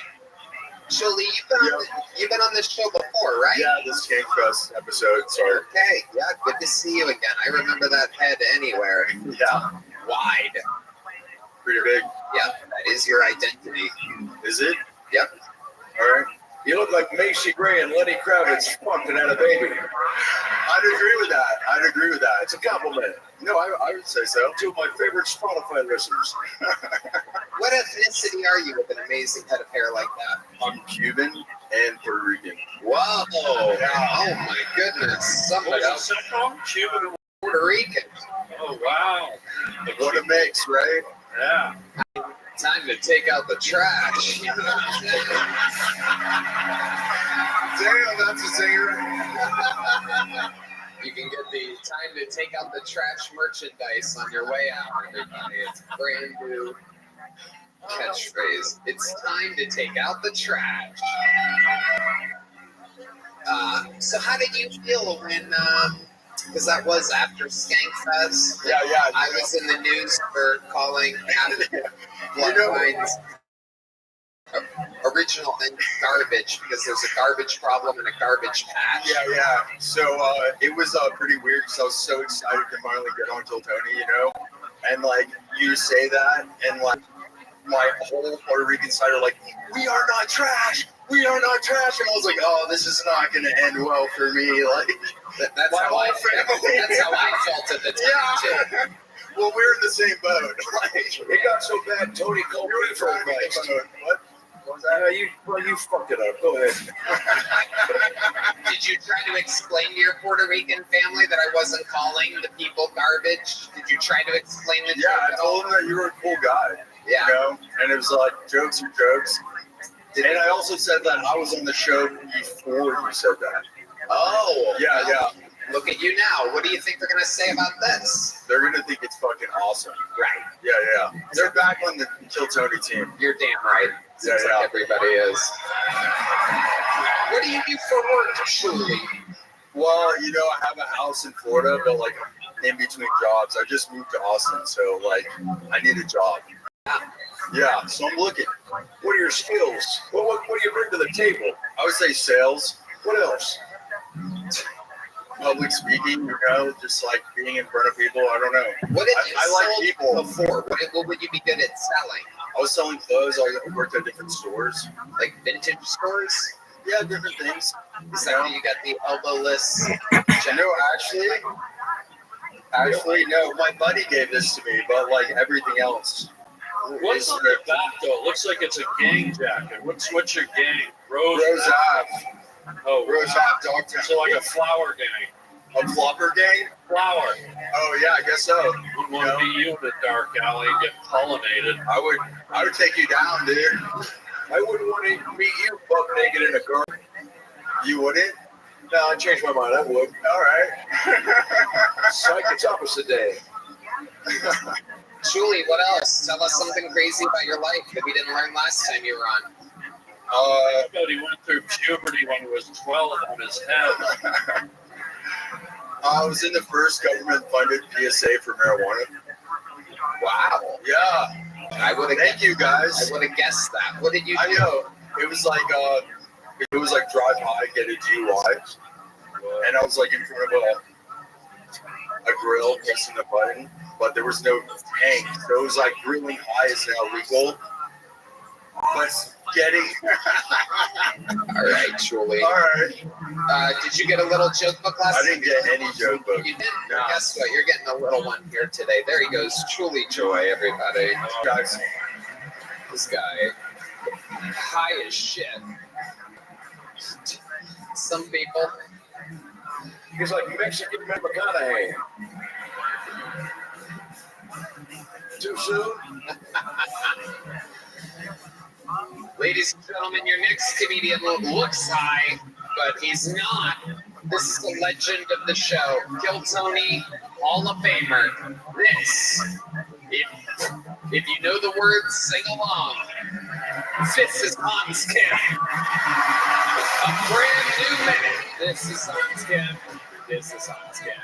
This is Hans Kim. Hey, what's up? It's good to be here. It's a great time right now to be a comedian at the Comedy Mothership. We all got jobs in new administration. I'm in charge of agriculture. Fiona Colley is in charge of immigration. She's the new border collie. Tony Hinchcliffe recently got in trouble for calling Puerto Rico an island of garbage, which is a compliment. He's from Ohio, which is landlocked garbage.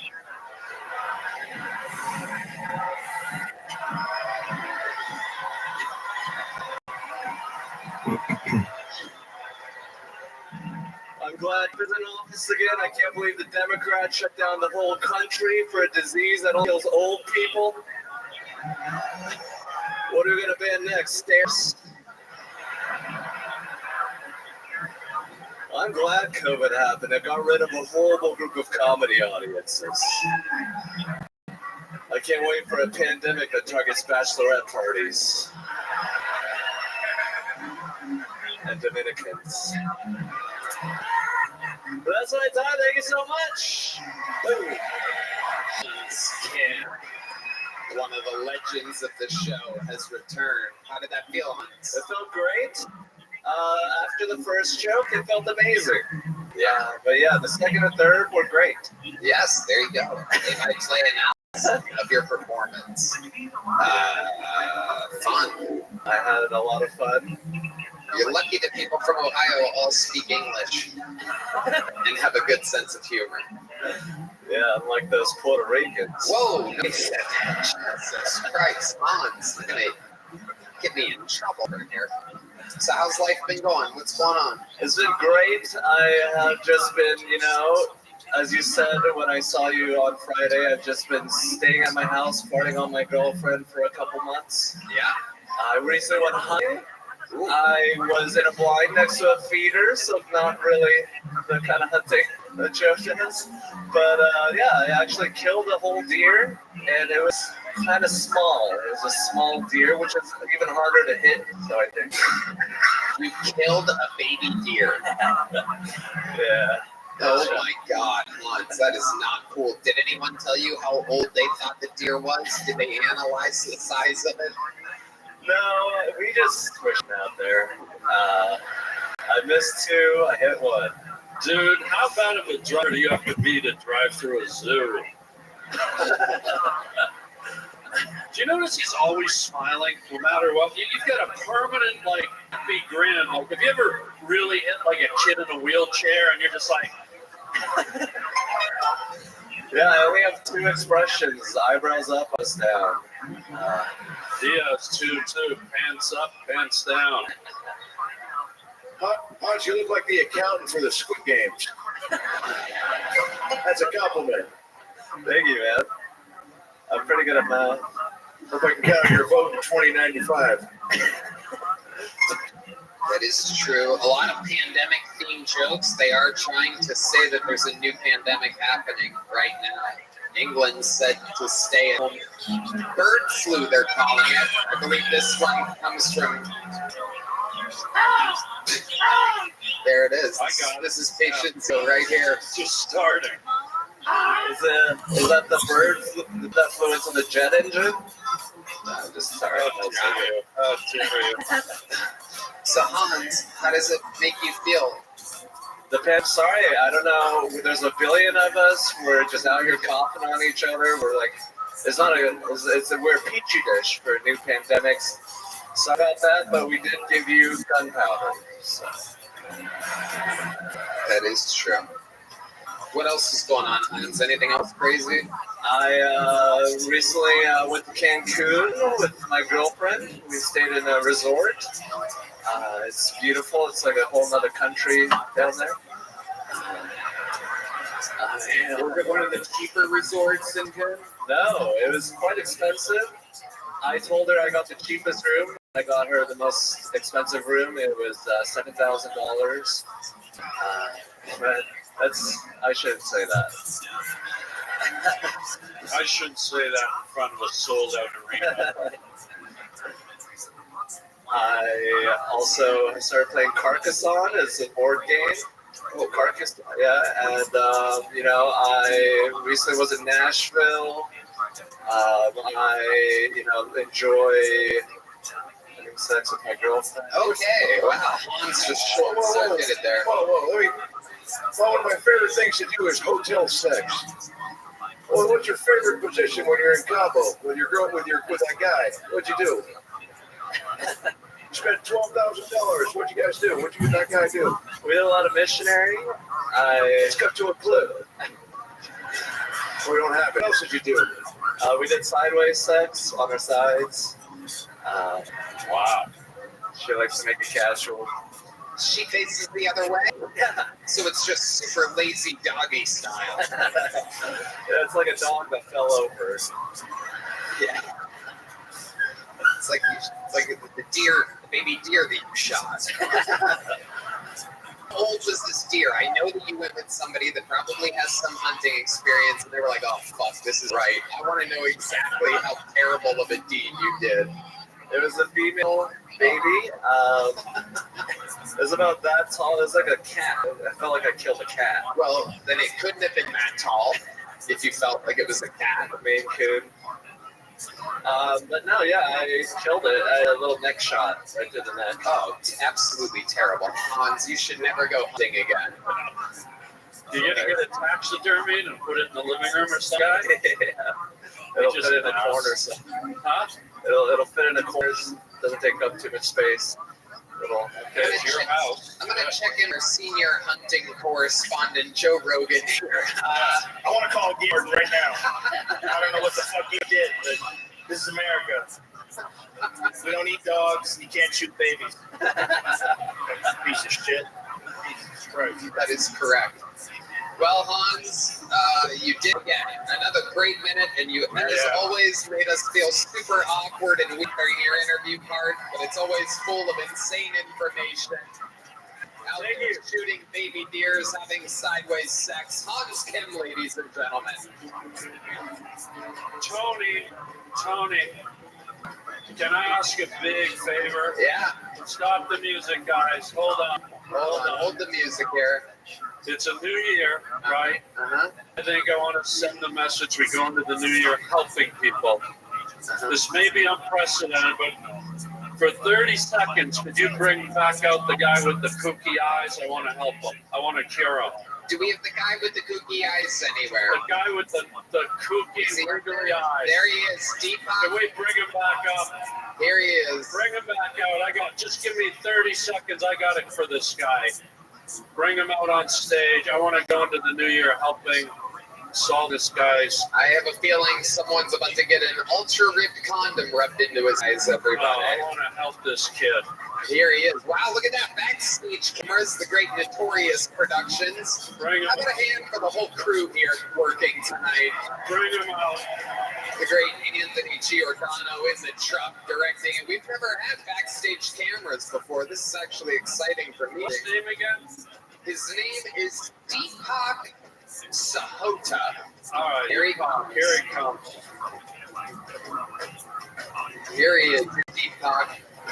Come on over, Deepak, all the way across here. Come on over here, Bob. I want to cure you, dude. Harlan Williams has an idea on how to cure Deepak. Zoom in again on those eyes. Zoom in again on his eyes. Let's see if we can get a zoom on these crazy eyes. There they are.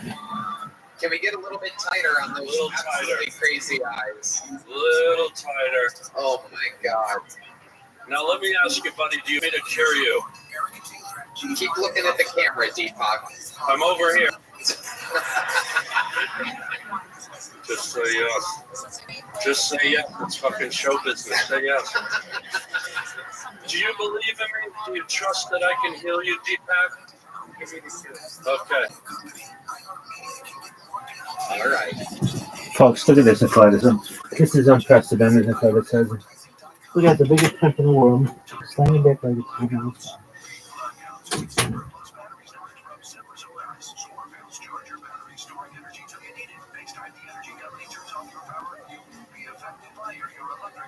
Switch to Silver Solaris. Get zero down, zero interest, zero payments until 2026. 30% federal tax credit discounts for military responders. Call 877-211-5591 or visit silversolaris.com. If you are affected by the Los Angeles wildfires, you are not alone. No matter how sad, scared, or heartbroken you feel, Kellogg is here for you and all those affected by the devastating wildfires. Find free, safe, and confidential mental health support at Kellogg.org. I got a piece of mail. It's basically about me endorsing Amazon and not the reason stores are closing. You are? Yes. I am. People need to get off their couch and go to the store and shop. Stop being lazy. It's even worse. You're going to be much better than Minus Players. You got off pretty easily there. Gary and Shannon. I hope she doesn't listen on the regular. Live 9 to 1 p.m. on KFI and on demand anytime on the iHeartRadio app. You know, we talked about big tobacco going over to big fast food companies. They know you're addicted to this stuff, and they're using it against you. Everybody that you know at the age of 60, they're on statins. Gary and Shannon, as opposed to saying, how can we fight it? Normally, the way that you eat, the way that you exercise, that sort of stuff. Live 9 p.m. on KFI and on demand anytime on the iHeartRadio app. Not a day goes by, no exaggeration, or someone doesn't try to tell me what I believe, what my politics are. And they say, oh, here's something liberal. And I talk to my liberal friends, I say, they have no idea. Oh, yeah, like, that's absolutely no idea. Live 7 to 10 p.m. on KFI and on demand anytime on the iHeartRadio app. Elephants are calling each other by name. Yeah. The Tim Connolly Jr. Show. I clearly heard that. Live 4 to 7 p.m. on KFI and on demand anytime on the iHeartRadio app. KFI AM 640. More stimulating talk.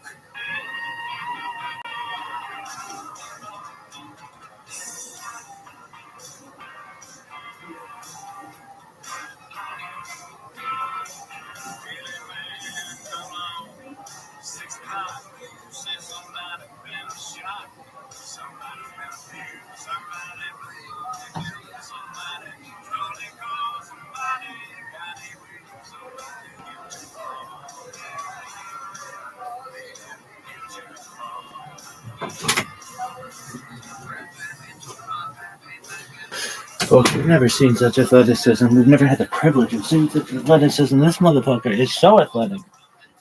Harlan is looking at him directly in the eyes. Oh my God.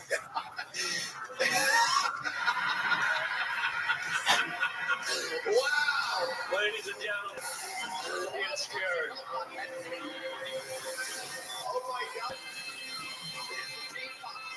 Does this actually work? That is absolutely incredible. Let's zoom in on Deepak again. Deepak, look out there at the people. Let's get that close cam. Step up to the microphone, Deepak. Step up to the microphone. How do you feel right now, Deepak? You look like a whole new man. You're welcome. Feel like a visionary. I'm telling you right now, if we could just brown up the skin around those straight eyes a little bit, you would be unstoppable. You actually look better with those glasses on. I never before have we ever seen in the history. Keep looking out there. Keep looking straight out there. You're never going to make it into Sin City 2 now, unfortunately. Never before in the history have we ever seen anyone put on comedic glasses and become a good-looking man. These are great glasses to challenge somebody to a staring contest in. I beat you on that for the record. Whoa. Deepak, just for old time's sake, put your finger on the glass like that. Hold them steady. Yeah, hold them. Now shake your head. Yeah. Just for old time's sake. There he goes. Harlan Williams has the touch of a god as he has cured Deepak. Do I get to keep the glasses? Those are for you. You are healed, my man. Welcome to 2025. Wow. 2025. Healing is alive in 2025. Deepak has been cured of his old shaky eyes. And now we roll on to the fifth bucket bowl of the night. Makes noise for Andrew Champion, everybody. Here's Andrew Champion. Bucket bowl number 5. One more time for Andrew, everybody. What the fuck is that monster?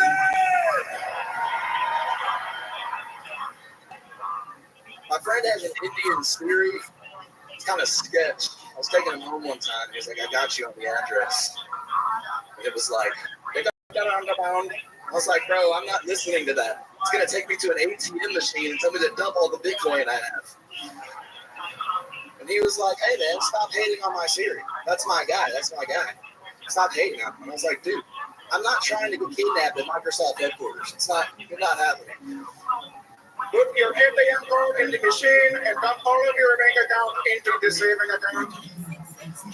Redeem the credit card, please. And he was just like, man, stop hating on my guy. Stop hating on my guy. It's like, dude, I'm not hating on your guy. Don't call him your guy. He wasn't saying he was saying he was his guy. Replace your guy with some word that I can't say. Thank you, that was my time. Terrible. Okay. Bunch of Indian stereotypes used in the form of a Siri to deliver the jokes. Andrew Champion, look out there straight at that red light out there, and let's just take note that he has the exact same eyes as the glasses that Harlan just put on the last guy. Unbelievably, just creepy normal eyes. There they are. Bring Deepak back out. Bring Deepak back out. I think Deepak just put on a backwards black hat in just a few minutes, making fun of his own family. So, Andrew, how are you? How long have you been doing stand-up? This is my second time. Okay. What made you start stand-up? What was your first time? At the speaker group in Houston. Okay. How long ago was that? About a month and a half ago. And here you are in Arena for your second time. It was crazy. We've had almost all first time, second times tonight out of the bucket. What made you want to sign up for an Arena for your second time ever on stage? This is my Christmas gift, so I was like, there you go. Who got you this gift for Christmas? But ultimately, who fault? This is the big question. Who is at the fault? Is it the person that's using it, or is it you for being used? That is a big question that you can't need to start thinking about. Because I truly respect people that come into this space and they hustle. Because life, it does not give you leverage all the time. And if it does give you leverage, you got to know how to make lemonade, baby. You got to squeeze that. You got to, rejuvenate, hydrate. Zuma, everyone here. I must admit that you giving the real shit here, because who else or where else can you get this stuff from? Like, people getting to the Web3, they're not even quite aware about all this stuff. Like, it's all about positioning yourself to be the best in this domain, like there are a lot of people out there and they're putting out stuff. And if you don't know your left or your right, you just get confused with stuff, But it's a very nice space. It's a place where you could be the best version of yourself. And truly, Ram, I must admit you giving the right stuff. Because I joined in late, but when I started listening, these are things that I know or recently have known. Not too long into this whole Web3 stuff, but I could tell from the real deal from the chart as well. You know what I mean? Like, when you get to hear the real thing, you could actually synthesize and put together, yeah, this is the right direction. And that's what Rabbi is doing here. I appreciate you for that. I'm just so lucky this morning I've joined in late. Otherwise, I have my notebook already. I've taken down notes of some of the things you talked about. And they are awesome. And it really helped you grow, in this space, just that I'm a bit late. So, Ryan, I've got one question for you, because it's been on my mind. I started the whole space thing last 2 weeks. I opened an account 3 years ago. I never had anything to do with X because there were other media I was focused on. But when I started hearing about this whole free stuff, it was something that I got intrigued to, and I wanted to get into it. I started building followers from I think I had 12 to 15 followers, and in 2 weeks and some days I've made it up to I think it's about 250 followers, and that was how aggressive I was. I joined communities, I came all the time on space.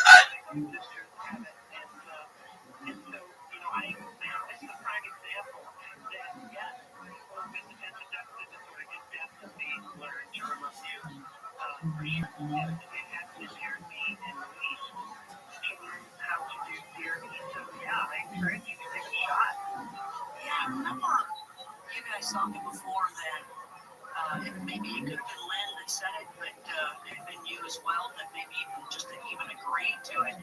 There's some people that are just fantastic at it that you would never think they would be, and some people just get too analytical with it or something. There's some people that they just get right. Yeah, for example, if you're really religious and you start worrying that all this is going to displease God, that's something I had to do because I came from a religious background. So initially, I was 20 months and I didn't think God. Then I realized, like, hey, does your eyesight displease God? No. What if you use your eyesight to look at porn? That's displease God. So I stopped cutting your eyesight bad. The thing about it is that the intuitive sense is just like any other sense, like your sense of smell, your sense of hearing. It's just the intuition that God gave us, right? And asks, and so it's no more evil than your eyesight or your ability to taste or smell or anything else. And so maybe the Bible. Wow, is your mom here? She is. Did she write a minute? She did not, but she has plenty of stories that embarrass me in front of all these people. Wow. Well, your face is doing that for you. What do you do for work, Andrew? I work at the Houston Improv. Okay, you're a door guy there? Yes, sir. Okay. What do you love about Houston? Pretty much nothing. I'm trying to move. You're trying to move. It could be on the list, but it's kind of set up for Colorado Springs right now. What makes you want to move to Colorado Springs? I have a lot of good friends there, and I'm trying to get out of the house on my own. What do you and your friends do when you guys hang out? Smoke. Yeah. Indoors, obviously. In a car. Okay. President Joe Biden. Yeah, I like your bling. Thank you, man. Yeah. You buy that yourself, or is it given it to you by a prostitute? The down payment. Dr. Pepper? What'd you say? The down payment. Down payment. How much did it cost you? It was a Christmas gift. Who was it a gift from? My parents. Yeah. Wow, your parents gave you that big necklace. That's true Houston shit right there. Yeah. Yeah. Sipping on hotels. What about the bracelet? What's the story on the bracelet, my guy? Hey, move forward a bit. You're kind of hiding behind everyone. I can't see. There you are. Tell us about the bracelet, guy. One of them's a shark tracker. A shark tracker. Yeah. You know we're like 3,000 miles from the nearest ocean, right, buddy? You're afraid of sharks? Not really.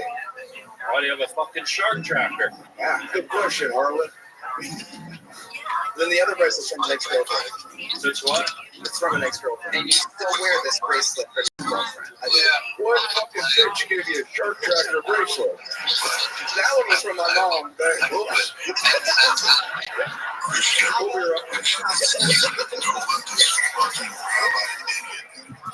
Boxing space all the time.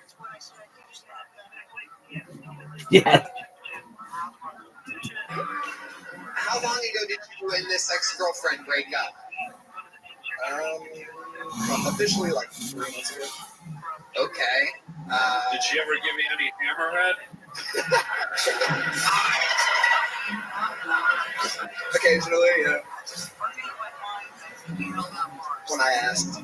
If you could say anything to her right now, look at that red light down there and say something to this girl that broke your heart 3 months ago. And wiggle your eyes back and forth like you're in an earthquake. And put your hand on your head like you're a shark. We actually have hold on, we have her on, why don't you look at the red light?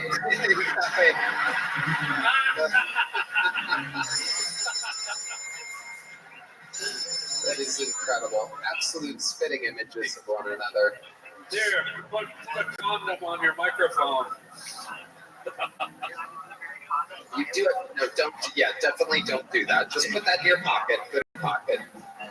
Look back at that camera again. Can we zoom in one more time? And can we just take note that this is what... Welcome. How are you? Hello. How's your day going, Dan Silverman? Well, fuck you, man. Parentless Shane Gillis would have looked like. Let's just take note that if he had no mother and father that loved him, this is how Shane would have been. He should be attacked by a shark, that fucking guy. Look at him. That's Shane Gillis. What's the weirdest drug you've ever done? You have a very low levels of vitamin D. I haven't ventured out from weed. Do you hate vegetables? No, I actually love vegetables. You do? Well, Fiona Polly's backstage, so. Oh, yeah. Come on, I gotta stand it for you. Oh, yeah. That's the kind of joke I make. Absolutely wrong. So is Fiona right now. She's running away. Fun stuff. Andrew, here's a little jug book. Congratulations. No glasses necessary. Sleeping with Deepak eyes. Woo! Ladies and gentlemen, I like that guy. as I treat pool for the next bucket for you. Hold the music. We have come to a very special part of the show. Ladies and gentlemen, as the show has progressed and we've hit so many milestones, we have been able to hit levels that I never thought before we could ever hit. And we have the respect of so many people that I've looked up to for so long, and it is incredible and surreal to bring up this next special treat and very special comedian. He's been one of my favorites since as far back as I can remember, and I can guarantee you he's one of everybody's favorites. The fact that he's here to grace us with his presence truly boggles my mind. Ladies and gentlemen, dropping in on this show, I present to you one of the greatest of all time and the first comedian ever in history to sell out an arena. This is Andrew Dice Clay.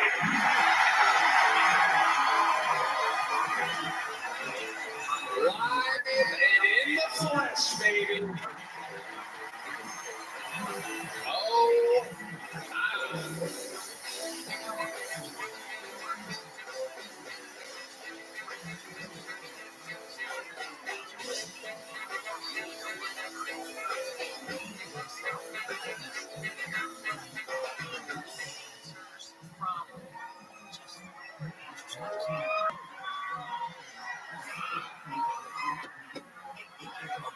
Test.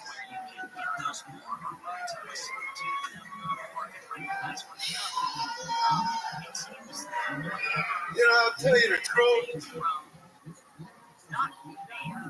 I didn't even know I was going to make it here tonight, though. You know what I mean, Joey? Mr. President, you gotta understand, half these planes don't even take off anymore. And I wanted to be here. So I'm walking around the airport, and I see this Spirit Air. Some guy there with a pit noodle trying to fucking check in. And I just cut him off, and I say to the lady, I go, look, I got to get on this airline. I see you going to Austin. How much for first class? She's going, $35.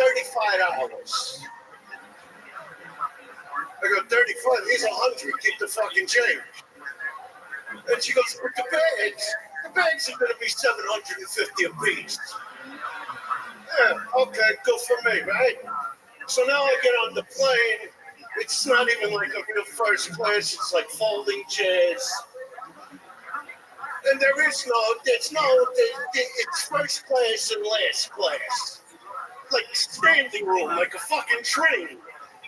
And the first class, there's no movies, there's no entertainment of any kind. I'm thinking, this is going to be a long fucking flight.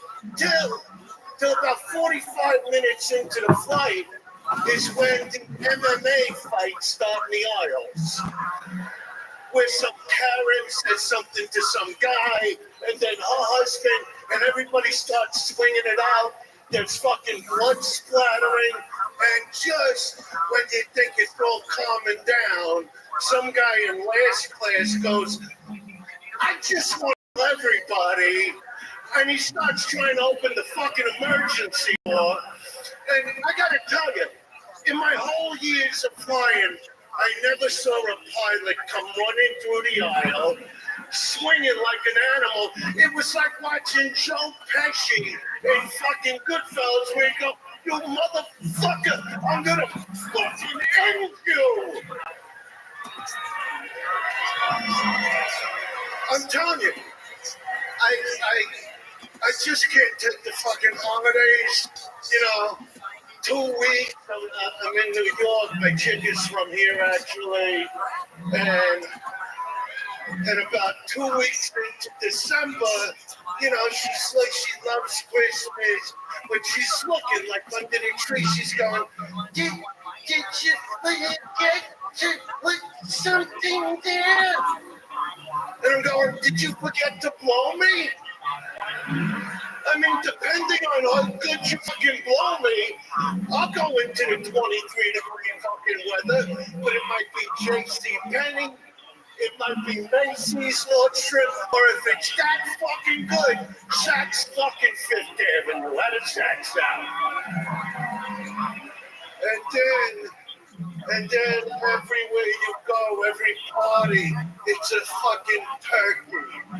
Starting with Thanksgiving, right? Another fucking... Nobody likes turkey. When you go to somebody's house during the year, and you come with a nice bottle of wine, you look at the guy and go, what do we have? Steak, chops? The guy goes, turkey. I go, give me the fucking wine back. Yeah, honey. Look at this.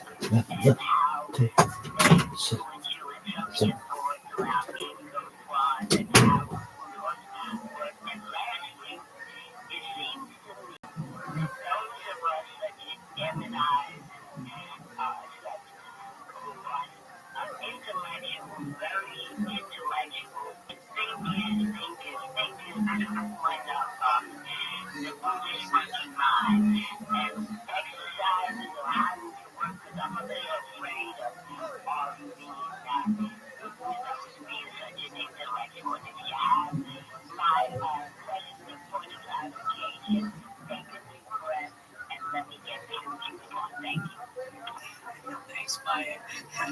Give her a second to run over there. I love your accent. She got, of course, running between accents. But, yeah, she sounds like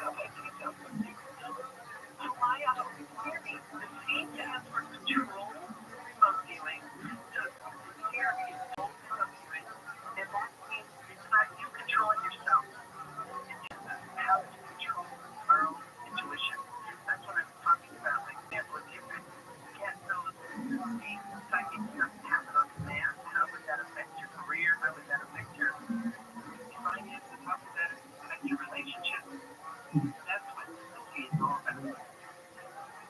And what was the next question? What do you think about ego? We got about 2 minutes. What do you think about ego and how? Oh, I think that's great. I think ego is a genius. I think you stand on the shoulders of all these people. Hey, put your coat on, walk out the door, go ahead. Walk out the door, we're not friends with them no more. And then what I love about all of you, when I see you at parties, when you're eating the stuffing, you're all just terrible fucking actors. Because you're all like, oh my God, this stuffing is beyond belief. And you're all saying that because we all know that the stuffing for hours on end has been baked in the asshole of the turkey. And you can't believe there's no turkey fucking asshole taste. There's no asshole smell on the stomach. And then my girl comes over to me and she goes, babe, what part of the turkey do you want me to say for you? Do you want the wing or the breast or the thigh? I go, you know what? Let me have the clit. I already ate out of its asshole. Let me have the fucking clit. Look at the nice couples in the front. What there, honey? Any idea? Remember to pinch your tits after the show. I like you. The red fucking dress with those big fucking pig tits. I love that shit. Big fucking pig tits and a fat ass. What's better than that, right, my friend? What you mean, like on a site? That's the thing today. We mean on the site. Swipe to the left if you just think she's a big fat ugly cow. Or swipe to the right if you could see coming all over her. See, years ago, a lot of people don't realize I'm a romantic. Okay? 35 years ago, you meet a girl at a club, at a bar, take her for dinner, you let her think you're fucking listening to her. Oh, really, that's what you want to be, and then you don't even realize, all of a sudden, her hands are on the floor near your bed with her bra and her tongue. You're in 69 position with her on top, and you're working over a fucking sour grapefruit between her legs as you're staring into the eye of her asshole. And I'm thinking, I don't even know her favorite color. All right, you've been a great crowd. God bless. Have a great New Year. Good people, the legend, the undisputed king, Andrew Dice Clay. Holy shit. Wow, coming off an amazing weekend at the mothership. It's amazing he's stuck around for us. How about one more time? He can still hear you. The legend, Andrew Dice Clay. And this is indeed buckle number 6, right? Yep, that's what we got. You guys having fun out there? It never would have been imagined in this world that you could one day be on a comedy show and be pulled out of a bucket in an arena having to follow Andrew Dice Clay. But this next lucky human has the job to do. 60 seconds going to your next bucket pool. Luke Stam. Luke Stam, everybody. Here he comes. One more time for Luke, everybody. I'm tired of pretending that I have to give out homeless people.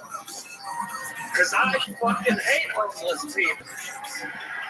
They always come up to you, ask you for something they don't need, like $1.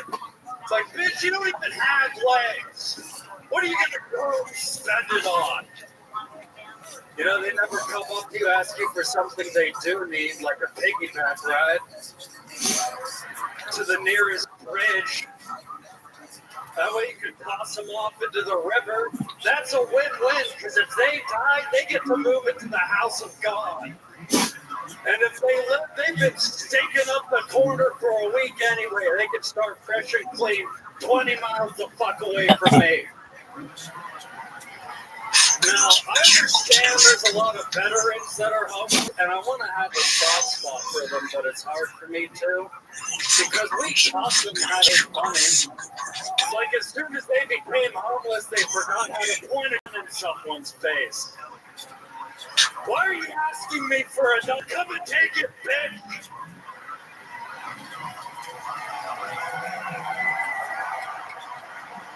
I fucking love it. I'll lay it cool. I have a standing ovation in a goddamn arena for Luke Stand. It is becoming a full standing ovation. What an unbelievably surreal situation. 5 fucking pools before you. Barely anybody moved the crowd at all. Andrew Dice Clay comes up, crushes, and you have no problem following it. A true professional and an unbelievable performance that you will undoubtedly remember for the rest of your life. And you're going to remember you did it all with that stupid fucking mustache on your face. I almost trimmed it today, too. Welcome back to the show, Luke. You've been on once or twice? This is my 3rd time. Yep, 3rd time for Luke Stam. You live here in Austin? Yeah. How long you been on stand-up? About 4.5 years, something like that. And how long? Yeah, Joe? I'm going to say the homeless veteran. That's a solid joke, dude. Oh, yeah. Very fun. Yeah, it's great. Especially your passion. You held to the mic stand. You stayed right in the pocket. You knew what you were saying. You looked at the audience the whole time. You see these people that have been doing it. That's from his reference of tripping from 45 seconds ago, for those of you wondering how far Red Band is behind on the soundboard right now. And you delivered it passionately. You believed in what you were saying. You thought it was funny to you. And that's because I hate homeless people. Yeah. You also played sick. It is true. It is true. And I was one for a while, so it's fine. Yeah. So we're wearing the same clothes you were then. Yeah. Let's go with the President of the United States. Well, first of all, I've never seen someone so angry about giving out a piggy bank. The second of all, what was your favorite thing about being homeless? The no cares in the world, I guess. I was hammered the entire time. I don't remember. What was your favorite food when you were home? My favorite food was your mother's. Wow, Jesus Christ, that's what you, Joe Biden, for asking such questions. That is the correct answer. Wait. Comment. Give me my mother's dead. You fucking pervert. You do look like you ate well for a homeless guy. Oh, yeah. No, he looks like he ate some homeless guys. Yeah. You won't give a piggy back, but you do have a piggy anymore. Oh, there you go. You just jump in whenever you want there. Very good. We know you're not homeless anymore. I'm going to do the joke that you stepped on. You won't give a piggy back, but you do have a piggy front. Still worth it. Really would have been better if you would have answered questions from a few seconds before. And here we go. How long have you been on homeless? I moved here in April, at the end of April. How do you make money now? I do valet. We talked about it. Yes, that's right. Baskin Robbins? Yeah. All right. So you're home now. Describe your home. I mean, you were homeless. Do you have a condo? Do you have a house? What do you got? I live in an apartment with 2 other people. Do you have a bedroom? Yeah, I got my own bedroom, my own bed. I live with a married couple now, so I get like all the perks of sex. No, so I get to hear all of it, but what sort of noises they make? Meal every night. Yeah. Dude, that mustache, I gotta ask you, the way it's twirled up on each side, so I know, is there a woman somewhere tied to a railway track right now? Yeah. Every hour I'm on stage, one less woman an hour is getting. It's fucking hard to hear about the homeless from the guy who fucking owns Monopoly.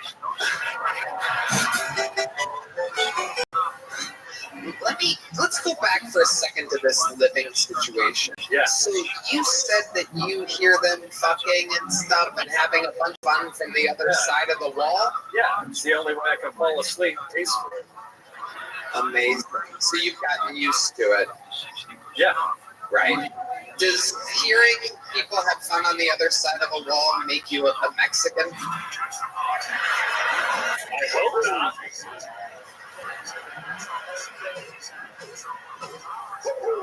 I was finally able to get one out. You gave me some space to get a full one out there. It was perfect. You're welcome. Thank you, Luke, for permission.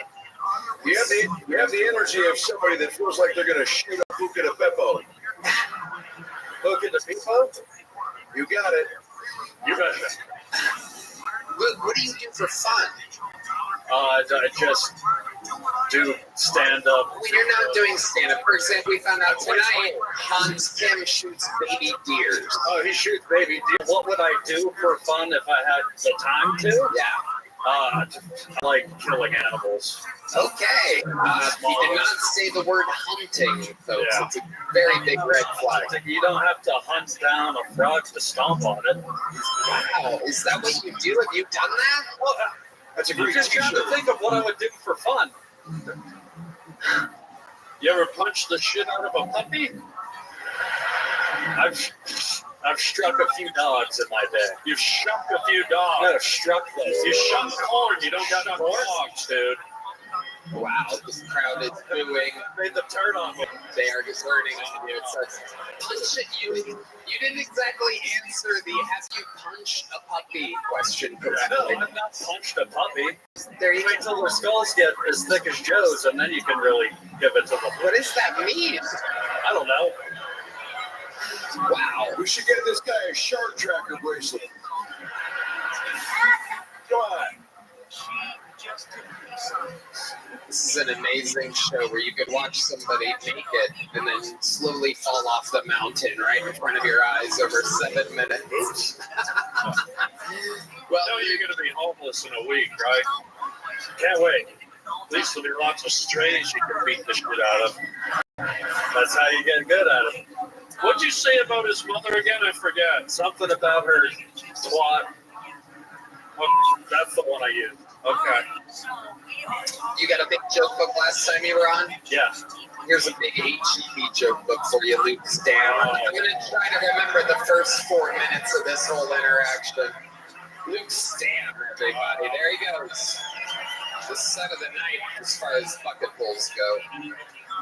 And let's do another regular, ladies and gentlemen. You guys are about to go crazy. Ladies and gentlemen, I present to you one of the greatest regulars in the entire history of the show. A man who is destined, without a doubt, to eventually get his American citizenship. This is a brand new minute from one of my funniest friends in the fucking world. The real deal. The Estonian assassin.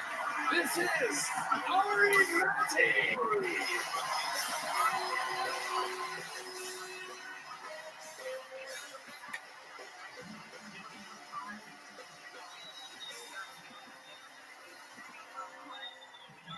Okay.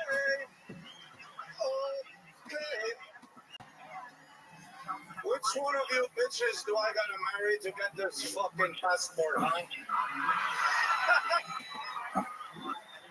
Can be a guy too, I don't give a fuck. I don't care about the gender, I care about the documents. I'll easily something for freedom, you know what I'm saying? And I'm like a professional immigrant. I know everything about visas. I watch 90 Day Fiance like it's game tape, dude. The key that I've learned, the key is pregnancy. That's why Texas is perfect. No abortion sounds like a guarantee. Who's trapping who, bitch? But to be fair, knowing my luck, it would be very mean that I do get someone pregnant here, but then it turns out she's also an illegal immigrant. Now we give birth to a Mexican Estonian, the most useless passport in the world. Thank you very much. Hey. The one, the only, the great, the powerful, the established Estonian assassin, Ari Matti, wearing a very fancy Estonian Fila full jogging suit this evening. It looks like you just came from a badminton tournament. What the hell's going on? Badminton? Yeah. What's that? Doesn't matter. It's you make iced tea. I love a band. I don't know. What are some big Estonian sports? They don't have that there? No, we have like, disco. Oh my God. One time I said on this podcast that we don't have any athletes and all the Estonians lost time. We have a female disco. Wow. Ooh, what a sport. Yeah. This is a big disc golf crowd. What a stupid sport. Have you ever played it? Yeah, I tried it. Wow, what an experience. You did it with like the heavy disc and everything, and people that knew what they were doing? Yeah, it's boring. I think it's cool. Walk around in nature like an asshole with a little discus. And Red Band just said he thinks it's a cool sport. Yeah, of course, Red Man loves that sport. It's all in the wrist. It's like golf, but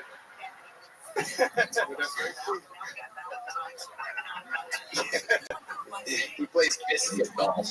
Yeah. He throws biscuits into his mouth and he celebrates after with biscuit. So stupid. What do you love? What do you do for fun here in America? I don't really ever ask you that. I got my first BB gun. Oh, shit. You can just get them at the store. It's crazy, huh? Yeah. Just $30. Kill a squirrel. Did you say a BB gun? Sorry, what? Did you say a BB gun? BB gun. He calls that a stutter gun. Yeah, I thought you said a BB gun. Where are you from? Great question, Joe Biden. He's from Estonia. Hey, Joe Biden, can you take a moment from pardoning rapists and give me this fucking passport? What do you think, American? Should I pardon the Estonian assassin? Are you from the USS Hard R? I'll give you a pardon. Give me up on Venmo. Gee, how you doing, Joe Rogan? This is the closest you two have come to doing a podcast together. I was on Facebook. This is a great moment. President Joe Biden, why did you not do Joe Rogan's podcast? I was asleep. You gotta call me when I'm awake from 3 to 3:15. Come on. Look it up, Jamie. Well, you know some of the terminology. You listened to or watched an episode? Oh, yeah. Yeah? Which one? There's a part about Bigfoot. Come on. I think you just say things that your advisors tell you and you remember key words. Huh? Ari, what do you think about there being a new president right around the corner? How do you think this looks for your... Well, I'm nervous about his immigration policies, so I don't know how this will be. The inauguration is on my birthday, though, so very exciting day for all of us, huh? Yeah, absolutely. I do love that Tony keeps saying we got you and that the visa things are in. I haven't got an email, Tony. It's okay. March 15 is coming up. That's when my work visa expires. You're going to be just fine. Anything else? Sorry, Maddie? What else is going on? You're back. Well, I'll tell you. So I was having a great day, scrolling on Instagram. I was following some titties, Yeah, titties. The Michael gets it, one straight guy. Oh, you guys don't like titties? And I follow a lot of, bitches with titties. So I follow this one girl. I've been following her for a few years, apparently, And she comes up on my feed. She's a cutie patootie. And I do the usual thing. I'm not a pervert, so I don't message them. I do the usual thing. You scroll like a few pictures, Not all the sexy ones, maybe a few ones with the gold to let them know I like you as a person, you know. You like their photos. Yeah, just scroll back a little. And because I'm verified, it comes up like, you know. So then she ruins my day. This is what she writes to me. She goes, wait. Oh, is this going to be like Rick Diaz's information letter? No. She goes, she writes my DM. She goes, fuck you, you asshole, you weirdo. You're only liking my pictures since I developed anorexia again. So I wrote back, when does it kick in?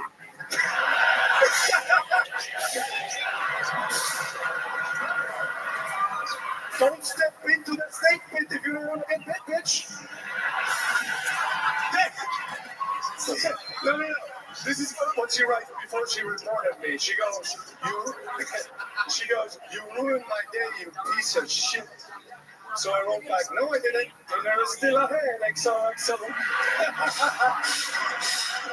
Oh my god. Fucking rude bitch, I was trying to be nice. I didn't know you had fucking anorexia, fuck you.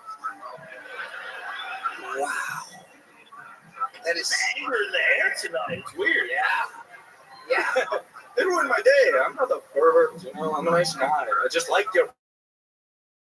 You post big titties, of course I'm going to follow.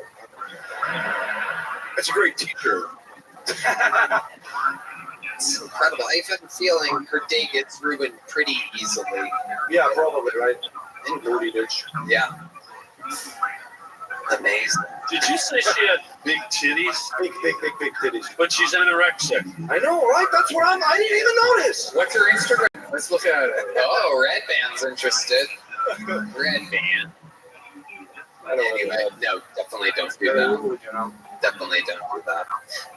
Well, Ari, you did it again. Thank You're you. killing it. Thank you so much, Felix suit, the Estonian dream. Thank you. Ari Maddie.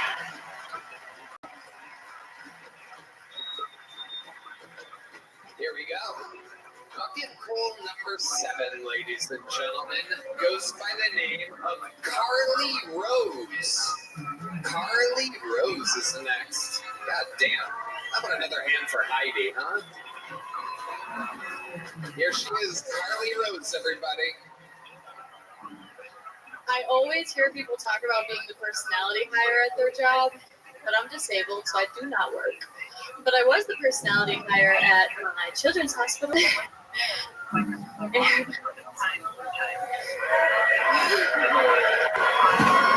that's a lot to ask of a dying 13-year-old. Morale is too low, and my jokes just don't feel like cancer on the 6th floor. But honestly, being disabled is not that bad. I come with like built-in party tricks. I have 2 different options for body shots. And I also don't need any alcohol to black out.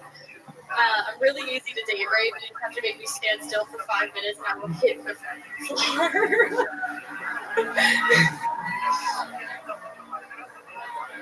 Okay, Carly Rose. There you go. What's her deal? Now I know why those other guys were angry. Carly, you performed like someone that would have purple dyed hair. So let's just get into it. Have you been doing stand-up? Not very long. Okay, you want to be more specific? Well, I've been working around comedy for about 3 years. I worked at a venue in Satellite Beach, Florida. It's a record store. And then I started comedy photography, and then I got into doing stand-up. We're almost getting to the answer now. How long have you been doing stand-up? How many times have you done stand-up? Any of those I've done it would be like good. a handful of times, like 4 times. Okay, what made you sign up tonight? Just wanted to give it a shot. Yeah. All right. Let's check in with the President of the United States, Joe. Hey, she's a real American. Give her a chance. Give her a chance to answer. Yeah, thank you for my disability. I'm up by $900 a month. I didn't know we said that. What's with the second belly button? That was my next question. Yeah, it's from a feeding tube. The feeding tube? Mm-hmm. Why did you have a feeding tube? Are you the anorexic that's in No, Ari no. Maddie's DMs? Nope. My stomach's paralyzed, so I don't digest properly or absorb nutrients properly, so I'm just firm as skinny. Oh, fuck. Wow. It's getting weirder and weirder. Oh, let's get back in with Joe Biden. Well, we're trying to lower the prices of feeding tubes, so give me some time. Let's check in with Joe Rogan here. Joe, what do you think? I was going to say red band, a boy can dream. That's it. Imagine you two just hanging out at night, you sucking on her feeding tube when she's asleep, just straight to the mouth, slurping it down. It's like a never-ending milkshake. Baby Redman drinking out of his baba. Oh. You have an iron deficiency. It's the most disgusting thing I've ever pictured. Yes, indeed, big sir. I love it. So, what do you do with lights now with purple hair like that? I bake a lot and I sing. What do you sing? Karaoke. What do you sing in karaoke? I like Crazy by Gnarls Barkley. Okay. So anything else? Any redeeming qualities that might make this crowd? I don't know. You guys think we should hear him sing? Yeah. Come on. All right. Here we go, Joe. Can I just start whenever? Well, you're going to hear the band. They're going to play, and you know the kind of song. Kind of, yeah. Do you know how it goes? I'll start, Joe. Yeah, I just feel like I remember when. I remember when I lost my mind. There you go. Oh. There was something so pleasant about that place. Even your emotions had an echo in so much space.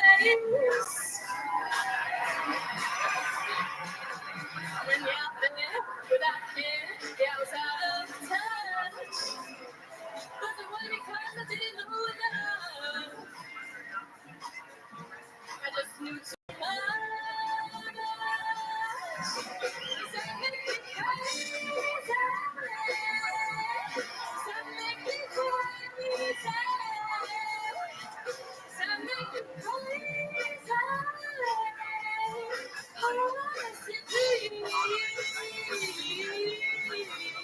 There you go. You did something tonight. Look at that. Would you like to go to the secret show tonight? Boogaloo. Jesus Christ. Listen about that. What's your favorite food to eat out of the feeding tube? I used to get in trouble for eating Jolly Ranchers because when you drain it, it looks like blood. Oh my God, you used to put Jolly Ranchers directly into your feeding tube? No, but I did do a shot once directly through my feeding tube because why would you want to taste it? Jolly Ranchers and vodka and smoked it. Yeah, just like white gummy bear shot. Yeah. I've never Your doctor being, what the fuck am I fixing you for? Well, that's what they said when I took the tube out myself. Why is your hole infected again? Shots. Only used in medical school. Go get Jeffrey, get you together. He walks into the medical room just smoking a cigarette through a fucking stomach. Hey, doc, did my test results come in? Just inhaling through the stomach, exhaling through the mouth. Jesus Christ almighty. You ever fart backwards and suck a full hot dog inside? I can't say I have. You will. One day. Has that ever been done before? Did you ever get sexual with it in any way? Did a guy ever shoot his load in your tube or anything? No, but I did get my uterus removed, and that has been very fun sexually because there's just no worries anymore. Why did you get your there's some bearing and clapping in the audience. What made you get your uterus removed? All of this are genetic, and I just felt like it was a responsible decision to not pass this shit on. Wow, that's incredible. Amazing. You hear that, Latinos? You can do that. Yeah. You don't have to procreate. The Latinos are actually nodding in agreement. I see it. They're like, hey, not a bad idea. Tony, what did I say about doing the accent? It's hilarious. So how long ago did you get the uterus removed? Yeah, all part. It was actually last year, Friday the 13th of October. Wow. Amazing. Jason Voorhees would be very proud. So how exactly did sex change after getting your uterus taken out? I used to have a lot of pain in sex, but there's none of that. And I knew I wanted to move to Texas, and obviously the whole abortion thing here. So it's really nice to not have to worry about that. You don't have to worry about having to get an abortion. That is correct. That is true. A lot of horny men here. You can really tell who jerked off today and who didn't. Sorry to disappoint. I have a boyfriend. There's already someone loading shit in there. Wow. What does your boyfriend do for a living? He's a shop back. Next time you order something from He makes his money being a full-time comedian? He works in the dispensary. Right, there it is. Aren't you a dispenser, right? No, I'm like a bank. You ever squeeze up chocolate chip cookie dough and make fucking cookies? I'm more like a bank than a dispensary because you make deposits. Gotcha. All right, well, very fun, Carly. You're leaving here with a medium-sized joke book. Fun interview. You saved it with all Great that job. crazy life experience. Stay safe for those trees. I feel like I know too much. I feel like I don't know enough.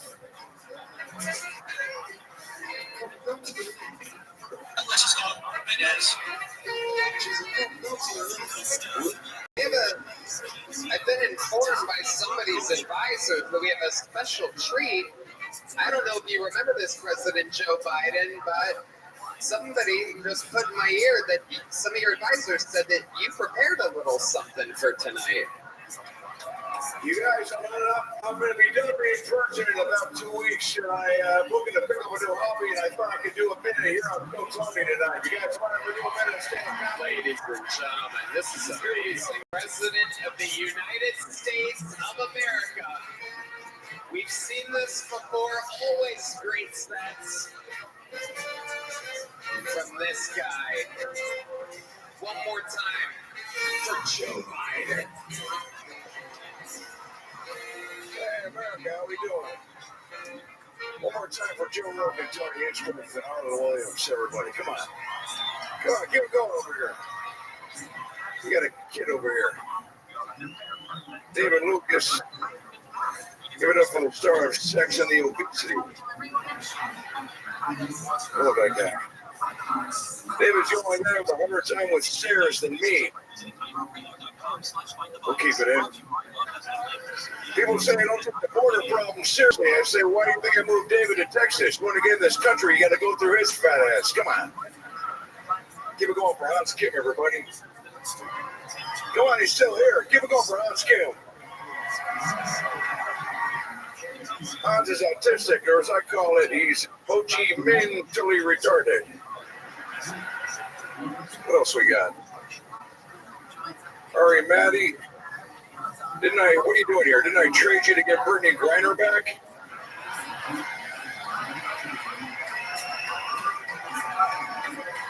Happy holidays. Arlie, you look like a 401 KKK. Ari looks like he watches Disney movies just to see the parents die. Roofie Hauser MD. All right, what else we got? Red Band's here. Red Band looks so sad. It's just because he saw the list of foods that RFK is going to ban. Like bagels and fruit. Red Band looks like even his knee double cheese. I love your Red Band. Congrats on the engagement. What else we got? Hans Kim buys his clothes on Amazon. Tony, like Marty McFly, got on the DeLorean and sent it to gay guy.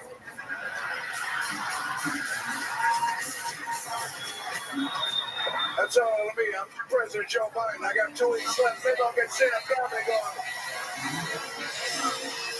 I'm gonna go take a pee. I gotta take a pee. I gotta go to the bathroom. I'll see you guys. I gotta go to the bathroom. He's gotta go to the bathroom, ladies and gentlemen. I was on the Joe Rogan Experience.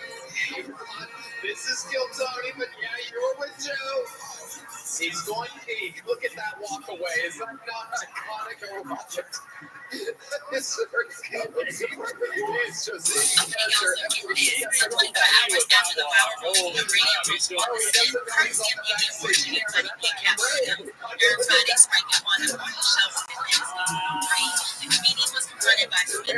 that's Joe Biden. Okay. I have 3 boys. Excellent. Yes, I do. Our boy simple. Our boy simple. Maybe. That can't be. No, I didn't know she didn't do as much cooking in the latter years as she did in the beginning. Oh, whatever. I could do it all. I didn't say that you did. Well, that's right. I did it in the beginning and the middle and the end. What's your favorite way to cook? They like for me to I do a really nice broccoli. They like my broccoli. Hey,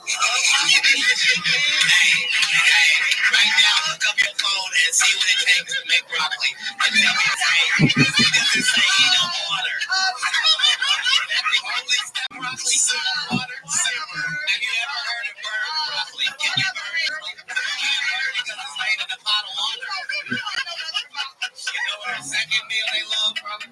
What I do with corn. I have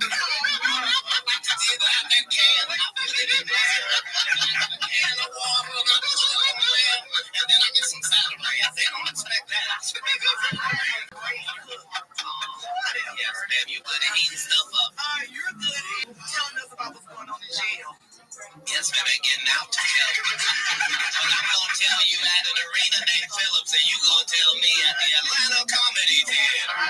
Tomorrow, be there. All right, grand show. I know I'll be there. Don't miss it. Pat Williams, thank y'all for coming. And thank you for having me. Thank you for coming. I see why people come to Wanda's show. Because Frank Stevens in there. It's crazy. And here's the get to the salon. All right, some people say 3. Your hair is, Your hair is 19 inches long and I have no perm. That's not a perm. No, it is not. Nice lady. Come run one of your gnarled fingers. How you on air? So they can hear you live. Come on, let me come over here. No. That's not how that works. Oh, okay. Well, then stay over there. Don't worry, anybody putting their hands through yours. That's right. They don't have to. Get on out of here. Okay. Only one of our hands move along its own. Are you okay? Great. Atlanta Comedy. Tell why they take off the headphones and that wig. And the headphones come together. How about that? And yeah, they're old. It doesn't matter. It doesn't matter. I want to apologize to the Versace collection.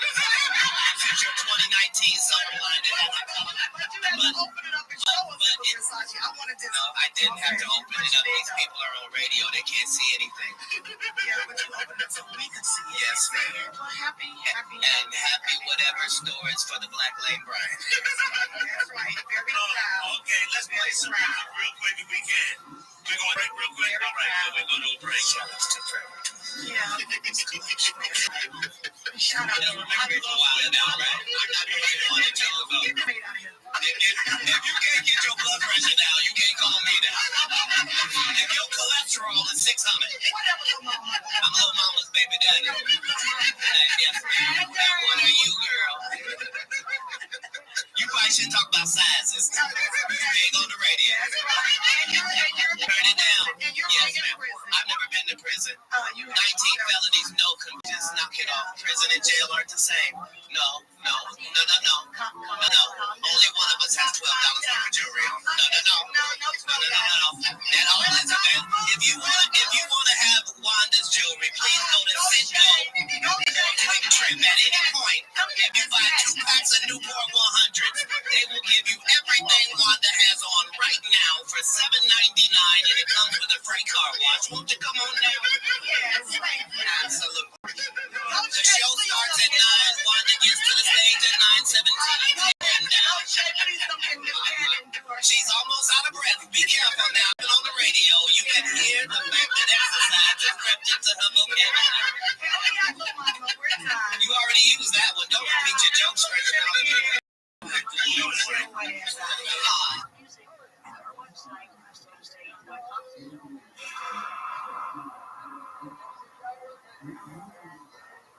One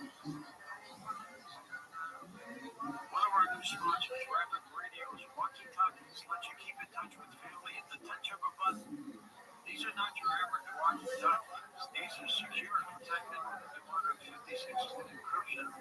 Not even the government can listen in, and no data is stored. Imagine coming back from getting in a fight with a child. he got fucked up by like a middle schooler. Yeah. And it's like he's doing arenas like 2 years later. Everyone's like, well, that's it for Cat. That one time when he's just completely destroying some woman on the radio. Have you seen that? She is trying to go after him in the softest way possible, and he is it's like when he was coming back from his troubles and shit like that, and this woman has no idea what she's doing. He's just calling. He's like, fuck, I forget what it is, but it's like him on. I don't remember what radio it's like. So they took a caller. No, she's like a host, and he's like, he's just fucking getting chill, whatever, and it's just like. He's just such a genuine guy that you can't shake him, and he's funny as so fucking funny. What are you thinking? This woman, I don't remember what he said to her. It's, if you can find it, Jay, but like, it's one of the funniest things I've ever seen in terms of like destroying a woman. That's the only reason to go on one of those radio shows. Yeah, Sam does it where he goes on morning shows and talks about like how this is like Killers versus Robin Smith. His hair is 19 inches long and I have no perm. Go with his nose. Come run one of your gnarled fingers. Gnarled.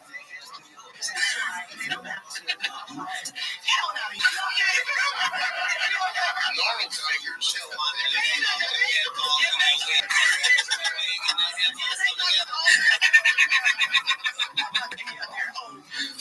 His clothes are old.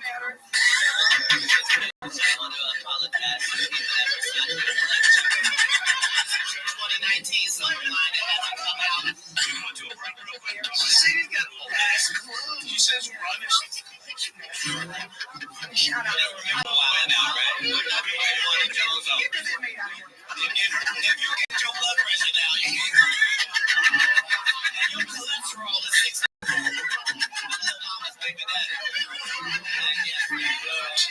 She's so nervous, dude. Look at her. Look at the nervous laughter.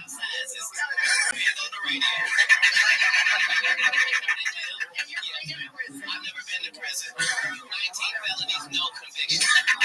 Prison and jail are the same. No. Only one of us has 12 hour jury on. If you want to find this jewelry, please go to City.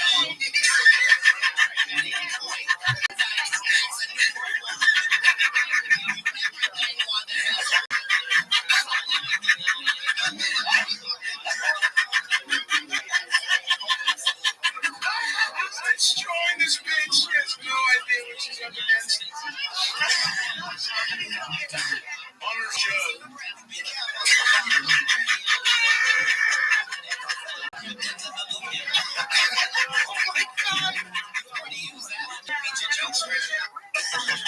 Oh my God. Oh my God. Comes with a pack and you get everything she has on. This is to recover from that. How do you recover from that? I think you have to quit. And when you get back to work tomorrow and everybody's like, how you feeling? Dude, that follows you for a year. Especially if she reads the comments. And you know she reads the comments. That video is just will live on. That's what people know her from. Getting her old clothes on. First of all, you know he's rich. Cat Williams is rich. So he's been doing arenas. Yeah, he's the fourth mic on a fucking radio show. What is that? You got old clothes on. It's a woman completely out of her depth who didn't appreciate that everybody was, rightfully respecting Cat as a legend, and she probably just didn't like it. She thought she was gonna get over on him. How do you think that? People are delusional. I'm looking at this. What?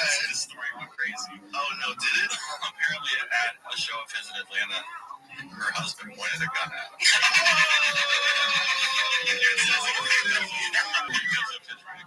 Yeah, imagine getting got so well. Imagine getting roasted It's so bad your husband points a gun at the guy.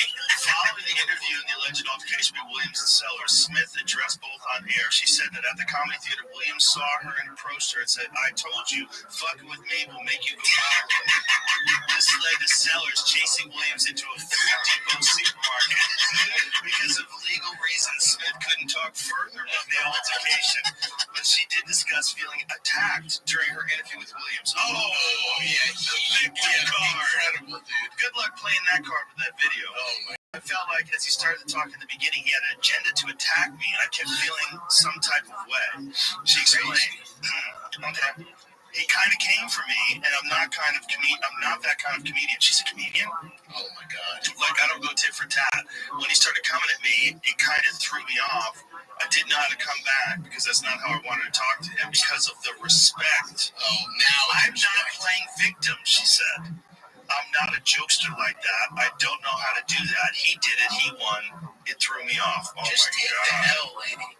That's like, yeah, I put some smoked salmon up my ass and waved it in front of a bear's face, and it attacked me, and now I'm sad. Worse, you pimp slap a bear. It's insane. She went after him, 100%. Crazy. He was letting her off easy, and at the end, when he's got the special bar charged up. He does his finishing move on her. She's fucked, dude. But when he started with gnarled fingers that's like, lady, that warning shot. Yeah, you're fucking with an elite comic. And also, he's real comfortable and relaxed. And he's got his stopwatch. He's the man. He's ready to go. Oh my god, that was like one of the best takedowns I've ever seen. It was fucking crazy. But that's like a Mike Tyson fight in the 80s. It's like you're doing there with him. It makes no sense. You're a fucking tomato can. This is a terrible idea. I don't think this is going to turn out. I know. Two books, Undertakings of an Undertaker, Tales Unleashed, and he's also got, do you still have your spot? I do have my black. And before we sign off, I'll give you my black address for people to go and check out a lot of writing that I do here. Preview with a third book coming up sometime before I go. We don't know. Oh my goodness. And the other one,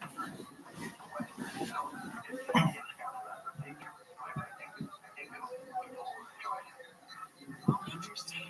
Well, the watch one is it's I'm gonna do this from memory. See if I got it. Undertakings.blogspot.com. You nailed it. Yeah, thank you. All right.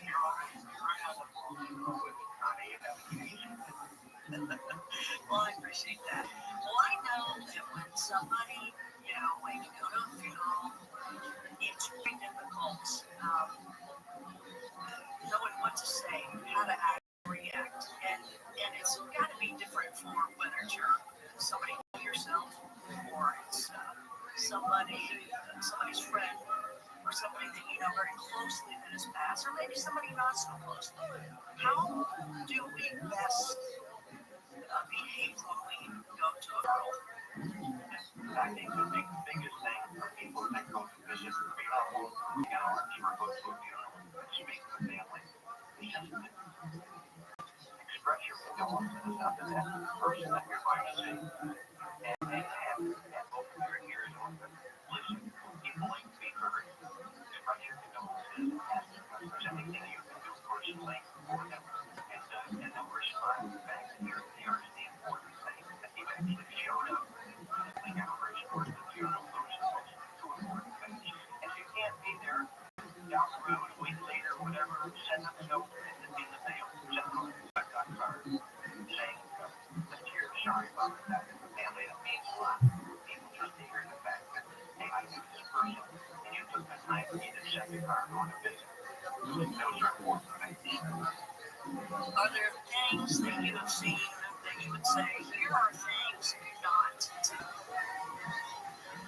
Yeah, you never want to make blame versus presidents here. And also they were, I know people over the years that they would expect me to come in and say something funny about the person because that's what the person is known for, being a joke. And so you have to depend on your conscience will tell you what you should say or what you shouldn't say. It'll come to you naturally.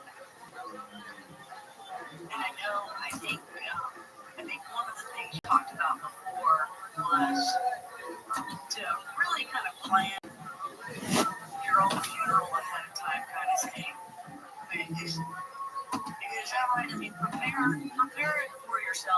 and don't leave it to others to say, every time I do a lot of speaking at different service clubs or as Rotary, things like that. Every time I go to make a presentation about funeral business, my first statement to them is, don't wait for someone else to make your own funeral arrangements. Do your own arrangements ahead of time. If you don't know a funeral director personally, seek one out. I've probably lived near you with the use of funeral director in the last 20 years. Those are the people that ask me how is this funeral director to he or she good to work with? Were they professional? etc. You ask around, you'll find a good funeral director. The thing is to find a good one, whether it's he or she, and do your work ahead of time. Get your funeral arrangements made ahead of time. Don't wait for someone else to make your funeral arrangements because everybody's got different ideas what they want to do themselves. They want to be buried, they want to be cremated, they want to be involved about it. Well, you need to make those things just. That's the best words I give to people when I do an interview. Get it done ahead of time. I think it's usually way off the field. What is usually everybody's kind of, I guess, fight within their own mind of burial or cremation? Is there usually, when someone decides to do themselves, or even later the family has to do it, how does that one go? It can be pretty interesting to arrangements for many funerals for families and the need of a funeral director and people want to tell them cremated. People on the other side of that wanted them buried, so you can actually do both.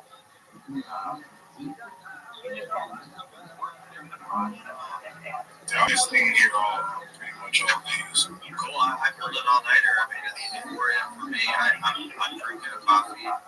I will not be sleeping until on the East Coast. It's just 7:24 here.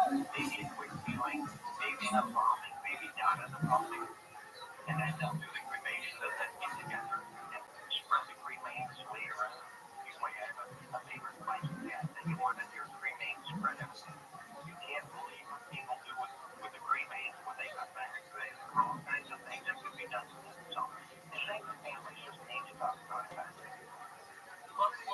What are some of the things that you know of that you can tell us? Because, obviously I know people that have been at the beach or just right at their favorite waterway or on the boats or watching the White Lotus is back on again, the series. I'm excited about the new one coming up, so I'm catching up on the White Lotus series. And she's throwing it off the boat. That kind of thing.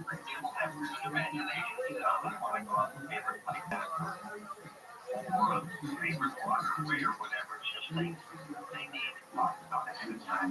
Don't let anyone remain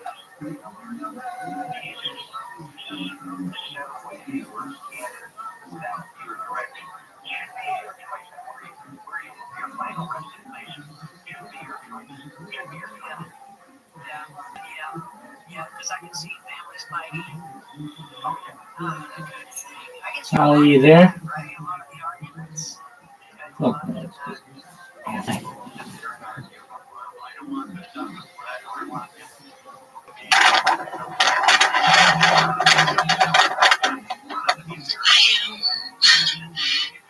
actually wasn't even ready. I just opened this.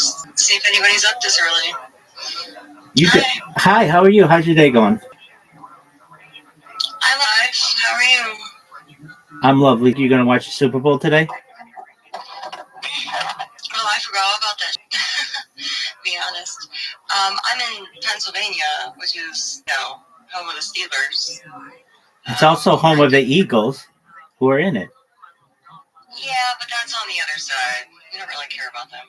Okay, I gotcha. So, like Pittsburgh Steelers is like, we have any rings, it doesn't even matter. You know what I mean? I understand. But yeah, yay, go. What is it, Philly? It's Philly, right? Yeah, Philadelphia versus. I think they said go Birds. Yeah. Probably not. Only because, I don't know. You got to go out and, well, I guess I don't have to go out, but I'll after they post clips of it. All right, I gotcha. Do you do the commercials? Yeah, you gonna watch it? Yeah, I'm gonna have a Super Bowl party, like a virtual one. I've got some people coming and they're gonna watch it with me, so that'll be fun. That sounds excellent. I don't want to be a downer, you know what I mean? No, I completely understand. My degree, my first degree was in sports management, and you know, everything in my life has been black and gold. So with the Steelers, and I grew up around the football culture. You know what I mean? Certainly. Yeah. So it's just go ahead. I was gonna ask, are you a fan of the other Pittsburgh teams, the Pirates and the Penguins and such? Yeah, I guess. I look at it in a way of like a lot of it used to be coupled with like military service and stuff. It's just I think they get paid too much, and I think a lot of it's fixed and just performance, and it can be toxic to young people. I have a lot of grievances with the industry in general, but Certainly, I think it can be fixed as well. What do you mean about the military service part? Yeah, they do a good inspiration to try to get people motivated for health and fitness. You know what I mean? So there's good things. You know what I mean? But there's also like a lot of abuses that you know sometimes are overlooked because of all the good things. You know what I mean? So it could be a better industry. Yeah. Oh yeah, no, definitely. What did you mean with the military service part? Well, a lot of times it was you know like military service people in football. What you doing? I got my cat doing her morning routine. But like you know, just like at least here in Pennsylvania, it's like patriotism and football go hand in hand. You know what I mean? I understand that. Sometimes, so it's kind of like sometimes sports are used in order to boost morale, especially in war and such. And I don't know if I'm such a big fan of that either. Yeah. And it's just like it seems as though like you know like fitness and commitment and things of that nature seem to be athleticism. You know what I mean? It was like well instead of going to war, we could just you know settle our differences on field, whatever that might be. You know what I mean? Like a football field instead of war, right? So there's like this at least maybe like in the 90s. You know what I mean? Like when I grew up, there was this feeling of like, I don't know, Michael Jackson healed the world or some shit. You know what I mean? So it's like football was almost like seen as the answer to all of our problems or something. You know what I mean? Like instead of war, we could just play sports. You know what I mean? And settle our differences that way. It was just like a vibe at the time. You know what I mean? It may not be any type of official thing, but that's just what it kind of seemed like. You know. And it's just now we have a lot of there's a lot of grievances I have with the entire industry, and hopefully that you know it settles itself out. There's good and bad with everything, you know. I'm in agreement with you there. I think that you make valid points, and I think I have similar grievances, especially in terms of using athletics for the portion of military. They shouldn't really be related, but yet they are. I mean, they're pushed in a similar way, and I just don't always know if that's the best thing to do. Yeah, it's I think mostly it's well, I have no problem with military service. In fact, I have a weakness for those in uniform.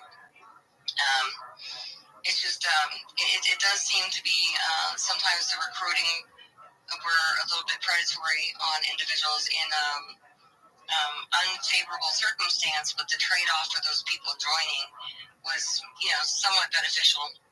It just, as it turns out today, if somebody in military and they pass away for whatever reason, as long as they're like active duty and stuff, the child and the person married to them or the family can get a pretty large payout now, and the payout has increased dramatically, and it would seem that there is it's not heavily talked about, but it would seem that some individuals some soldiers are actually good for this type of payout.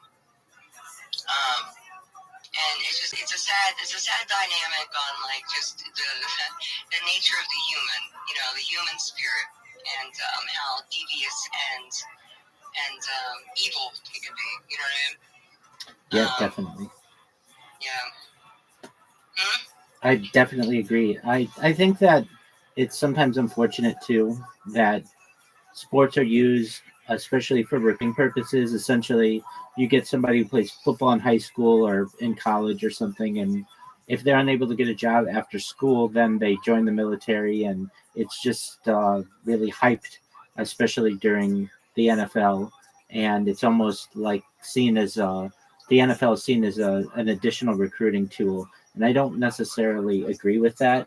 I think we take advantage of a lot of people probably, and it sounds as if they go and die, and then if they at least have some type of benefit for their families. Do they get that if they don't have a wife and children?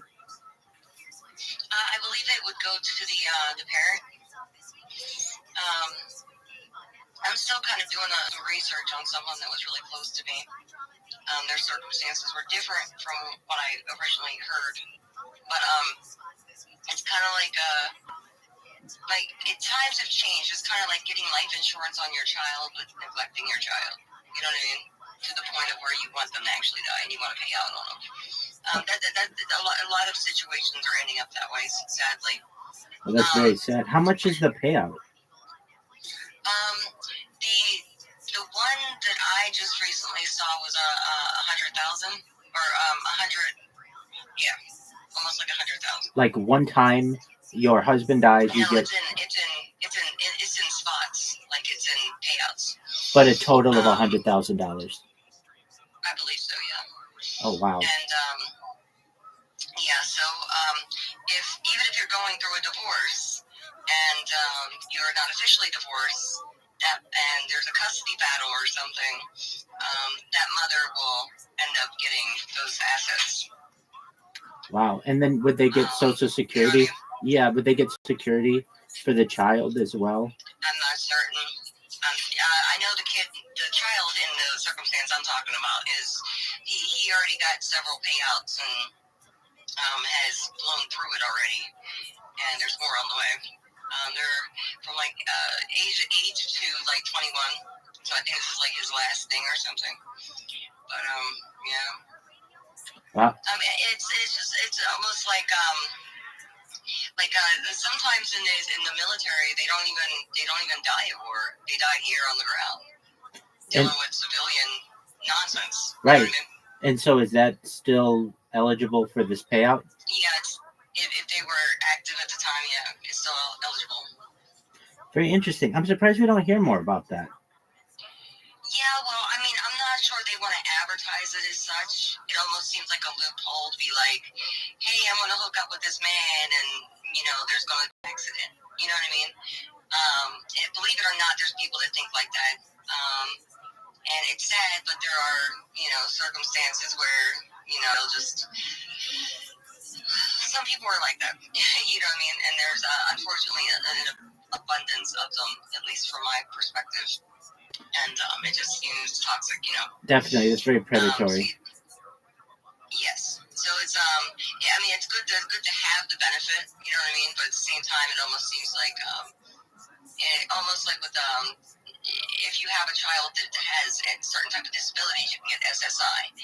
How much of that is a incentive for having a child that is eligible for SSI, and what situation would you put the child through in order to be eligible for that? There have circumstances where, like the parent has seemed to put the child through unnecessary situations or things, in order to be eligible for something like that. You know what I mean? I could see that, definitely, especially from parents who may have ulterior motives and may not want to work, or whatever the circumstances may be. They take advantage of a situation on behalf of someone else, be it a spouse or a child. That's unfortunate. It is. And yeah, so I'm in a different headspace this morning, which might not seem like it's kind of like just realism, you know. And a lot of people don't talk about these things. And it's just, I guess it's the abuses of the system, like the good things we have in place, and the abuses of the system that maybe led us to this point with Doge. You know what I mean? Yeah. But yeah, it's like, what can we do as a society to kind of encourage this type of behavior, or make sure that this behavior isn't even necessary to begin with? You know what I mean? I agree with you. I personally am an advocate for peace, and I don't want anyone to die in any type of war, and especially in situations where we are essentially not at war. I'd like to keep things that way. I don't want to incentivize people that want to kill other people in any way. But if they do die, I'm glad that their families, and hopefully under the right circumstance, are taken care of. Seems like if you were maybe, let's say, like 3 years old and your dad died in war, $100,000 isn't that great, but it's better than nothing, I guess. Right, yeah. Like my immediate family was not military. I kind of wish they were. But my extended family, there's been lots of military, and then I heavily associated myself with military, and then like those of like the music crowds, I guess you could say. But yeah, I didn't even realize you were a rabbi. Hi, Rabbi. Hello. Hi, Holly. I thought it was Rabbit or something. No. I just now looked at your name. Absolutely. Do you mind if I tell you about myself? Yeah, sure. Go ahead. Thank you. I'm Rabbi Rothschild. I stream my life 24 hours a day, 7 days a week, 360 days a year for world peace. I've been doing so for more than 3.5 years, going back to the pandemic. We've seen the death of a queen, the birth of AI, the coronation of a king, and everything in between. Holly, have you ever seen the movie The Truman Show?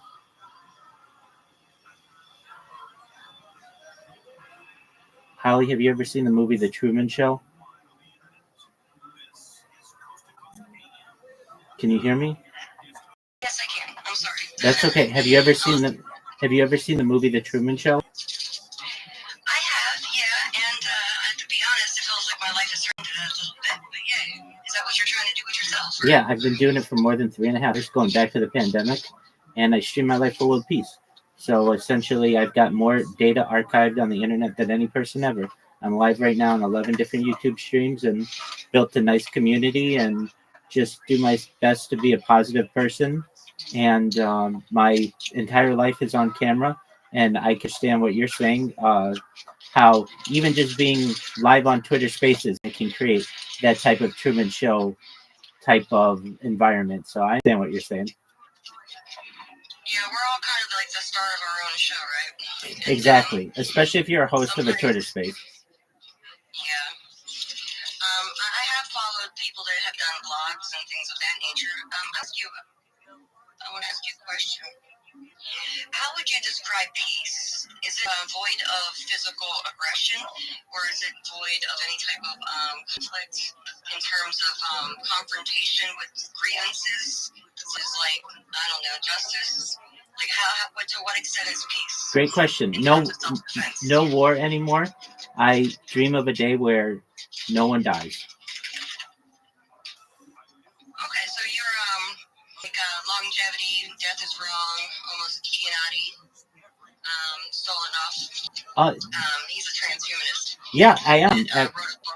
Okay. Absolutely. So one of the things that I talk about a lot is life extension technology, things like oxygen therapy, human growth hormone, stem cells, things like cryonics, cryogenics, ambrosia therapy, cold shock therapy, anything to get your average life expectancy from 80 to 100, 120. And then eventually, if people want, and this is only with your consent, I'm a libertarian at heart, there's mind uploading technology where we scan your brain into a computer, again, with your consent, like a CAT scan or an MRI, knowing where every atom is in your central nervous system, your peripheral nervous system, for later download as an android, an avatar, a cyborg, a cybernetic being, a clone of yourself, a robot, an ethereal being, whatever you want to be. But essentially, I think in the future, digital immortality may be available to people, and I do my best to be an advocate for it in the right way.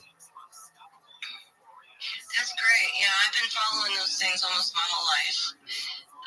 I'm an active. Well, I used to be more of an active person. Something called the United States Transhumanist Party, and I kind of just ventured into my own little bubble online with a lot of the science and technology and the futurism.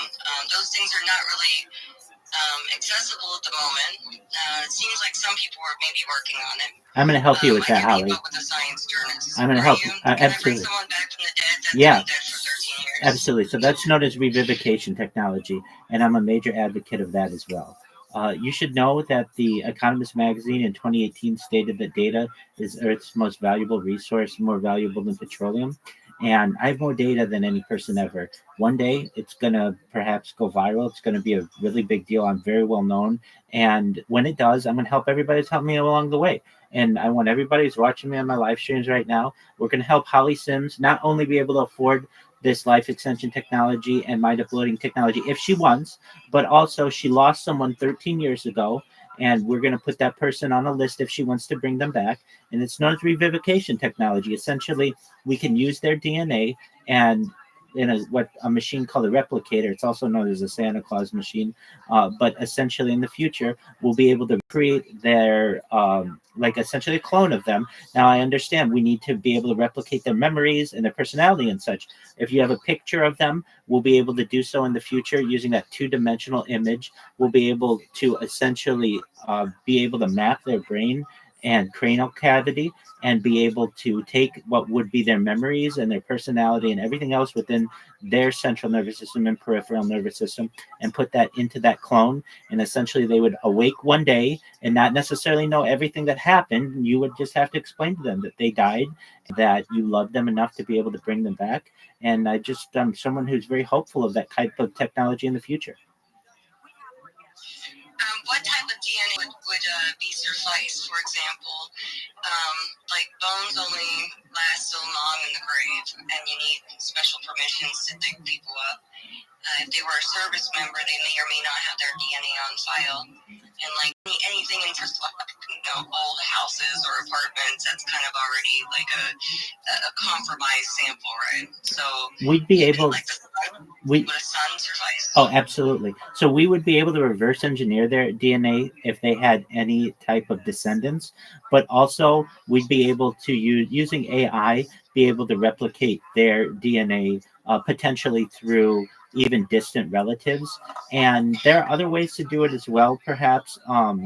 But those are probably the easiest ways. And then really, if you just own anything that they owned, the chances are their DNA may still be available on that. We just can't see it necessarily with the naked eye. But in the future, there'll be technology that will be able to perhaps be able to find their DNA and be able to reconstruct it so that we could create a clone of them. And then really, it would be up to you to essentially, if and their family, if you wanted to bring them back, that is certainly something that transhumanists want in the future. And I know I am very hopeful, especially for people whose lives were cut short too early. I want them to be able to live a digital immortality alongside you. And so just know that you should have hope for that kind of technology in the future. I love that, yeah. I had a different account called Morph Retro, and that was my main focus, was transhuman and posthumanist. And I have a Facebook and things like that. X deleted my account. Welcome to the club, girl. Welcome to the club. Yeah. Same here. I had 10,000 followers, and they deleted my account, but I didn't let that stop me. And I'm becoming very well known on Twitter Spaces, and all I do is basically tell people about this type of future technology, and I can tell you people are over the moon in how positive they are towards it and towards my mission and my message. I do get people who are afraid of it, and I understand. That's why I'm not one of those people, so you're gonna quiet here. Excellent. Good. There are those people who just want to die, at the normal age, and I completely understand that. But there are those of us, Holly, like you and I, who want to continue to allow the good times to roll. And I can tell you with as much confidence as I have as a person that within the next generation or so, this type of mind uploading technology will become much more common We're already in brain-computer interfaces, such as Neuralink. The first successful brain-computer interface is in a man named Nolan Aspro. It's been very successful thus far. And so we're already kind of moving into that next level of futurism. And I really think that you're going to live not just 100 years, not just 1,000 years, not just 1,000,000 years, but perhaps for as long as the universe exists, which would probably be like another 42 billion years. What do you think the regulations or kind of like the criteria of, okay, like we can't just bring anybody back from the dead, right? I'm sure that there's going to be something about like utility, or not utility, but autonomy in terms of what that person may have wanted and how close your relationship was to that person. Like if you had no legal standing in terms of like you never got married, you didn't really have a child with them, you know what I mean? Absolutely. What type of relationships would be permissible and loopholes? Absolutely. So, I mean, these are legalities that are still to be decided. And I think initially it will be probably next of kin. But the longer we live in a digital immortality, the further away we will get from essentially their death. And there may be more motivation to perhaps bring back every single person who has ever lived. That's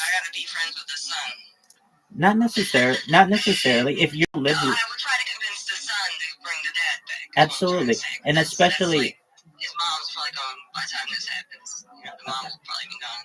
Absolutely. That's the end of his line, Well, I mean, he will be an interesting person as well. Everything that I do is recorded. So essentially, people will be like, hey, oh, this is Holly's friend. We want to bring this person back. We'll be able to convince the son, hey, you're going to be a famous person. We want to bring back your father. It would be his father. Do I understand that correctly?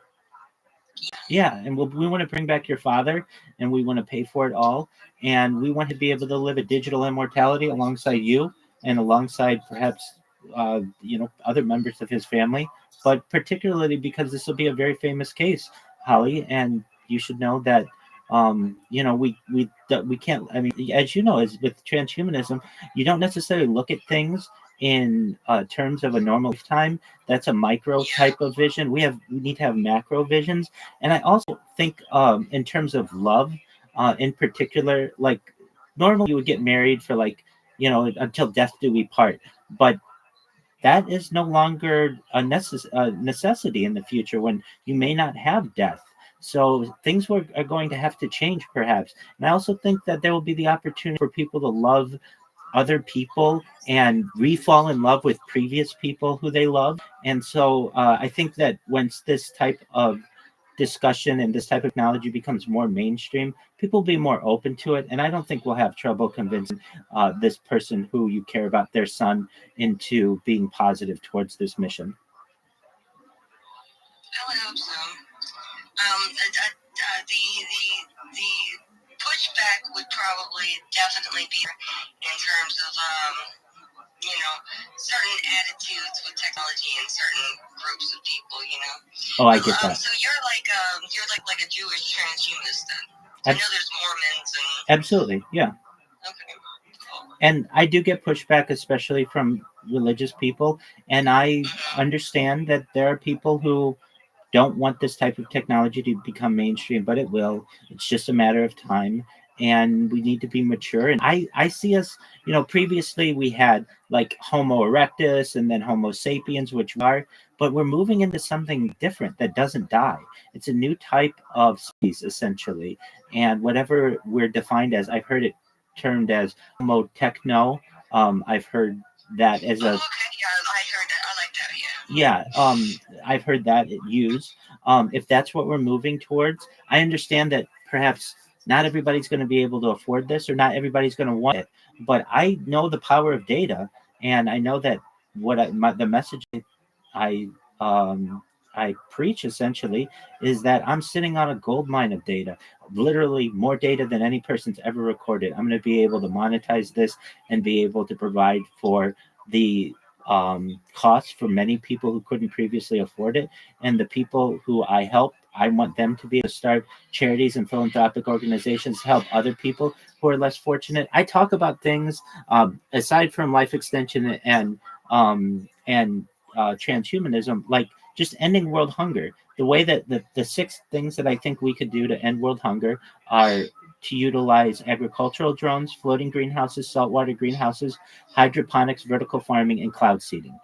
Those ideas are not really mainstream, and I'm doing my best to make them mainstream. I want to end world thirst through the use of mainstreaming desalination, essentially pumping Earth's seawater onto land to make it drinkable. Those are some that I think we have to overcome first, perhaps before we get into these elements of transhumanism. But we'll be able to overcome those within the century. And so just know that people are definitely going to be more and more positive as the century continues to transhumanism, and it's going to be very exciting when we have like a mainstream transhumanist, or perhaps more of us, to be able to talk about these things. And you should know that you're in good company. You're a very smart person to be as well versed on the subject as you already are. Yeah, I stumbled upon it from my own obsession to solve problems at the work. Like I wasn't even like no one actually introduced me. I kind of just fell into it on my own. But so I'm joining your Discord. Like, where do you sign up for something like this? Is it like a conversion process? Is it a membership? Like the USTP has a free membership where it's just like you sign up. It's kind of like newsletters. Your name is kind of on the list. Like I voted for Ispan. I'm essentially familiar. Like Ispan Zoltan, who had that hearse that went around for life extension, the volcano surfer from National Geographic. He ran for president. Phenomenal. I personally just have a. I voted for him. That's phenomenal. I wrote his name into the presidential thing. Good on you. Good on you. So my Discord is just my life 24/7. People can connect with me in there. I have some people in there right now. Essentially, what we'll do, I mean, we just it's not that large. It's 1,600 people, but and I don't have like a formal transhumanist list. If you're in there, though, you're on my list essentially, and you're going to be someone who we help. So yeah, it's at discord.me/Rabbi, and I've been live for more than 3.5 years. And essentially, just like with the Truman Show, what I'm doing is very interesting to people, and they know that I'm going to go viral one of these days. It may not be today, it may not be tomorrow, but it's coming very quickly. I mean, a lot of people are finding out about me. When I do, we're going to go through the people who are in my Discord first and foremost, and we're going to say, all right, what do you need to be able to pay off your debt? What do you need to be able to pay off your family's debt? What do you need to pay off your friend's debt? We're going to do that, and then we're going to give you enough money to be able to start charities of your own. I'm very connected to cryptocurrencies. Those are really big on Twitter Spaces, but specifically, I've been sponsored by a cryptocurrency that's worth over $100 million. I've been live in their Telegram for more than 2 years. So I even have like some means to be able to help some people in the future. And I personally would tell you the best thing to do is just be a member of my Discord, and you'll get any updates that I have there. And I'm always live in there. So literally, if you're just not having a good day, or you are having a good day, and you want to tell somebody about it, I'm here to just be a positive person to you and to everyone with whom I have any interaction, and just be optimistic and hopeful, and just know that the light is at the end, is approaching us quickly at the end of the tunnel. And very excited to have met you, Holly, and glad that we have such common beliefs. That's a wonderful thing. Yeah, me too. I'm trying to sign up, and I already have a Discord. Excellent. It says finish signing up. It says finish signing up, and I want my date of birth in and everything. But it's like, I already have an account, but... Okay, so if you already have a Discord account, is that correct? Yeah. Okay, so just sign into your Discord. Yeah, I clicked the link before I was signed into the Discord, so that tried to identify me as not having a Discord. Hold on. That's okay. I'll redo it. Absolutely. So yeah, sign into your Discord. From your perspective, sure. Yeah, I can troubleshoot it. Okay. I mean, my jobs have been like, I got an MBA, and I've been a center representative with like tech support on like, I don't know, probably like 25 different companies. So I'm very familiar with navigating and troubleshooting and all that fun stuff. Well, excellent. I can typically figure it out. Definitely, yeah. So long as you're logged in. From home before it was cool. Let's just put it that way. Very, very cool.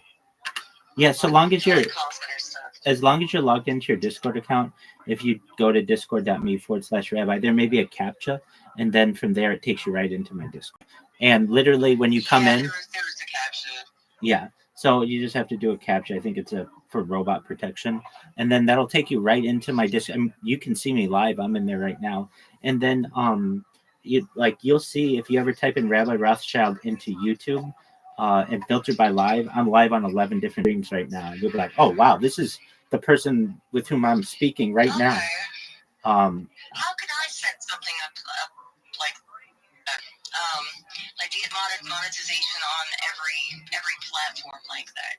Absolutely. I'm definitely struggling with employment Sure. and things of that nature, and I would love to do something like that. Absolutely. The best way is I would say Rumble.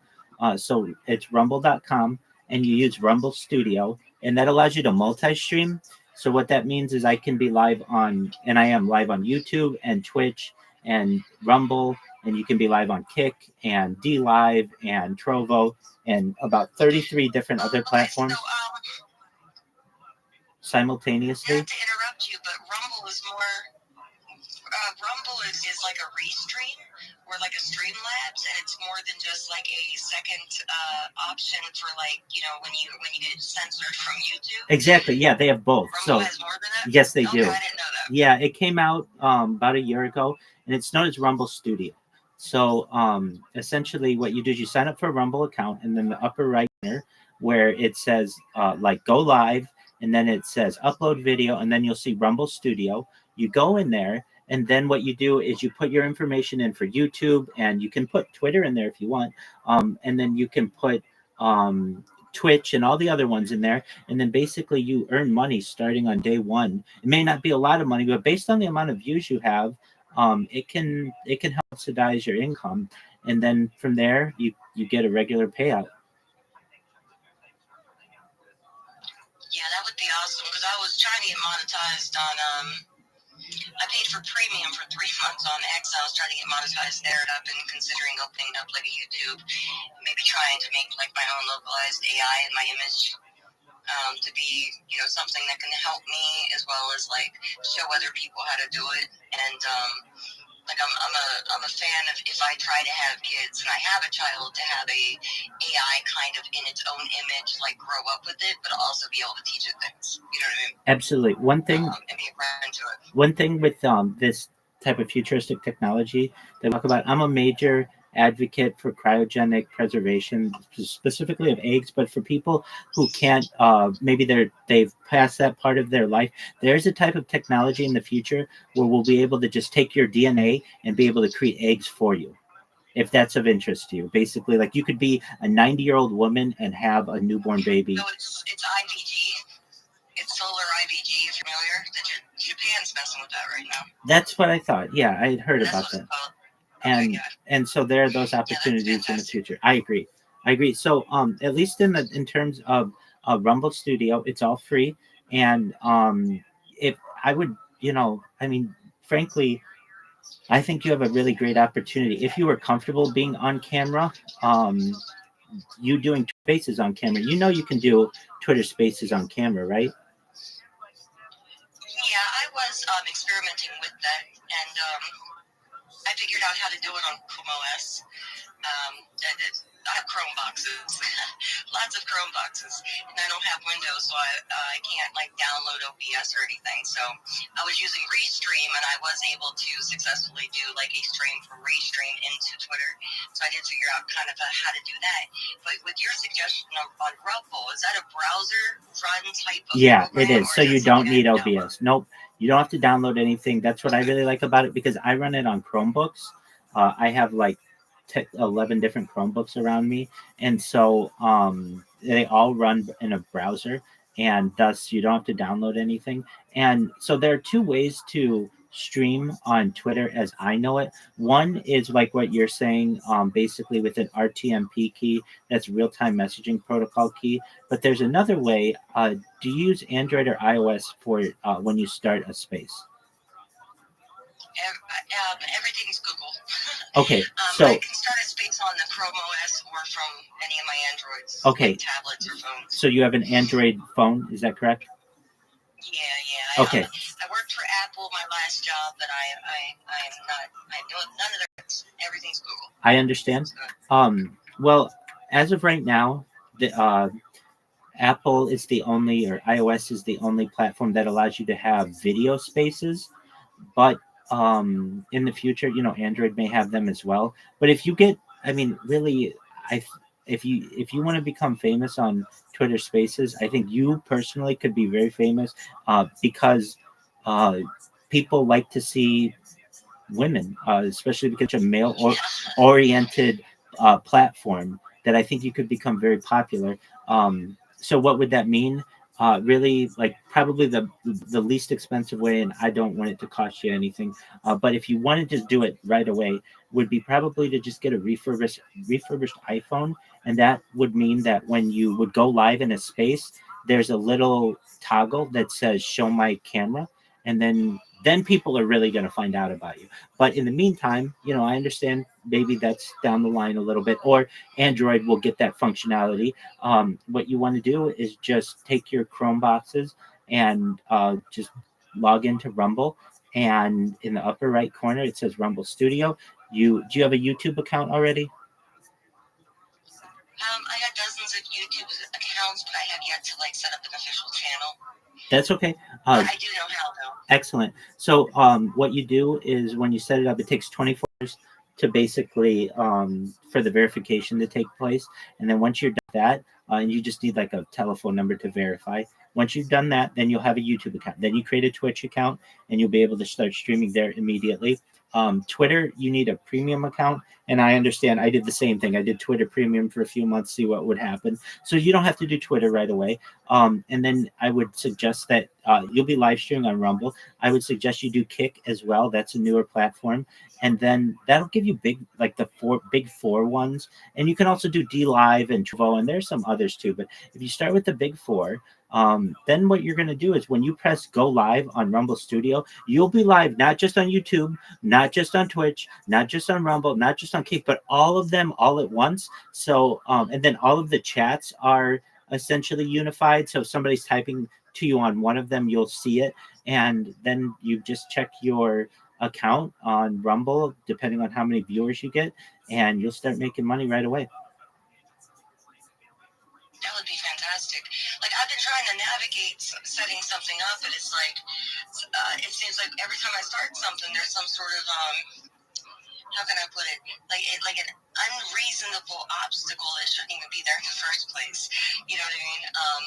So I will definitely check out the Rumble, and I do wonder if Restream somehow has a plugin for the Rumble as well, or I could maybe just do the Twitter portion as a Restream separately. You know what I mean?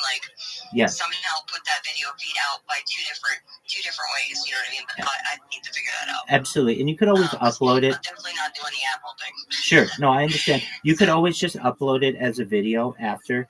And when it comes to Restream, generally they only allow you to multi-stream on 2 different platforms before they start wanting money. Rumble, you can do unlimited. So that's why I really like Rumble Studio.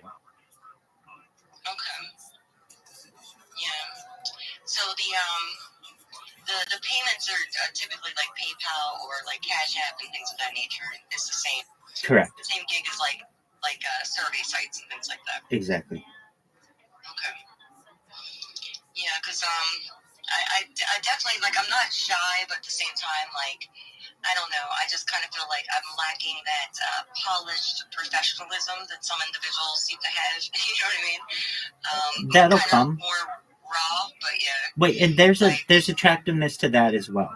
And I mean, I at least within the last month, I know I've seen you in some spaces or perhaps hosting some spaces, and the discussions that you have are generally going to be interesting to other people as well, and they're going to want the rawness of it. If you want to put together something super polished, you can that too, but nobody says you can't just be hanging out in your kitchen or in your bedroom or in your office and just have your streams going, and then people you'll be able to plug your streams as well. You'll be able to say, hey, if you didn't know, I'm live streaming on YouTube or Twitch or Rumble or Kick all at the same time. And then you're going to get a bunch of followers, because anybody who connects with you on Twitter and all of these spaces, and I know you get a lot of people, and you're even though you lost your other account, you'll get all those people back, and then you'll be able to promote yourself.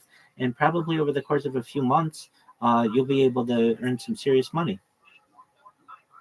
Yeah, I think I definitely want to do that. Like when you stream yourself 24/7, are there other people that are also doing it to that level, or do you have do you have anybody who's following your lead, so to speak? Yeah. That's one of us, and not necessarily like, I don't know, the other like OnlyFans or something. You know what I mean, like the gamers. Yeah, I do. There are some people who have started over the course. I've been doing it 3.5 years, a little less than that. But here's what makes mine different. They just stream their life, and that's cool, but I archive it. So every 12 hours, I stop my stream and I make sure that it processes so that people can watch it, and then I restart another stream. So literally, you can go back to any day of the last 3.5 years, down to the minute, and see what I was doing. For the people who just stream, their footage is not archived. And so what makes mine different is essentially it's like an entire story of my life, as opposed to, hey, I've been live streaming my life for, however many years. Oh, okay. Can you see what I did 2 months ago? No. That's what's important to me. I want people to be able to learn from this. It's a story that I'm telling. It's the journey that I feel is important. And also, I think in the future, people are going to be able to study, to just have so much data on a single individual. They'll be able to know my heartbeats per minute, my blinks per minute, my swallows per minute, my breaths per minute, my circadian rhythm, my behavior. Everything about the human body will be able to be studied from this. When if you're just a live streamer, that's great that you live stream and that you live stream for so long, but it's not archived. So I do know that there are people who do live streams, but I do have some people who archive their life alongside me. And I think that's really great. They didn't start that before they started knowing me. And basically, they've been doing it like 6 months, so not that long. But yeah, I have some people in the community who do that. And then I do another thing that I think helps me as well. So I use Discord a lot, and I didn't 6 months ago. So I built a Discord with 1,600 people in the last 6 months just through promotion of myself. And what I do is I also have devices that are in other people's Discords, and I just keep them on all the time. So from someone else's Discord can see that I'm live. They check out my profile and they join my Discord as well. And I'm in some really big Discord. So there are some big influencers. Aiden Ross is one of them. He's interviewed President Trump. I'm the number one streamer in his Discord. I Show Speed's another really big streamer. I'm number one in his Discord for most amount of time streamed in there. Amaranth, she's a big gamer girl. I'm the number one streamer in hers. And Kai Sanat. I mean, these people have like huge deals with corporations and such. I'm not that big yet, but I've been able to connect with them. And then also the owner of Kick, the Kick platform, his name is Eddie Craven. He and I are friends on Discord as well. So that has all happened within the last 6 months. And so I can tell you, if you do start doing this, you're going to make a lot of connections very quickly. That would be nice. I've always journaled my life, back from like the word processor to just the brown notebooks to starting AOL journals back in like 98, 99, and then I found Google Docs. So I've been like, I do a different type of archive, and I've experimented with different ways to try to like archive my life. Not so much the pictures for some reason, but just the kind of like thoughts that go through my head and make sure you're not being gaslit by certain individuals, and basically to-do list. And like if I were to review like YouTube videos, and like when I got into like veganism or seculars or pagans or the Antifa, like different sides of political schism. I've done like just like my own journaling, you know what I mean, so to speak. So absolutely, that's what this is. To view myself on cam, I mean, I'm already in the mode of being disciplined. I just haven't shared it with anybody. That's I figure either they don't care, number one, or number two, they're going to weaponize it. I So understand I that. do have questions on that and how you would go about making sure that individuals are not weaponizing things or how to prevent that.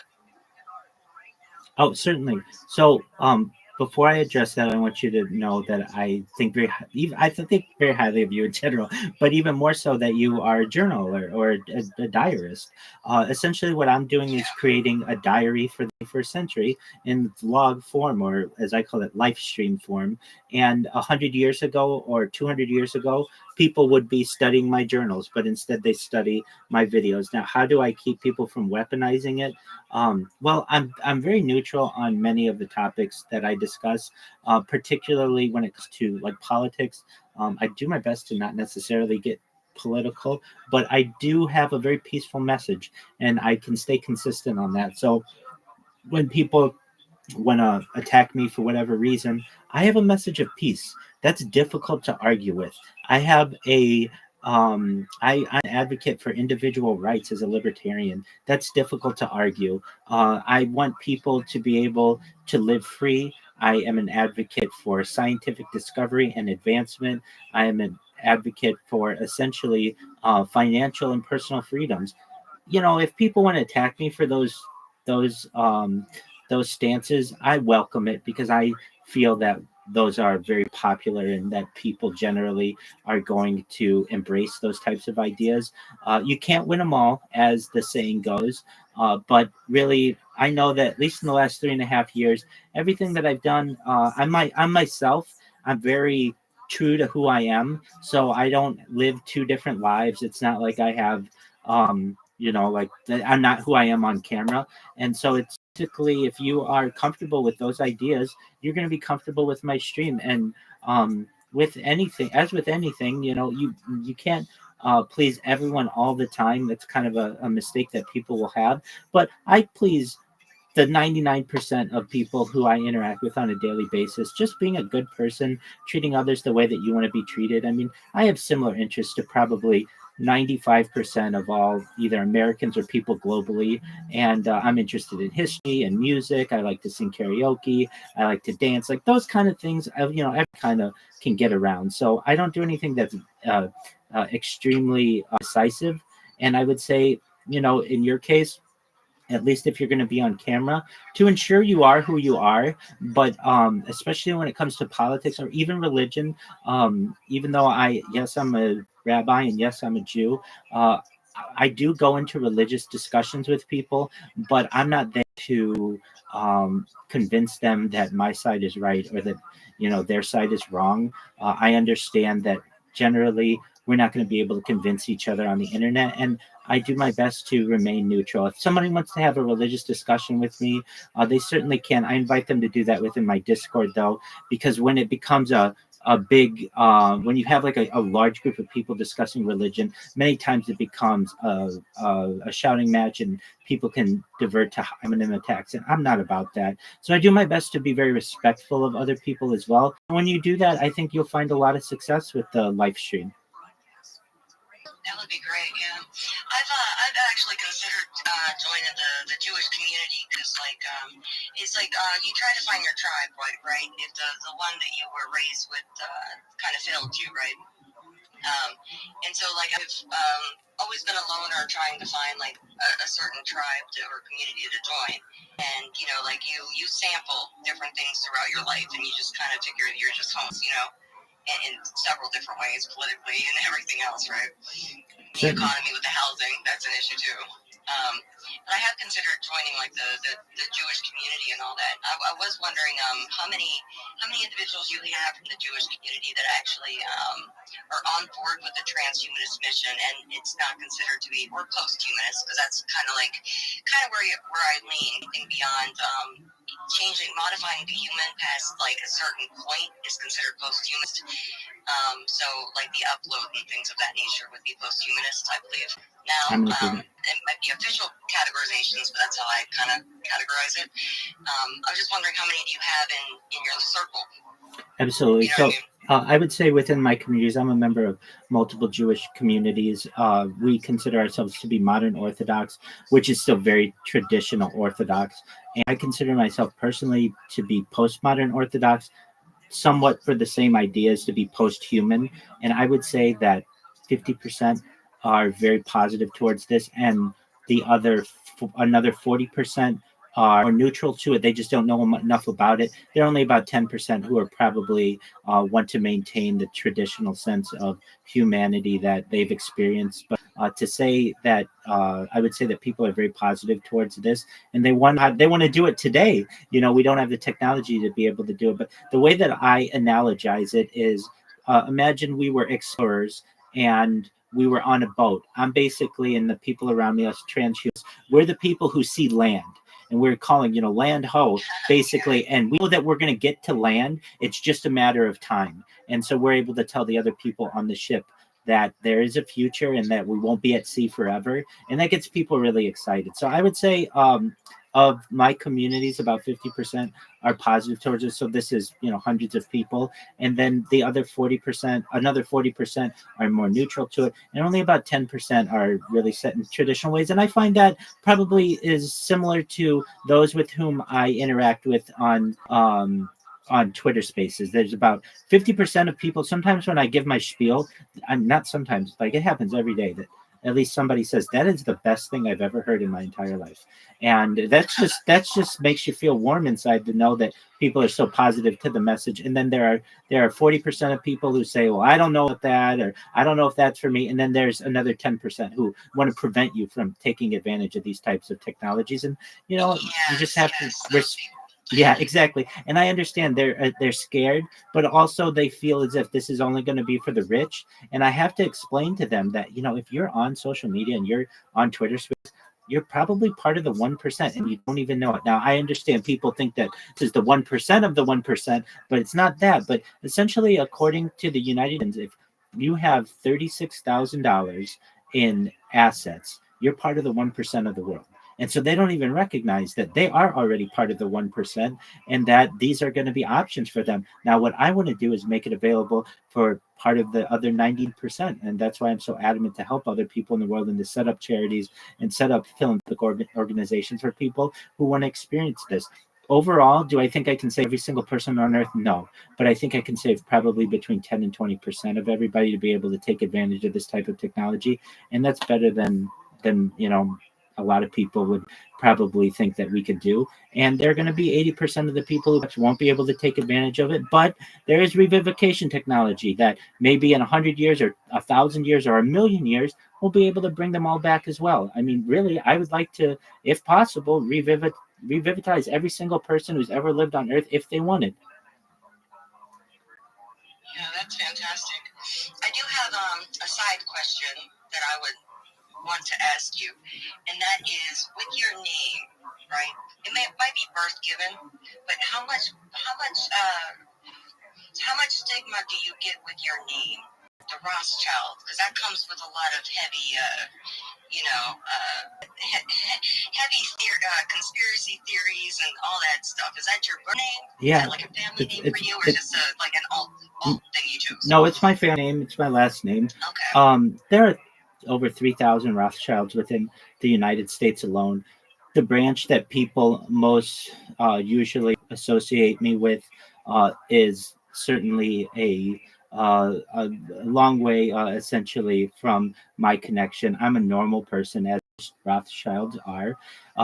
Do I have a link to the more famous branch? Yes, but it's pretty distant. And I would love to tell you that I was born with a silver spoon in my mouth and have some kind of trust fund. No, I've had to have jobs my whole life.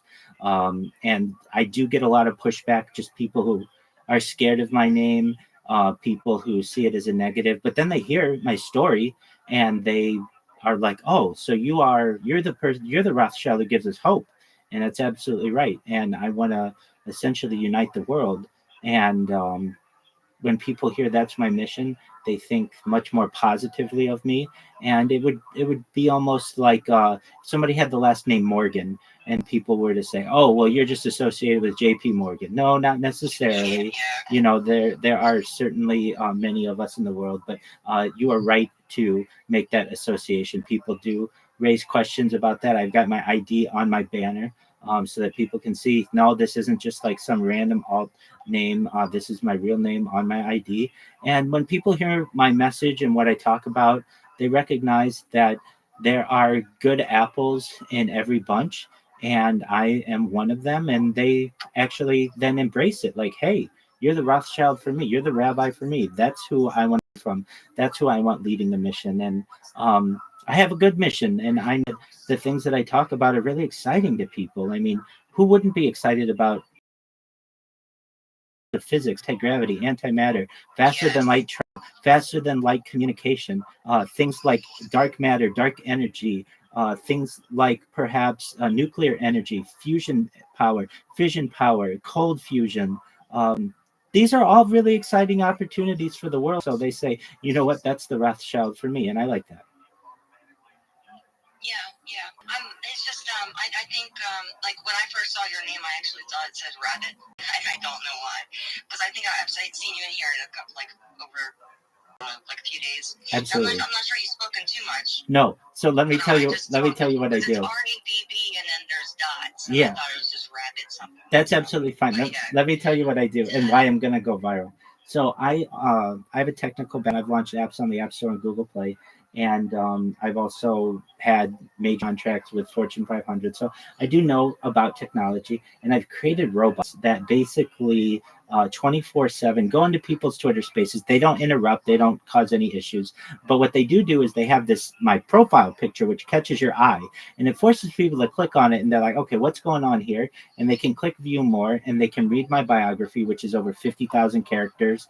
And you can't view an Android device, unfortunately, but you can on a desktop device and on an iOS device. The only reason why is because Android is just kind of behind, where Twitter's behind on its programming of its Android device.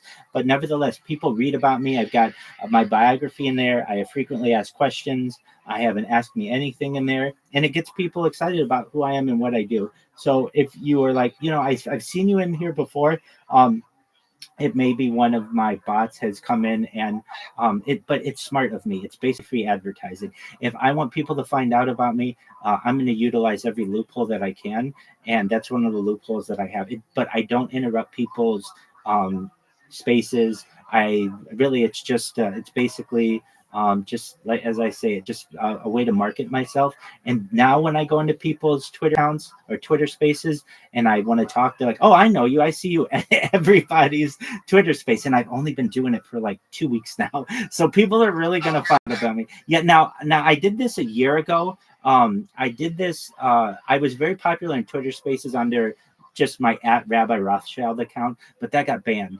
And why did it get banned? Well, I made a lot more accounts. I made like 2,000 accounts, and yeah, I made more accounts than yeah, exactly. And so that's obviously against the terms and conditions. So they went through and just cleared out all my accounts, but that's okay. I've got all I need is the ability to talk in Twitter spaces, and so that's all I need to do. What I can't do is have interaction with anyone on Twitter, so I can't follow back, can't repost, I can't I can't send messages, but I don't need that. All I need is the ability to be able to speak in Twitter spaces, and if they ever ban my account, well, guess what? I can just create another one within a few minutes and be back talking within 10 minutes of where I was and pick up where I left off. So I basically have made myself uncancelable, and so I've got a very good plan. Yeah, and so I've got a really good plan now that basically I've got these robots that go in and just pop into somebody's space and just allow people to find out a little bit more about me. And then when I actually come up to speak, then they're already associated with me. They already know that this person is a staple of Twitter spaces. And fortunately, people remember me from a year ago, and they're like, oh yeah, I know you. Are you still streaming on YouTube? Absolutely. And so you should know, Holly, that good things are going to be coming, and this is going to be a really special discussion. Normally, I don't have the ability to talk with someone one-on-one. Usually, I go into a Twitter space, and it's like I take all these questions because everybody's really interested in what I'm doing, and they have all these questions for me. But I want you to know how much I've appreciated being able to connect you. And you should know, if you need me, I'm always live in my Discord. So feel free to just go in there and talk with me or send me a message in there. And I'm going to get some things done. It's already like 5:28 in the morning here. So I'm going to get some things done. But I want you to know how much I appreciated getting to know you and just knowing that I have an ally out there and that you have an ally. And one day, it may be of maybe 200 years from now, we are going to meet and we're going to high five over our transhumanism, and that'll be a great day. Yeah, well, I'm flattered that you took the time to, shift me out and, have a one-on-one with me. I was just curious if you had any type of like family or are you settled in your life or do you travel around? Sure. So I have Are you in America? Yeah, I'm based in the United States. Yeah, I'm based in Southern California. So I've streamed as far north as Santa Barbara, as far south as San Diego, as far west as the Pacific Ocean, as far east as the mountains and desert. I've streamed in Beverly Hills, at Disneyland. So basically everything in all the major sites in California. I do, more recently, I have been doing desktop streams because it's really difficult to do live streams with just data connections being the way that they are, especially because I try to. Starlink?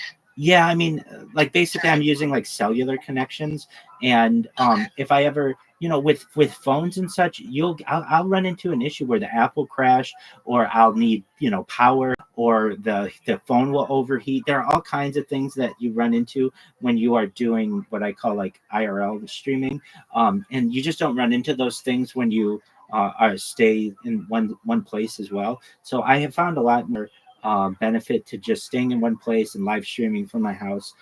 But in the future, I do want to travel the world. And when it comes to my family, I have held off on a family voluntarily because I know what I'm doing is really important for the world. But I also know that perhaps, when I go viral, I'll be a very influential person, and I'll probably be able to woo any person's heart that I wish in the future. And yeah, perhaps. Yeah. So, and age doesn't matter, but what's your age range? Like, how young are you? How young are you now, and when did you consider this transhumanist? Like, when did you get inspired? How old were you? Sure. I'm 39 right now. I would say that this really started to come about in, as a kid. I remember there was this question that my parents would ask me, or like maybe they didn't ask me, but I heard being asked, is if somebody were to have the ability to call you on the telephone, or you could call a telephone service and they would tell you the date of your death, would you want to know it? And there were some people in my family who necessarily didn't want to know, other people who did want to know. And I always thought it would be helpful to know on the date that I would die. And this started making me, start thinking about death as being a reality. And as I got older, I would say probably into my 20s, I became more of an advocate actively for transhumanism. And then really about age 35 is when I started this project or so. And when it comes to the people, or at least like women, I'm generally probably more attractive to old women than younger women. I think they have more experience, and I just find older women attractive. But I love all women generally, and so because of that, I'm not too picky when it comes to. I would say like if a date in the future, I would just try to find somebody with whom I had mutual interests more than anything. And they're going to have 3.5 years or even more than that of my data that they'll be able to ponder through. And I don't just do YouTube and Twitter and Twitch and all that. I have I have 100 YouTube accounts. I know you said you had a lot of YouTube accounts, which is really cool. I have over 200 Instagram accounts. I have over 500 Twitch accounts, over 1,000 TikTok accounts, over 2,000 Twitter accounts, and over 10,000 Kick accounts. So whatever lady has interest in me in the future will have a lot of time to be able to dig through my life and see. But I think it'll be really exciting for her. Exactly. Oh yeah, most certainly. It's kind of one of those things that you don't really think about it, but I this isn't why I do this. I don't do this to make money. The money really isn't really important to me at any point, but I do know I'm going to be able to make a lot of money and be able to help a lot of people. And then also, I know I'm going to be very famous.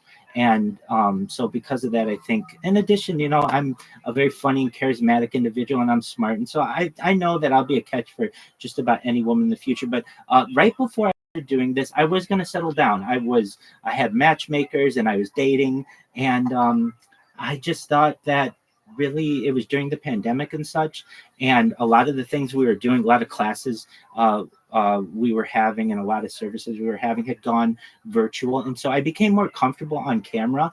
And like, I was working remotely. You said you had worked remotely before it was cool. I went from in-person jobs to working remotely, and so already like to 10 hours of my life were on camera. And so it was just like, okay, well, if you really want to know how it started, after work, I would go to a golf club in Anaheim, Tiger Woods' golf club, and I would hit golf balls and at the driving range just to, stay in shape and get my drive down and everything. But I'd never seen my drive on camera. And so I just started with an iPhone, just recording my drive so that I could see what it looked like.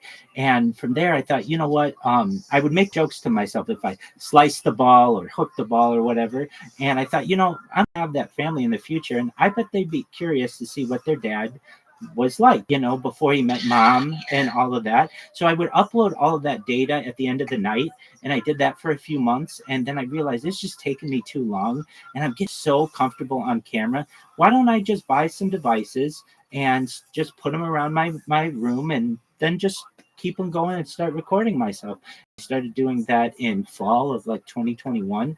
And so I do have a lot of data that's stored on like hard drives before I started live streaming. But then I started like, 3.5 years ago or so, and I haven't looked back. And I just know it. Just like you said, as being a diarist and someone who has journals, that there's a special story in there, and that people will in the future, if you want to share it, if you wanted to share it with children or grandchildren or a loved one or something like that, you let them into your heart, you let them into your soul by doing that. And I've essentially done that with my streams, and I'm excited. I mean, I already get people who go through my old streams and such, and say that this stuff is funny and that they think it's going to be really popular and more people know about it. So I'm excited for the world to find out about this. And Holly, just know you're certainly archived on this.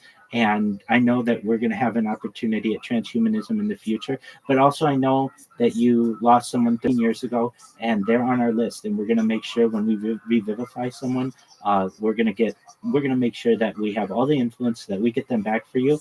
And one last thing I'd like to say about love. In the future, I don't think people will get married in the same way they get married today, where it's, like I said, until death do you part. I think probably it will be, people have more temporary marriage contracts, perhaps like 7 years. There's something known as the 7-year itch in psychology, where after about 7 years, whenever a relationship with someone, the eye starts to wander. And I'm not saying that you have to get a divorce after 7 years, but you would just renew the contract. Exactly, 100%. And then there's a really beautiful aspect of it as well, that let's say you were going to live for 500 years, you could come back to your original love and find each other again. And that almost gives love a new element, or at least a new dimension that we never previously had. And so I'm very excited for that, and for people to be able to hear that. And just know again how really it's my absolute privilege to meet you, Holly. I'm glad that you were having a space and you made time for me. And I know we'll see each other in the future. And just thank you so much for talking with me and sharing elements of your life with me. I really appreciate that. Yeah, thank you for sharing as well. And I've been kind of lost trying to figure out like exactly how I can implement myself into something with more purpose than just trying to do car service or tech support. You know what I mean? So I have been like on this journey of just not knowing what to do with myself since after COVID. So Absolutely. It would be nice to actually. This would be like a good opportunity or good timing, even though it sounds like almost too good to be true. Although I know there's work to do and all that, but it's definitely something I want to look into and pursue. Absolutely. And I appreciate having an ally out there with like niftiness. I can maybe like I will help you. I will help you in multiple ways. Message you if I need to. You know what I mean? Absolutely. I'm usually stubborn and try to figure it out. That's okay, and I understand that. And you should know just from a couple standpoints before I close. If you were to do regular streams, regular spaces, I already know that you do. But if you get a crypto wallet, I don't know if you know how to do that, but basically, I know you can figure that out. And so you get one generally like on Bitcoin, on Ethereum, and on Solana. And if you have your spaces regular, you just say, Holly, I am going to have a space, a 3-hour space every single night. I'm going to live stream it, and I'm going to do it on Twitter Spaces. And I'm going to take, when people are launching these coins, they do what's called an airdrop. So basically, they just need holders of the coin. And like you may not know, you may not want to get into the crypto world, but basically, this is free money that people will give you. And then you'll be able to just automatically start making money. And from like the crypto end of it, then you're also going to make money because you're going to get monetized on all these platforms. And like a year from now, you'll have a very popular Twitter show, whatever you want to entitle it. But basically, you've got a lot going for you. And so if you are trying, kind of lost after the pandemic, I understand. I mean, that's what I started live streaming my life because I was trying to get back to some type of reality and created this entire digital world for myself. You should know that I think that you have a lot of talent and that might be a really good opportunity for you. And I'm always there to help you. And if I can't figure it out, we'll figure it out together. You seem to be an excellent troubleshooter yourself. But easiest place to get a hold of me is in Discord. I'm live all the time. And just know I'm here for you if you ever need me, okay? Okay, I appreciate that. Excellent. My kind of deadline to launch anything would be like the 14th, like the Valentine's Day, I think would be the best day. Perfect. And you can say to yourself, okay, so then you get your YouTube account ready. And it's not just like you create a YouTube account. Then you have to go through and you have to like write your description and you have to write your biography and you have to make sure that you have a nice profile picture and all of those things. It's not just automatic, but once you're comfortable with all of that, you say, I'm going to make Valentine's Day 2025 my day. And then whenever anybody will ask you in the future, oh, when did you start this? Oh, well, Valentine's Day 2025, and everything will be linked to that. But basically, you'll be able to unify yourself. Oh, that's a beautiful thing. One last thing. With any person, I get people who, when they meet me, they're like, oh, man, I want to do that. And so there are services available for free. Everything I do is for free. There's not a thing that I do, aside from like having to pay for my internet. But like, I don't do anything. If it costs money, that's just, I don't need the extra cost. So I just generally do everything for free.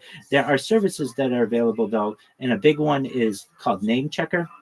It's basically a username checker. So what I would advise you to do is like you just said a really great one, Love of Life or whatever you want to maybe be. So you could whatever. I do know how to do that. I was doing that to see how many different platforms had the same name tag. Exactly. To have it all. Exactly. You want to unify it. You want to unify it and then get yourself a link tree so that if anybody's like, oh, well, where do I get social media? You just say linktree/PollySims or whatever you want it to be. You have a very common name, so it's going to be difficult for you to get on the exact, get it on all the platforms that you want, but you'll find something that you're happy with depending on how anonymous you want to be or if you want to put your name out there. And then you'll be at a certain point probably before February 14th if you really, that's this week, it comes around really quickly. It's the 9th today, so basically by Friday or so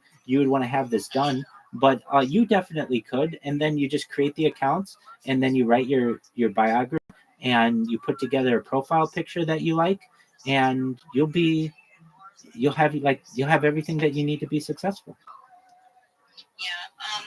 In terms of like the tools in which to get started, I might like post things to need like, I don't know, suggestions or something like that. But like, I've been thinking about this for like a long time. So it's like, once I get started, I'll get started. You know what I mean? It's just like whether or not I wanted to. And Holly Ann Sims, which is my middle name, that seems to be available on almost all the platforms. I don't know about Rumble because that's new to me. Oh, they're an easy one. So Rumble and Kick, they're easy. Hey, what's going on, Madhavan? Hold on a second. Your mic's kind of loud also. Hold on one moment. He's a regular. Cool. And he's from India and he does podcasts.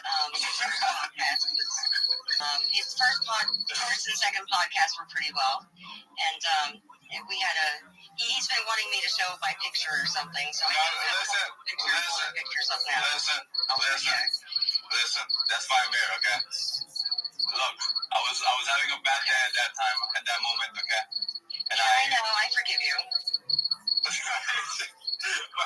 I also forgive but I will never forget. And never forget about that. You like that? I do. You do, yeah. Never again. I love that, by the way. It was a nice little video with it. I watched that whole thing untold, like 24 hours a day, with the pagers and so forth. I was like glued to the TV, so yeah. Yeah, but it's anyway, pretty wild. Well, Holly, if you need, I'm gonna let you get to your friend here. If you need me, you know where to find me. And I look forward. I will be connected in the future. So this is the start of a beautiful friendship. You take care. You too, sir. Thank you. Sir. Oh man, I gotta take a shit, dude. Shout out to Holly for having such a open mind. That's amazing. I really mean that.